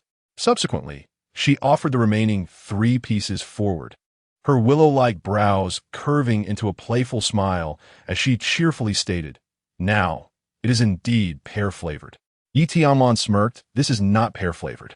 Luo Junxian's petite mouth struggled with the large hawthorn, and her words came out jumbled.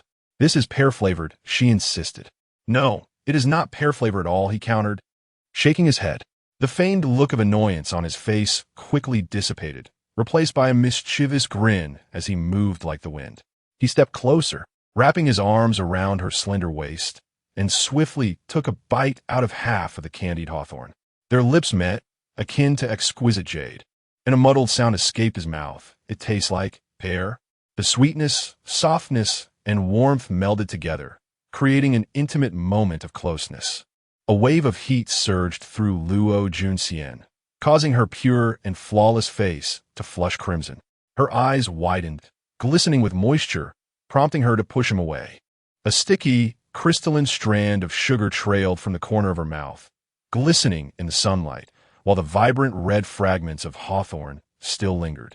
Beneath the blazing sun, one could meet the gaze of the blushing girl, biting her delicate lips as if pouting, her face radiant like a peach blossom.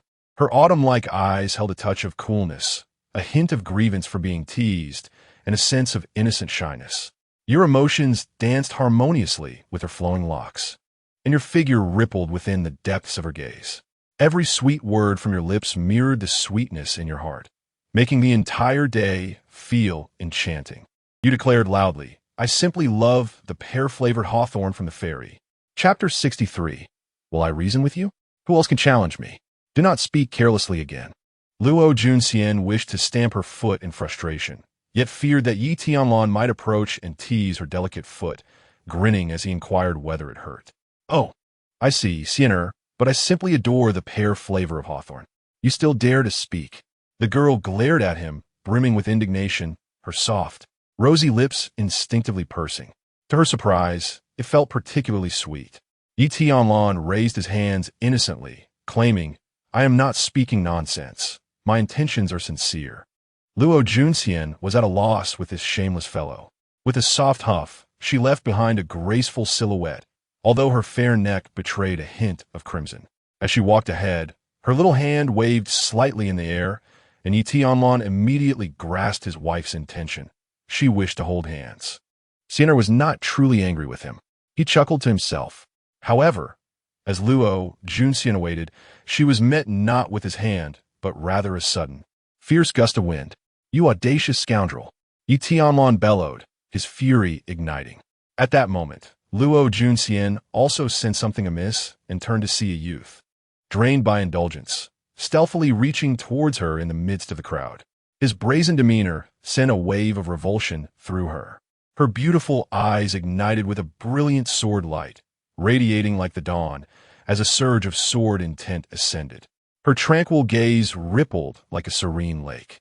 And in an instant, a streak of pure white sword light burst forth, slicing through the air with a resounding crack, severing the intruder's hand cleanly.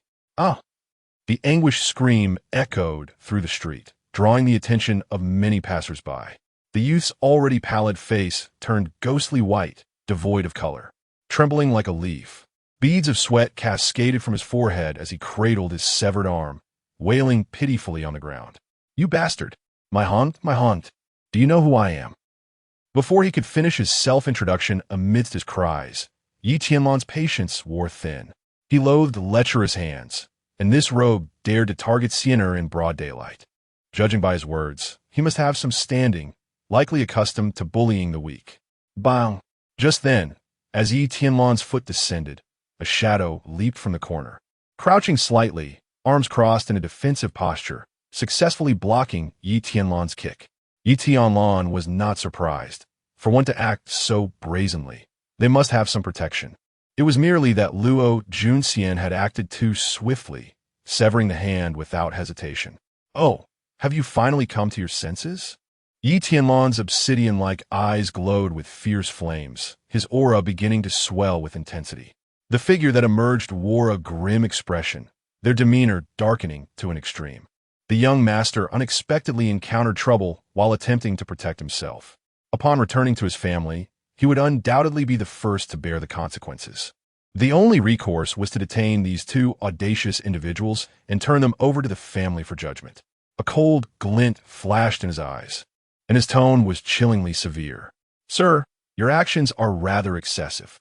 Do you have any notion of the formidable forces backing the Chen family? Do you think I am here to reason with you? What do you amount to?" Suddenly, Yi Tianlan ceased concealing his aura. The meridians coursing through his body radiated a lustrous sheen, with 30 primary meridians at the forefront, supplemented by 72 secondary meridians and 12 principal veins as the foundation. His physique shimmered, his long hair danced with the wind, and his gaze flashed like lightning, unleashing a terrifying momentum that erupted from him. Flames swirled around him, spiraling upwards. The previously gentle and beast-like Jyotsai Lilian surged in response to the howling winds, transforming in an instant into a fierce, blazing lion. Majestic and awe-inspiring, it scorched the four seas. A searing wave of heat radiated from his center, incinerating the air into oblivion, causing those around him to recoil in astonished terror. I have heard that you are quite adept at blocking attacks. Then let us see how you fare against this kick. The figure clad in black exhibited a look of horror, his pupils quaking violently. He gazed upwards in disbelief, incredulous at the sight before him. The kick that had been previously obstructed now unleashed a force greater than that of Mount Tai. With a thunderous roar, shock waves emanated from his feet, stirring up dust and causing the ground to undulate like rolling mountains. His expression distorted in fury, his eyes bulging, his teeth ground to pieces. A spurt of crimson erupted from his mouth as his internal organs suffered catastrophic damage. With a resounding thud, his knee buckled under the immense pressure and shattered upon contacting the ground. The power of a single kick had forced even a peak energy cultivator to kneel. His complexion turned pale, blood surged backward, and his breath faltered. Bold! This insolent wretch dares to challenge the Chun family. Do you also fancy yourself a speaker? Tianlan interrupted, clenching his fist. The three-colored flames of the Jyotsai Lilian coalesced into a roaring lion, enveloping his fist, together with the resplendent golden divine light. They surged forth mightily. This punch struck the void, unleashing a force akin to a cataclysm, causing even the emptiness to tremble in submission. Before the assailant could fully descend from the eaves, he was sent flying by the overwhelming blaze of Yi Tianlan's punch. The Jyotsai Lilian clawed at his body, the furious roars of the blazing lion echoing in resistance. Who else from the Chun family dares to fight me? Yi Tianlan's aura swept across mountains and rivers. Though he merely stood in the center of the road, he resembled a youthful deity, towering in presence. His imposing demeanor and radiant divine light rendered all who gazed upon him unable to meet the intensity of his fiery gaze, as though they were standing before the eternally suspended sun in the sky. Several members of the Chen family, still concealed in the shadows, were overwhelmed with terror, their hearts churning like a tempest. They hesitated, astonished by a young man who appeared to be merely in his 20s. What remarkable youthful valor was this, to single-handedly repel an entire noble clan of the royal capital. Chapter 64. Overwhelming the prowess of strong. The opponent could not help but laugh at that very moment. In an elegantly adorned restaurant beside a bustling street, a man and a woman were seated by the window in a private room on the third floor, drawing curious glances from passers-by. The young woman, clad in azure attire, turned her gaze towards the youth across from her, who had set down his utensils and was intently observing, seemingly oblivious to the fluttering of his folding fan. Instantly, she discerned her lord's thoughts. Your Highness, do you require me to investigate the information regarding the two individuals? She inquired softly, rising and bowing respectfully beside him. No need. I shall go personally, the youth replied. The azure-clad woman was taken aback, never anticipating that her lord held such a high regard for the individuals in question, willing to lower himself to initiate contact. This was an honor beyond the imagination of ordinary folk. As the young man reached the doorway of the private room, he paused, turning back with a contemplative expression. Go, inform the city guard commander, and tell him, there is trouble brewing. There are several hundred individuals involved, and the conflict is severe, with blood flowing like a river. Even our family's interests in the vicinity have been affected. In any case, ensure they bring a sufficient number of men, and make a considerable commotion. The azure-clad woman was astonished, but, after a brief moment of contemplation, understood his intentions. If she were to directly mention the Chun family's disturbance, the city guard would have a clear target, thus eliminating the opportunity for her lord to offer timely assistance. Only a significant uproar would serve to intimidate the Chun family members. Her lord, wishing to keep his identity concealed, would have to rely on the city guard's strength. Given the Chun family's nature, their current inaction was merely a waiting game. Reinforcement from their clan were undoubtedly on their way, and time was of the essence. Understanding the gravity of the situation, she promptly set off to carry out her duties. As anticipated, the situation escalated swiftly. Shortly thereafter, a formidable practitioner of the Qi transformation realm arrived with great speed. The capital city was vast, and the Chun family was situated quite far from here. Yet he happened to be nearby. Upon receiving the news, he rushed to this location alone, brimming with unshakable confidence. The intelligence indicated that only 2 individuals were suspected of possessing Qi gathering capabilities. Such minor practitioners would easily be subdued with a mere flick of his hand. This Chun family's Qi transformation expert had a square visage, with thick brows and large eyes, his sinewy muscles strained against his crimson robes. Standing atop the eaves, his piercing gaze swept across the chaotic scene below, his eyes widening in fury, reminiscent of an enraged lion. Particularly enraging was the sight of his broken-handed young master and the despondent aura of his family members. One individual had even been reduced to a charred husk by an unknown flame. In that instant, he erupted in anger, his crimson robes billowing fiercely in response to the rising momentum around him. "You audacious wretch! How dare you lay a hand on one of my Chun family?" His voice resonated with a unique power, causing those who heard it to feel a dizzying disorientation. Tianlan, however, maintained a calm demeanor, slightly tilting his head with a resolute expression. His obsidian pupils shimmered with an indescribable confidence and indifference. Even in the presence of a formidable opponent at the Tongxiao realm, he exhibited no fear. His posture was as steady as a pine tree, and his gaze burned with intensity, radiating vitality. He clenched his fist tightly, as if to grasp the very essence of the red-robed adversary suspended in the air. "I have no desire to engage in reasoning with you. You are unworthy of it. Should you make a move, I shall not hesitate to strike you down." The middle-aged man in the red robe, incensed by these words, seethed with rage. How audacious! To be even more arrogant than himself. His thick black brows furrowed, twisting into a menacing scowl as his aura surged wildly. "You insolent whelp! Today, not only will I slay you here, but your female companion shall not escape my wrath either. Mark my words, even in your death, my family will hunt down your lineage and annihilate your entire clan." In response, Tianlan offered no empty retorts, but instead unleashed a fist imbued with his unwavering will. "Then let your end be sealed here." The brilliance of his punch was enveloped in fierce flames, momentarily causing the red-robed man to hesitate. Ultimately, he dared not confront it head-on and instead chose to evade. For reasons unknown, the inferno emanated a perilous aura, conjuring vivid images in his mind of his kin reduced to charred remains. His focus was entirely consumed by Tianlan, and he had come to a firm conclusion regarding his opponent's true capabilities.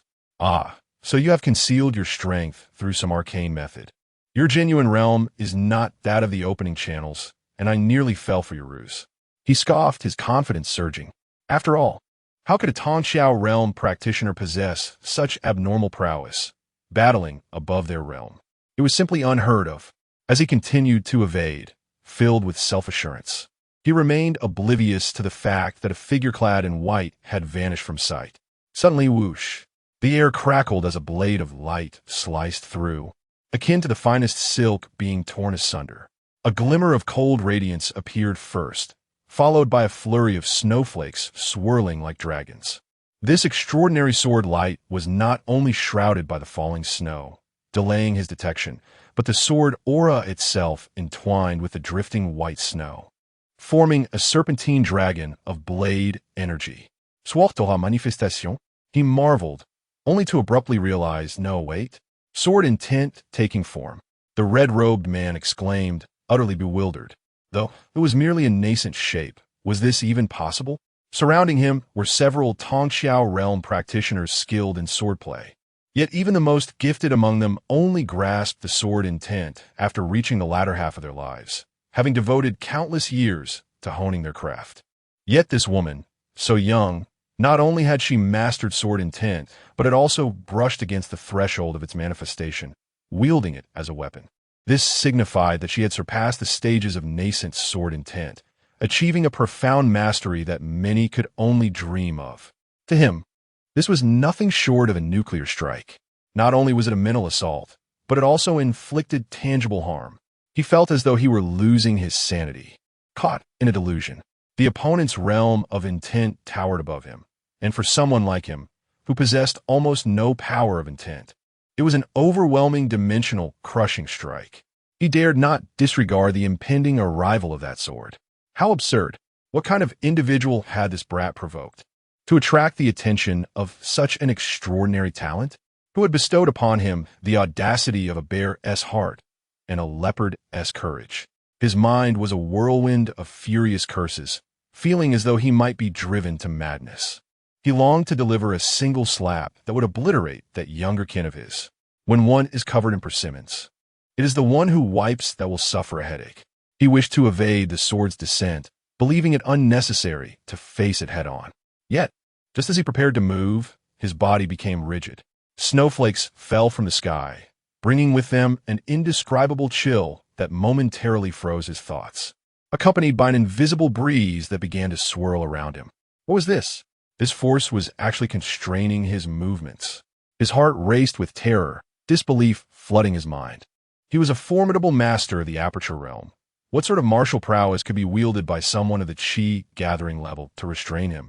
As he glanced downward, his pupils constricted sharply. At some point, that breeze had transformed into a multitude of fine, diamond-shaped scales. The sinuous, agile figure of emerald coiled around him, like a binding rope that held him fast in place. No, this was wrong. When had this phenomenon emerged? And why had he been utterly unaware? How could a master of the aperture realm be so oblivious? Unless it was yet another form of intent that completely eclipsed his own.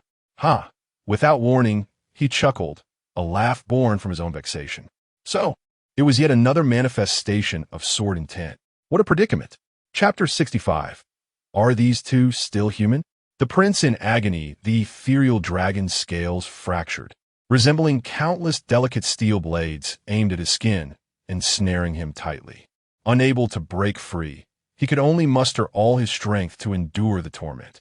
Had he possessed even a modicum of mastery over the essence of intent, it might have been bearable. Alas, he had none. This was the intent of 1,000 blades. Sword intent. Once again, sword intent. Moreover, it was the manifestation of sword energy. He felt as though he might go mad, his very being on the verge of unraveling. Beast, what have you provoked? He could no longer maintain the dignity of a powerful figure and, amidst the pain, began to curse vehemently at the ground. He yearned to wield his strength and strike down the source of his torment with furious might. The simultaneous assault of two manifestations of sword intent was overwhelming. Even for a master of the enlightened realm, the power of intent at such levels could easily crush one who had yet to grasp its essence, allowing for battles against foes of higher caliber with ease. Moreover, this was no ordinary sword intent. It had ascended to a second major tier. It would be no exaggeration to claim that he had never heard of any formidable individual within the Tianlan kingdom who had comprehended the second-tier manifestation of sword intent. Even the few surviving innate members of the royal family had never touched upon it, nor had they even attained the first-tier level. This phenomenon relied solely on comprehension and accumulation. No amount of elixirs could bridge this gap. Undoubtedly, he was the first of his kind among enlightened realm masters to receive such an honor. Yet there was no sense of elation, only a gnashing of teeth in frustration. How dare they take advantage of my lack of intent power? Wait until I am 50 years younger. The tables may turn. He was engulfed in fury, a seething fire igniting within his chest, veins bulging on his forehead. He began to consolidate his vital energy, channeling his strength to his arms. A layer of searing air spiraled around his limbs, attempting to break through the constricting sword energy with overwhelming force. It proved effective. A powerful surge erupted from the depths of his 3 vital points, forcefully tearing apart the constraining sword energy. The resonance of sword intent lingered, melodious yet unyielding, scattering more minute sword energies across his body. In mere moments, the middle-aged man in crimson robes, Chun Shan, was reduced to a bloodied figure by the relentless sword shadows. Though wounded, his fundamental strength remained intact, and he would not suffer significantly. Sensing a momentary loosening of the bindings, A flicker of hope ignited within him, but it quickly turned to rigidity. He felt an extreme chill at his back, nearly forgetting that he was contending against two opponents. Besides this one, another manifestation of sword energy, the snow dragon, was swiftly approaching. He pivoted, bracing for the imminent clash. Roar! The head of the snow dragon seemed to emit a silent yet fierce roar, its form twisting and soaring upward before it opened its maw wide, preparing to swallow him whole. Like a proton bomb reduced to its most diminutive form, it erupted in an instant. A tempest of blizzards surged forth, coalescing into a colossal snowstorm vortex, enveloping Tianlan within a myriad of razor-sharp sword energies. He was submerged, his figure rendered invisible amidst the chaos. The cold was biting, frigid. The gentle breeze carried the remnants of snowflakes, cascading upon the young man's shoulders. He glanced at the exquisite robe woven from the resilient silk of celestial silkworms, which bore a distinct, blossoming sword mark, the sharpness of which sent chills down his spine. The young woman in azure stood by his side, her eyes reflecting a similar astonishment. She turned her gaze, unable to restrain herself from enveloping her palm with elemental force to disperse the snowflakes fluttering before her.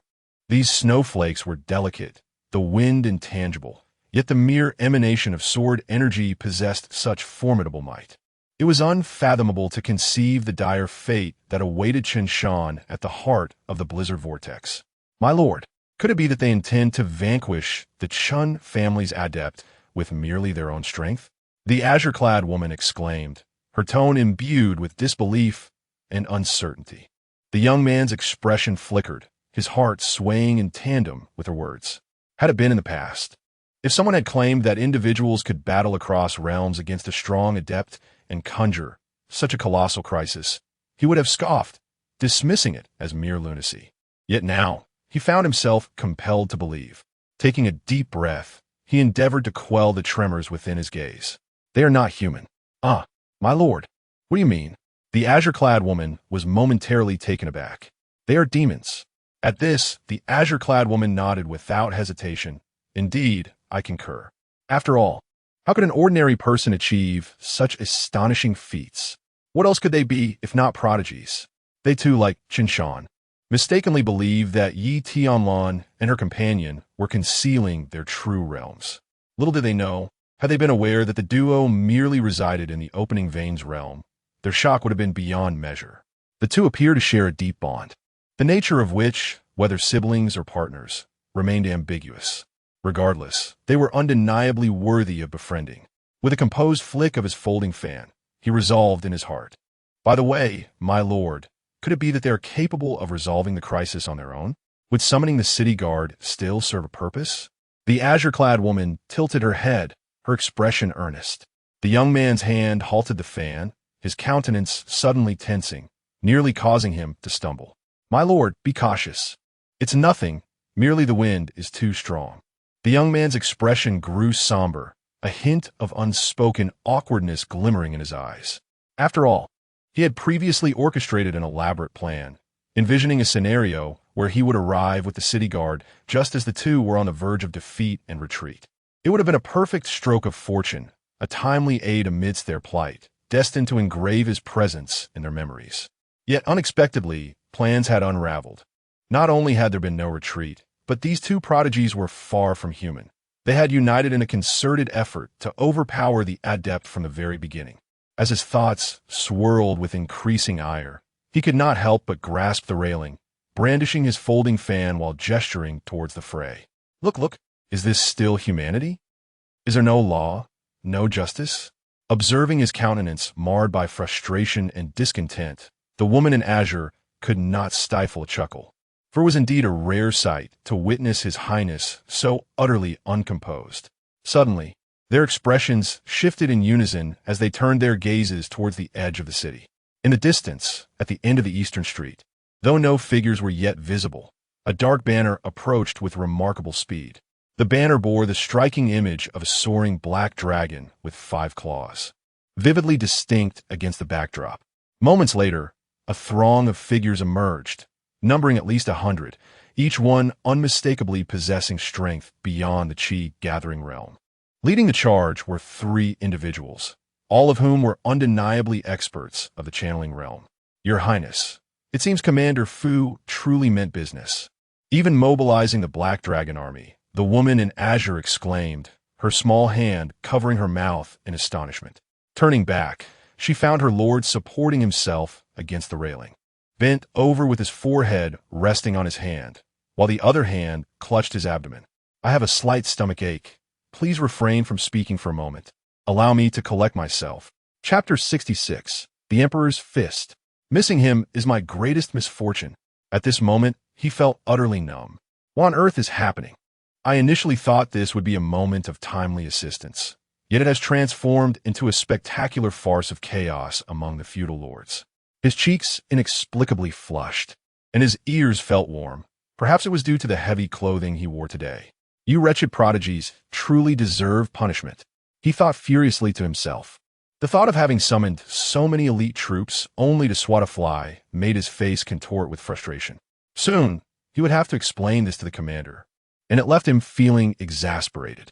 Otherwise, his scheming third brother, who was eagerly waiting for him to falter, might seize this opportunity to escalate the matter to their father, thus delivering him a harsh reprimand.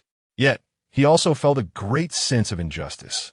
After all, he had good intentions. How could this possibly be his fault? Ultimately, it was the astounding prowess of these two prodigies that was to blame. Well, since they had come, they might as well witness this scene and broaden their horizons. GT and I pondered briefly before swiftly readjusting his mindset. Qing He's eyes brightened as she quickly grasped her master's thoughts. Your Highness, do you wish to take this opportunity to win over Commander Fu? GT and I smiled faintly, gripping the air tightly with his hand, and waved his jade fan with confidence, once again embodying the demeanor of a strategist. Indeed, however, there is one aspect you have not fully addressed. I wish to win over both sides. His gaze burned with intensity. He intended to express goodwill towards the unfamiliar two prodigies, while subtly creating a perception of closeness with Commander Fu. With Commander Fu's keen insight, he would undoubtedly discern the extraordinary qualities of the two. With such remarkable support, even this seasoned veteran would have to proceed with caution and reconsider his stance. Even if he did not publicly align with GT and I, he would certainly think twice before joining his third brother's camp. This was a strategy that served two purposes. A blessing in disguise, indeed. He gently waved his fan, feeling a surge of satisfaction. Your Highness is astute. Qing he praised, her face radiating admiration. GT and I squinted in delight, savoring a sip of fragrant tea, his expression returning to a serene nonchalance. However, this tranquility did not last long. Your Highness, the situation seems slightly amiss. It appears he might not be able to hold on much longer. Qing, he exclaimed in alarm. It was only natural. To have forced a powerful being to such an extent was a matter of great pride. GT and I closed his eyes slightly, offering a comment without raising his head. He had initially thought that Tianlan and the others had exerted all their efforts, yet still could not fend off Qinshan. No, Your Highness. It is Qinshan who seems unable to withstand any longer. He appears on the verge of collapse before Commander Fu arrives. Qing, he remarked, her expression somewhat peculiar. What? What? With a sudden burst, GT and I opened his eyes wide, tea spraying from his mouth. Disregarding all decorum, he let the tea spill from the corners of his mouth, staring in disbelief as he asked, What did you just say? Repeat it. He even suspected he was suffering from auditory hallucinations. However, Qing He, with an innocent expression, pointed outside, urging him to witness the spectacle for himself. Upon glancing outside, he felt as if his body had turned to stone, frozen in place like a marionette. The teacup in his hand fell to the ground, shattering with a crisp sound. Qinshan, bloodied and disheveled, had finally emerged from the blizzard of dual transformations of sword intent. Yet what awaited him was not the two exhausted adversaries, but a dazzling, world-shattering fist of light. Moreover, the sword of the snowy sky lunged toward his heart, concealed beneath the tempest. He let out a strangled cry, overwhelmed with horror, as he spewed forth a torrent of blood, whether from rage or grievous wounds, or perhaps a combination of both, he could not ascertain. Impossible. Why do you still possess such formidable power after unleashing such overwhelming attacks? He found it hard to believe that these two wielded strength that seemed inexhaustible. How can someone of your mere cultivation level contain more essence than I, who have reached the open meridian stage? This is utterly unreasonable. If I were merely gathering energy, you would see me as a mere insect basking in the sun.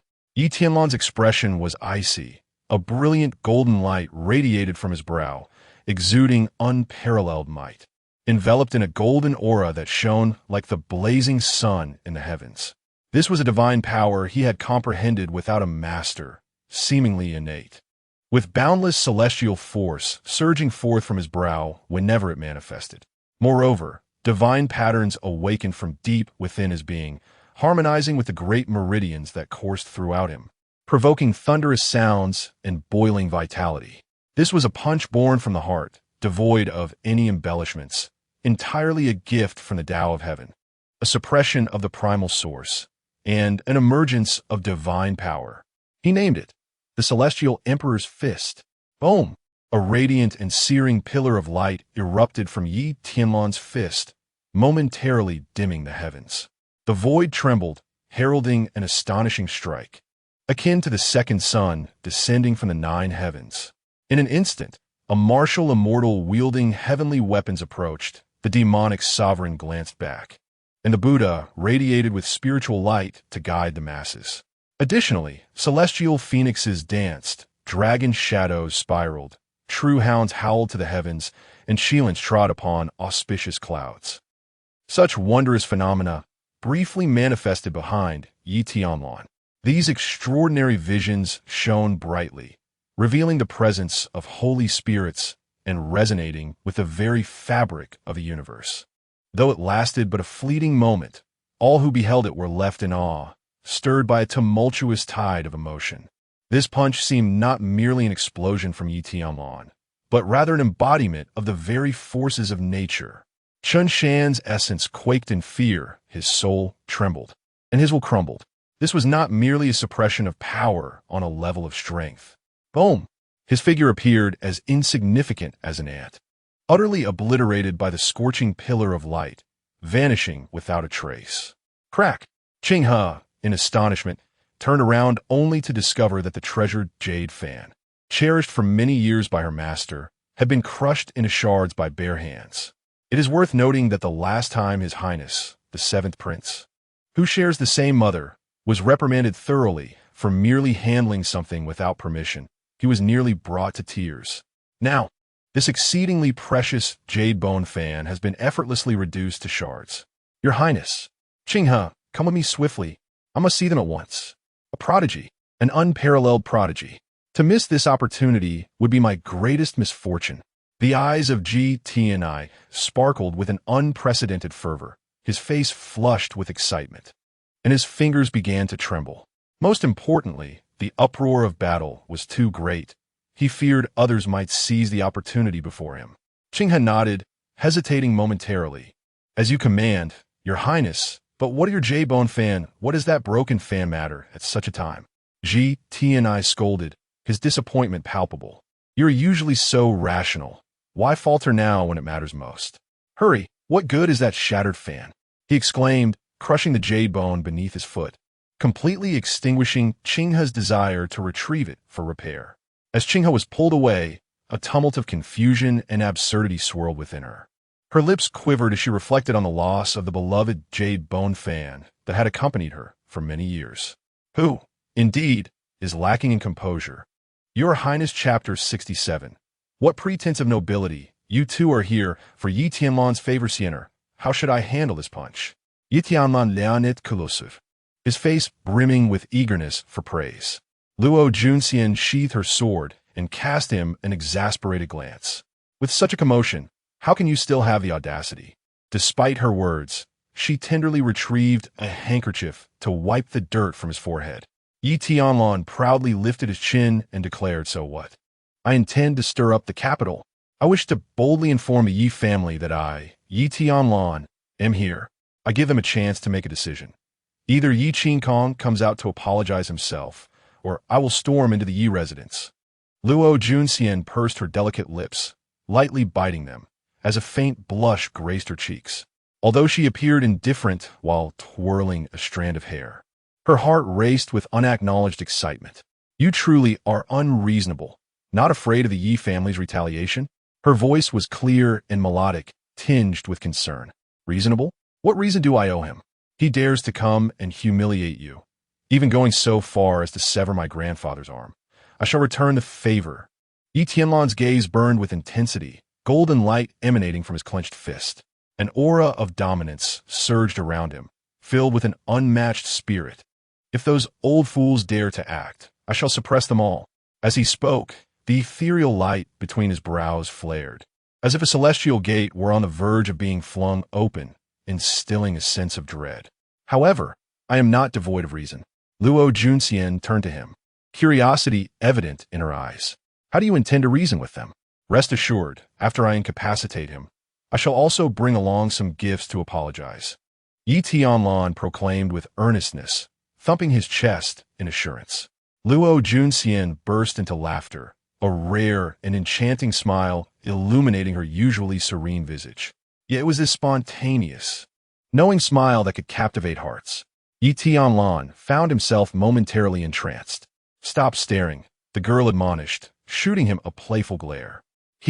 I have always believed that you would prove to the Yi clan the truth of my words when I tore up the marriage contract, she said, her gaze both cool and gentle, each word deliberate.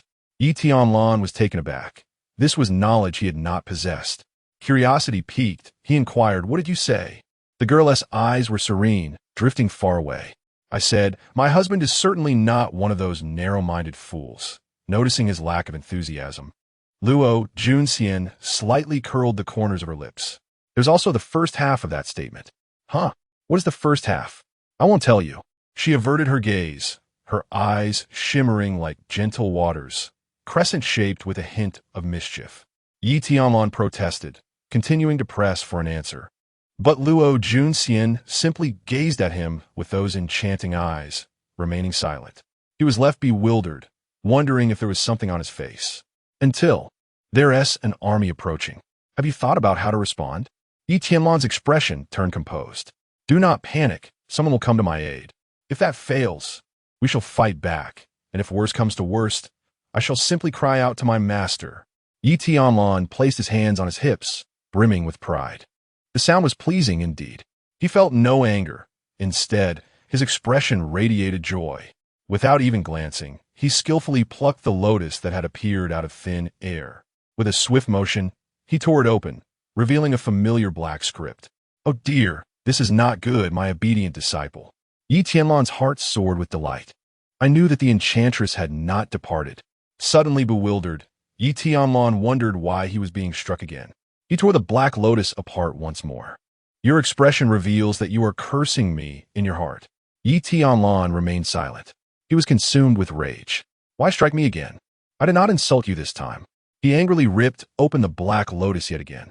Time and again, even a clay figurine would have its limits. That punch, just now, was rather commendable.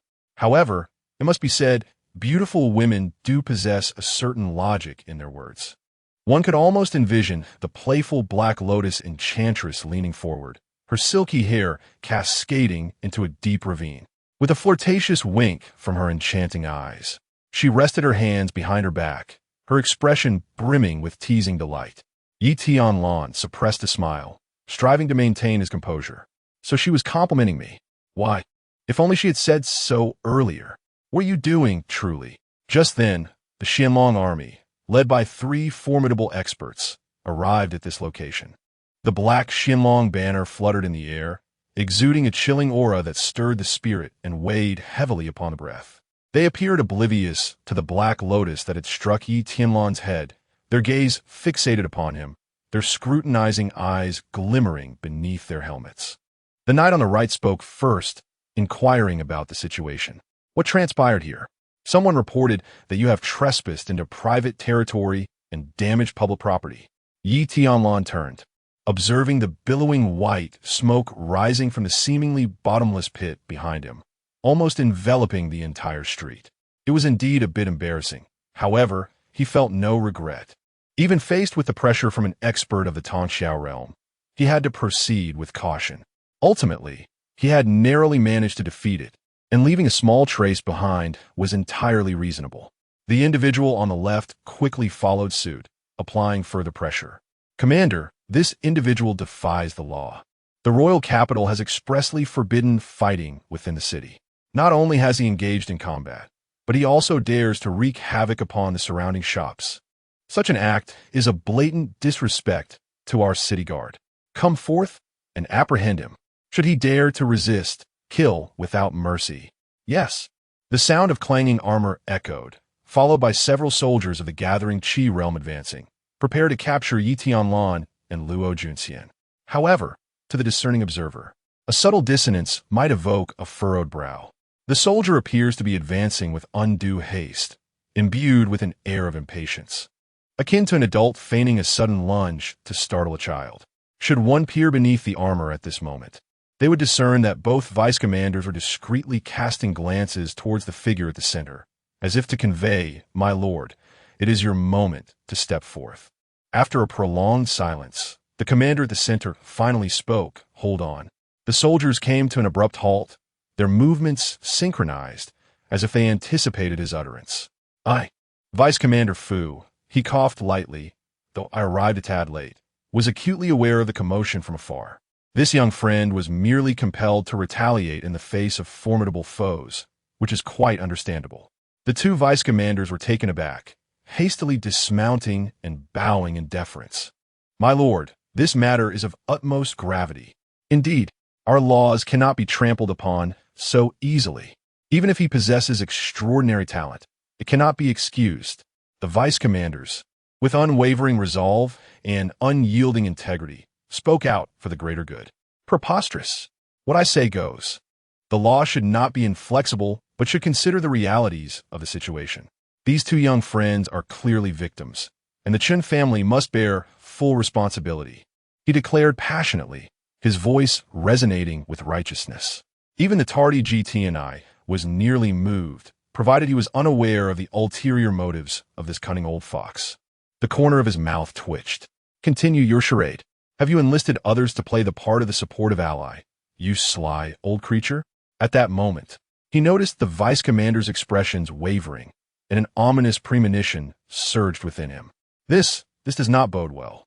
The two vice commanders exchanged glances, clearly conflicted, while beneath their helmets, the corners of their mouths threatened to split with suppressed mirth. "My lord, you need not," they sighed. Just as Vice Commander Fu was poised to escalate his argument, a voice suddenly cut through the air. "Stop!" he bellowed, rushing forward to confront Yi Tianlan and his companion, single-handedly halting the entire Xianlong army. "Vice Commander Fu, it is good to see you." The latter was taken aback. "Your Highness, what brings you here?" "Never mind the trivialities. I cannot abide your inability to discern right from wrong in your pursuit of apprehension. I have observed this matter from beginning to end and am fully aware of the circumstances. The two behind me are entirely innocent. I, as the Crown Prince, am willing to personally vouch for them. If there are disputes later, feel free to seek me out." The previously perplexed Vice Commander Fu's eyes suddenly brightened with clarity. "Ah, it is no wonder that you speak so resolutely. It appears you are also motivated by personal connections, are you not?"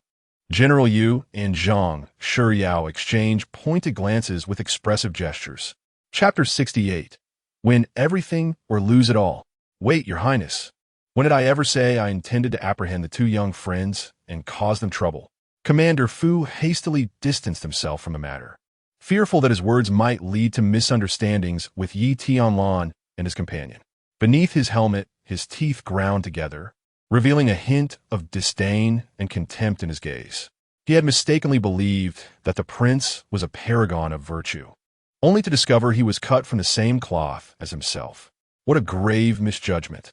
"Commander Fu, your assertion is misguided. I merely fear you might misinterpret the two. They are my friends, and I can vouch for them with my character," GT and I stated earnestly. "Marvelous. Simply marvelous. So, we're now friends at first sight, and I am to play the villain to pave the way for you." Commander Fu could hardly suppress the urge to slap him. though he remained undecided as to whether it would be upon his own hands or Ji's face. With a forced smile, he replied, "Your Highness, there's no need for you to vouch for them, as I have always believed they are innocent, and thus there's no necessity for apprehension." "Can we leave now?" Tianlan suddenly interjected, leaving both men momentarily speechless. They paused for a moment before responding in unison, "No problem, no problem." Their smiles were more radiant than blooming mountain flowers. "By the way, I do feel a bit remorseful about the damage to the city's appearance," Tianlan mused aloud, prompting a sudden spark of interest in the two men. Seizing the opportunity, Tianlan pushed past Commander Fu to grasp Tianlan's hand. "As the prince, I am greatly reassured to see someone so exceptionally gifted, yet still concerned for the common folk. It truly moves me." After a moment's thought, he realized he did not yet know Ye's name. Nevertheless, he showed no sign of embarrassment and continued smoothly. "Thus, I have resolved to allocate resources from my private treasury to assist in the repairs of the commercial thoroughfare." Just as Commander Fu opened his mouth to respond, Tianlan quickly interjected, "There's no need for further discussion, my friend. Your noble intentions for the common people are commendable. How could I not feel gratitude and admiration for one such as yourself, who selflessly offers assistance?" Feigning reproach, Tianlan gestured for Fu Yuanshan to remain silent. Fu Yuanshan's mouth twitched in irritation. "Damn it, you've exhausted both the praise and criticism. Your Highness speaks truly, yet I too am profoundly moved. I sympathize with your burdens and am willing to lend my modest support," Fu Yuanshan replied earnestly. "That won't be necessary," Tianlan retorted with a smile that barely concealed his insincerity. "Of course, we shall accept your generosity," Fu Yuanshan forced a smile in return. The two continued to engage in this back and forth, leaving Tianlan perplexed as to their intentions. Raising an eyebrow, he finally spoke in a tone tinged with confusion. "What did I ever say I would bear the cost myself?" As the words escaped his lips, the two individuals who had just been grappling suddenly froze, their expressions a mixture of astonishment and confusion as they gazed at him. "Brother, what do you mean by that?" Tianlan found himself baffled, caught in a whirlwind of thoughts. Grievances have their origins, debts have their masters. This matter arose due to the Chun family, and naturally, they should be the ones to resolve it with their resources, Tianlan stated matter-of-factly. Tianlan, Commander Fu, and the entire Xuanlong army behind them experienced a mental blackout, their pupils trembling as if an earthquake had struck. Suddenly, a profound silence enveloped the hundreds present. "Wait a moment. Are you implying that after incapacitating the young master of the Chun family, annihilating several peak practitioners, and dispatching their emissaries, you intend to visit them to demand compensation? Is that your meaning?" They had initially thought that intervening on Tianlan's behalf to settle matters with the Chun family was already a significant favor. To their astonishment, it turned out that he had never regarded them with any seriousness and even planned to confront them for reparations. Commander Fu hesitated for a moment before curiosity overtook him, and he inquired, "Young friend, are you perhaps of royal lineage?" "Cough, cough, Commander Fu. Please choose your words with care.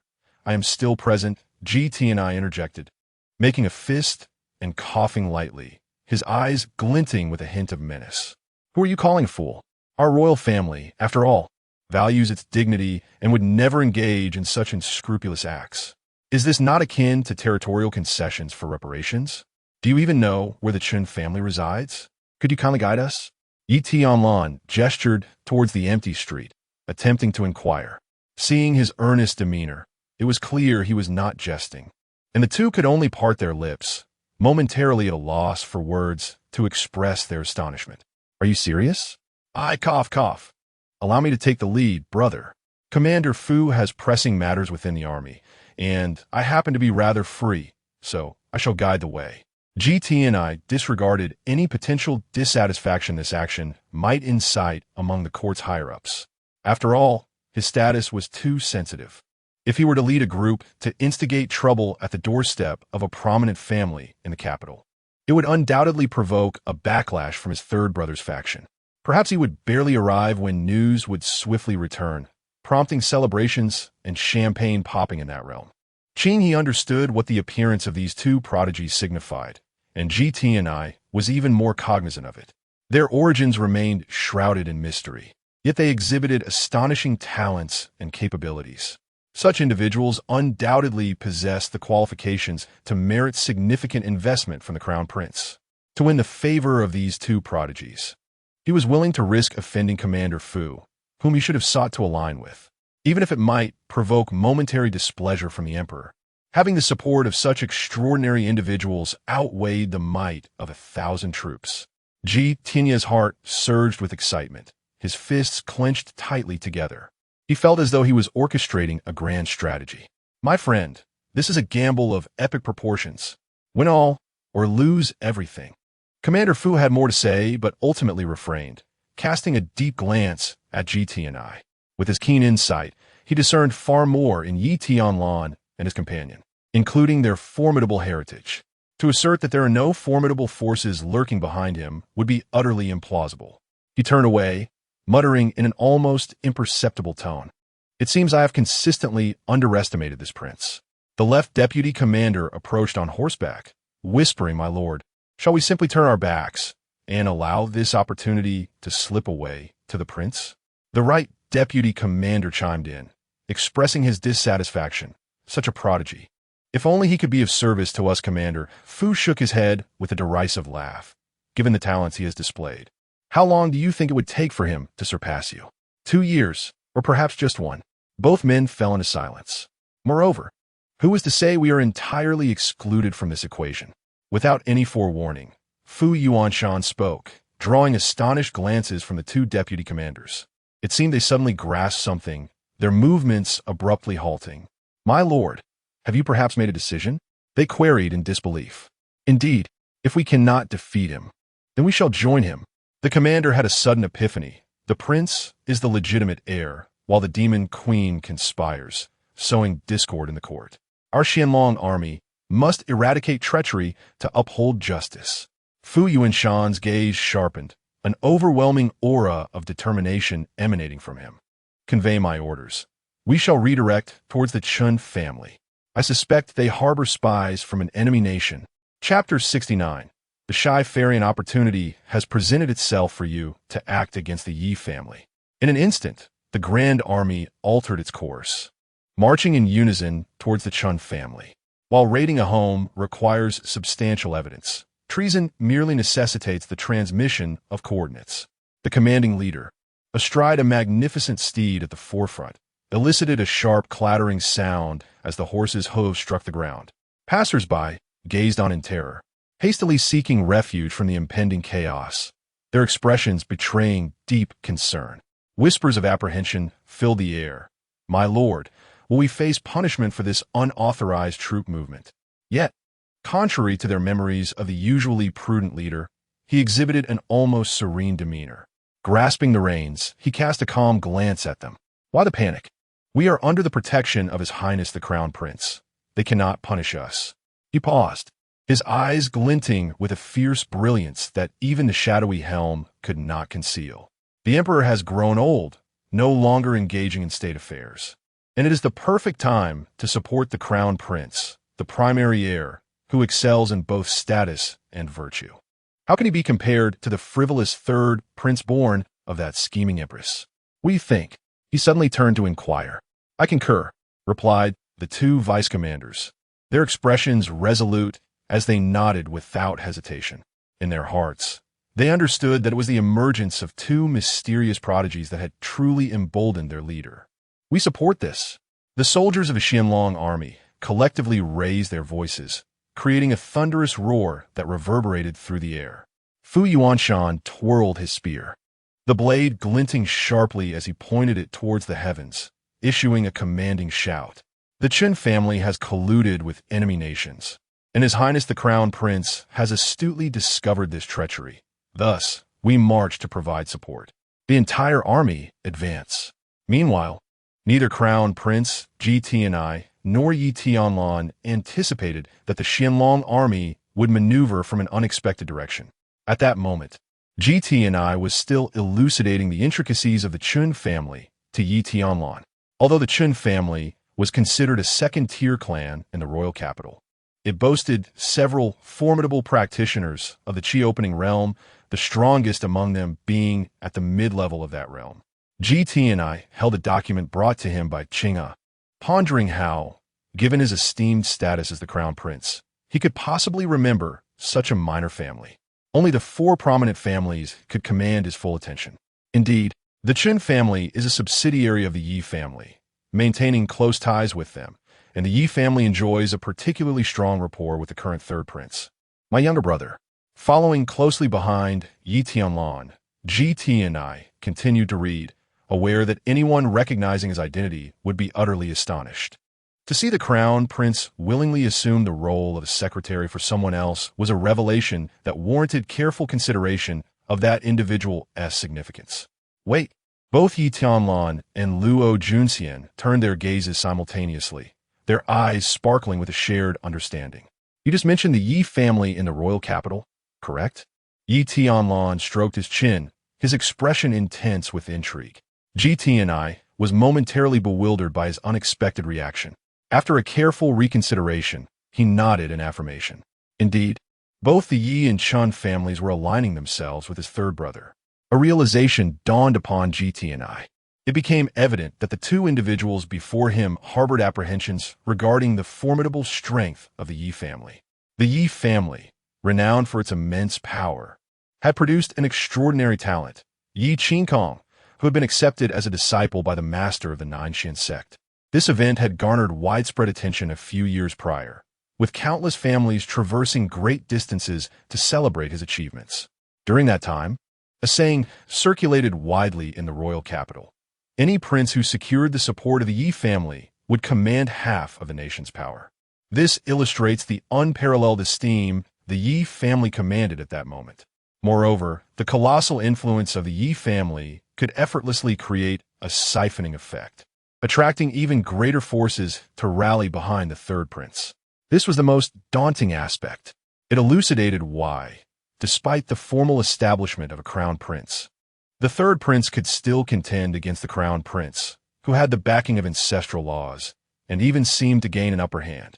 A sense of melancholy washed over Tianlan. Even these 2 exceptional individuals appeared to dread the might of the Yi family. Could it be that he was truly unable to rise and would remain beneath the heel of his son born to a secondary consort? The thought tightened his fists, bringing to mind the haunting image of his mother, who had perished in the cold palace, left with only him to kneel and weep in solitude. Unbeknownst to him, his nails had dug deeply into his flesh, drawing forth droplets of crimson. If I were to act against the Yi family, would you support me? The words that suddenly echoed in his ears left Tianlan momentarily stunned. He lifted his gaze, eyes filled with bewilderment and disbelief. Had he imagined that? You are the crown prince, are you not? Is not the third prince your political rival? Are you in or out? Why are you just standing there, my friend? Yi Tianlan waved his hand in front of Tianlan's face. It took a moment for Tianlan to process everything, his mouth agape in astonishment as he stared at him. He struggled to maintain composure, yet could not suppress the tremors of his lips, blood surging to his head in waves of excitement. Words eluded him, for he was overwhelmed with emotion. All right, he fervently nodded, his lips quivering, fearful that Yi Tianlan might miss his enthusiasm. He repeated his affirmation several times. Luo Junxian's cold gaze swept across Tianlan's exhilarated countenance before settling on Yi Tianlan once more. Are you truly intending to act against the Yi family? Yi Tianlan nodded, unabashedly revealing the fervor in his eyes.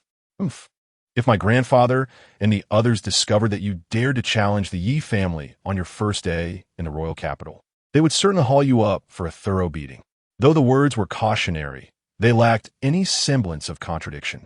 Now that I've grown so tall, they cannot lift me anymore, Yi Tianlan declared with pride. Then, stand on a stool, came the retort. Luo Junxian's lips curled into a subtle smile as she twirled a strand of her azure hair, softly humming in response. She simply could not tolerate his brazen demeanor. Oh, Xianer, you are truly mischievous, Yi Tianlan remarked unexpectedly, delivering a playful slap to the peach. The sound echoed. Luo Juanqian's cheeks flushed instantly, more alluring than a ripe peach. Her delicate skin seemingly bursting with juice at a mere touch. A jolt coursed through her body, akin to a lightning strike. As a wave of tingling electricity flowed from head to toe, leaving her feeling utterly weak and languid. Her thighs felt powerless, her limbs heavy, and every pore seemed to resonate with tremors and sighs. A misty vapor rose gracefully from the crown of her hair.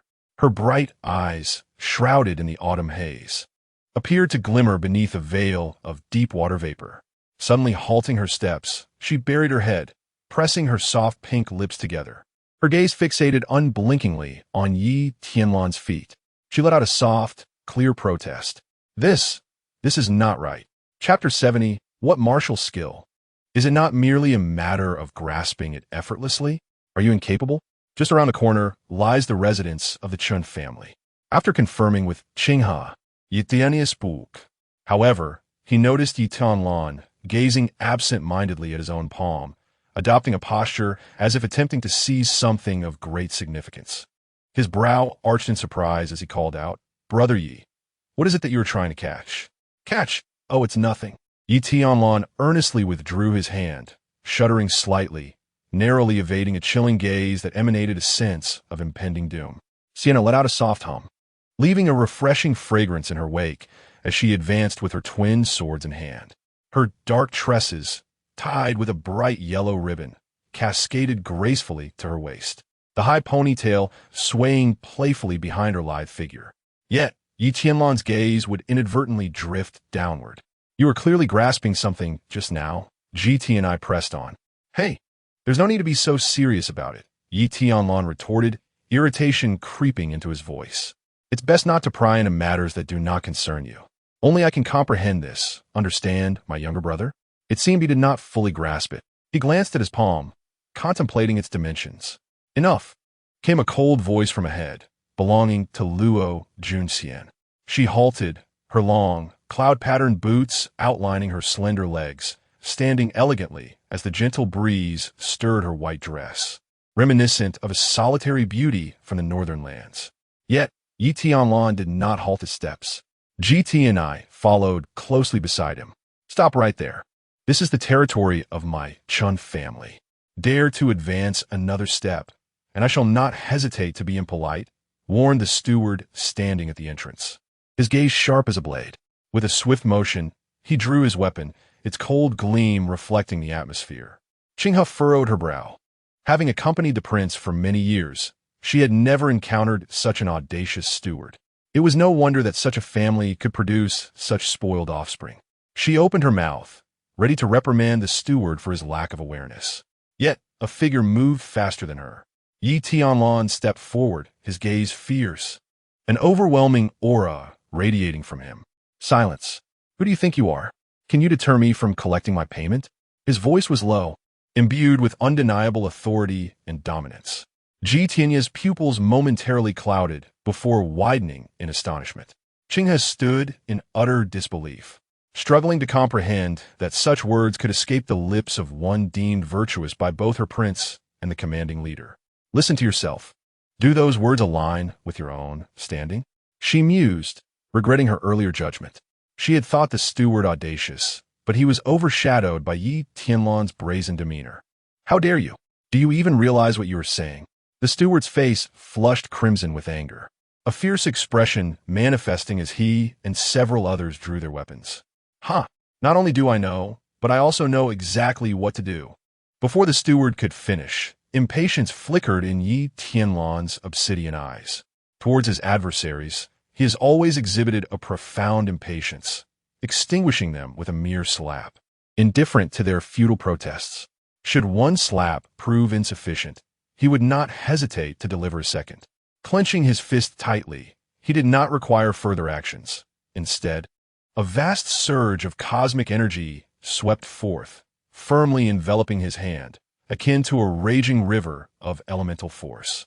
With a decisive upward motion, a torrent of energy erupted forth, robust as an ox, its density far surpassing that of ordinary practitioners of the gathering phase. A thunderous explosion resonated as the elemental torrent ravaged the surrounding air, reminiscent of a formidable tank advancing with terrifying might.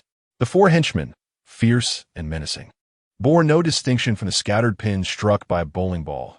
They were swept away amidst their anguished cries, reduced to disarray with remarkable efficiency. Tianlan's gaze sharpened as he quickly discerned that these henchmen, not merely ordinary practitioners of the gathering phase, possessed veiled yet formidable auras. Yet they were dispatched with such ease. Even having witnessed it firsthand, he could not help but exclaim in astonishment, "Brother Yi, your skills are remarkable. Such an extraordinary martial technique is wielded with such nonchalance." His tone was imbued with equal parts admiration and flattery. He perceived that Tianlan had merely waved his hand, unleashing a force that was but a fraction of the overwhelming energy enveloping his palm. Tianlan turned, casting a peculiar glance at him, as if to question, "What martial technique? This is merely a basic method of energy accumulation. Do you not know how to perform it?" Tianlan's expression faltered, his lips twitching.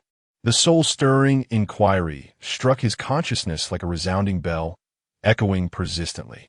Confusion flickered in his eyes, widening with realization. "So, you mean to say this is something you can conjure effortlessly, devoid of any technique or skill?" He instinctively glanced toward Qing He, seeking confirmation. Yet, she merely shook her head, her cheeks flushed crimson. Her hand quivered slightly, and despite exerting all her strength, only the faintest wisps of energy circled above her, wavering as if they would dissipate with the slightest breeze. The disparity was as stark as the divide between clouds and mud, evident even to a child. Tianlan swallowed hard, grappling with disbelief. Though not an unparalleled prodigy, he ranked among the top 3 talents of the royal family, born with a silver spoon, and had navigated his cultivation journey with remarkable ease. Throughout his life, he had never lacked resources for training, having already achieved the 7th level of energy gathering. He refused to believe he could not replicate this feat. His veins bulged, muscles tensed, every cell in his body straining to its utmost. Sweat trickled down his forehead, and he gritted his teeth, embodying the appearance of one who had endured a grueling battle. At last it materialized. Qinghe's eyes widened in astonishment as she witnessed her lord conjure a spirit energy sphere, roughly the size of an egg. At that moment, Tianlan sensed the fluctuations of energy behind him and turned around. Upon seeing the energy sphere resembling an egg, he blinked in curiosity and asked, "Did you create that for fun?"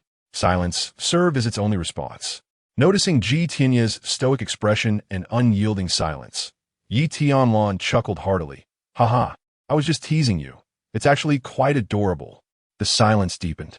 Tianlan's countenance darkened to a shade reminiscent of a charred pot, and he seemed utterly disheartened.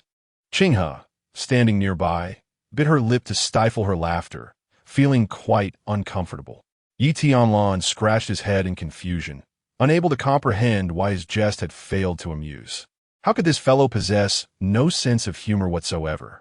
He intended to lighten the mood further, but Luo Junxian, with an exasperated elbow jab, signaled him to cease his banter. "What is the matter, Sienna?" he inquired. "Please refrain from sharing your dry jokes."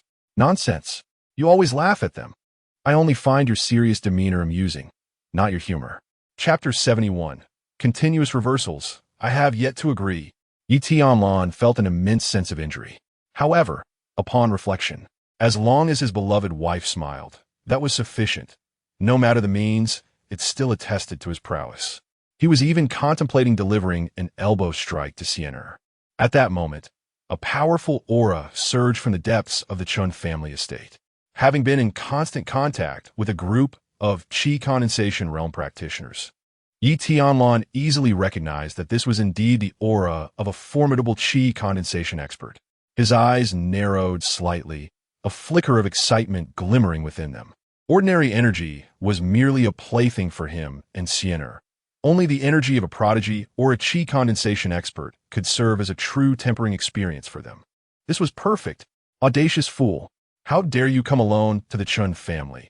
Do you truly believe us to be soft as a ripe persimmon? Today, I shall crush you here to serve as a warning to others. Tianlan gripped the golden light tightly, his gaze sharp as a hawk, his blood surging with fervor, excitement coursing through him. He was about to unleash a thunderous roar, ready to unleash his momentum and meet the challenge head-on. At that precise moment, an even more tumultuous wave of elemental energy surged from the depths of the courtyard. If the previous visitor's aura could be likened to a gentle stream, then this one was akin to a mighty river. This was the Chun family's ancestor at the mid-chi condensation stage. Tianlan was taken aback, his expression turning grave and solemn. At the mid-chi condensation stage, one was already considered a formidable force anywhere they went, especially since even the combined strength of the visible late chi condensation practitioners among the four great families would barely number more than two hands. Moreover, they rarely made an appearance. Being at the mid-chi condensation stage was already sufficient to secure a foothold in the cloud of strong practitioners within the Tianxiang imperial city. This was troublesome. He had not anticipated that this ancient being would be stirred. It seemed that losing a chi condensation practitioner was indeed a significant blow to the Qin family. Tianlan sighed inwardly, yet he did not panic. He had quietly taken out a jade slip, prepared to summon powerful allies from the palace at any moment.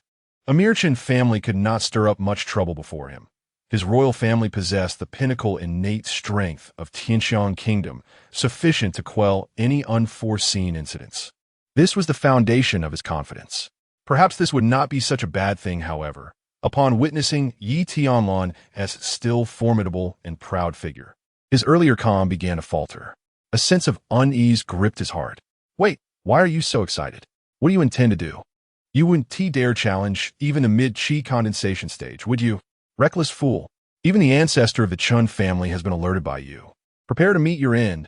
Ha ha ha. A gaunt figure emerged from the corner of the wall, dressed in luxurious brocade, exuding an extraordinary demeanor, with a hint of mockery curling at the corners of his mouth. It was indeed the previously erupted chi condensation expert from the Qin family. Yet, before he could finish his laughter, a colossal palm of elemental energy suddenly took shape in the air, crashing down with overwhelming force. Beast, how dare you speak so wildly? A deep, thunderous roar reverberated through the air, causing the eardrums of those nearby to throb painfully. The gaunt middle-aged man in brocade suddenly froze, his face turning ashen as he gazed fearfully upward. Wait, this isn't right. How could the renowned martial skill of my ancestral lineage be directed towards myself? Ancestor, it is I, Chun Jiang. You have made an error in your aim. The enemy lies beyond. He cried out in a state of panic. The transition from confidence to sheer disbelief transpired in less than 2 seconds. Fool, I aim precisely at you. Is the mischief wrought by your branch not enough?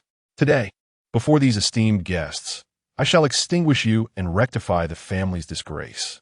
Tianlan, poised to strike, abruptly halted his motion, the golden light of his clenched fist flickering uncertainly, mirroring the astonishment and bewilderment within his heart. This script seems rather amiss. He blinked, instinctively glancing at the fairy beside him. She turned her head, deftly tucking a strand of hair to obscure her face, denying him a view. Ha, you insufferable fairy. So miserly, you won't even allow me a glance. Ouch! Luo Junxian bit down on her silver teeth, delivering a playful elbow to his side. GT and I regarded the pair with a tinge of envy, admiring their camaraderie, their ability to jest and flirt regardless of time or place. Feeling a bittersweet pang in his heart. Yet, his astonishment prevailed. How remarkable that this Chun family turtle possesses such self-awareness. Suddenly, the grand entrance of the Chan residence burst open with a resounding crash, as a stooped figure clad in a coarse linen shirt emerged upon the wide bluestone path. His eyes appeared murky, yet concealed within was a glimmer of sharpness. With hands clasped behind his back, he ambled past the shattered remnants of the building, the corners of his mouth twitching slightly, muscles faintly quivering. What a useless waste. Did he not see the great follow-through of my strike? Not only does he linger instead of fleeing, but he stands there, awaiting the impending attack, bellowing like a fool. Truly, a dim-witted imbecile. Fortunately, he had retained some caution. That last maneuver was merely a fade, a mere ruse that would leave him incapacitated for a few months. Unconscious would suffice. as long as he does not emerge to cause further trouble. It is a shame he lacks discernment. This one is indeed a lost cause. He sighed inwardly. Then, a faint smile graced his lips, tinged with a hint of apology as he stepped across the threshold. Before Yi Tianlan and the others could speak, he preemptively addressed them. My apologies, esteemed guests. It is my failure in governance, engrossed in my cultivation, that has led to this misunderstanding. I am aware of today's events. The fault lies entirely with my Qin family. Therefore, we shall not hold any of you accountable. Shortly, I shall appoint a dedicated individual to manage all follow-up matters. And I will also prepare a modest token of goodwill as an expression of my regret. I hope you will accept it. As for the consequences you are already aware of, are you all satisfied? As he spoke, Chen Feng smiled at GT&I. GT&I then turned to Yi Tianlan, who in turn looked at Luo Junxian, his eyes wide with astonishment. His expression seemed to inquire, Fairy, is this correct? Unsure of the answer, he felt an inexplicable reluctance to take action, as if it would be inappropriate. Chen Feng was inwardly astonished. He had initially believed that the prince intended to strike against the Chun family, using the opportunity to sever the third prince's influence. To avoid confrontation, he had been compelled to make the drastic decision. To my surprise, it seems that the true pillar of strength is not the prince, but rather the young man beside him. What could this individual's true identity be? No, that cannot be right. The genuine leader appears to be this unassuming, youthful, and beautiful woman. My old mind is becoming increasingly perplexed. Such chaos, such complexity. In external matters, you may make decisions at your discretion. There is no need to consult me. Luo Junxian, cradling dual swords, turned elegantly, leaving behind a flowing cascade of fine black silk from her ponytail. The fragrance of snow lotus seemingly infused with the scent of youthful innocence. Quite delightful indeed. Tianlan harbored no objections. It was merely unfortunate that they could not engage in battle. He was not one to act with unreasonable obstinacy. Thus he stretched languidly. Very well. He intended to turn and depart. Ha ha ha. Who permitted your departure? You may have consented, but I have yet to agree. A raucous, arrogant laugh suddenly echoed from afar, its haughty presence palpable even before it drew near. The crowd? The male party, we consent to this union. The female party, we also consent to this union. The onlookers, I do not consent. Chapter 72.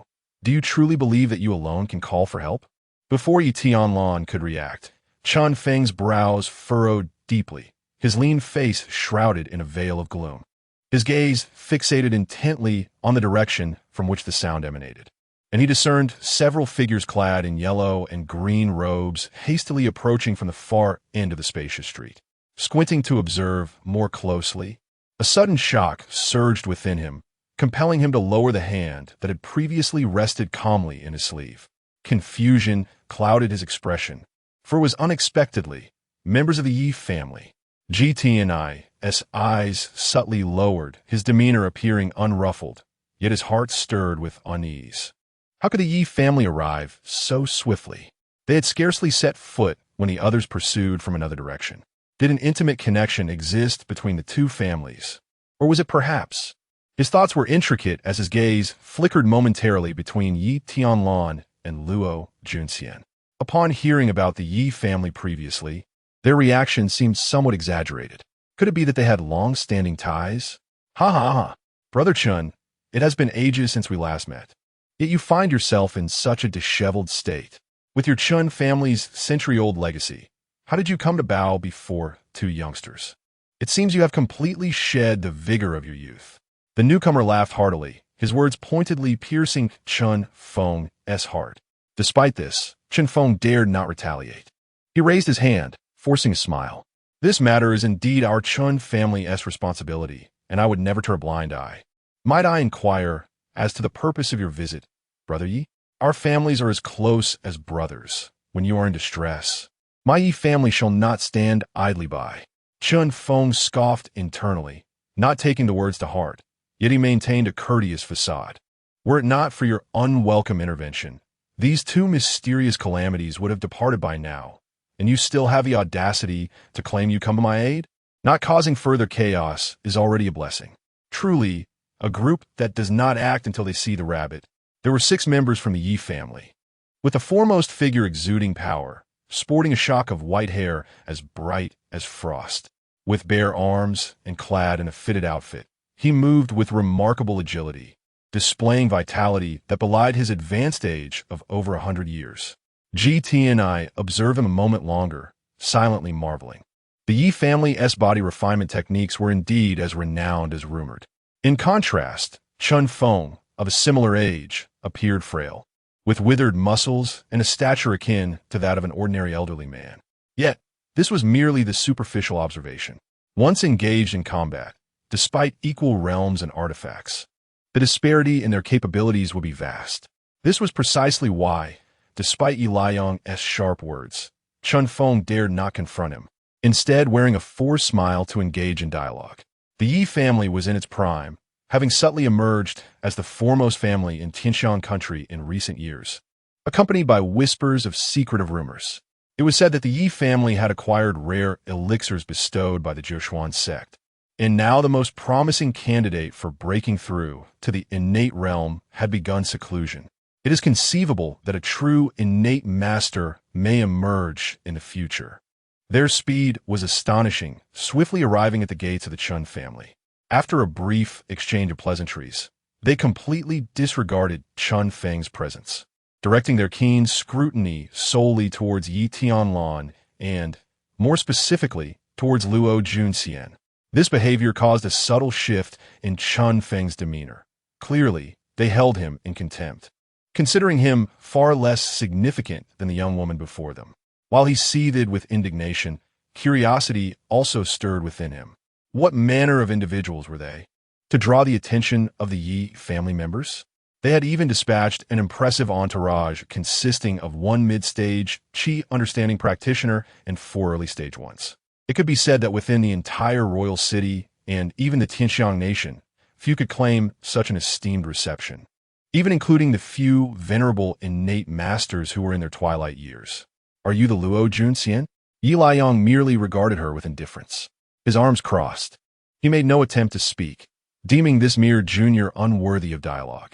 The one who spoke was a tall, slender young man emerging from behind him, his sharp eyes surveying the scene, chin raised defiantly, his gaze narrowed, resembling a serpent lurking in the shadows, poised to strike. Yi Tianlan felt a tightening hostility emanating from this individual, his brow furrowing with tension, and he stepped forward, ready to shield his wife. Yet, a delicate hand slipped out from the side, unexpectedly tugging gently at his garment. In the end, he felt a slight pinch on his arm. The dainty fingers grazed against his clothing with subtle grace. Even through the fabric, a wave of delight surged within Yi Tianlan, and he couldn't help but smile. He understood that his beloved was reassuring him not to worry. He took a step back, positioning himself behind Luo Junxian, lifting his chin higher, casting a disdainful glance at the young man from the Yi family. "Hey kid, mind your manners." Yi Rufeng expressed his displeasure at the young man's gaze. What was the meaning of this? Why was his chin raised higher than his own? Just then, Luo Junxian's voice, as frigid as an ice pond, interrupted his irritation. The little girl is quite lovely. No wonder my cousin was taken with you. Too bad you are but a waste. One of your stature has no hope of being worthy of my cousin." GT and I looked up in astonishment. A waste? Wait, was this referring to the girl who had comprehended the sword intent of the second realm? What sort of language was this, suddenly becoming so foreign? Yet, someone else was even more astounded, bordering on panic. For at the moment her words fell, a sword's edge was already slicing through the air, and in his vision, a golden fist radiance was rapidly approaching. Before Yi Rufeng could fully regain his composure, a cold snort reverberated through the air. It was Yi Liang, taking action without regard for his identity at a critical moment. With a casual sweep of his hand, flames erupted, a fierce blaze consuming both the radiance of fists and the essence of swords. However, the immense waves of fire that surged forth caused a fleeting glimmer in his eyes. Is this the conduct of Xiao Zhantian's granddaughter, resorting to a sneak attack over a mere disagreement? Who instilled such principles in you? The chill in Yi Liang's gaze intensified as he reprimanded them. Were it not for the throngs of onlookers gathered here, many covertly observing the battle, he would have imparted a stern lesson to these young miscreants today, lest he be branded with the disgraceful title of bullying the weak. What pretense is this? I insult your wife as a mere trifle. You best refrain from striking. Yi Tianlan stepped forward, standing shoulder to shoulder with Luo Junxian. His eyes blazed with intensity, his hair rising as if stirred by an unseen wind, resembling the surging flames. Each gesture he made shattered the air with a crystalline resonance, and beneath him, the hard granite ground began to fissure under the pressure. Yi Liang's eyes widened in shock. Since his rise to prominence, he had never encountered such a confrontation, especially not from a junior. The aura of his mid-stage Qi realm began to ascend steadily, his gaze fixed fiercely upon Yi Tianlan. He felt an overwhelming sense of humiliation, attempting to force this audacious youth to kneel before him with his formidable presence. Yi Tianlan merely scoffed. Ah, can't contain yourself, can you? Instead of retreating, you dare to advance. Try taking another step forward, if you dare. He raised his hand, pointing skyward. Do you truly believe that you are the only one capable of summoning people? Chapter 73. The absurdity of your determination. Did you truly believe that I would not summon assistance? With Yi Tianlan's resounding voice echoing, he advanced, stirring waves of energy around him. Yi Liang's previously boiling aura came to a sudden halt, and after a brief pause, it began to dissipate rapidly. Yet, he was not the only one taken aback. Chun Feng, the members of the Yi family, along with Qinghe and GT and I, were equally astonished. He had long suspected the existence of a mysterious force behind Yi Tianlan. This display undoubtedly reaffirmed his suspicions. A sensation akin to winning 37 million from a mere 20 coins surged in his mind, an exhilarating triumph. Yi Liang hesitated. He was reluctant to gamble. The unwavering conviction in the young man's expression was almost as if an innate being stood protectively behind him. While such a notion seemed absurd, as those of the innate realm typically safeguarded their own domains, he could not afford to take the risk. Moreover, even if he were to act, it would still be a loss for his pride. After a brief consideration of the pros and cons, he opted to retreat. Huh, you impudent child, sharp-tongued and insolent. There is no need for me to intervene. In 2 days at the Tianxiang Longtan, my Yi family shall deal with you. He struck the air with his palm, producing a thunderous sound, a release of his pent-up frustration. Let Qingkong take care of this. Luo Junxian, cradling her ancient sword, had only spoken a single word throughout, but now her voice emerged, cold as frost, her brilliant autumn-hued eyes reflecting myriad sword shadows, stirring tumultuous waves across the surface of the lake. Serene and restrained, who could rival her? Huh, you think you can meet Qingkong? Yi Rufeng, his face darkened, smirked derisively. His fists clenched tightly in the shadows, casting a vicious glare. This unparalleled humiliation ignited a tempest of rage within him. He longed to dismember the two before him. The firefly contending with the bright moon. There is no need for Qingkong to act. I shall clear all obstacles in his path. With a sweeping gesture, he squinted, a contemptuous smile spreading across his face. Ah, I almost forgot. You likely lack the qualifications to even enter Tianxiang Longtan. This year's spots have already been allocated. Do you truly believe that you, hailing from such a remote place, could intrude? Qinghe, your highness, I am here. GT and I boldly perched on the steps before the Chun family, receiving the items handed to him, examining them briefly. He tossed them lightly, weighing them before. Without raising his gaze, he waved his hand, sending 2 beams of light shooting out. How fortuitous, precisely 2. As he lifted his head, resting his elbows on his knees, he grinned widely. Crack! Yi Rufeng's fists emitted a sharp sound, his nails digging deep into flesh. Blood vessels in his eyes rapidly spread, and he was driven to the brink of madness with jealousy. He exerted every ounce of his strength to secure one of the 30 available spots. Yet these 2 newcomers to the capital obtained 2 without lifting a finger. More critically, this was undoubtedly a severe affront to his dignity. Yi Liang's expression was equally grim, darkening to a nadir of despair.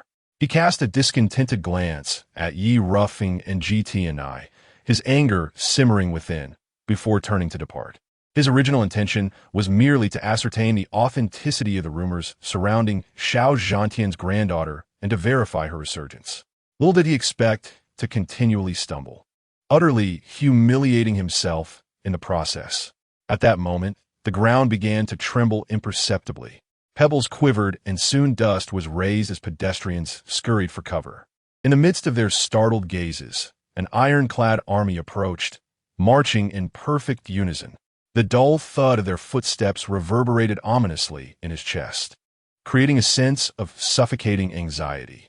Chun Feng gazed at the five-clawed black dragon fluttering atop the standard, his heart plummeting, and his countenance fell accordingly. No, are they serious? They have even summoned the Black Dragon army. He then directed a silent glare of fury at Yi Liang. Damn it! Hadn't I already suggested an apology to resolve this matter? Yet you, foolish bird, insisted on complicating things, dragging them to this extent. Yi Liang, you wretched beast. I will not let this go. Then, the sight of the armored figure dismounting and approaching chilled him further.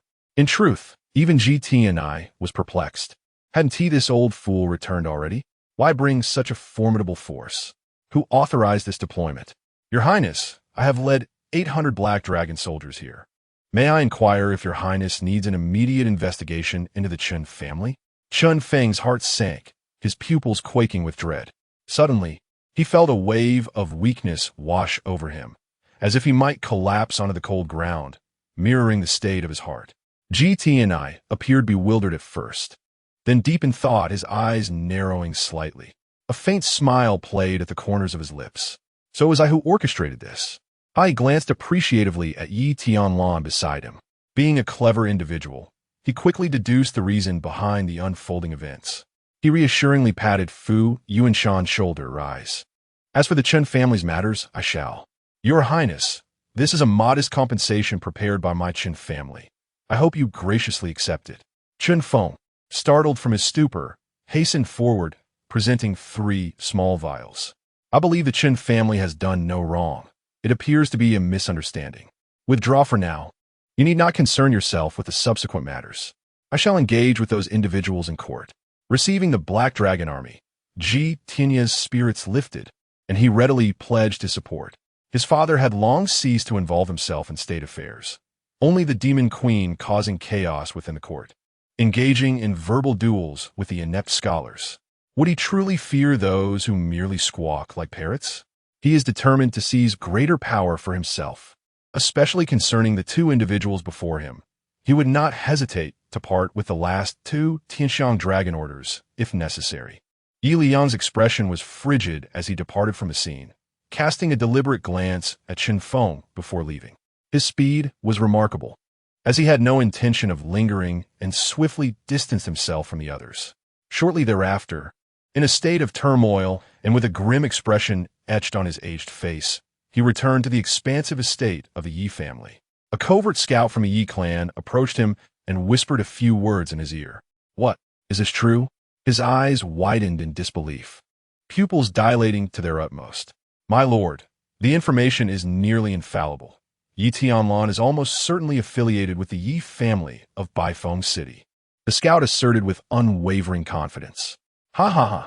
Splendid. What a masterful deception. No wonder your Xiao family suddenly dared to provoke the might of the Yi family. It seems you have found your so-called ally. His gaze ignited with a dazzling intensity, laughter erupting from him. You intend to challenge the brilliance of the full moon with mere fireflies? How utterly laughable. Chapter 74. Radical or too conservative. The cycle of heaven and earth. In the blink of an eye, 2 days swiftly passed. Yi Tianlan was oblivious to the fact that the Yi clan had already uncovered his true identity. However, due to the stringent secrecy maintained by both factions, even though they had sensed something amiss, they merely assumed that Yi Tianlan was a challenger deliberately concealed, aiming to confront Yi Qingkong. They regarded this notion with disdain.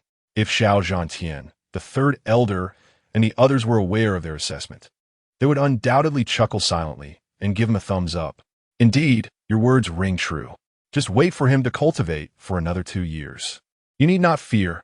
He is but a fleeting shadow. The Tianxiang Dragon Pool, situated behind the royal palace of the Tianxiang Kingdom, is a celestial lake perched atop a mountain range. It is perpetually guarded by elite forces, rendering even the royal family unable to enter. Among the 3 innate beings stationed there, 2 preside over this veritable forbidden ground of the palace.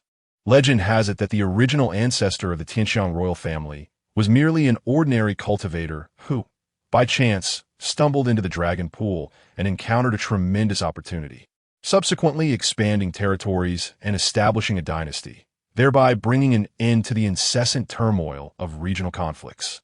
This place was never meant to foster the existence of innate cultivators, a fact evidenced by the absence of even one among the other 4 prominent families. The shallow waters cannot nurture a true dragon, as they are influenced by external conditions. Yet, the Tianxiang royal family, by virtue of monopolizing such a fortuitous location, has miraculously cultivated several innate beings, thereby securing an unparalleled voice in this vast region. At this moment, 30 youthful figures had gathered at the foot of the mountain. Yi Rufeng fixed his piercing gaze on a particular direction, his expression venomous. Beside him stood several young scions engaged in conversation, who also noticed his intense focus. Rufeng, is that the despicable bloodline of the Yi family from Baifeng City? One scoffed. Ha! A group of outcasts from the family. How dare they invoke the name of the Yi clan and brazenly attempt to challenge Qin Kong? Such delusions are laughable. A talented member of the Yi family sneered, shaking his head dismissively. There is no need for further discussion. Soon we shall make him understand the distinction between noble lineage and country bumpkins. If not for Qin Kong's acquisition of great fortune in the sect, we might have witnessed their panic and fear firsthand. Ha! The group erupted into unabashed laughter. Yi Rufeng's lips curled upward slightly at the thought of that scene, his mood lifting a fraction. Yet, even so, it was insufficient to extinguish the hatred burning within him. He yearned to trample these 2 individuals utterly beneath his feet. He lowered his voice, reminding them not to forget the instructions from their 3rd uncle. The pure dragon essence within the Tianxiang dragon pool is limited. The fewer who enter, the better. His eyes shimmered with unspoken intent. The others nodded in unison, malevolent smiles spreading across their faces. With us here, his aspirations to enter the Tianxiang dragon pool are but a fanciful dream. A sudden rumble echoed through the air, without any forewarning. A kaleidoscope of radiant hues erupted from the summit of the mountains, accompanied by a powerful gust that soared high into the heavens. The thick clouds were dispersed, unveiling a vast expanse of clear blue sky. Simultaneously, the entire colossal mountain range began to tremble. Amidst the flying sand and shifting stones, rivers altered their courses, mountains tilted, and trees were uprooted. Approximately 3 minutes later, all commotion ceased, yet the vibrant light at the peak appeared even more dazzling, revealing swirling currents of pure elemental energy ascending into the sky. At that moment, an ancient voice resonated through the void, audible to all. The Tianxiang Dragon Pool had been activated, and those who entered within half an hour would be granted opportunities. During this period, the elemental tides within the pool would recede to their most diluted state in years. Should one exceed the time limit, the elemental tides would surge once more. Thus, it was advised not to intrude, for those beneath the innate realm would undoubtedly meet their demise. Additionally, it was noted that anyone who had previously entered the Tianxiang Dragon Pool would find the effects of a second entry negligible. This was to be duly noted by all. Though the figure was not visible, an overwhelming pressure suddenly weighed upon everyone's shoulders. The presence was unmistakably that of one of the 2 innate guardians of this place. Tianlan had previously learned these rules from GT&I. The Tianxiang Dragon Pool typically opened once every 5 to 10 years, with a specific timing remaining uncertain, often shrouded in tumultuous elemental tides. It was only during this fleeting moment that a brief eruption would occur. After the eruption, a short respite followed, making this the optimal time to seek out opportunities. No orders were given, yet almost simultaneously, everyone surged forth. GT&I, wielding a jade bone fan, stood alongside Qinghe at the mountain's base, watching as Yi Tianlan and his companions swiftly vanished into the forest. Curiosity arose from those nearby, Your Highness. Do you believe they can enter the Tianxiang dragon pool amidst the encirclement of foes? I previously noticed several members of the Yi family gathered together, and many individuals, along with their supporting factions, have somewhat aligned with the Yi family. If so many were to unite against them, Qing's delicate brows furrowed tightly, her face betraying her worry. With a snap, GT&I closed his jade bone fan, a self-satisfied expression gracing his features. Had this been 2 days prior, I would have shared your concerns. As if recalling something, a look of astonishment crossed his face. Do you remember the compensation that Qin Feng offered? Yes. It was a medicinal pill, if I recall correctly, Qing'a pondered. Indeed, a superb jade vein pill. Qing'a's petite face lit up with surprise, nodding in admiration. That old fellow truly splurged. Ha ha, he must have been terrified at the time. GT&I chuckled, then turned with a smile. Do you know how much they opened up after taking that jade vein pill? Qing'a shook her head vigorously, as if shaking a rattle. How could one possibly guess? However, it is customary for an ordinary individual to have only opened 2 main meridians. Given the exceptional talents of young Master Yi and Miss Luo, I dare to speculate that perhaps they have managed to unlock 2 earth meridians? GT&I smiled enigmatically, resembling a cunning old fox, as he slowly waved 3 fingers before her eyes. 3. Moreover, they are celestial meridians. That individual has concealed his prowess too deeply. I faintly perceive that he has likely reached the point of almost establishing a self-sustaining circulation of vital energy solely through celestial meridians. Qing's pupils constricted, her mouth forming an A shape. Does this not imply? Indeed, he likely possesses at least 20 celestial meridians within him. Meanwhile, in the heart of the mountains, Tianlan had yet to catch sight of any monstrous beast when someone suddenly leaped from a concealed valley. Heh, kid, after offending my brother phone, you still dare to. Tianlan remained silent, lowering his head as he unleashed a devastating punch. A torrent of vital energy surged forth, striking with the force of thunder, sending the assailant hurtling backward, blood spewing from his mouth. Coug impossible. I am at the 6th level of Qi gathering. How can your strength differ so greatly from the intel? His eyes widened in horror as his body embedded itself in the stone wall, every muscle aching, leaving him questioning his very existence. How could he, with his unparalleled strength among the younger generation, fail to even discern his opponent's identity, only to be gravely injured before he could finish his bluster? Tianlan, uninterested in further banter, merely uttered, I have opened my meridians, before striding away. There was no need for a finishing blow. It would be a sheer waste of time. He left behind a stunned and bewildered adversary, who, in a fit of rage, spat out a mouthful of blood and fainted from the shock. GT&I felt that he had ventured far enough into boldness. In reality, he had been excessively cautious. Tianlan had not merely approached the point of establishing a self-sustaining circulation of vital energy. He had already accomplished it. Chapter 75, Brother Phone. It seems we are in a predicament. This appears to be a couple's joint endeavor. With 33 celestial veins fully opened, only 3 remain to create a flawless cycle of heaven and earth. At that moment, the body will embody the cosmos, serving as the most exquisite vessel for the essence of the universe. In such a state, even the slightest influx of energy will be magnified infinitely. It equates to an unceasing source of power, rendering him immune to energy depletion. Tianlan had not traveled far when he began to encounter demonic beasts, predominantly those at the gathering Qi stage. For him and Luo Junxian, this posed little trouble. Their primary concern was the time wasted, which impeded their progress. The mountain path was rugged and treacherous, devoid of any proper trail, compounded by the interference of demonic creatures. Reaching the Tianxiang dragon pool within half an hour was indeed no trivial task. Meanwhile, on the other side, the members of the Yi family moved with greater speed than Tianlan. Truly, Brother Feng, taking the shortcut has spared us from encountering any demonic beasts, saving us considerable time. Of course, he replied with pride. The resources of the Yi family are incomparable to those of mere commoners. Each time the Tianxiang dragon pool opens, we meticulously document the optimal routes, thus gaining a significant head start over others. One Yi family disciple boasted. Upon hearing this, others expressed their envy.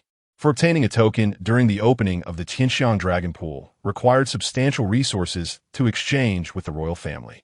Not every family could afford to be as affluent as the Yi family, acquiring multiple tokens in one go. In the midst of their conversation, a Yi family disciple stealthily approached from another direction. Brother Feng, it's all set. I've scattered the beast attraction powder along the path that those two are bound to traverse. Yi Rufeng wore a smug smile, lifting his chin with pride. This powder was personally entrusted to me by my third uncle, originating from the Beastmaster sect. Merely a thumb-sized amount can attract all demonic beasts within a 10-mile radius. With so many beasts obstructing their path, I am eager to see how they will escape. His eyes glinted with a sharp, cold light, accompanied by a mocking smile. The others erupted into laughter, envisioning the scene of the two being pursued by a horde of demonic beasts. Just then, a beast resembling a tiger leopard burst into view, charging forward like a gust of foul wind. Before long, a succession of demonic beasts appeared, all heading in the same direction. Ha ha ha! It seems the effect of this powder exceeds our expectations. Within less than half a minute, a wave of lesser demonic beasts began to assemble. 20 or so beasts, all at least at the third level of gathering chi, would undoubtedly cause headaches for anyone caught in their midst. With 7 or 8 people timing their movements, confident they could reach the summit, they paused to engage in a wager. How long do you think they can hold out? How much longer can they sustain themselves? From my perspective, they will likely be paralyzed with fear at the very first sight of the monstrous tide. The crowd burst into laughter, and a disciple from the Yi family, standing at the edge of the cliff, suddenly noticed a fleeting glimmer of gold in his peripheral vision. He dismissed it, still chuckling heartily. Brother Feng, you are right. If they perish beneath the monstrous tide, we cannot be blamed. Before his words could fully escape his lips, his expression abruptly stiffened. Terror began to wash over him, disbelief causing him to rub his eyes vigorously. Once he confirmed that the scene before him was no mere illusion, he hastily tugged at Yi Ruyun's sleeve, exclaiming, Brother Feng, look, you must see this. Yi Ruyun, with a look of impatience, retorted, What are you gawking at? Stop being so dramatic and show some maturity. However, when he turned to gaze, his face instantly faltered, and he too let out a shout. His fists clenched tightly in agitation. He pointed vehemently at the unfolding scene below, cursing loudly. What the hell? ISNT this cheating? Can someone tell me how this ISNT cheating? Who taught them to advance against the monsters like this? Veins bulged on Yi Ruyun's forehead, his face turning an ashen hue as he fumed in place. The crowd wore peculiar expressions, their lips twitching, yet they did not find his reaction ridiculous. Rather, they wholeheartedly agreed with his sentiments. At that moment, amidst the monstrous tide, which most would instinctively flee from, a golden figure emerged. Cloaked in a surging wave of primordial energy, he resembled a god of war. Each punch he delivered stirred the currents of energy akin to a great river, seemingly wielding the force of millions of tons. Be it one beast, 3 beasts, or even more, none could withstand the resplendent golden light emanating from his fists. Yet, even this was merely the beginning. One could only marvel at Yi Tianlan's formidable combat prowess, effortlessly navigating through the monstrous tide. But so what? Strength alone was not enough. He had to contend with threats from all directions. There would inevitably be moments when he would be overwhelmed and vulnerable. Yet, curiously, this individual was not alone. All assumptions had been based on the premise that he was a lone warrior charging forth. A long-hidden, purple-black venomous snake beast seized the opportunity to launch a surprise attack from a collapsed section of the ground, aiming for Yi Tianlan's back. He sensed it, yet feigned ignorance, continuing his relentless assault ahead. For there was no need for concern, nor for warnings. A sword light, as clear and flawless as glacial ice, had already erupted forth. The purple-black snake was obliterated into a mist of blood and flesh the moment it made contact with the sword light. Calm and composed, Luo Junxian gracefully perched upon Yi Tianlan's shoulder, her autumn-like eyes betraying no hint of disturbance. With a flick of her hand, she conjured a flourish of sword energy.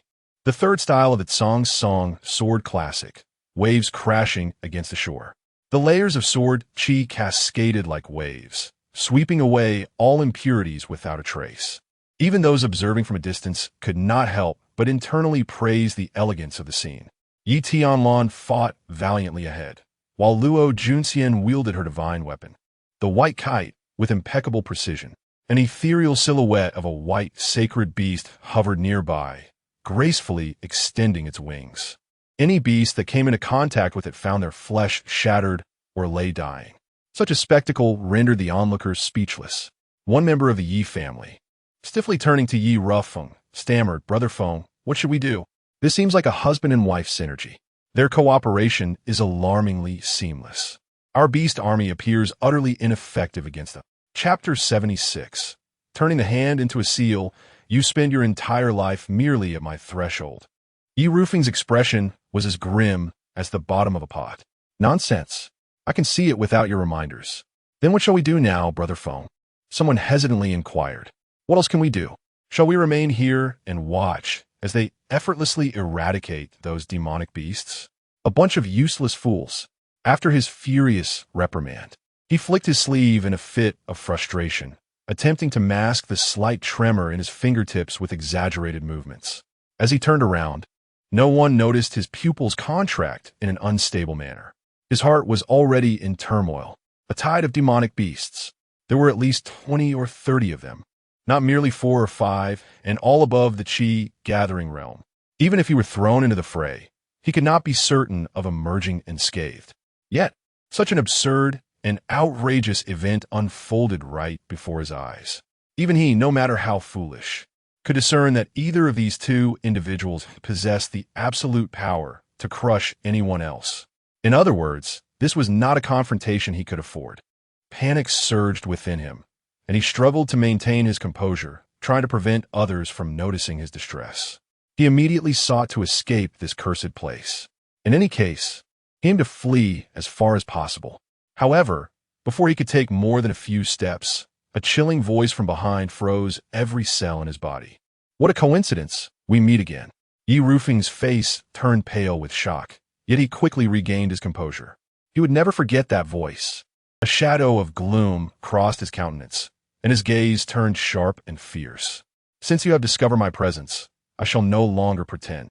At the moment he turned, a sharp, icy glimmer erupted from his waist, thrusting violently into the air behind him with a reverse grip, poised to strike. Yi Tianlan remained unfazed, letting out a cold snort. As Sienna used her sword aura to intercept others, he forcefully stirred the void with his large hand. A massive influx of natural energy surged toward him, gathering like a great ocean into his palm. The energy formed a funnel shape, rapidly coalescing into a colossal, swirling river of power. This river cascaded and diverged, and in an instant, it took the shape of an enormous handprint reaching for the sky. Yi Tianlan bellowed, "Primordial palm."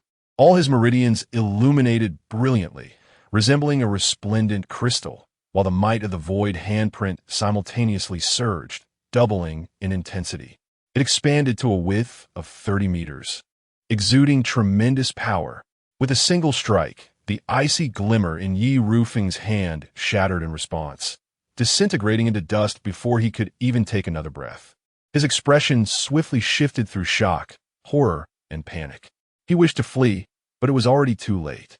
He could only watch in terror as the shadow of death loomed ever closer. "No, I am your cousin."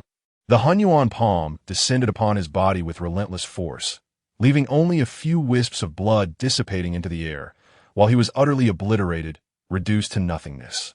He had not even managed to mount a moment's effective resistance. Yi Tianlan stood where he had vanished, and a vast crater now marred the ground. Observing the scant remnants of flesh and blood, he couldn't help but furrow his brow, scratching his head in confusion. "What was that babble? I couldn't quite catch it." Luo Junxian arrived shortly thereafter. Her kind-hearted nature prevented her from ruthlessly exterminating everyone.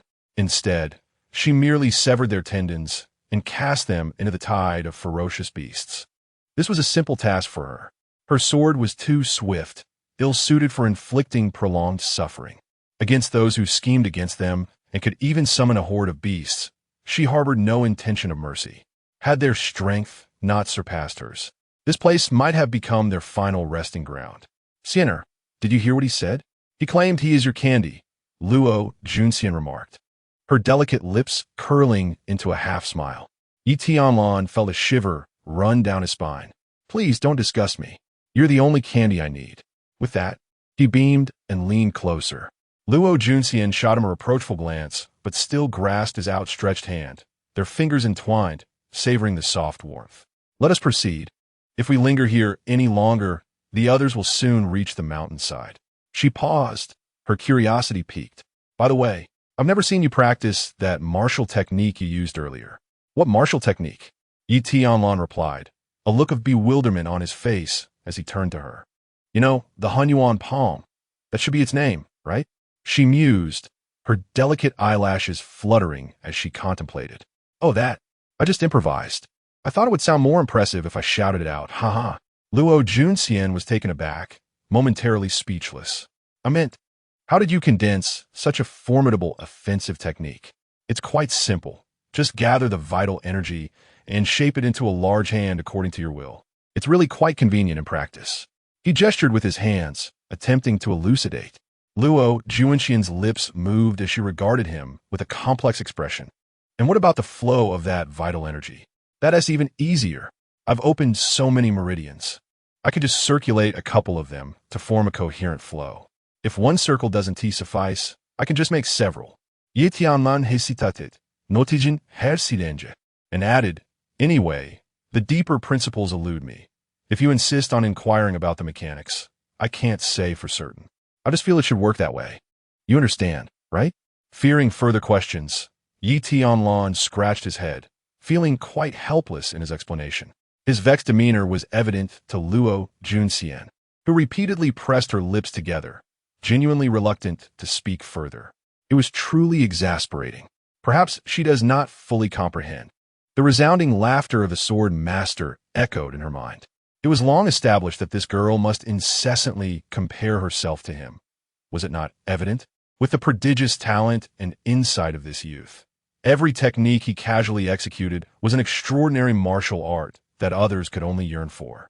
The divine abilities that others spent a lifetime striving to cultivate might merely be a fleeting spark of inspiration from his boundless whims. Indeed, they might even pale in comparison. It stings. Your ultimate destination is merely the threshold of my abode. In this moment, even she seemed to rediscover the profound weight of this phrase. The sword master shook his head, and the surface of the fragmented jade sword shimmered with light. If you ask me, my dear girl, your greatest flaw is your obstinacy. What is there to compete over? You inherently possess the strongest constitution in the path of the sword. Simply tread your own path.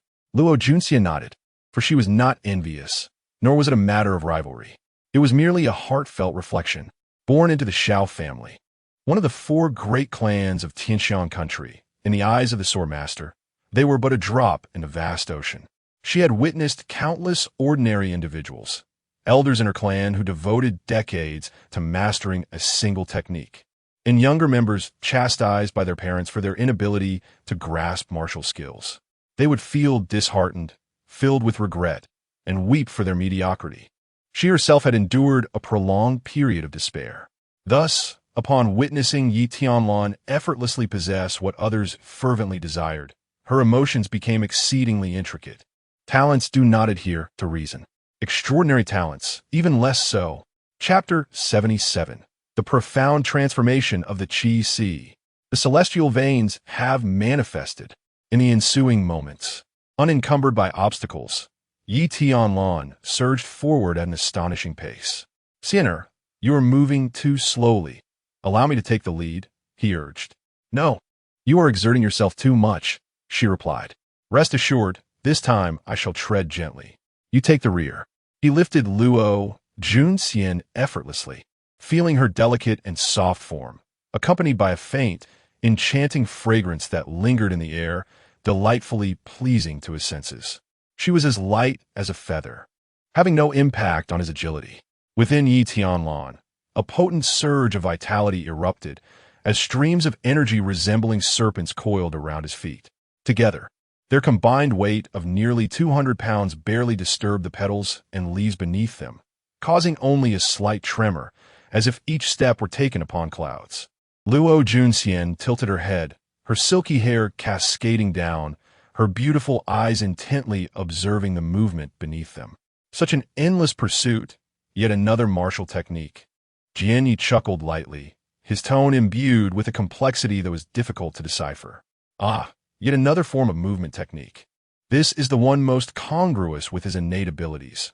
Thus, it bears no rank, as it will continually evolve alongside his burgeoning strength. The might unleashed by a supreme being's casual gestures, touching the very essence of the universe, has already been glimpsed by him through a mere crack. Upon reaching such exalted existence, the necessity for cultivating martial techniques becomes obsolete, for their casual strikes are, to countless others, the epitome of invincible prowess seldom encountered in a lifetime. Yet, the question remains, what age is this young man, and what power does he truly possess? He exists within the annals of time, whether as an innate supreme or a reincarnated celestial being. Regardless of how extraordinary one may be, the path remains invariant. It is always the same, first mastering the techniques, then seeking the source. There are no exceptions. In their formative years, the means of combat they wielded were derived from martial techniques. Never before had there been a case of directly drawing from the cosmos, acting at will, conjuring forms from thin air. He sighed softly, realizing he need not traverse the paths forged by others. His journey lay solely beneath his feet. Within a mere 2/4 of an hour, Yi Tianlan arrived at the summit's celestial pool, carrying Luo Junxian. Upon arrival, he noticed approximately 10 individuals had already gathered at a considerable distance. As they beheld the pair, many cast astonished glances, for carrying another person up the mountain was undeniably conspicuous, especially with the radiant Luo Junxian upon his back. As speculation arose among the onlookers regarding whether his companion was injured and unable to walk, Yi Tianlan bent down and gently set the girl down, her vitality restored. The crowd's expressions shifted, their lips twitching in disbelief. Ah, truly a display of charm. If one can walk, why be carried? They mused, their thoughts laced with unspoken judgments. Unaware of the whispers surrounding him, Yi Tianlan stood at the precipice of the celestial pit, gazing outwards. He discovered that although the mountain was not particularly high, it was far more expansive than he had previously imagined. Atop the mountain lies a vast, concave pit, resembling a colossal crater, as if it had been forcibly carved by an enormous meteorite. Spanning at least 5 or 6 square kilometers, the pit is not particularly deep. Its lowest point reaches merely to a person's waist, akin to a slightly sunken frying pan. At this moment, a tempestuous surge of primordial energy erupts from the edges, enveloping the area in a terrifying wave of heat, akin to a forbidden wall, keeping all at bay. Yet, Yi Tianlan perceives a visible decline in the intensity of this energy surge. Conversely, the mist within the fragrant dragon pool grows increasingly dense and profound. In a mere 2 minutes, the atmospheric barrier formed by the energy surge dissipates entirely. Let us proceed, Yi Tianlan declares, his gaze fervent as he takes the delicate hand of the young maiden and steps forward. Before their eyes lies an expanse of blinding whiteness, devoid of any other entities, with the celestial pool's water rising just above their knees. The moment they enter, they are enveloped in an abundance of pure and rich primordial energy, saturating the air around them. The sheer volume is such that they need not actively absorb it. It flows effortlessly into their bodies through their pores, overwhelming them with its abundance. Within 3 inches of Luo Junxian's body, a magnificent ethereal sword of celestial energy coalesces, tirelessly drawing in the surrounding primordial energy. In stark contrast, the phenomenon surrounding Yi Tianlan is even more extraordinary, prompting Luo Junxian to instinctively retreat slightly, unable to suppress her astonishment. An immense quantity of primordial energy converges towards him, threatening to be entirely consumed if she remains too close. Yi Tianlan closes his eyes, sensing the shift within. he becomes aware of the colossal dragon of energy, coiling deep within his dantian, which for the first time shows signs of transformation. It rises, its formidable head lifted high, emitting a silent roar. Its back appears to split the heavens, with shimmering starlight trickling through the cracks of its obsidian scales, radiating brilliance. Suddenly, it bursts forth from Yi Tianlan's dantian, a shadow of deep blackness. This unexpected change astonishes even him, resembling a dragon entering a river, full of unpredictability. The energy dragon plunges into the vortex of primordial energy above Yi Tianlan's head. What was once merely a funnel-shaped tool for gathering energy begins to tremble violently and morph rapidly. If this vortex had previously served as a mere conduit, it now possesses a sense of purpose, perhaps even a soul. The vortex twists and churns, akin to a roiling sea of clouds, solidifying into intricate patterns. Scales, resplendent and beautifully arranged, begin to form, heralding the emergence of a magnificent dragon. Next, a powerful dragon's body stirs within the clouds, rolling and twisting, its divine might barely concealed. Its fearsome claws sweep through the air, coalescing into droplets of primordial energy that fall like rain. Moments later, the gentle patter of energy rain begins to sound. Jianyi gazes at this spectacle, momentarily entranced. Such tyrannical means, this is not absorption, but rather plunder.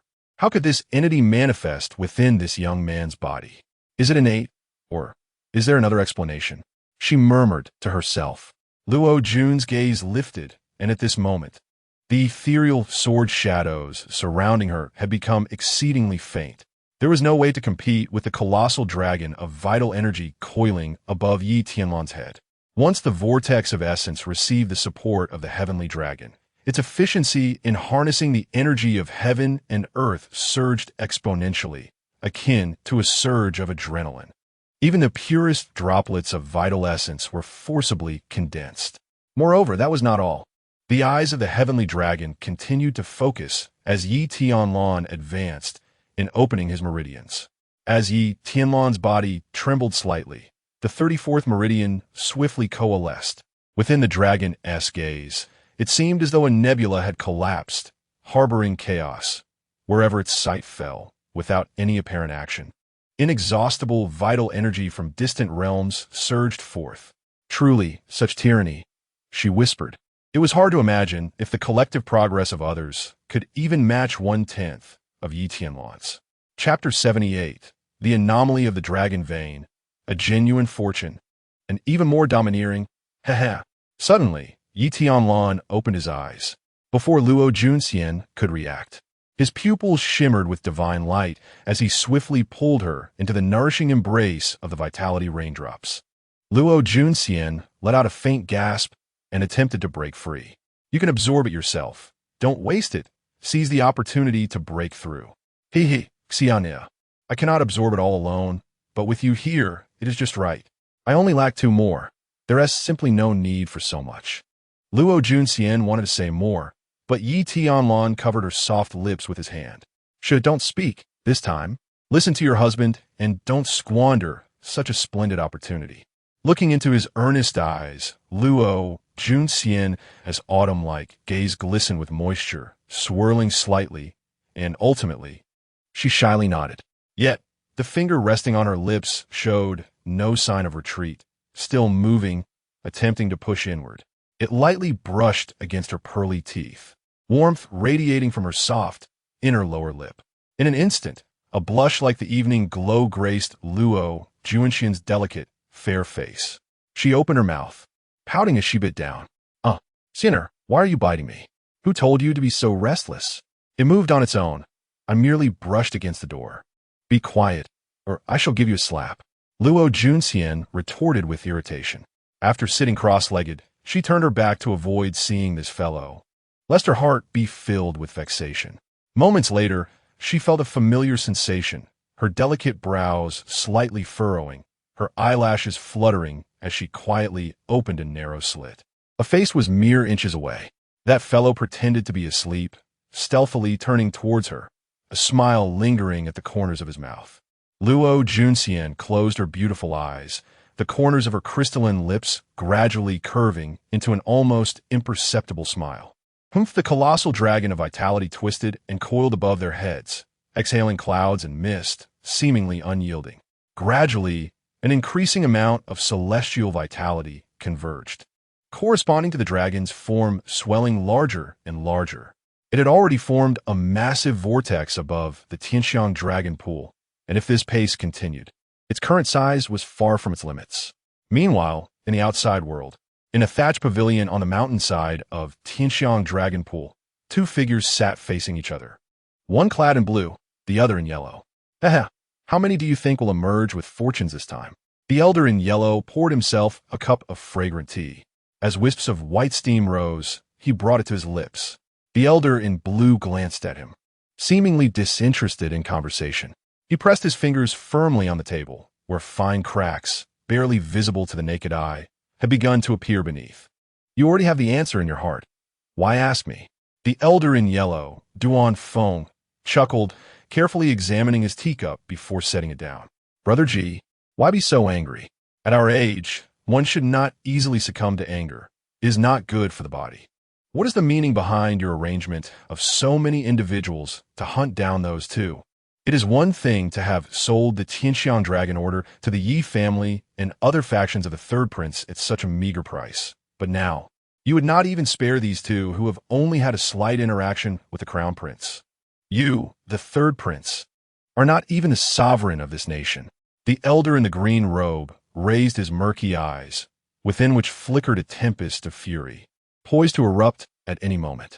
With a crack, a nearby teacup shattered into fine dust, spilling tea all over the ground. In the face of this inquiry, Duan Fu merely chuckled, disregarding que fengiankis ira. With a casual wave, the verdant tea on the table transformed into a water sphere and was flung aside. It is merely a normal conflict among the younger generation. How could it be construed as a scheme of betrayal? Do not presume that the Elder Council is oblivious to your clandestine machinations. Beware, for when he emerges from seclusion, you shall be the first to face his reckoning.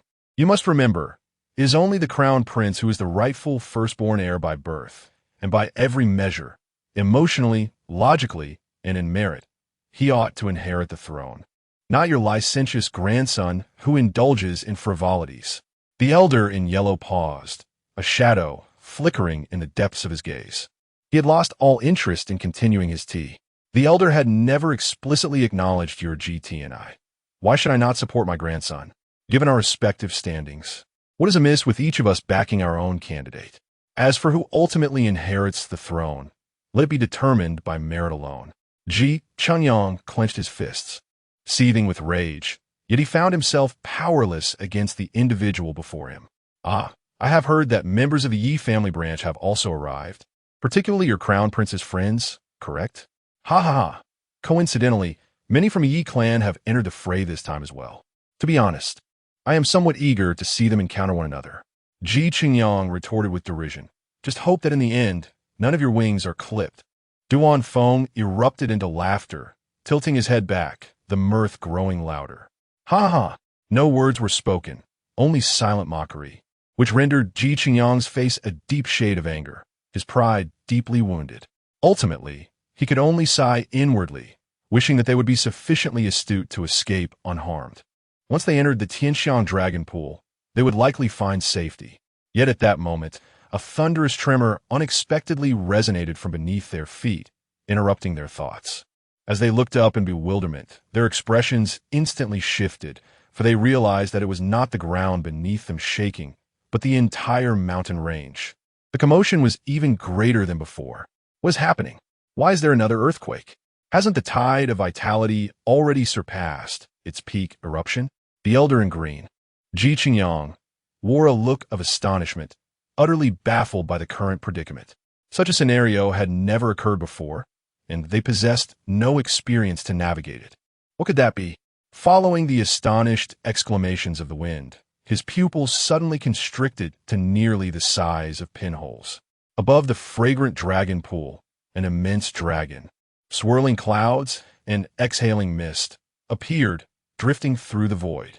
Its fierce demeanor, with bared fangs and claws, was so imposing that if its form had not been entirely composed of the primordial energies of heaven and earth, they would have doubted whether a true divine dragon had indeed emerged from the dragon pool. Abruptly, the two were jolted from their state of disbelief. Turning to exchange a glance, they simultaneously gasped in alarm. This commotion is alarming.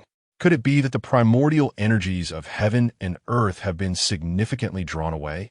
If it were to affect the foundation, leading to the collapse of the formation, their expressions darkened in an instant. Common folk might assume that the greatest fortune within the dragon pool lies in the vast abundance of primordial energy. Upon their initial entry, they would be awestruck by the ceaseless flow of this energy, hastily reveling in their breakthroughs. Yet they completely overlooked why this place is called the Dragon Pool, and not the Energy Reservoir. Chapter 79. The Cold and Distant Lover's Mind. The Frenzied Guardian of the Husband. I shall depart at once. Why is the Tianlan not referred to as the Vitality Pool? The true great fortune has never merely emanated from the superficial vitality. In comparison to genuine opportunities, these are but trivial remnants. Only the treasures beneath the Longtan serve as the authentic reason the Tianxiang royal family has consistently birthed innate realm powerhouses. During the periods of agitation, a vast surge of celestial vitality erupts from the depths of the Tianxiang Longtan. The Tianxiang royal family harnesses this celestial energy to bolster their strength, while simultaneously exerting considerable effort to construct a grand formation, effectively sealing the depths of a Longtan for their exclusive use. They cultivate the grand formation with celestial vitality, ensnaring more energy within, thereby securing the subterranean treasures. When the celestial vitality dissipates to its limits, its absorption becomes wasteful. Thus, it is more prudent to sell these opportunities, yielding a wealth of resources. This creates a flawless cycle of benefits, ensuring the Tianxiang royal family's enduring prosperity, provided no unforeseen circumstances arise. However, when the celestial vitality is entirely depleted, it signifies the grand formation's loss of its power source, leading to its inevitable weakening. The mere thought of this sent a pallor across their faces, as both instinctively envisioned the direst outcome. This was a threat to the foundation of their dominion, and they could not afford to stand idly by. Even the two who stood in opposition found resolve in that moment. Their figures vanished, racing at astonishing speed towards the mountain summit. It is likely that even the ancestors of the Tianxiang nation could not have anticipated that merely 30 individuals could completely drain the immense celestial vitality of the Tianxiang Longtan. Despite their stringent precautions regarding the number and cultivation level of those permitted entry to avert calamity, the unexpected still occurred. Contrary to their expectations, it was not 30 individuals who siphoned the energy, but rather 2. Tianlan remained blissfully unaware of the turmoil unfolding outside, fully immersed in the critical phase of his breakthrough. He was now fervently surging towards the final celestial meridian, the 36th.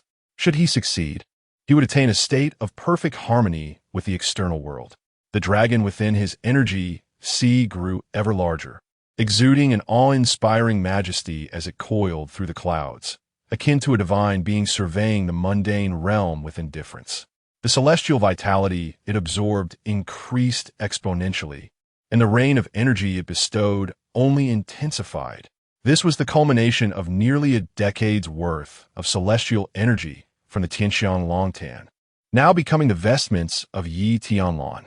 His meridians shimmered with brilliance, quivering in resonance with the celestial forces. Like a roaring tide, the inexhaustible celestial vitality surged into his body, violently impacting the last of the celestial meridians. As if a luminous agent were being gently injected from a syringe, the darkness receded, leaving behind a resplendent trail of light. Luo Junxian temporarily ceased her absorption of the world's vital energy, startled by the commotion created by Tianlan. Rising from the ground, she flicked her fingers, unsheathing her sword, her graceful figure standing resolutely by his side. This young man was exceedingly domineering. He sought to drain all the vital energy from the dragon pool. Could others tolerate his audacity? The sword master chuckled eerily. Without uttering a word, Luo Junxian slowly turned her body, her gaze shifting towards the depths shrouded in mist, where a figure approached with uncertainty. The newcomer halted as she called out sternly, her expression composed. Silently, pure white blossoms descended from the heavens, a touch of frost adorning the sword's tip, enhancing the white kite sword with a sharper, colder gleam. Yet, the spectacle was far from over. At an indeterminate moment, golden sword intent began to shimmer within the depths of Luo Junxian's clear, bright eyes, intertwining like thunder, rolling and raging. A golden line, akin to a slender serpent, quietly coiled from the tip of the white kite sword, twisting and turning upwards. The instant this golden, thunderous sword intent manifested, the surrounding void seemed to be pierced, accompanied by crackling sounds. An abundance of vital energy appeared to possess a will of its own, rapidly scattering in flight, eager to evade the impending danger. The figure continued to tentatively advance, attempting to draw nearer. A cold glint flashed in Luo Junxian's eyes. She raised her delicate hand, wielding the 3-foot azure blade, and struck forth with a single stroke. The earth trembled with a thunderous roar, as if terrifying bolts of lightning rolled through the void, accompanied by countless piercing steel needles that sliced through the very air. This sword energy, infused with two formidable intents, rent the space apart, dispersing the mist like a startled swan.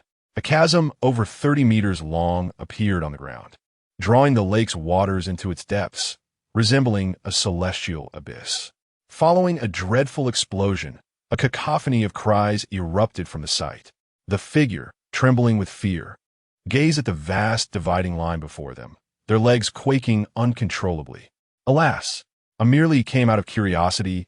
Was it necessary to unleash such madness?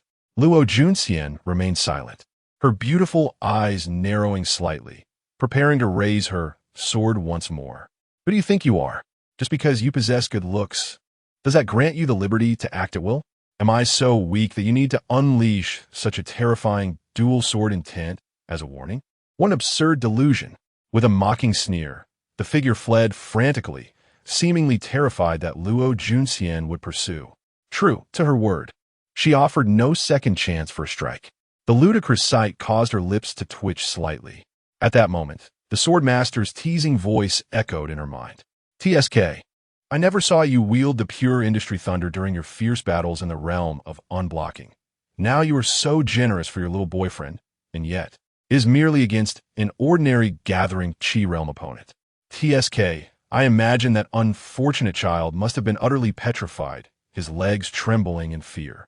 Just moments ago, I could not fathom why mere curiosity almost led to his demise. He is exerting himself so vigorously, yet I fear he remains blissfully unaware. Luo Junxian delicately pursed her luscious, rosy lips and softly remarked, he is aware. Jianyi chuckled lightly, scoffing at her words, and retorted, what if he is not aware? With an alluring flush gracing her fair cheeks, she gently bit her lip and replied in a cool, crisp tone, if he is unaware, I shall deliver an elbow strike. Jianyi fell silent, an aloof, romantic, utterly hopeless. Chapter 80. The Dragon's Breath, the Bestowal of Spirit, or the Blessing of Heaven and Earth. Perhaps sensing the formidable surge of power emanating from this place, no one dared to approach for a brief moment. However, Luo Junxian was acutely aware that this tranquility would not endure for long. Desperate rabbits will bite, after all. Currently, a portion of the celestial essence still lingered in the surroundings. But once the immense dragon of Qi above Tianlan expanded its absorption radius to encompass the entire Tianxiang others would find themselves devoid of energy to draw upon, and they would undoubtedly resort to desperate measures, banding together. At this moment, all Luo Junxian could do was hope for an early breakthrough. Otherwise, should the crowd swell, it would become increasingly difficult to manage. When a situation became overwhelming, it might very well affect her as well. As tumultuous thoughts swirled within her, she sensed that the energy absorption behind her seemed to have calmed significantly. Her expression remained vigilant, yet she turned back in confusion. What was happening? Had the breakthrough been halted? She exclaimed in surprise. A somewhat agitated voice of Jian Yi responded, no, he has reached the critical phase and is beginning his ascent. Luo Junxian felt the once tumultuous rain of essence had subsided, diminishing until it vanished entirely. Before she could voice her doubts, Jianyi urged, "Look up." His tone was laced with excitement and awe. The moment Luo Junxian lifted her gaze, her beautiful eyes widened in shock, akin to the deep blue sea unleashing a tempest. She beheld a colossal, menacing dragon's head emerging from the depths of the cloud sea. Twisted dragon horns pierced through the thick cloud layers, while its whiskers entwined with ethereal mist. With each breath it took, the dense clouds were carved into serpentine ravines. Its immense form shimmered within the fog, both obscured and yet alarmingly close, bringing an unimaginable sense of awe and pressure that struck deep into the heart. The great dragon of Qi opened its gaping maw, and with its movement, an immeasurable bounty of celestial essence surged forth like a stream flowing into an ocean, drawn into its depths. Within its mouth seemed to reside a black hole, collapsing space itself, drawing forth an endless supply of celestial essence, transforming into a brilliant stream of light. It suddenly arched skyward, then bowed its head to unleash its bounty. With a thunderous roar, this torrent of purest essence cascaded down, shattering space and enveloping Yi Tianlan in a kaleidoscope of radiant dreams. At that moment, Jianye's voice echoed in Luo Junxian's mind, filled with an ineffable astonishment. What is this? The dragon's breath, the bestowal of spirit, or perhaps the blessing of heaven and earth? I thought the creation of a rain of essence was already quite extravagant, yet it appears there are even greater masters at work. It is no exaggeration to say that with that single act, the dragon of Qi had consumed every last drop of celestial essence within a 3-kilometer radius. To describe it as a mere gulp would be an understatement. What grand scheme is this young man concocting, creating such a tumult? He murmured softly, "Jianyi, have you encountered such prodigies before? Among them, there are those who have unblocked the 36 meridians. Did they also experience such phenomena during their breakthroughs?" Luo Junxian asked curiously. Sword Master fell into a contemplative silence, and then was rendered speechless. If they were able to break through in such a manner, would I truly be so astonished? It seems to follow a certain logic. This lad is different. He harbors ulterior motives. After a brief pause, his tone suddenly rose in intensity. I comprehend now. This young man is not attempting to breach the celestial meridians. Luo Junxian was taken aback. He's striving for the perfection of the inner universe? No, you misunderstand. What I mean is he is indeed challenging the celestial meridians, but not for their sake. The young girl appeared perplexed. That means he is striving for the imperial meridians. Luo Junxian's entire being shuddered. The once tranquil heart began to race with anxiety. She was quite aware of her young husband's innate talent. Opening the celestial meridians was a simple feat, hence her lack of concern. However, contemplating the unprecedented realm he sought to reach changed everything. With slightly pursed lips, she hesitantly inquired, "Is success attainable?" "Alas, your question has left me at a loss. Young lady, have I not mentioned before that even I, Sword Master, have never encountered the imperial meridians? It is merely a legend that circulates. So if you ask me, where shall I seek answers?" Sword Master felt utterly helpless. He had previously guided newcomers without issue, maintaining an image of omniscience and wisdom in front of them. Yet now, in the presence of these two youngsters, he found himself at a loss, stumbling over every query. He was utterly embarrassed, feeling as if he had tarnished his own reputation. But the most crucial point was that he genuinely had no experience with such matters. He will succeed, Sword Master suddenly declared. The imperial meridians? The girl pressed on. Sword Master fell silent. Affecting an air of reprimand, he said, "What is the matter with you, girl? You are usually so composed. Why are you now acting so befuddled? Look at the nature of your questions. Can you not show some deference to those ancient emperors and transcendent beings? None of them have achieved this. Yet you think it will be so simple for you to do so. How could that possibly be?" Nevertheless, the commotion surrounding this breakthrough of celestial meridians was indeed the most extraordinary he had ever witnessed. In the past, those gifted individuals had invariably sought out rare and elusive treasures of heaven and earth to achieve success. Yet this young man was different. He had conjured a dragon's soul from the depths of his chi sea, harnessing the primordial energies of the cosmos. Without any preconditions, he created his own circumstances to forge ahead, truly leaving one at a loss for words. He recalled a saying from a naturally supreme being of yore. Without that particular bone, he remained invincible. As he reflected, a sudden realization struck him. Wait a moment, something feels amiss. Luo Juanxian's beautiful eyes shimmered with light. What is it, Swordmaster? Given the old relic's discerning eye, she had no doubt, even though sometimes it seemed to know nothing at all. Perhaps it was simply a matter of living long enough. If Swordmaster were aware of her thoughts, he would undoubtedly be infuriated. Below, beneath the celestial fragrance dragon pool, lies an extraordinary enigma. I sensed the resonance of the formation's intricate patterns, tinged with the essence of dragon energy. How fascinating! This formation serves to confine the entity beneath. The celestial fragrance royal family possesses remarkable ingenuity and fortune to have discovered such a high-caliber array. At that moment, as the vitality of heaven and earth grew increasingly feeble, the once unyielding earth began to tremble slightly, with the intensity of the tremors intensifying. What is occurring? The Swordmaster's gaze sharpened. Realizing that the insufficiency of celestial energy would render this grand formation incapable of restraining the creature below, is about to emerge. Is this a blessing or a curse? The young woman's attention shifted to Tianlan, who was in the midst of his breakthrough. Her only concern was whether this would disrupt his progress. Thud, thud, thud. It echoed like a series of heavy hammers striking a drum.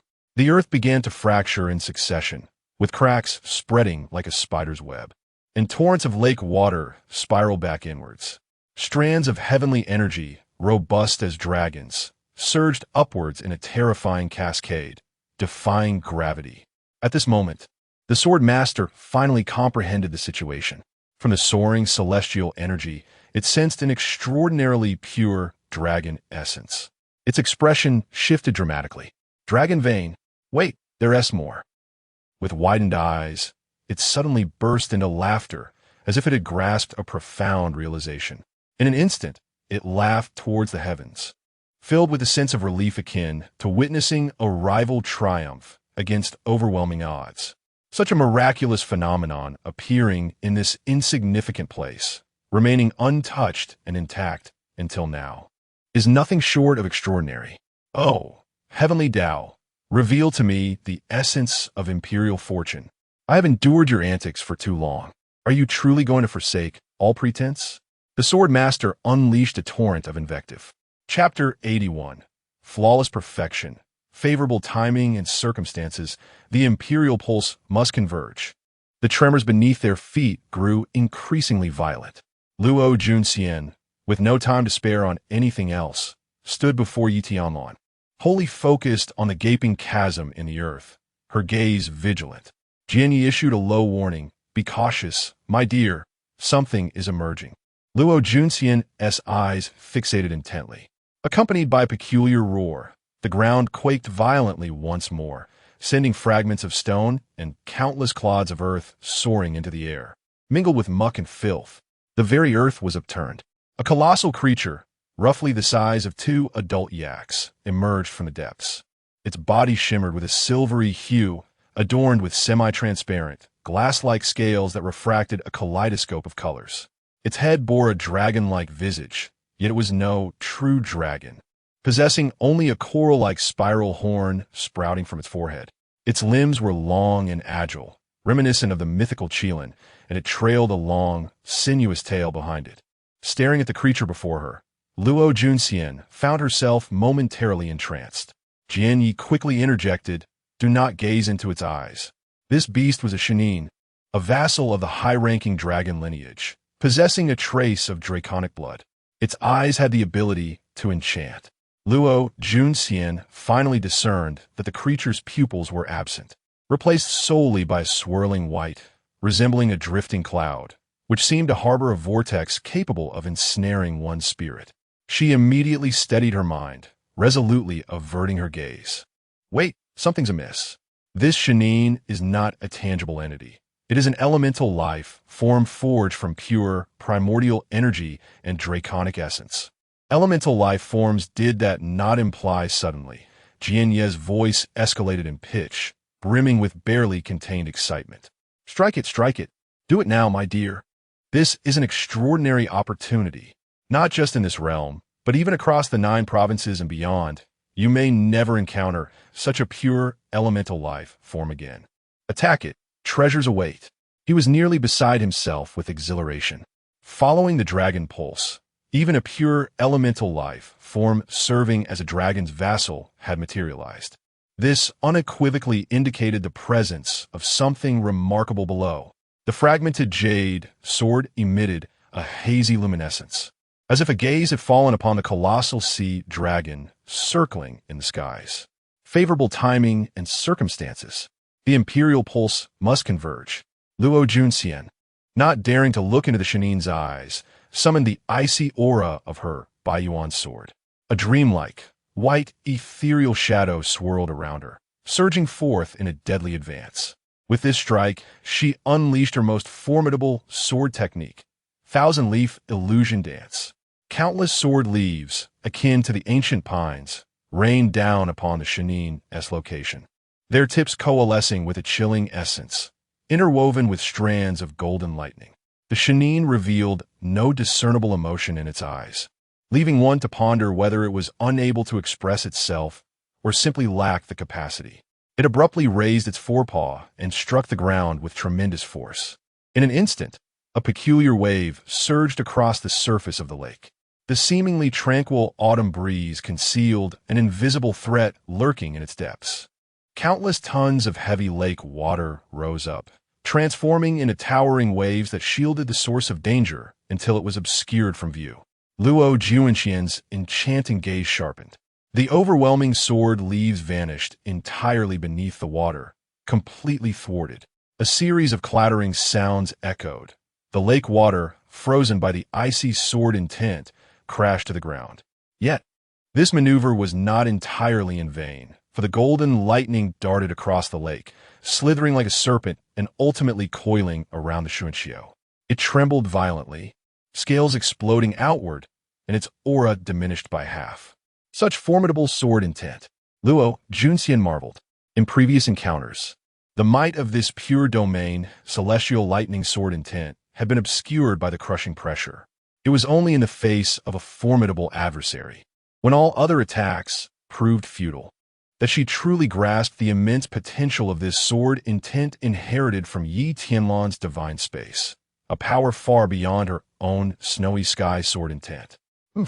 This is the strongest sword intent, refined through a lifetime of slaughter by the previous innate immaculate sword body. You, my dear, are merely ignorant of its worth, reveling in your unwarranted fortune. The sword master felt quite pleased, as if this pure domain, celestial lightning, were a legacy bestowed upon it.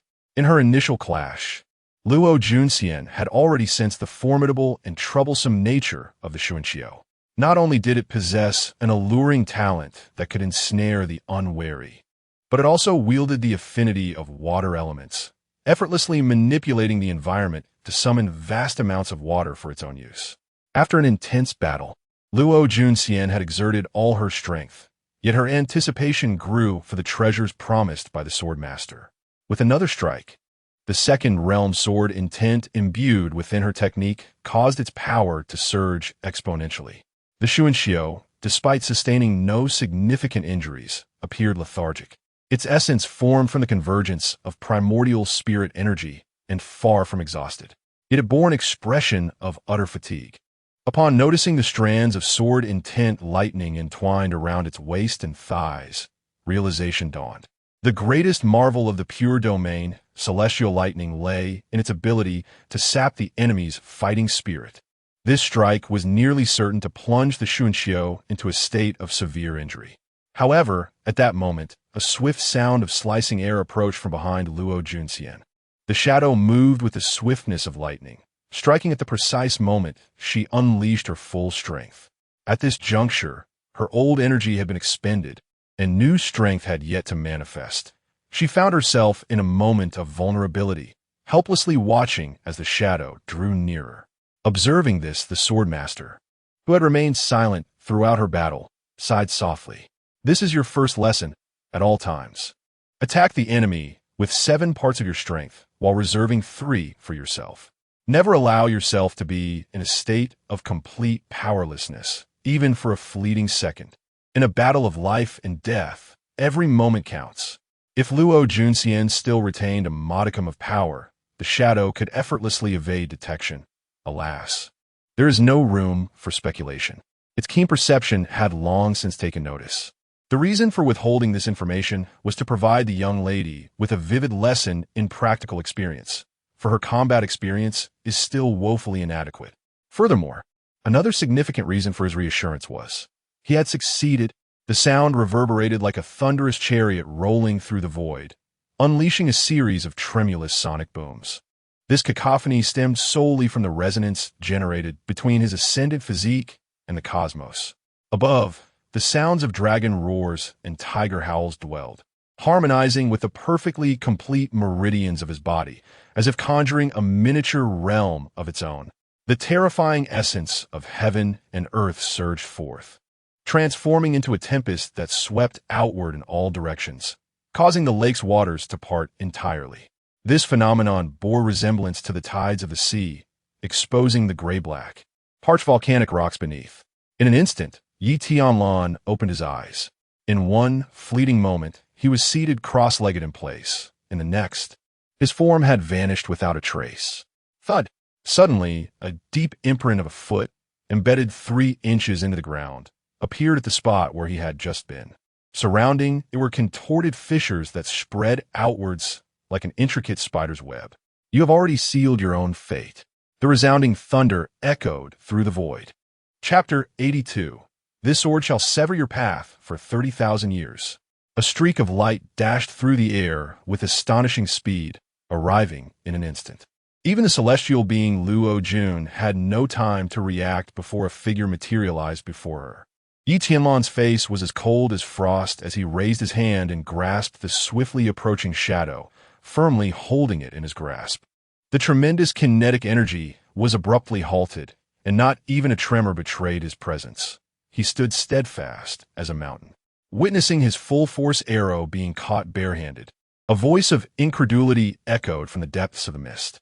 The figure sensed something amiss and, without further ado, hastily retreated into the distance. He had recognized the terrifying prowess of his opponent. This was undeniably beyond his capacity to contend. Yet, he could not fathom from whence such a formidable being had emerged. According to family intelligence, the strongest among those who entered should have been Yi Ruffing. However, this individual seemed to surpass even him. In a state of alarm, he sought to flee, but it was already too late. Tianlan bent low, mimicking the stance of a javelin thrower.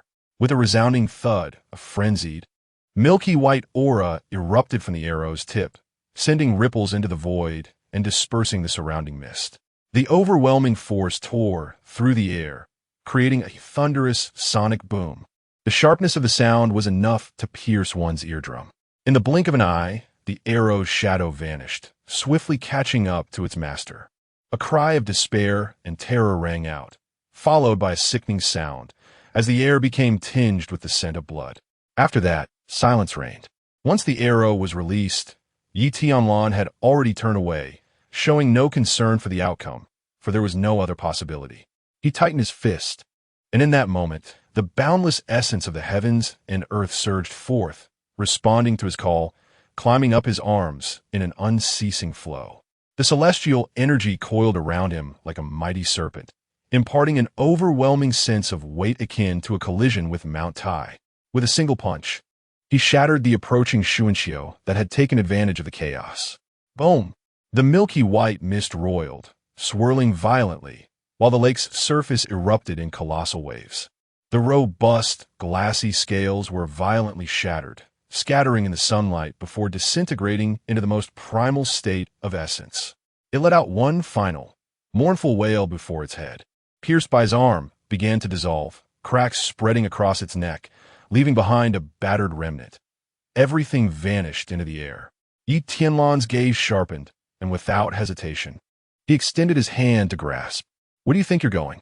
In a moment of inspiration, the luminous veins within him, akin to a great dragon, began to operate in a peculiar manner. An unprecedented force of attraction emanated from his palm, drawing in all the escaping pure essence of the heavens and earth, along with the faintest strands of golden dragon energy. Without delay, Tianlan condensed that essence into a swirling mass. Turning around, while his own celestial being had yet to react, he struck a palm into her chest. At that moment, the residual jade soared around Luo Jun's neck suddenly burst forth with radiance, emanating an aura of supreme sword intent. It did not impede the influx of the primordial spiritual energy from the universe. Instead, it merely retained a few wisps of ethereal dragon energy. The spiritual energy was bestowed upon her, while the innate dragon energy was to be kept by him. In the past, he bore the form of a dragon but lacked its essence. Now, the opportunity had arrived. For the first time, the voice of the sword master resonated in Tianlan's mind. Tianlan's gaze sharpened momentarily, yet he ultimately did not refuse. He lifted his eyes toward the colossal dragon of energy hovering in the sky, which remained fixated upon him. It had yet to vanish, for its unwillingness mirrored his own longing. The legendary imperial vein, the 121st, was said not to exist. Why was it deemed non-existent? Because it did not reside within the human body itself. It required external elements to coalesce. As Tianlan, wielding the immense primordial energy of the universe, sought for a considerable time with the assistance of the colossal dragon, he found no trace of the imperial vein's path within the infinite cycle of his body. At that moment, understanding dawned upon him. The swordmaster grasped it as well. No wonder no one had ever managed to coalesce it, gazing at the vast dragon of energy drifting in the sky. The absence of its birth implied that it would remain absent for a lifetime. This fleeting opportunity was merely one of countless stringent conditions easily overlooked. Yet, this very condition could crush the ambitions of countless extraordinary talents. They pursued it their entire lives, only to return disheartened.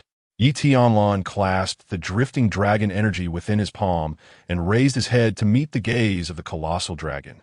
Quietly, he released his grip. The once escaping pale, golden innate dragon energy, at that moment, either surrendered or was compelled into submission, obediently coiling upwards, soaring toward the colossal dragon. It then melded into its very being. In an instant, golden patterns materialized upon a scale of the colossal dragon. It commenced a transformation beyond description, thrashing violently within the sea of clouds. This was a change Tianlan had never previously experienced. It seemed to exude excitement and jubilation. 120 meridians served as the roots of human spirit, while the final imperial vein was a gift from the heavens. This root, bestowed by the Tao of Heaven, required not only an unparalleled foundational essence to support it, but also unimaginable divine offerings. Go forth. This is a chance uniquely yours. Cleanse the superficial layers before delving deeper. This is the confluence of dragon veins, where the remnants of ancient dragon tribes lie beneath. The sword master solemnly advised. Form, intent, spirit. The three essences had manifested. It was possible that it would witness history. Perhaps. Tianlan nodded, then hesitated as he glanced at Luo Jun, who had absorbed a portion of the primordial energy and sat cross-legged, already beginning to break through the remaining celestial veins. The sword master understood his thoughts. What are you worried about? You both are like children I have watched grow up. It cannot be allowed for this girl to suffer any loss. Hurry. I shall absorb the celestial essence from the realms you hunt in, assisting your wife in her breakthrough. Surely, you do not wish to witness her progress halted midway. The sword master chuckled ominously. Tianlan, at last, ceased his hesitation and vanished into the depths of the mist. Observing his departing figure, the sword master's surface radiance began to flicker anxiously. He has finally left. Had he delayed any longer, others would have arrived. And the underlings below are quite restless, he murmured to himself. Alas, I shall not witness the moment when the imperial pulse coalesces. How magnificent it would have been. Upon the fair neck of Luo Junxian A fragmented jade sword began to radiate an unprecedented brilliance. Dots and streams of white light surged forth, resembling a sky filled with fireflies. Soon, these lights intertwined and coalesced, giving rise to an extraordinarily graceful figure.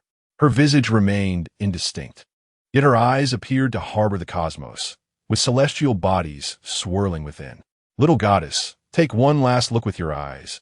I fear you may not see again. This is your child. She has grown. You also have a son-in-law, who has promised to bring Sienna to seek you. Ah, they are deeply in love. With a mere gesture, boundless sword radiance surged forth. Initially as delicate as a cicada's wing, when it manifested, the two innate realm experts ascending the mountain trembled profoundly, their eyes wide with astonishment.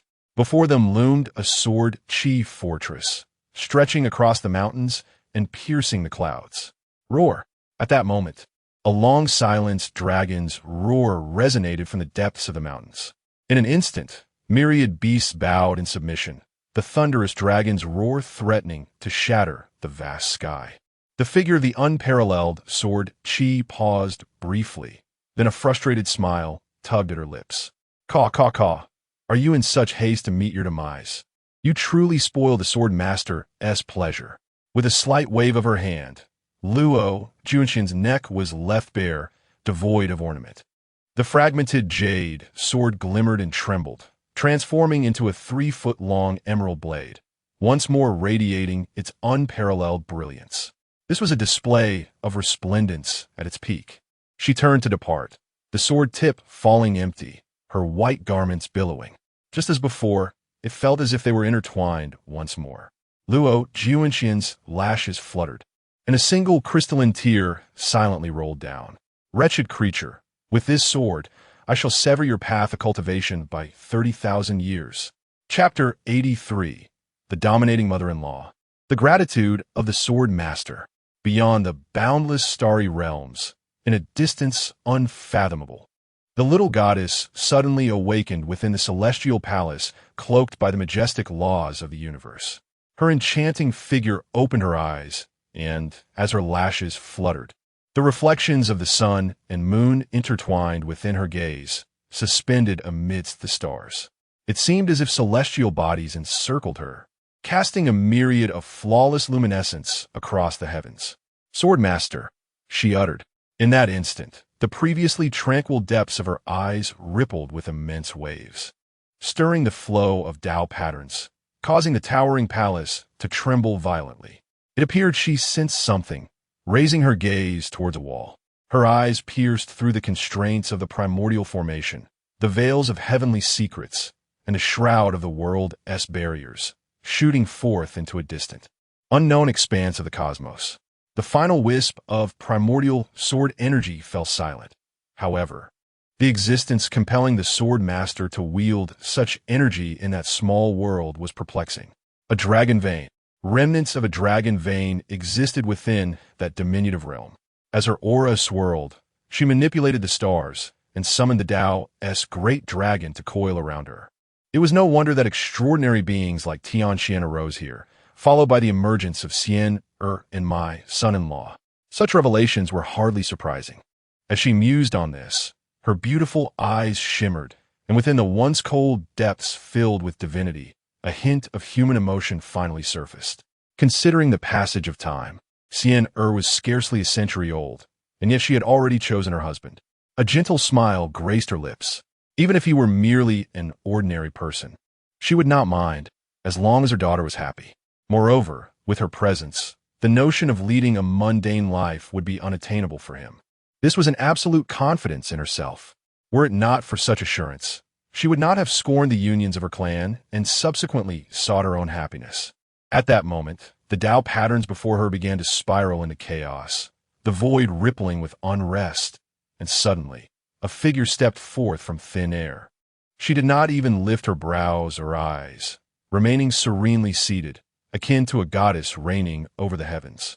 Have you reflected upon your actions?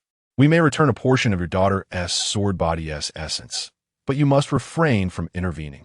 A cacophony erupted as the ancient golden dragon of Tao roared, accompanied by towering phantoms standing behind it, exuding a suffocating pressure upon all beings. Without any visible motion, that spectral figure was obliterated into nothingness by the terrifying Tao of the golden dragon and the projection of the ancient deity. The 3478th. She rested her chin upon her finger, gently closing her eyes, and spoke with an air of indifference. I shall repeat this once more. Your daughter's husband is my bottom line. Otherwise, do not attempt to test me with avatars. Instead, send your true form to engage in battle. Either eradicate the perpetrators of that lineage and return the essence in full, or await my departure from this celestial palace before I take matters into my own hands. As her words echoed, terrifying thunder reverberated from all directions. You, Luo Xingyi, utterly arrogant. This week, the celestial palace incessantly drained your strength, while simultaneously 3 imperial artifacts suppressed you. Do you truly believe you can escape? She closed her beautiful eyes, offering no explanation, and smiled gently. It remains to be seen whether it devours quickly or I progress swiftly.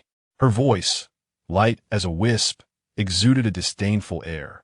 Yet from her emanated an invincible confidence that instilled fear in all present. In an instant, silence enveloped the crowd. They were gripped by trepidation. Otherwise, negotiation would not have been necessary.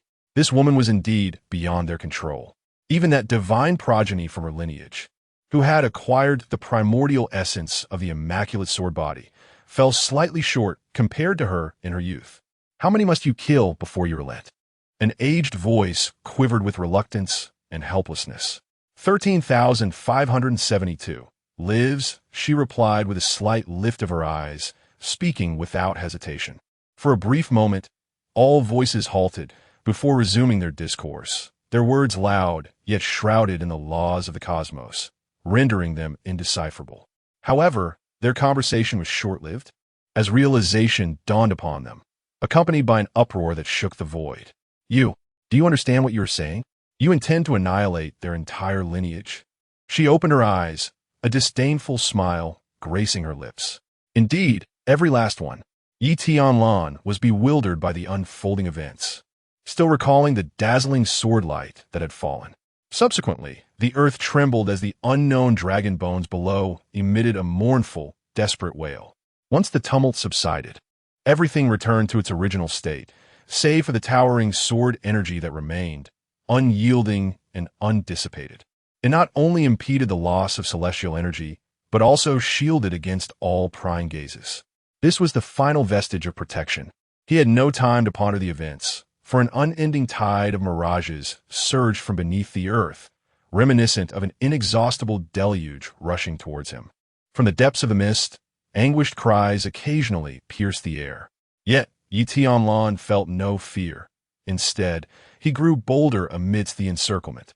His arms, entwined with the round essence of heaven and earth, unleashed tremors with each punch. The celestial energy, swirling in the air, surged forth alongside him, akin to subjects rallying around an emperor, drawing near to combat with him. Thus, he manifested a power far exceeding his original might. His fists became banners, and wherever they struck, countless particles of celestial energy followed, charging into battle. Tianlan knew not exhaustion, for he was a self-sustaining cycle of heaven and earth, with 120 meridians glowing brilliantly, unmatched in the world. He forged a bloody path through the ceaseless army of mirages. All elemental spirit energy was drawn toward a singular direction under the guidance of his sword intent. Meanwhile, the remaining faint golden primordial dragon energy ascended, absorbed into the colossal body of the floating sea dragon. Too slow. It is still too slow. He sensed the transformation of the vast dragon of the Qi Sea, realizing he had traversed less than a tenth of the journey towards complete metamorphosis. Reluctant to squander any further time, he felt the surge of innate primordial spirit energy and surged through the depths of the mist, ruthlessly slaughtering all the illusory creatures in his path, reducing them to a gaseous state, returning to their essence. Before long, he discovered the traces left by the swordmaster. It was an immense sword scar that cleaved the mountain range asunder, or perhaps it was the unfathomable chasm that lay before him. Yi Tianlan gazed into the abyss. The lingering sword energy, although weaker than a hair's breadth, still sent shivers through his pores. Almost palpable, the high-grade primordial spirit energy continuously oozed forth, occasionally accompanied by faint traces of innate dragon energy. Without a moment's hesitation, he leaped into the depths. The wind howled past his ears as he felt his body plummeting rapidly, his heart brimming with anticipation. At last, he landed heavily upon the hard ground, once more experiencing the solid sensation beneath his feet. Yi Tianlan estimated that he was at least 10 kilometers away from the surface of the heavenly fragrance dragon pool. As he lifted his gaze, he was met with the sight of an enormous dragon bone that filled his vision entirely. The bone had risen from the earth, shedding a great deal of fresh soil, poised as if it were about to soar into the sky, ready to awaken and ride the clouds. Alas, there were no possibilities. Its eyes were hollow and devoid of brilliance. This was due to the magnificent sword, resembling jade, embedded in the very center of the dragon bone's forehead, nearly penetrating to its core. Yet, the sword's surface was now dull and lifeless, stripped of its divinity. Yi Tianlan looked up at the darkness of the abyss, where not even the light could penetrate. Were it not for this sword scar, he could scarcely imagine the effort it would have taken to arrive here, now standing before the fully awakened remains of an ancient divine dragon. The swordmaster. His expression was one of profound complexity, and he couldn't help but clench his fists tightly. Chapter 84. I shall protect you. A lifetime of accumulation, a single wedding garment. Disregarding the lost dragon remains, Yi Tianlan exerted his strength, his body soaring like an arrow released from its bow. He ascended to the brow of the dragon head, towering over 100 feet high. Stepping closer, he reached out his hand to touch it, initially apprehensive about whether he could extract this unparalleled divine weapon, which was the embodiment of Swordmaster. He was taken aback when a veil of ethereal light flowed over the hilt at the moment of contact, swiftly enveloping the sword's body. It seemed to recognize him. Yi Tianlan's expression brightened, instinctively exclaiming, "Swordmaster." The only response was silence, accompanied by the flickering light, reminiscent of a candle swaying in the wind or an elderly figure shrouded in twilight, oscillating between brilliance and dimness. Yi Tianlan froze, his demeanor turning somber. The jade sword rapidly diminished in size, gracefully flying into his palm. A wave of familiarity surged within him. Suddenly, Yi Tianlan sensed a nearly imperceptible fluctuation. His mental prowess far surpassed that of anyone in the same realm, yet he still hesitated to confirm it. He stood silently, gathering his entire focus to capture that fleeting wave. After approximately 10 minutes, he opened his eyes once more. This time, sorrow was absent from his gaze, replaced by joy. The swordmaster had not perished. The surface of the jade sword shimmered inexplicably, akin to a firefly striving to illuminate the night sky. It resembled Swordmaster rebuking him. "You little rascal, you think you can die so easily." Fortunately, he was alive. The Swordmaster still existed. Yi Tianlan eyed, his heart gradually finding solace. As long as he lived, he was certain he could discover a means to awaken the Swordmaster from his slumber. If innate talent proved insufficient, he would ascend the skies. If that were inadequate, he would traverse the seas. If the 9 provinces were unfeasible, he would venture to the 10 directions of heaven. There would always be a way. He possessed an almost absolute confidence in himself. With the weight lifted from his heart, he was ready to begin consolidating the imperial pulse. As if sensing the presence of an intruder, a torrent of mirage dragons surged forth from the underground passages, overwhelming in their numbers. Yi Tianlan glanced at the golden dragon-shaped essence writhing uneasily within the hardest crevice of the brow bone, where Swordmaster had forcibly embedded himself. This was the primordial soul essence of the ancient dragon clan, a remnant while clinging to this dragon body, yearning for revival and to break free from this abyss, to once again manifest in the mortal realm. The dragon remains had not been buried here without reason. Swordmaster had once spoken of this place as one of the rare dragon veins within the vast world, a coveted treasure that many top-tier clans could only dream of possessing.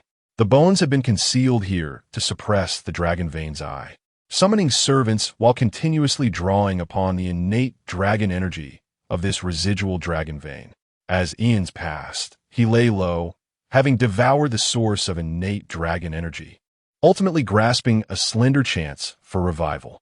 Regrettably, he was ultimately subdued by Swordmaster with a remnant of sword energy, all his millennia of effort rendered futile, becoming nothing more than a wedding garment for Yi Tianlan. The golden primordial dragon Qi embodies the will of heaven and earth, undeniably a divine gift. Enveloped within this pure essence is the soul of the ancient divine dragon. The colossal dragon of the Qi Sea belongs to Yi Tianlan, representing the embodiment of imperial lineage. With form and spirit in harmony, the imperial lineage must converge. The golden ancient dragon soul seems to have sensed its perilous predicament, releasing furious roars of outrage. Alas, all of this is in vain, for it cannot escape. An indescribable sword Qi prison confines it, and even though the sword has been drawn, it remains immovable. That is its will. The Swordmaster had foreseen this, having already paved the way and cleared all potential obstacles. Though at times he may display ignorance or confusion, he had anticipated all possible occurrences. Having an elder at home is akin to possessing a treasure. With Yi Tianlan's extensive experience, he could hardly conceive of such a distant step. In this moment, his heart was filled with gratitude and profound emotion. His figure transformed into a beam of light descending, accompanied by a vast and formidable palm of primordial energy. In an instant, dozens of Shun Qilong were crushed into pure primordial spirit energy, and the devoured primordial dragon Qi was regurgitated. Rising slowly under mysterious summons, it surged rapidly into the abyss of sword Qi above. Heading straight for the colossal dragon of the Qi Sea, Yi Tianlan grew increasingly fierce in battle, executing whip kicks and dragon punches, occasionally coalescing a boundless palm imprint of primordial energy to strike down upon the dense mass of Shun Qilong. At every moment, hundreds of Shun Qilong turned to ash. His combat prowess was limitless, and with the flawless cycle of heaven and earth, he remained utterly unaware of the concept of exhaustion. Amidst the frenzied carnage, the pale golden primordial dragon Qi accumulated more and more, resembling countless lanterns soaring into the sky. Yet this was the very foundation of the ancient dragon's lingering soul, which had lain dormant for an unfathomable duration. Its summoned minions, meant to consume primordial dragon Qi, could not simply be obliterated by Yi Tianlan in a fleeting moment. It was still too slow. He furrowed his brow slightly, beginning to worry about how much longer the sword Qi prison set by the Swordmaster could endure. Just then, an unexpected disturbance erupted above. Thousand leaves dance. Snowflakes cascaded down as sword leaves pierced through, instantly obliterating thousands of Shun Qilong.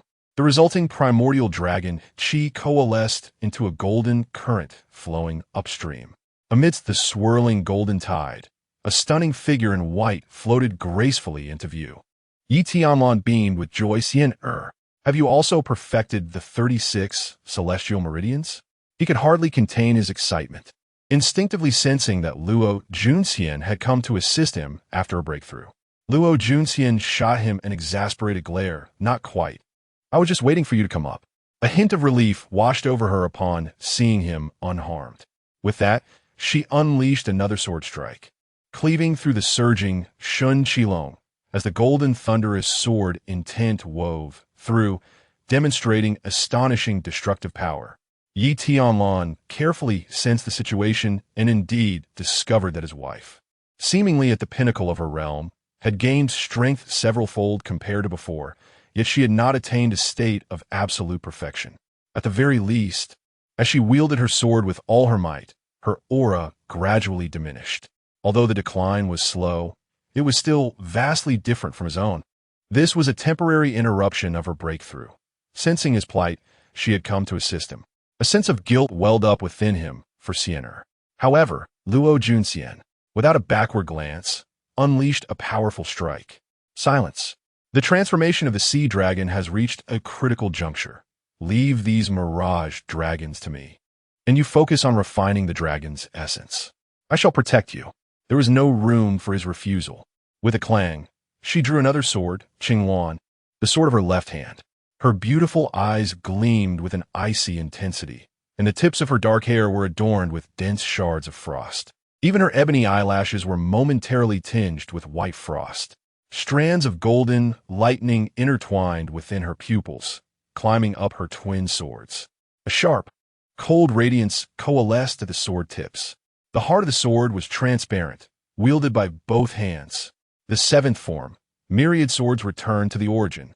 An overwhelming surge of sword intent erupted from Luo Junxian, drawing upon her surroundings, as myriad sword blades manifested in a dazzling display.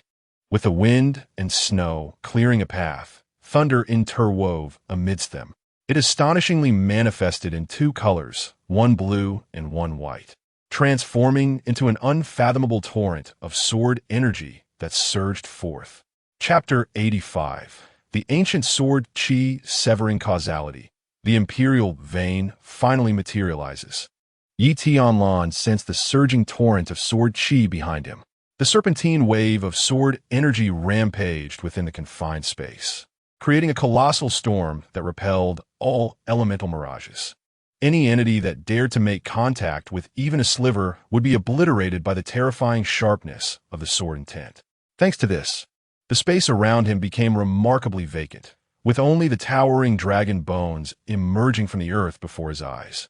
This was the final time that Luo Junxian was fighting for him. The dragon bones loomed with grandeur, their hollow eye sockets deep and dark as black holes, resembling a deity gazing down upon the myriad forms of humanity from the clouds. Despite the ravages of time, a trace of dragon majesty still lingered.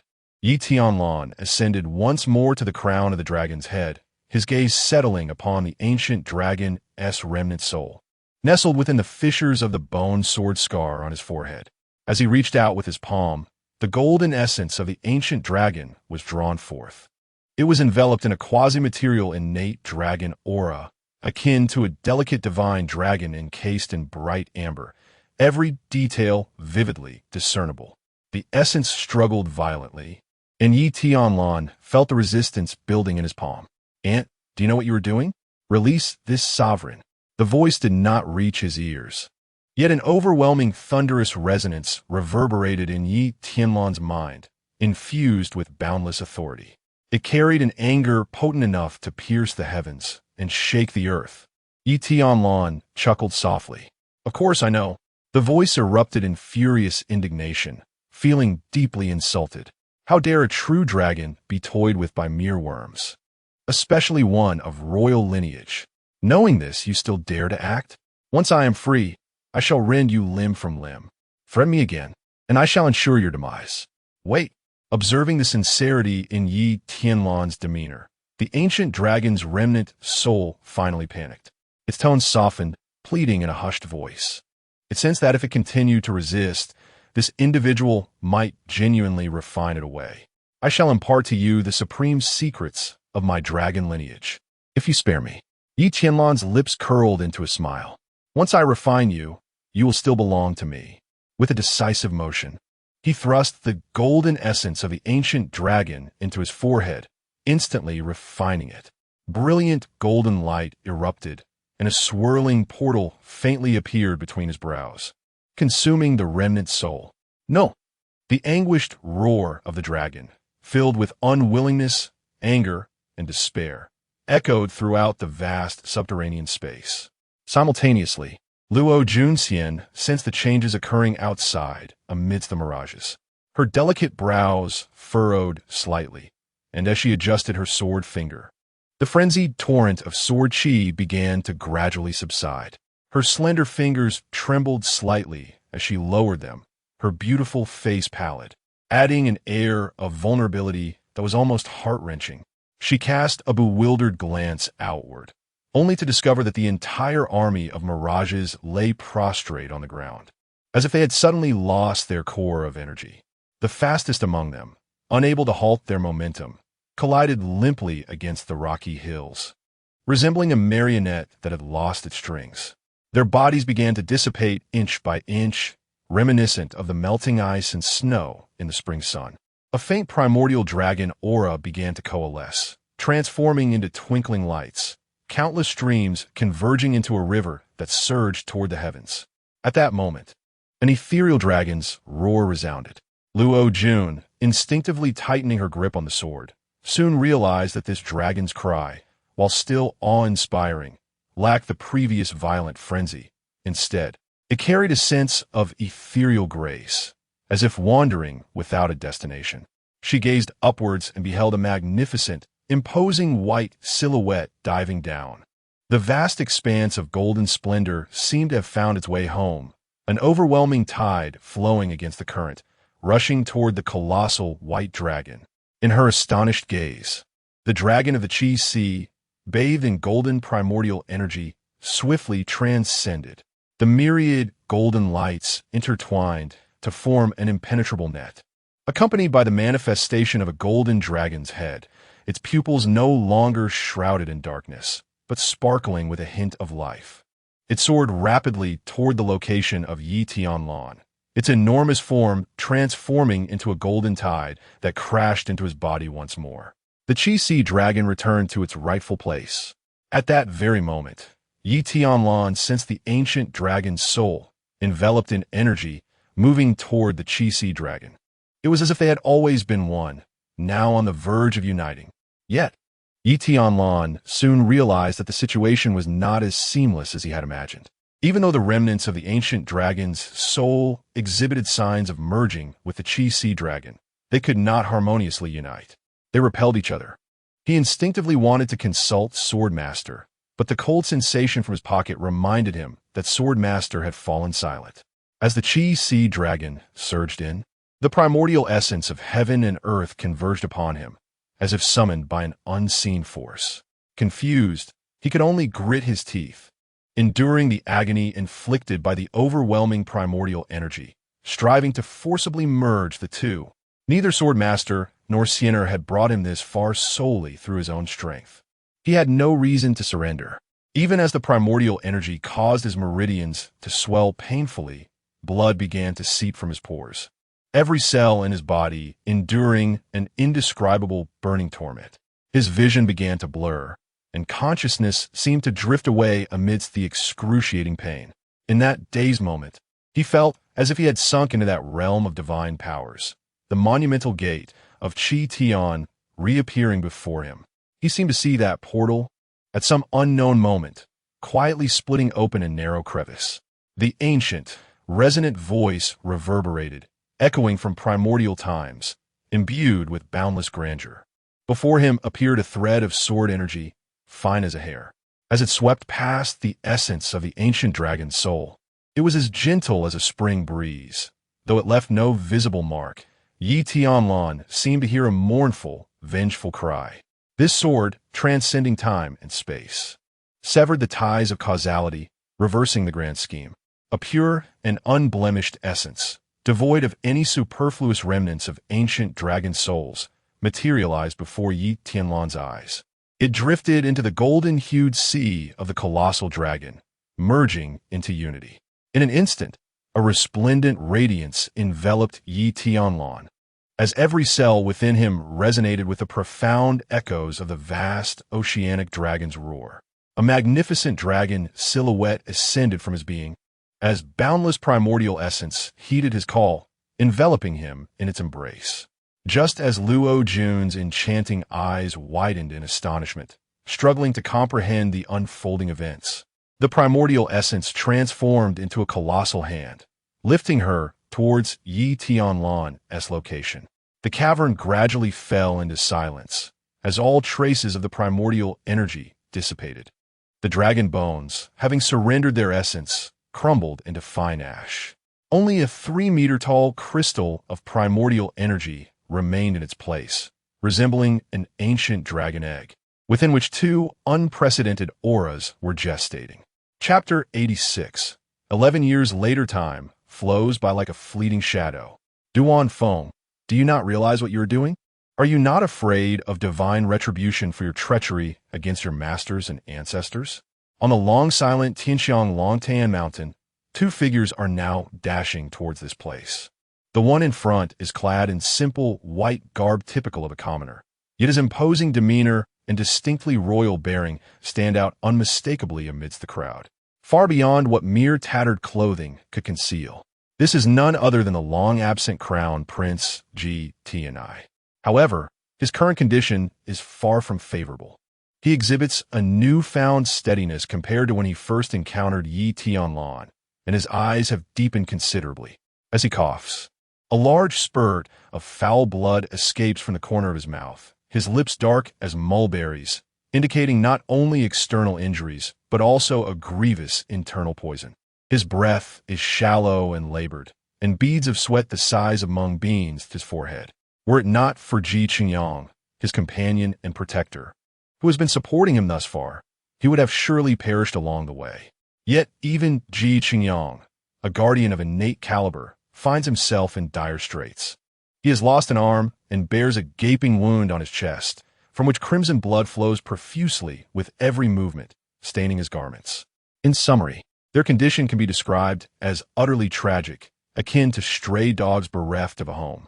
Qingyang glances back, seeing shadowy figures emerging from the dense forest behind them, evidently closing in. Despite the sacrifices made by many to delay their pursuers, a glimmer of hope remains elusive. Before long, Qingyang arrives at the steadfast, soared Great Wall, which stands resolute as it has for the past decade. As he gazes upon the unwavering sword energy that has withstood the test of time, he harbors a faint hope for a miraculous turnaround. With the sudden death of the sovereign, chaos unleashed by the Demon Queen, and the collapse of the court, the Tianxiang kingdom has irrevocably changed. Even this once glorious heir now finds himself hunted, teetering on the brink of annihilation. No one can salvage this crumbling dynasty, besieged by storms of adversity. Save for that, the sword Great Wall that severed the Tian Mountain 11 years ago. They have been driven to the edge of desperation, seeking a final stroke of fortune at this place. It may sound absurd, yet even a terminally ill patient condemned to death still kneels in fervent supplication to the gods. When human efforts falter, one must entrust their last hopes to the miraculous. Your Highness, hold on. The sword Great Wall lies just ahead. Tianlan spits out another mouthful of black blood, his countenance growing even more haggard. With a bitter smile, he responds, Grandfather Yang, what time is it to still call me Your Highness? Our era has ended. I am but a dying man. Qingyang, using his remaining left hand, hoists him onto his back, his gaze resolute and solemn. Your Highness, I was once a beggar without a future, yet thanks to the late king's favor, I stand here today, granted the royal surname. In my heart, you shall forever remain the crown prince of Tianxiang. Tianlan was deeply moved, his mouth opening slightly. Subsequently, he resolutely exerted all his strength to push Qingyang forward, causing him to stumble a few steps ahead, while he himself tumbled down. Go on, Grandfather Yang. He bitterly spat out the grass roots from his mouth. He was acutely aware of his own condition. Even if he managed to escape, he would be rendered useless. However, Qingyang, being a practitioner of the innate realm, would undoubtedly have fled to safety long ago without the burden of his presence. Continuing to delay would only lead to their demise once Duan Feng intervened. Qingyang's eyes brimmed with anguish as he halted, intending to turn back. But the pursuers had already caught up. Gritting his teeth, he approached the towering sword Great Wall, suddenly kneeling down, bowing his head, exhaling hot breath, as blood flowed down his hollowed-out arm. Drip, drip, I am Qingyang. May I implore the esteemed senior for assistance? Silence enveloped the scene, devoid even of the sounds of chirping birds or buzzing insects. Ha ha ha. Qingyang, my dear brother, what are you doing? Kneeling before sword Qi? Where is your pride?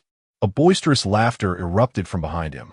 Qingyang's gaze dimmed, yet, as if resolutely making a decision, he abruptly extended his remaining arm towards the majestic sword Great Wall. The moment of contact saw the terrifying sword Qi instantly shred his fingers. As was to be expected, nevertheless, he continued to bite his decayed lip, undeterred, his eyes filled with determination. Today, he would defy that esteemed senior. Even if he could not survive, he would incite his wrath to take everyone away with him. Meanwhile, a multitude of figures surged forth from behind, led by an innate realm master. His demeanor was arrogant, an expression of indescribable pride etched on his face, starkly contrasting Ji Qingyang's disheveled state. The leader was none other than Duan Feng, who disdainfully glanced at the fallen Ji Tianai. An idea struck him, and a smirk curled at the corners of his mouth. He placed a foot upon Ji Tianai's head, applying a bit of pressure, forcing it deeper into the ground. "Where's our prince? I do not see him around," he mocked, rubbing his foot back and forth, pretending to scan the surroundings. "Ha ha ha! My lord, there is no prince here, only a retired emperor. Indeed, even if the prince were to wipe my backside, it would not compare to my personal maid." Laughter erupted among his subordinates, their faces brimming with sycophancy as they rushed to flatter him. "Cough, cough! I can't breathe." A weak cough emerged from beneath. "Ah, so the prince is here after all. I nearly forgot the emperor's orders to see a living person." He then grasped Ji Tianai by the hair, yanking him up and tossing him aside carelessly. Ignoring the feeble Ji Tianai, he turned his gaze toward the trembling elder kneeling on the ground, drenched in blood, still struggling to hold onto the blade that was piercing his flesh, steadfast in his grip on the outer layer of the sword chi. This scene stirred the hearts of many onlookers. Duan Feng raised an eyebrow, his tone dripping with sarcasm. "It seems you are one of those who will not shed tears until faced with the grave." 11 years prior, a tremendous upheaval occurred in the Tianlan, leading to the emergence of the Sword Chi Great Wall. On that fateful day, we had already ascertained that this great wall of Sword Chi was left by a formidable being, far beyond our capacity to breach. He recalled the scene from that day. In their astonishment, the two retreated, fearful of provoking that enigmatic powerhouse. If such an existence were inclined to cast a glance upon us, they would have acted long ago, rather than waiting until now. Duan Feng's cold mockery belied his ignorance. Little did he know, at the very moment Ji Qingyang dared to approach the Sword Chi Great Wall, a pair of eyes quietly opened deep within the cavern at the bottom of Tianlan. Chapter 87. A kick shatters the Emperor's soul, Brother Ji. Having worked together for decades, allow me to accompany you on your final journey. A cold smile graced his lips as a verdant wind emerged from his palm, coalescing into a blade that descended with lethal intent. Yet at that moment, an extraordinary sound interrupted, causing his actions to freeze in an instant. He lifted his gaze in utter astonishment. A fissure appeared silently in the colossal wall of sword energy. How could this be? His eyes widened in horror. The haunting melody of the sword echoed endlessly through the air, compelling all those wielding weapons to lower their heads in terror. They discovered, to their dismay, that their weapons trembled in silent submission, akin to subjects bowing before sovereign. The towering sword energy wall, which had risen to the heavens and been embraced by the populace, began to dissipate gradually. Its disappearance was abrupt and without warning, reminiscent of its initial emergence from the ground. It seemed to have fulfilled its purpose, melting away under the sun's gaze. The onlookers were left in shock at this bizarre transformation. Before they could comprehend the situation, the clouds within a 1,000-mile radius began to swirl, forming a chaotic vortex with a diameter of 1,000 feet, shrouding the once clear sky. The heavens cracked open, and celestial light cascaded down like a waterfall. The essence of the mountains and earth surged violently, transforming into pillars of light that soared skyward, merging with the clouds. Countless beasts bowed in submission, and the world fell into a profound silence. Suddenly, a deep, resonant chime echoed from the depths of the void as radiant, multicolored auroras converged to form a celestial staircase. Golden dragons and phoenixes spiraled around the steps, while cheilants and white tigers roared towards the heavens, the laws of the universe resonating in harmony, interweaving the patterns of creation. Faintly visible upon the staircase were countless figures lingering, each shadow symbolizing an indescribable existence. Though obscured, the mere glimpse of these figures struck the onlookers like a thunderbolt, instilling a sense of reverence and awe. "Is this what you meant by the ancient path to the heavens, Swordmaster?" Luo Junxian stood atop the mountain, clad in white, exuding unparalleled grace. Surrounding her was an ethereal, incomplete sword shadow that soared skyward against the wind. This shadow solidified into her likeness, ascending the ancient path to the heavens. The ancient path to the heavens is a privilege reserved for the most exceptional, those unparalleled beings capable of suppressing an era. The higher one ascends, the greater the blessings of the Tao one receives. The moment Luo Junqian's shadow set foot upon the path, she sensed several familiar auras enveloping her. As she descended the steps, the number of figures increased, with nearly 90% below the 30th step. The sword energy shadow reached the 28th step, then came to a halt. She gazed upward, spotting a young man clad in divine armor, wielding a spear at the 55th step. She could feel the fierce sword intent radiating from him, emanating from the primal essence of the innate, immaculate sword body. A surge of restlessness erupted from within her, as if the fragmented sword body trembled, emitting a furious sword chant. It longed to take shape immediately, to strike with a single blow. An inexplicable force tethered the two together, prompting the figure clad in divine armor to turn as well. In that moment, it was as if sworn enemies collided, transcending the endless barriers of time and space. The void was continually shattered and reconstituted by the released sword intent, tearing open numerous dark, void-like rifts in space. His identity required no elaboration. Luo Jun's heart was as tranquil as still water, her graceful presence unfazed, for she understood that she and the person before her were destined to clash. Broken before standing anew, your sword is no less sharp than his blade. Swordmaster S. words echoed in her mind. Yet at her current level of talent, she could only reach this point. Level 28. She needed a more formidable blade to hone herself further. She believed that once her foundation was strengthened, she would undoubtedly ascend to greater heights. And at that unfathomable pinnacle, far surpassing even the divine armored youth, there existed a figure whose gender was indistinguishable. The figures there were sparse, verging on almost ethereal. The instant her gaze met that silhouette, the purifying celestial thunder sword intent within her resonated like never before. Had there not been an unforeseen event, she could have reached this point too. Luo Jun sensed the presence beside her and turned her head. The swordmaster had said that this was the gift of the heavenly Tao. Would you not leave your own source imprint upon it? Tianlan's eyes sparkled like a myriad of stars, fixated upon the countless shadowy figures beneath the 30 steps. He curled his lip in disdain. This fellow is rather cheap. So many people possess the heavenly Tao's gifts. Doesn't this signify a betrayal of those above on the higher steps?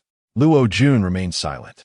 This was the culmination of countless millennia of the heavenly Tao's essence, where all the once unparalleled prodigies appeared. It was merely a million paths, yet he dared to complain of their abundance. With her 36 celestial veins fully opened and her innate immaculate sword body only having reached this point, despite her state of lost origin, she understood this person's unique, audacious thinking. If that's the case, let me lend him a hand. A sense of foreboding inexplicably stirred within Luo Jun. There were too many people here. Heavenly Tao, allow me to assist you. He laughed heartily.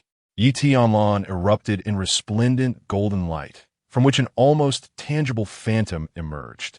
Unlike Luo Jun's coadolescence, he transformed into a surging golden dragon, reaching the 30 steps in an instant. He also exerted considerable effort to envelop Luo Jun's sword shadow, which had previously stood there in a sphere of golden light, carrying it upward together. Luo Jun was completely stunned. Is this even possible? However, what followed in Tianlan's actions left her considerably alarmed. This fellow actually, upon his fist blossomed an unparalleled golden radiance, which subsequently transformed into a shadow of a dragon, enveloping an extraordinary punch descending from above. A resounding thud echoed as Luo Junqian's heart raced, her pupils constricting to the size of pinpricks, as if she had heard an exceedingly faint sound of shattering reverberate. The once immaculate ancient path to the heavens beneath 30 steps had, astonishingly, shattered. The multitude of figures standing upon it began to gradually dissipate into the annals of time. Just before their disappearance, she perceived several among them emitting silent roars, their distorted faces contorted in a desperate attempt to break free from the constraints of the steps. Alas, They were not present in this realm and could not escape. A shiver cascaded over Luo Junxian's exquisitely fair skin as she cast a look of incredulity towards her companion. Never had she anticipated that her consort possessed the audacity to defy the heavens to such an extent. This was no ordinary madness. While most aspired to ascend higher, he had chosen to take the opposite path. He had audaciously severed a portion of the Tao's endowment. What of those who would come after? She instinctively inquired. Tianlan shrugged nonchalantly, remarking that if one could not ascend, they should simply refrain from attempting, as he was not akin to the Tao, indulging in charity. If one could not make it, they should not linger. He raised an eyebrow, leaving an unspoken thought hanging in the air. He seemed to sense a peculiar sentiment of gratification emanating from the void, albeit fleeting. It resembled a mischievous descendant performing a task that a senior could not openly acknowledge, feigning reprimand while secretly rejoicing. My son truly understands my intentions. Luo Junxian fell silent, envisioning the future prodigies who, despite their extraordinary brilliance, would find themselves dumbfounded at the sight of the ancient path to the heavens, realizing they were unable to ascend.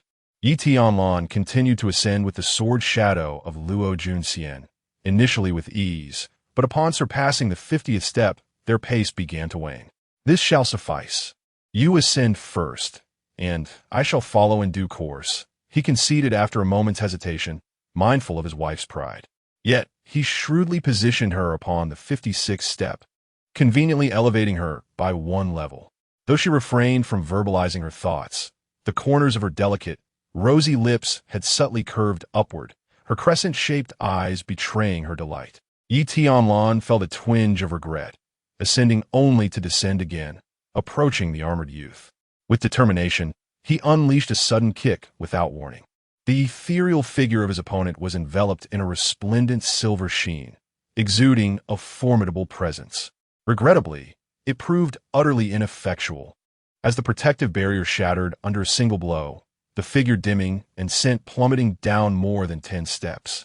On this ancient path to the heavens, only innate talent and foundation mattered, disregarding sheer strength. Regardless of one's lineage, even if an emperor from their clan were to appear, they would still receive a kick from my imperial lineage. With a single strike, I shattered the essence of an emperor. Truly, I am but an honest man. Chapter 88. The 4 divine powers of dragon capture, annihilating the innate. Luo Junxian was unaware of how high Tianlan ultimately ascended the ancient steps of the Tian path, for the view at the summit was shrouded in mist. She only discerned that upon his descent, a contemplative expression adorned his countenance. Without the need for speculation, a mere glance revealed to her that he was certainly harboring no noble intentions. It was undoubtedly a scheme of clandestine mischief. Subsequently, an almost infinite influx of natural energy surged forth, elevating the realms of both individuals once again. The ancient path gradually dissipated, its accompanying phenomena fading into silence. Yet, Tianlan sensed that something enigmatic had seemingly manifested within both his and Luo Junxian's bodies. Siener, has the sword master ever enlightened you on the nature of the heavenly Tao's bestowal? Luo Junxian clasped the dimly glowing jade sword, reattaching it to her side. Her gaze momentarily dimmed. She gently shook her head, stating that while the sword master had shared much, the essence of the heavenly Tao's gifts remained elusive to him as well. Some claimed that those prodigies received blessings from the heavenly Tao, leading to unimpeded cultivation, free from shackles. Others suggested that their fortunes were influenced by unseen forces. Of course, the most conspicuous instances were those individuals whose bodies bore Tao patterns, suddenly endowed with certain innate divine abilities. Tao patterns? Tianlan pondered, then abruptly clenched his fist, a magnificent radiance erupting around him, resonating with the sounds of the Tao. Countless patterns materialized from a void, intertwining and coiling as they followed his movements, coalescing into a divine dragon exquisitely formed from intricate patterns. This dragon emanated an ethereal brilliance, exuding a mysterious aura that distorted the surrounding void. It circled around Tianlan, resembling an inseparable guardian spirit. Luo Juanxian's lips quivered slightly as she recalled the sword master's words. The more Dao patterns one possessed, the better. Each pattern signified the existence of a divine ability, a tremendous opportunity rare for ordinary individuals. Regrettably, those who could attain even a single Dao pattern were few and far between. Across the 9 continents and the myriad of worlds, the number of prodigies was in the billions, comparable to grains of sand, yet those capable of acquiring Dao patterns could be counted. Even in the ancient epochs, they were not as common as cabbages. As for those fortunate enough to obtain 2 or 3 patterns, such occurrences were exceedingly rare. She vividly remembered the sword master's sentiment when he spoke this, reminiscing about the trials of yesteryears. Casting a wistful glance at Tianlan, who was engrossed in his endeavors, she could not help but half-jokingly inquire, "Are you here for wholesale?" "What? Sienna, what did you say?" "Nothing," she sighed. The sword master had once advised her that she walked the path of the sword and should refrain from comparing everything to him, lest her heart waver. "By the way, Sienna, do you think this is a Dao pattern? It appears to have taken the form of a dragon. Surely, it cannot be a dragon pattern?" Luo Junxian remained silent. "What you possess has already taken shape. It's quite simple. Why not give it a try?" There's an innate presence right below. Yi Tianlan's pupils blazed like torches, the divine fire within them surging. Behind him, one of the scales of the patterned divine dragon glimmered with light. An aura that seemed to resonate with the very essence of the universe began to circulate, as if it had been activated. In an instant, his gaze traversed the obstacles of over 10 kilometers, capturing the scene with clarity. Indeed, there existed innate beings. He stroked his chin in contemplation. Luo Junxian noticed the anomaly of the patterned divine dragon, her astonishment evident. "Is this a divine power? Are all these?" She lifted her gaze, her beautiful autumn-like eyes fixated on the myriad intricate patterns, her tender heart once again struck with force, trembling violently. Yi Tianlan shook his head and offered an explanation. "No, the gifts of the heavenly Tao are actually few in number. However, the other patterns can be used to supplement the source of divine powers, allowing for immediate utilization once infused. Just now, I activated a power known as the Myriad Manifestations Eye." Luo Juanxian's eyes widened in shock, her mind feeling as if it had been struck by a heavy hammer. "A few? Directly usable? You mean divine powers, not martial techniques? No need for comprehension, no training required. Not even prerequisites, just effortlessly used?" "Indeed, fair maiden, but there are limitations," he replied. "What limitations?" "Essentially, I cannot simultaneously activate multiple divine powers with my current strength." Luo Junxian was momentarily at a loss for words. "Is that really a limitation? You are already engaging with divine powers without having reached the Wheel C realm, while others are still in the phase of martial techniques, and you seem somewhat discontent. Moreover, the heavenly Tao has been rather stingy, granting me only 4 divine powers: techniques, body techniques, offensive techniques, and the source." Luo Junxian interrupted, rolling her eyes. "You were granted 4 divine powers along with a patterned divine dragon, and you still seem dissatisfied?" She raised a delicate finger to her forehead, unsure of what to say next, then pointed downward. "Wait, let us discuss this later. They seem to be in a bit of trouble." Yi Tianlan slapped his forehead, finally regaining his senses. The harvest of these 11 years in seclusion had been overwhelming, and having slumbered for so long, his thoughts had become rigid and needed time to awaken. He shifted his form, stepping into a mysterious gate, and in an instant, his body transformed into a golden light dragon soaring into the sky. Divine power, reverse dragon, 7 steps. His speed was astonishing. In the blink of an eye, he had gone from the mountain peak to its midpoint in just 2 breaths. What made Luo Junxian envious was that this divine power possessed the ability to briefly hover in the air, a privilege reserved for those of the Sky Ascendant's realm. She couldn't help but praise it in her heart, truly the mark of divine prowess. Meanwhile below, the onlookers marveled at the celestial phenomenon that had manifested atop the Tianxiang Dragon Pond, feeling an inexplicable shock as they realized it was the commotion created by a legendary powerhouse. Not only the others, but even Duan Feng, an innate realm individual, felt a sense of insignificance rising within him as he gazed up at the vast celestial spectacle. His heart burned with fervor. Should one be fortunate enough to encounter such an extraordinary existence, even the slightest favor would be a supreme honor. The transformation from a carp to a dragon would be within reach. Initially, there was a desire to further toy with Ji Qingyang. Yet now a matter of greater significance loomed ahead, extinguishing any lingering interest. With a sinister laugh, he swung his blade down fiercely. To behold such a magnificent spectacle before death would be worth it. After dealing with you, I shall pursue the footsteps of my predecessors. At that moment, a glimmer of gold caught his peripheral vision, swiftly growing in brilliance. It shone so brightly that he could scarcely open his eyes, squinting in confusion to gaze upon it. He soon discerned a golden dragon shadow diving toward his location, ascending through the air. Indeed, it was a formidable being of at least the realm of aerial mastery. The display of power suggested it surpassed even that. Could it be that this elder had taken notice of him? Otherwise, why would the golden light be charging directly at him? Elation surged within him, nearly overwhelming his composure. Suddenly, he heard a proclamation from the clutches of death. Dragon capturing hand.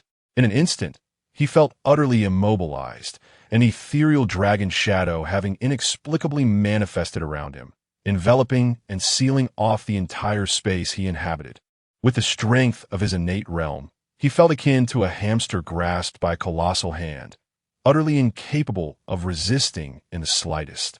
What filled him with dread, even more, was the inexplicable sealing of the elemental forces within him. Terrified, he raised his gaze, only to witness a massive, menacing dragon head descending to swallow him whole. Chapter 89. The Shao clan comes to collect debts. The sudden upheaval in the arena instantly stunned all present.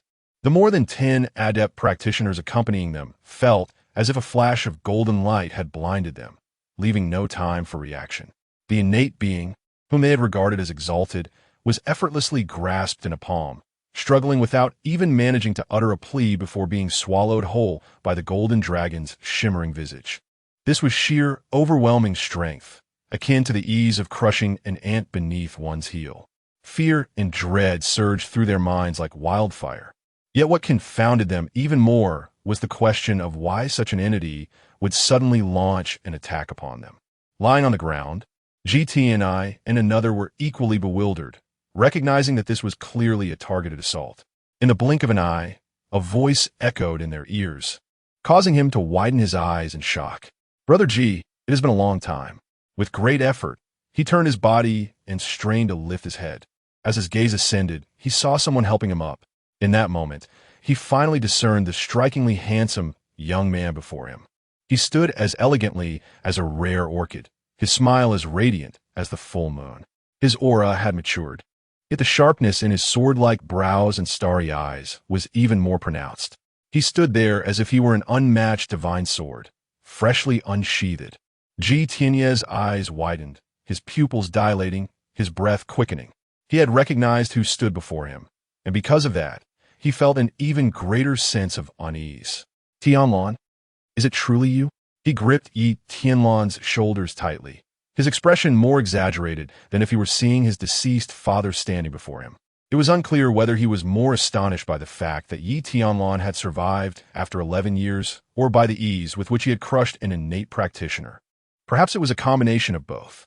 At this moment, the shock within him was profound. He could not comprehend what had transpired over these 11 years that could enable someone who once possessed only the ability to gather qi, to leap across realms and annihilate an innate being. Had Yi Tianlan truly reached the realm of sky sovereignty, becoming the legendary figure of Tianxiang Longtan spoken by all? GT and I stood momentarily dazed. Surely, this is even more outrageous. Let us discuss this later. I must first eliminate these insignificant pests. GT and I, like a puppet, nodded stiffly, unsure if he had even comprehended the words. The remaining individuals began a desperate flight, but it was a futile endeavor. Yi Tianlan was even too lethargic to employ any divine powers, effortlessly dispatching them with ease. When he was still in the opening vein stage, He was already nearly equivalent to a practitioner of the Qi passage stage. By the time he reached the Qi passage stage, there was scarcely a difference between the two levels. It matters not whether they're from the opening veins or Qi passage stages, it is all the same, he remarked. Let us return. Yi Tianlan retrieved healing elixirs for the two of them. Ji Tianai instinctively paused, reflexively inquiring, return where? To your home. Where else could we possibly go? Yi Tianlan replied, with a peculiar expression. Upon hearing this, Ji Tianai immediately grew anxious, while Ji Qingyang beside him was engulfed in panic. He hastily interjected, no, we have barely escaped. To return now would be akin to delivering ourselves into the jaws of a tiger. With the support of the Yi family, how could we possibly? Before he could finish, Ji Qingyang felt his throat tighten as they beheld the enigmatic half-smile on Yi Tianlan's face. The two regained their composure, their minds clouded with confusion. Indeed, even the sole innate practitioner had been effortlessly vanquished by this young man before them. What would returning accomplish?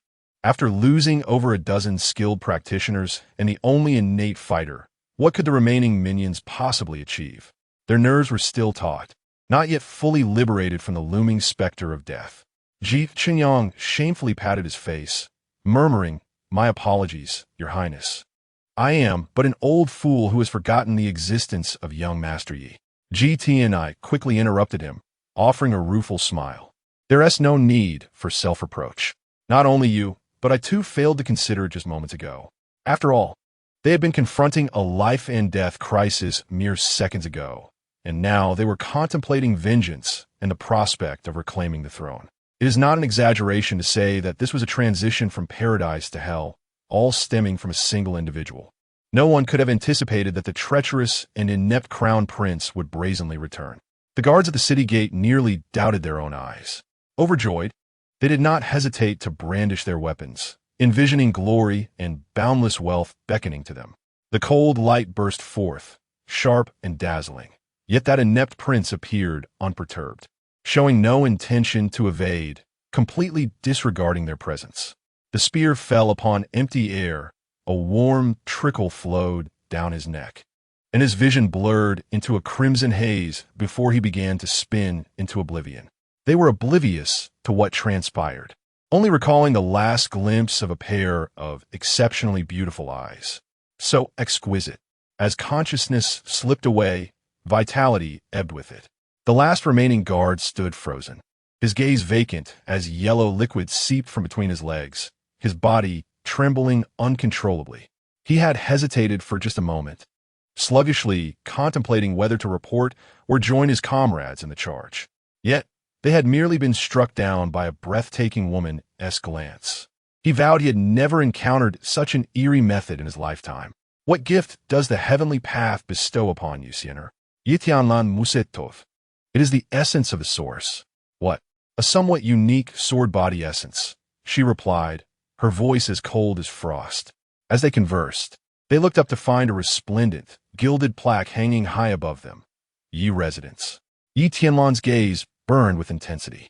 Ji Tianai, beside him, felt an immense pressure, as if he faced not a mere human, but a true dragon cub of a higher life form. He stealthily stepped back, inwardly alarmed. Had we arrived at an opportune time? He gazed at the flying artifact materializing in the courtyard. No, it had arrived just in time. He remained still, yet his eyes shifted to the side where Luo Junxian stood. In her pair of chilling eyes, the frost of a frigid winter emerged, and as she took a step forward, the temperature plummeted, causing 1,000 swords to tremble. The shame of a broken engagement, the humiliation of a severed limb. Today, the Shao family had come to collect their debt. Chapter 90. The confident innate of the Nine Xin sect strikes at light speed. Today marks a momentous occasion for the Yi family, a day so filled with joy that it will surely be recorded in their ancestral chronicles. Every member of the clan beams with pride, and even the most marginalized and mistreated illegitimate son finds himself standing tall in the face of curious outsiders. For today, the heavens have shifted for the Tianxiang kingdom. The third prince, whom the Yi family has supported, has emerged victorious. Capturing the crown prince and eradicating the traitors is merely a matter of time. Once the third prince ascends to power, the Yi family, as the greatest contributor, will see their status and influence rise dramatically, with the prospect of becoming the foremost family beneath the royal house within reach. At this critical juncture, fortune continues to bestow its blessings. To everyone's astonishment, a representative from the Nine Xian sect has arrived. This individual is none other than the innate powerhouse who previously took Yi Qingkong away. Upon arrival, he delivered remarkable news to the Yi clan. Since joining the sect, Yi Qingkong has exhibited terrifying talent, and after relentless effort in the sect's nurturing, he has achieved the pinnacle of qi gathering in just over a decade. Not only is he but a step away from the Tongxiao realm, but he has also condensed 30 veins of energy, surpassing initial expectations. Achieving the innate realm before the age of 30 now seems almost guaranteed. As this cascade of good news flooded in, it left the vast Yi family in a state of exhilaration. The family head, Yi Xiongling, was overjoyed and immediately decided to host a grand banquet for 3 days, inviting guests from all directions to celebrate. Thus, the atmosphere within the Yi family was bustling with joy, far surpassing any previous occasion. Elder Gu, we are immensely grateful to you. It is your guidance that has allowed Qingkong to receive such excellent instruction within the sect. This child must have caused you much trouble, Yi Xiongling said, his face, lined with age, breaking into a smile akin to a blooming chrysanthemum, deepening the crow's feet around his eyes. He discreetly presented a storage bag, heavy with weight. The middle-aged man in the Taoist robe, Gujiu, squinted slightly and subtly tucked it into his sleeve, glancing at it with satisfaction, his demeanor growing even more cheerful. He waved his feather duster lightly and replied, "No need for thanks. It is my duty as a senior brother of the sect." Yi Xiongling nodded in agreement, concealing his disdain. "Then do return it to me, you scoundrel. Since Qingkong and I are fellow disciples, there is no need for you to be called elder. Let us regard each other as peers. Wouldn't he that require you to address me as old man then? How can we be peers?" However, Yi Xiongling refrained from voicing his thoughts and cheerfully acquiesced. He could perceive the shift in the other's attitude, recalling how indifferent and haughty this individual had been on his first visit to the Yi family, looking down upon them with an air of superiority. Even a large dog at the entrance had received a kick from him. To him, the kingdom of Tianxiang was merely a speck of land, easily crushed between his fingers. Naturally, being in a position of superiority, he looked down upon everyone else. However, this time, his demeanor had noticeably softened. Not only had he restrained his arrogance, but he was also being courteous to him. Undoubtedly, this transformation stemmed from his exceptionally gifted grandson. He could glean from Gujiu's words and demeanor just how remarkable his grandson's performance within the sect had been. It was astonishing enough to compel this proud individual to travel great distances merely to convey a message. Reflecting on this, he felt an immense sense of satisfaction. What of innate talent! They still had to curry favor with my illustrious grandson. One could easily foresee that Yi Qingkong would undoubtedly surpass Gujiu before him. As for the royal family of Tianxiang, how intriguing! A devilish smile crept across Yi Xionglin's face, and a surge of intense desire welled up within him. Just as his thoughts began to swirl, yearning to touch that dragon throne, a frantic figure suddenly stumbled onto the red carpet, weaving through the guests.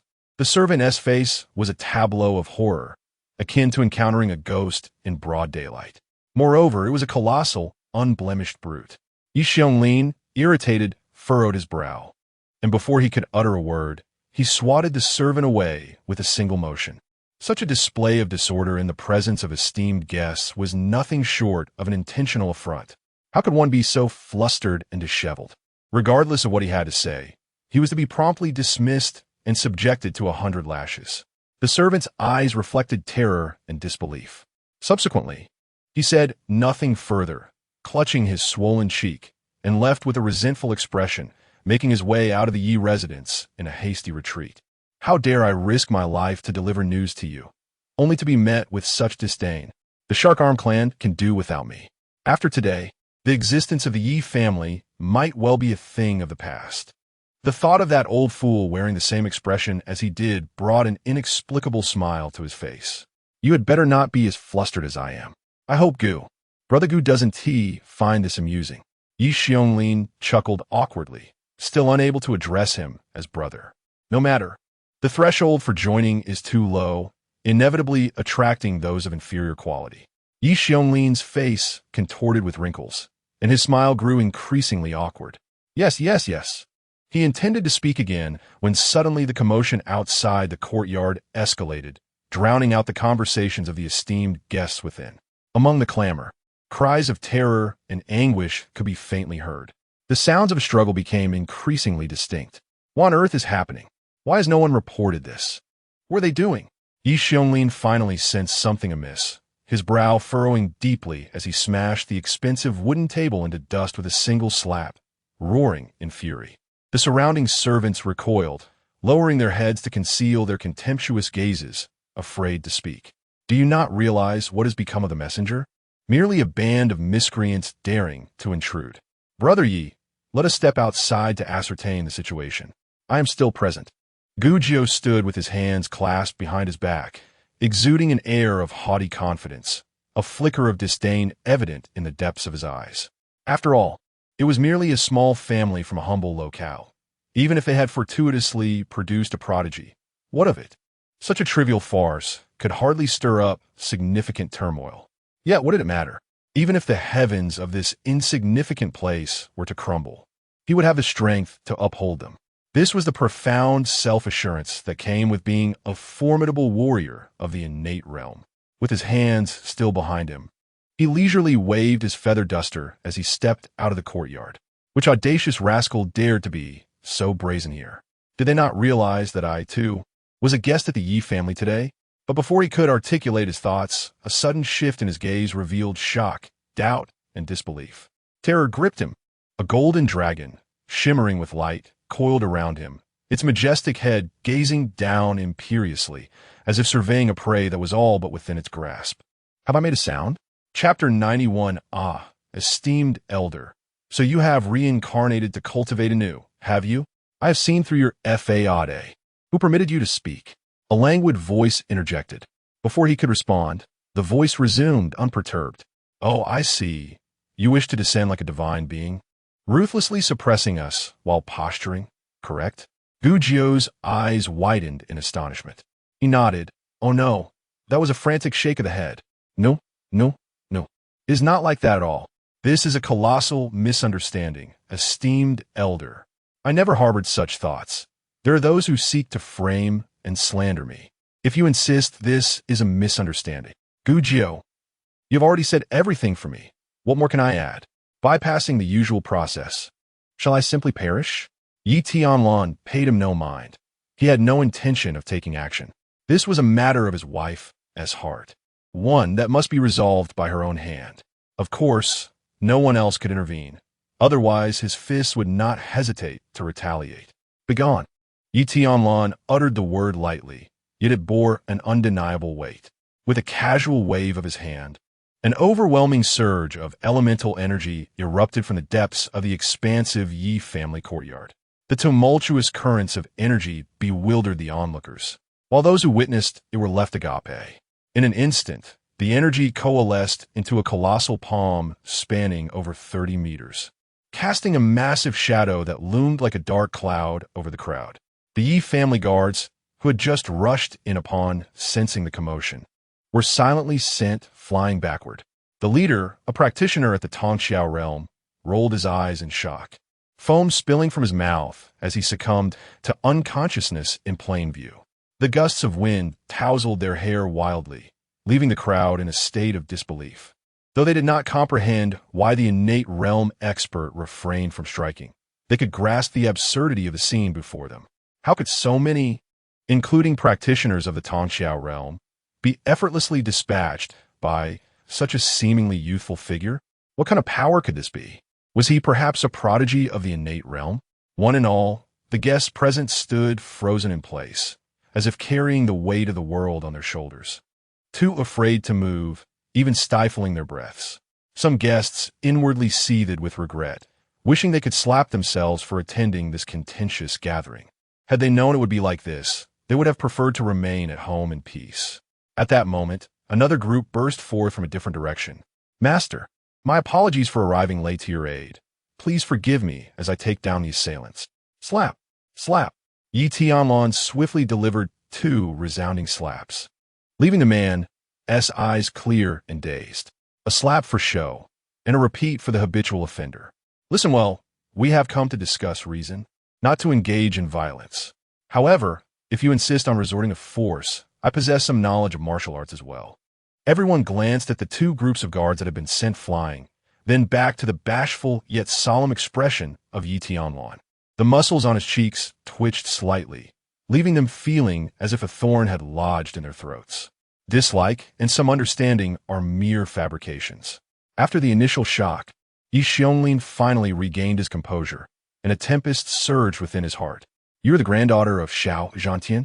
Luo Junxian nodded, her delicate face as cold as frost. Indeed, his pupils dilated, and he gazed vacantly in the direction of Tianlan, uttering a few disjointed murmurs. "So this is my grandnephew." The moment this thought surfaced, he vehemently denied it, shaking his head frantically, his face contorting with rage. "No, this cannot be. My grandson, Yi Qingkong, is a prodigy. How could a mere branch family descend and surpass him? This person must be an impostor. You are not from the Yi family of Baifeng City. Who exactly are you?" He pointed at Tianlan, his fury palpable, causing Tianlan to momentarily freeze. "Huh? Me?" He pointed to himself, perplexed. "If I'm not, then who is?" He was utterly baffled by the unfolding scene. "Do you think I haven't seen my nephew Yi Qingshan? He is utterly useless. How could he possibly have produced someone as extraordinary as you?" Tianlan stared intently, his eyes bloodshot, as if he might burst his own eyeballs. "Huh?" Tianlan was taken aback, his mind clouded with confusion. Was this old man insulting him or praising him? Suddenly, he seemed to grasp something, bursting into laughter, a sense of relief washing over him. "Ha ha ha! I understand." Tianlan felt a throbbing pain in his head, wondering if this fellow had been provoked, his mental state appearing somewhat unstable. "What do you understand?" You are not my grandnephew at all, for with that little waste talent, it is impossible for you to surpass my grandson Yi Qingkong. "So you are. What am I?" Tianlan's eyes widened in anticipation. Not only he, but also those around him quietly perked up their ears, including the restrained Gu Jiao and the ethereal Luo Junxian. All eyes in the room were fixed upon him. "You are an ancient powerhouse who has usurped that little waste body," Tianlan declared loudly and decisively. "What? I am an ancient powerhouse. No, I have been possessed by an ancient powerhouse." Tianlan éclatait in astonishment. Uft! Luo Junxian could not contain herself, her laughter dazzling, and realizing her lapse in composure. She hurriedly covered her smile with her sleeve. Yet, the crescent-shaped glimmer in her eyes was brimming with unspoken amusement. Typically, she seldom smiled, especially in the presence of others, always maintaining an icy demeanor. But this time was different. It was simply too amusing. She could laugh at that fellow for an entire year. Unlike her laughter, the others merely exhibited strange expressions, while the highest ranking among them, Gu Jiao, fell into contemplation, soon awakening to a profound realization. His face bore an expression of certainty. Indeed, he had always wondered how this young lad could so effortlessly bring him to a standstill. It turns out this young man, oh no, this esteemed elder, is actually a reincarnated powerhouse from ancient times. Everything falls into place. It is exceedingly rational. I am deeply humbled, indeed. How could I, a mere 120 years of age, possibly compare to someone with millennia of cultivation experience? Esteemed elder, your golden dragon is truly magnificent. Is it a manifestation of divine prowess? He inquired, his face adorned with an ingratiating smile. Humph. Tianlan's expression was one of icy disdain. No. Who asked you to speak? Get lost and be silent. In a fit of irritation, Tianlan casually struck him with a surge of vital energy. Yet, Gu Jiao dared not exhibit any anger. On the contrary, he continued to fawn and flatter, stroking his own face with a grin. It is well known that there are 3 types of individuals in the cultivation world: ants, fellow cultivators, and elders. Upon realizing he was in the presence of a true elder, He cast aside all burdens of the heart. After all, he merely wished to survive in the presence of this esteemed figure. There was nothing shameful in that. Do not prattle on. Who on earth is this elder? I am simply Yi Tianlan. Yi Xiongling refused to listen. You have clearly usurped the identity of that unfortunate elder. He bowed respectfully, a dramatic shift in demeanor, eyes lowered in submission. Esteemed elder, I understand. You wish to conceal your identity to avoid attracting the vengeance of enemies from your past life. He smiled obsequiously, nodding and bending, his expressions rife with understanding. Yi Tianlan was rendered speechless. This old fellow seemed resolutely convinced of his assumptions. Stop dragging this out with your cryptic remarks. Quickly summon Yi Qingkong. Esteemed elder, Qingkong is currently absent. How about allowing Brother Gu to escort you to the Nanshin sect? You know, I support his decision to take you as his mentor. Yi Xionglin's face lit up with glee, eagerly rubbing his hands together, full of anticipation. What nonsense is this Nanshin sect? Its strongest practitioners are merely innate cultivators. How could they possibly compare to a reincarnated powerhouse of such caliber? It was evident that following such an elder promised a bright future. Even a fool would know how to choose wisely. Yi Tianlan was utterly a loss for words. He sought guidance on how to deal with this insistent, sycophantic individual who persisted with an ingratiating facade. Chapter 92. My wife needs no support, for I am her pillar.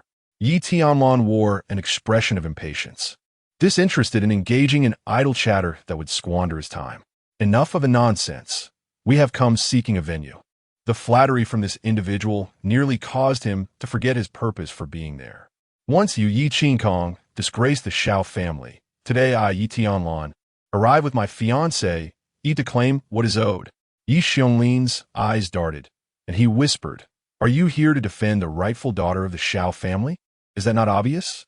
Yi Tianlan snapped, dismissively swatting his hand away, his countenance icy. I see now. You intend to use this woman as a vessel, seeking to please her and cultivate your elixirs. Hence your willingness to stand up for her, Yi Xiongling exclaimed, striking his palm in realization. He believed he had unraveled the mystery. This woman is indeed beautiful, yet her demeanor is too aloof. I have a notion. His tone grew lewd and sinister. Yi Tianlan's eyes widened in fury, a cold glint of murderous intent flashing within his obsidian gaze. Without warning, he unleashed a powerful punch, resonating with the roar of dragons and tigers, reverberating through the very fabric of the surroundings. The blow struck Yi Xiongling, propelling him over 50 meters away, crashing through tables and chairs, sending many guests screaming in panic. Eventually, he collided against the wall, bloodied and limp, teetering on the brink of unconsciousness. A fleeting glance revealed a deep indentation in his chest, presumably a result of insufficient breath. Those who offend my beloved shall perish. The room fell into a hushed silence, an eerie stillness enveloping the crowd. Each individual mentally admonished themselves to never presume the thoughts of a formidable foe. Those who met Yi Tianlan's gaze hastily bowed their heads, their shoulders trembling imperceptibly, wary of even the sound of their own breathing. This individual might jest and engage in banter, which he would overlook. But the moment he set his sights on Luo Junxian, it was a clear invitation to disaster. Yi Tianlan stepped forward, arms crossed, his stature as resolute as a pine tree, standing protectively before Luo Junxian, his eyes gently closing. He resembled an immovable mountain, serving as Luo Junxian's unwavering support, instilling fear in all who dared to advance. The crowd, overwhelmed by terror, instinctively recoiled, fearing that the terrifying force might be unleashed upon them. With a mere flick of his wrist, he released the bindings of the golden dragon. Feeling the rush of newfound freedom, Gujio's immediate instinct was to flee, devoid of any further thoughts. He was utterly intimidated, his spirit crushed beneath a shroud of unease and dread. One more step, and I shall act. Yi Tianlan's voice floated lightly, never glancing back.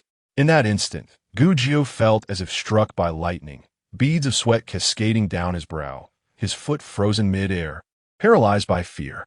Make your move. Once you severed my grandfather's arm. Today, I grant you another opportunity to act. Luo Junxian moved gracefully, her thumb lightly pressing against the blade of her sword. Gu Jiu's pupils constricted violently. After a prolonged contemplation, a long-buried memory resurfaced in his mind. The resolute figure of that girl, combined with the unwavering determination reflected in the icy visage before him. To him, the mere act of severing the arm of a minor clan leader was trivial. He could even kill him in the street, depending solely on his whims. After slaying so many, the name of that small clan hardly mattered, were it not for the chilling aura emanating from the sword's edge. He would never have imagined that a woman from such a trivial clan would one day seek vengeance against him. As a cultivator of innate strength, this was utterly absurd. A cold laughter escaped him, igniting a fierce flame of indignation within. Unable to contend with your reincarnated fiancé, do you truly believe I cannot overpower an ordinary woman? Such audacity, such ignorance of the heavens. He fixed his gaze intently on Luo Junxian, a sinister smile curling at the corners of his mouth. Given the importance that fellow placed on this woman, did it not imply that if he could capture her, he might indeed escape calamity? Forcing a reincarnated ancient powerhouse to tread carefully around him. How intriguing. His blood surged with fervor at the thought, a conflagration of ambition igniting in his heart. An ancient powerhouse, you say? How amusing. Once I grasp your vulnerabilities, will you not be at my beck and call? 3 minutes later. I was wrong. I shall never dare again. I am truly sorry. I kneel before you in apology. It was my foolishness to harm you. A heart-wrenching scream echoed through the air. The onlookers felt a chill of terror, yet remained silent. They beheld the figure, trembling and weeping, crawling like a worm, begging for mercy with frantic prostrations. Before him stood the young maiden, wielding an icy blade that shimmered with a flickering sword intent. Consequently, the wounds on Gu Jiu's shoulders were charred, with no excess blood flowing, ensuring a torturous end. Yi Tianlan observed coolly, finding no fault in his wife's actions. Initially, she merely intended to reclaim the severed arm, as the conflict stemmed from the Yi family. Yet, this fool insisted on courting death, plotting with delusions of grandeur. So, they could hardly be blamed. Please spare me. I possess something of interest to you. Yes. It seemed he had grasped his only bargaining chip, his voice rising in desperation. I came not only to seek benefits from the Yi family, but also to accept the task for my sect to venture into the falling water plains. There, a juvenile dragon has emerged, reportedly having escaped from elsewhere. It is the offspring of a great sect's guardian beast, possessing many treasures. Numerous talented disciples from various sects are already hastening toward it. Gu Jiu's words flowed rapidly, fearing he might be silenced before he could finish. In stark contrast to his anxiety, the maiden mused, this could not possibly be a bastard child, could it? Quite likely. Dragons are known for their lascivious nature. I am struck by the vivid imagery of a driftwood basin cradling a jade pendant, reminiscent of an abandoned infant. It is conceivable that the guardian beast may have ventured outside to indulge in forbidden feasting, a transgression not acknowledged by the sect. Luo Junxian rested her delicate finger upon her chin, her enchanting eyes sparkling with starlight as she pondered earnestly. You know, there's indeed a possibility of that, she mused. Yi Tianlan clapped his hands in delight, as if he had just stumbled upon some extraordinary revelation. Gu Jiu stood by, utterly bewildered. Were these two truly oblivious to the gravity of their words? That was a flood dragon they were discussing. How could anyone remain indifferent when such a treasure, laden with riches, chose to depart? Yet here they were, casually speculating about the gossip surrounding the guardian beast, as if it were nothing of consequence. Is this the demeanor of today's exceptional prodigies, so relaxed and abstract in their discourse? Chapter 93. I am Yi Qingkong of the Nine Xin sect, and I shall begin to deceive. Gu Jiu ultimately did not survive. Yi Tianlan, feeling a sense of mercy, could not bear to witness his suffering and thus swiftly granted him a final journey. Following this, he indeed discovered a task token from the Nine Xin sect within Gu Jiu's storage ring. What lay ahead was merely the conclusion of affairs. With the resolution of his inner turmoil, Yi Tianlan sensed that the sword intent emanating from Sienna had become even more restrained and radiant, embodying the piercing clarity of a blade honed through relentless sharpening. With his current strength, he wielded an unbeatable aura within the Tianxiang kingdom, effortlessly quelling the royal rebellion in less than half a day. Upon exiting the Yi residence, Ji Tianai wore an unceasing smile, almost resembling a twitch. Even as he ascended the coveted dragon throne, he was engulfed in a profound sense of disorientation. Had he truly achieved this? He had essentially secured victory without exerting himself, effortlessly assuming the position he had long yearned for. Just a mere half-day prior, he had been but a precarious, exiled prince. "Your Majesty, what brings forth your laughter? I find amusement in the realization that I have made the most astute decision of my life. This is an investment that has yielded all returns." Half a month later. "Old man, how much longer until we reach Chishui village?" "We shall arrive shortly. The outline of the village is already becoming discernible beyond the forest. However, young man, why do you and your companion wish to venture to Chishui village? It has been rather tumultuous of late, with rumors of a formidable demon wreaking havoc. Even the river god is struggling to maintain order. I advise you to leave post-haste to avoid losing your lives unnecessarily. There have already been several reports of disappearances in that village." Yi Tianlan and Luo Junxian exchanged glances, responding with smiles to the elder's concern. As time progressed and the village's outline became increasingly distinct, a rustling sound arose from the forest, followed by the emergence of over 10 middle-aged men, their expressions wary. Surrounding the carriage. "Halt! What brings you to Chishui village?" The elderly coachman, upon witnessing their fierce demeanor, immediately fell into a state of panic. "Do not act rashly. I am merely here to drop off these individuals and shall leave at once." He cast a helpless glance at the two before hastily driving away, exuding an air of someone keen to avoid trouble. "And you?" The leader among the middle-aged men, sporting a scruffy beard and bare shoulders, bore a menacing scar across his shoulder. Yi Tianlan narrowed his eyes slightly. "We are."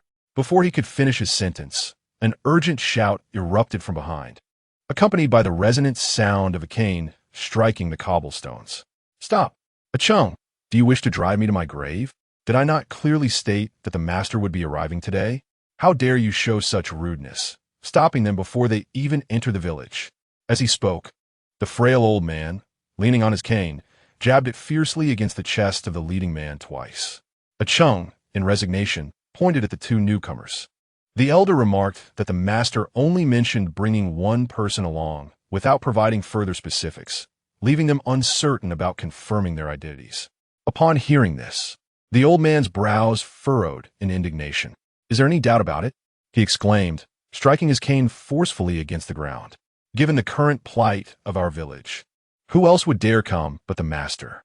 The crowd began to see the sense in his words, their tense expressions softening as they offered apologies to Yi Tianlan and his companion, having inexplicably assumed the identity of a master. Yi Tianlan stroked his chin, contemplating the dynamics within the village as they proceeded toward Chishui village. He did not decline the invitation. After all, one's identity is self-ascribed. In this moment, he was Yi Qingkong of the Jiuxian sect, ready to weave a web of deception. Chishui village was not particularly large, composed of layers of homes built upon small hillsides bordering the river. Counting from the base to the summit, there were approximately 100 households. A mere 20 to 30 meters ahead lay the tumultuous Chishui River, its surface shimmering under the sunlight. This river, a tributary of the Luo River, served as the lifeblood of Chishui village. Generations of their ancestors had thrived here, developing a profound emotional bond with the land. This attachment explained why, despite rumors of a great demon encroaching upon Chishui, many villagers clung to hope and refused to leave. In their hearts, the river god was their guardian, surely capable of safeguarding them. "Master, I beseech you to divine the recent state of the river god. Has the great demon harmed him? He has not revealed his true form in quite some time.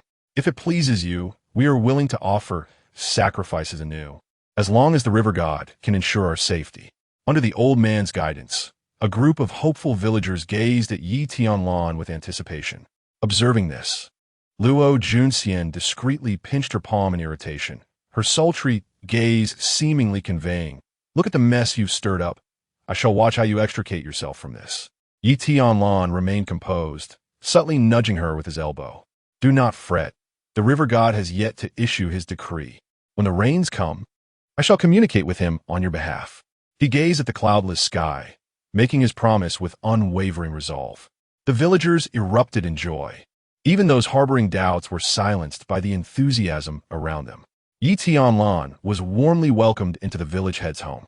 A Chung, observing his retreating figure, fell into deep thought, his gaze shifting to the ethereal figure clad in white. Someone leaned in close, whispering, "Chungo, what a stunning beauty! I've never encountered a woman so exquisite in my life." The sound of envious swallowing echoed in the air. "What are you getting anxious about? Just wait." "Oh, I was merely lamenting. Such beauty, if only we could enjoy her company a bit earlier, it wouldn't be unthinkable." In July, the weather could change with little warning. In the morning, the sun shone brightly, yet by afternoon, the sky had become overcast, with ominous thunder rumbling and flashes of lightning flickering through the thick, dark clouds, heralding the imminent downpour. Yi Tianlan stood solemnly at the entrance, his expression grave. Beside him, Luo Junxian leaned gently against the wall, her arms crossed, with her delicate fingers rhythmically tapping on the sword's hilt. The smile on her rosy lips was nearly impossible to conceal, compared to the feigned seriousness tinged with helplessness. She was far more intrigued by his confident demeanor from the morning. "Siener, enough of the spectacle. What should we do now?" "Slaughter the village." Yi Tianlan nearly choked on her words. "Do not jest. How about we quietly slip away and wait in the shadows for that dragon demon to emerge? The disciples from other sects have yet to show themselves." Luo Junxian cast her beautiful gaze in a particular direction, sensing that time was running short. Soon, they beheld a menacing group approaching, armed with various sickles, hoes, and an assortment of makeshift weapons. At the forefront, the irate elder Qi struck the ground with his cane, producing a resounding thud. The clamor that had filled the air abruptly ceased with his motion, as a throng of young men behind him cast hostile glances. "Yi Qingkong, my young friend, I have extended my sincere hospitality to you, yet you choose to deceive us. This cannot bode well," he declared, his expression dark and foreboding. Yi Tianlan shrugged nonchalantly. "Firstly, I have never outright claimed to be the master you speak of. Secondly, I do indeed possess a means to contact the river god. If I cannot reach the fish, can I not use thunder and fire to catch them? You may consider that a form of contact." Chapter 94. The origin of Qishui village. The river god passed the crowd, naturally oblivious to the underlying truths. Presumed that Yi Tianlan and his companion had deceitfully assumed